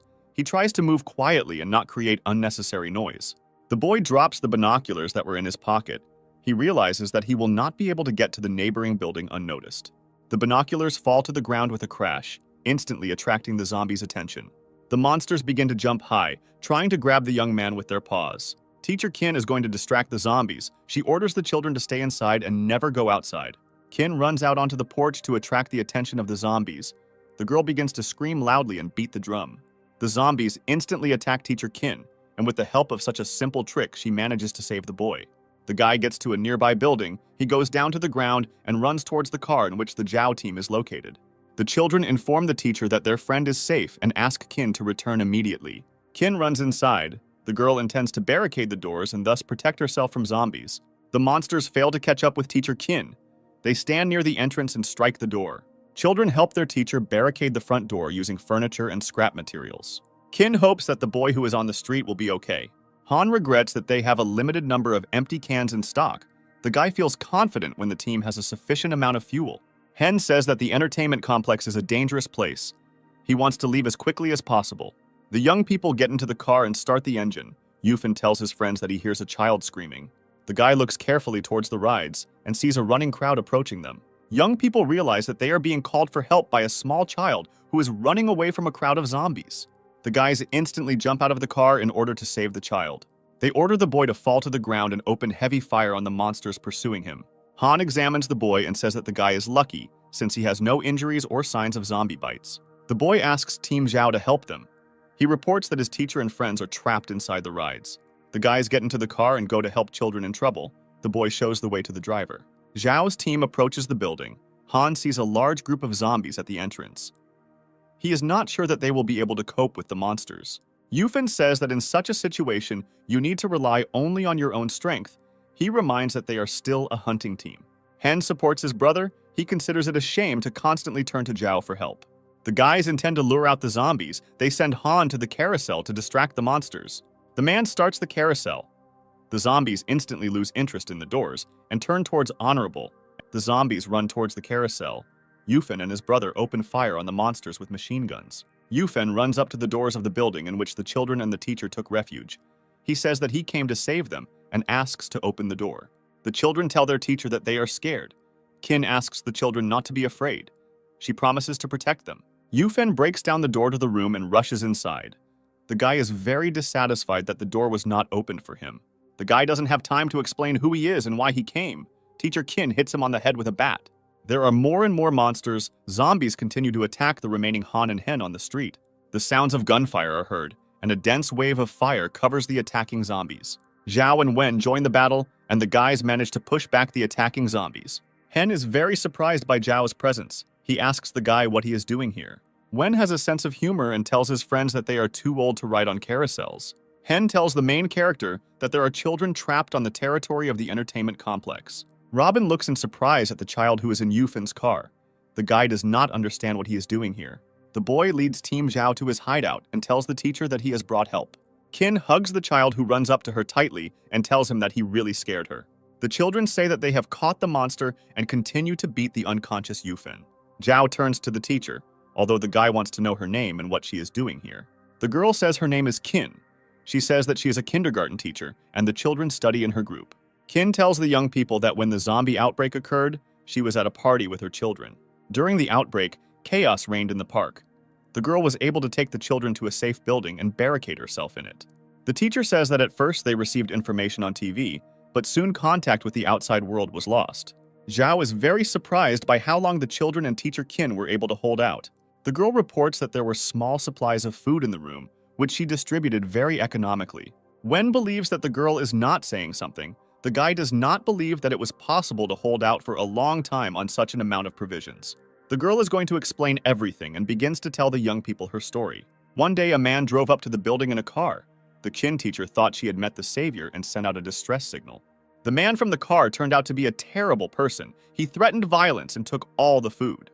The villain attacked the teacher, knocked her to the floor, and intended to abuse the girl. The children demanded that the villain immediately remove his hands from the teacher and leave the girl alone. The man hit one of the children, the girl fell and hit the table hard. Teacher Qin took advantage of the fact that the villain was distracted. She took out a knife and stabbed him in the stomach.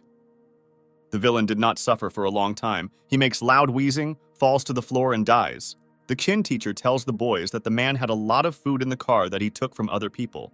This food helped her and the children survive. Zhao apologizes to the girl. He is very sorry that he made her remember painful things. The girl believes that now her feelings do not matter much. She asks young people to save the children. Zhao asks the teacher not to worry. He tells her that they came from a government base and promises to bring her and the children safe and sound to a safe place. Qin tells the children the good news: they will soon go to the government base. Hen praises the protagonist for his noble behavior and tells him that they have a small problem. Hen tells Zhao that they only have 2 cars. The main character understands that this is not enough to transport children. The boy overheard the conversation of the young people. He reports that they have a car parked next to the park. Qin confirms the boy's words. She says that they arrived at the amusement park on a school bus. Zhao asks his friends to watch the children while he finds a school bus and drives it to the building. Team Zhao moves towards the government base, followed by a large school bus. Qin tries to start a conversation with Yufan, who is driving a school bus. Robin informs the girl that his friend is a little in a mood. Yufan drives the school bus and listens to loud music. He is very dissatisfied with how he was received by the children and teacher Qin. It's starting to get dark. Zhao decides to set up camp and hit the road early tomorrow morning. The Han is pleased with the speed of progress. He believes that at this rate they will arrive at the government base tomorrow. Teacher Qin is lining up the children. She is going to take them to bed. Zhao scanned the area. The guy does not feel zombies, but he asks his friends to strengthen the night security. The young people ask the main character not to worry. They promise to organize reliable security. Teacher Qin put the children to bed. The girl looks at the sleeping children with emotion. Qin closes the door to the room where the children sleep. She is surprised that Yufan is waiting for her in the corridor. The girl tells the young man that he scared her a lot. Yufan answers Qin. He says that she deals well with those who scare her. Teacher Qin apologizes. The girl says that she mistakenly attacked the guy and was very scared at that moment. Qin says that at that moment she was running away from zombies and mistook Yufan for a monster. The girl tries to examine the guy's wound. Yufan pulls her hand back and says that everything is fine with him. The guy asks Teacher Qin how the wounded child is feeling. Qin tells the guy that after taking the medicine, the girl's fever has subsided, but she still experiences severe weakness. Yufan gives the girl his own herbal medicine to heal the injuries and slowly leaves. Teacher Qin watches the guy go. She believes that Yufan is actually a good and kind person. Han informs his friends that they will arrive at the government base in 10 minutes. Robin is happy about this news. The guy is very tired and wants to have a good rest after returning. Zhao contacts his group on the radio. The guy asks not to relax and not to let down his guard. The buildings of a government base appear on the horizon, and the Qin teacher invites the children to look out the window. The children ask Max's bodyguard if there are weapons on the base. The guy replies that there are enough to repel any zombie attack. One of the kids asks Max to teach him how to shoot in order to fight monsters. The guy tells the boy that he is still too young for such activities. Max liked the brave and sociable kid. The guy agrees to teach him to shoot when they get to the base. Suddenly, the school bus is hit hard. Max doesn't understand what happened and slams on the brakes. Zhao also does not understand what happened. He tries to contact his group on the radio. Max's bodyguard tells Zhao that the bus's windshield is covered in thick green protoplasm. The guy says he has no vision at all and doesn't understand what it could be. Green protoplasm seeps into the bus and begins to corrode it from the inside. The children scream loudly and run to the end of the cabin. Max orders Teacher Qin to take all the children to the back of the bus and not to touch the liquid under any circumstances. A huge mutated toad sits on the windshield of a school bus, spewing out clumps of green toxic liquid. Zhao looks at the vile monster that attacked the school bus. The guy requests information from the system. The virtual god reports that this monster is called a corroder. It is a mutant zombie, which in its characteristics is similar to a slime. The corrosive spits poisonous liquid into Zhao's car. The guy is very surprised that his poison is corroding the armored car. The virtual god informs the guy that the huge toad has weak strength characteristics, but its poison is very caustic and can corrode metal and concrete. Zhao learns that the toad has the ability to dissolve in water. The guy realizes the threat, since outside the base, there is a river that is a source of drinking water. Max's bodyguard reports that the body of the school bus will not last long. It is quickly corroded by a toxic liquid. Max sharply presses the brake pedal. The huge toad cannot stay on the hood of the bus and falls onto the road. Zhao orders Hen to move to the base and request reinforcements to pick up the children. Zhao intends to distract the monster and get it away from his group. The main character drives up to a huge toad and opens fire from a machine gun. The protagonist's plan works. The toad jumps off the bus and tries to catch up with Zhao's car. Despite its external clumsiness and enormous size, the toad manages to catch up with Zhao's car. The guy sharply turns the steering wheel and avoids the collision. Zhao asks the virtual god what the weakness of such a monster is. The system tells the guy that the toad's weak point is its head. The guy releases a cartridge clip at the mutant. The bullets hit the toad directly in the head, but they do not cause any serious harm to the mutant. Zhao decides to use a flamethrower. It shoots a jet of fiery plasma at the mutant. The flamethrower turns out to be a more effective weapon than a machine gun. The mutant remained alive, but was badly burned and had reduced his agility. The guy believes that the system provided him with inaccurate information. He understands that his opponent is not an ordinary mutant. Zhao gets out of the car and slowly approaches the huge toad. The guy intends to finish off the monster. The monster shows no signs of life, but Zhao knows that it is alive and aims his flamethrower at it. At the most inopportune moment, a formidable weapon breaks down. Zhao tries to determine the cause of the failure. The guy decides not to waste time and resort to old proven methods. He takes out his battle axe and raises it to strike. At the same moment, Zhao received a strong blow. A huge licker crept up to the guy and struck him with his tongue. Zhao strikes with his axe. He cuts the zombie licker's tongue and frees himself from the grip. The main character notices that numerous zombie lickers are beginning to surround him. Zhao is surprised that there are too many of them. The guy is very worried about the fact that he did not feel the presence of low-level mutants. The virtual god reports that these slimes are much faster than ordinary mutants. In addition, their poison can act on evolved people. There are a large number of poisonous nipples on the slime's tongue. The system warns of their danger. A huge toad and zombie lickers surround the main character. Zhao is surprised that the monsters act very harmoniously. Zhao understands that the huge toad lured him on purpose. It has intelligence and can act as a team. The toad hits the guy with its huge tongue. Zhao jumps in the air and dodges the blow. Two zombie lickers sneak up on the guy from behind. Zhao reacts in time and destroys the mutants. The main character does not notice how the third mutant has sneaked up on him unnoticed. He inflicts a blow on the guy, from which he is unable to fight back. Zhao jumps to the side. The guy queries the system again. He is very alarmed by the fact that the monsters act in harmony.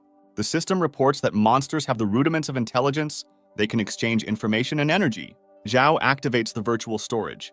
He changes his weapons to more serious weapons. The next moment, the main character shoots the lickers attacking him with large caliber machine guns. Zhao feels very weak and dizzy. The guy tries to concentrate and take control of the situation.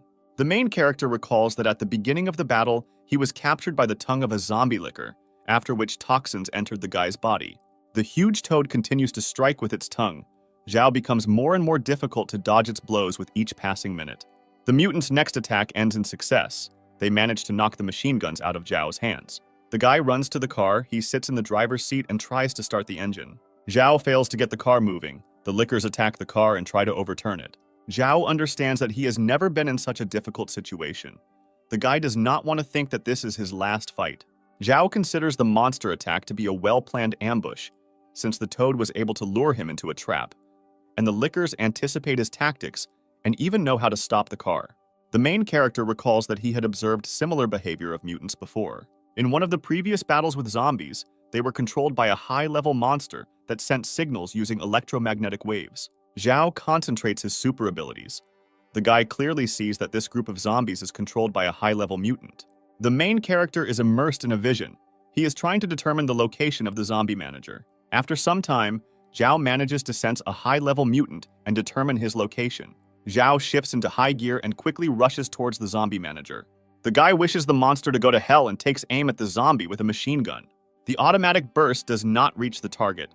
A huge toad jumps into the air and covers the zombie manager with its body. The main character intends to use a more serious weapon. He throws a thermodynamic grenade at the mutants. A huge explosion burns out the entire surrounding space within a radius of 50 meters. For destroying monsters, Zhao receives 2 level 5 cores, and the system congratulates the guy on receiving rare artifacts. The commander of the government base thanks Zhao for saving the children and obtaining a large amount of food. Zhao asks the general to create comfortable living conditions for the rescued children. The general asks the guy not to worry. He says that children are the future of humanity, and it is his duty to protect them. Zhao informs the guy that there may be some difficulties with accommodating children. The base cannot create comfortable conditions for a large number of children. Zhao tells the general that he can get the necessary amount of food and medicine. The general of the government base informs the guy that in addition to food and medicine, it is necessary to find a large amount of free housing. Zhao says that the number of housing on the base is very limited. Many apartments house 3 families, and it is impossible to find free housing for a large number of children. Zhao reports that he has a great idea. There are many parents on the base who have lost their children. The guy offers to adopt the children who have arrived. The general considers this idea to be brilliant. They will be able to not only solve the housing problem, but also take care of the children.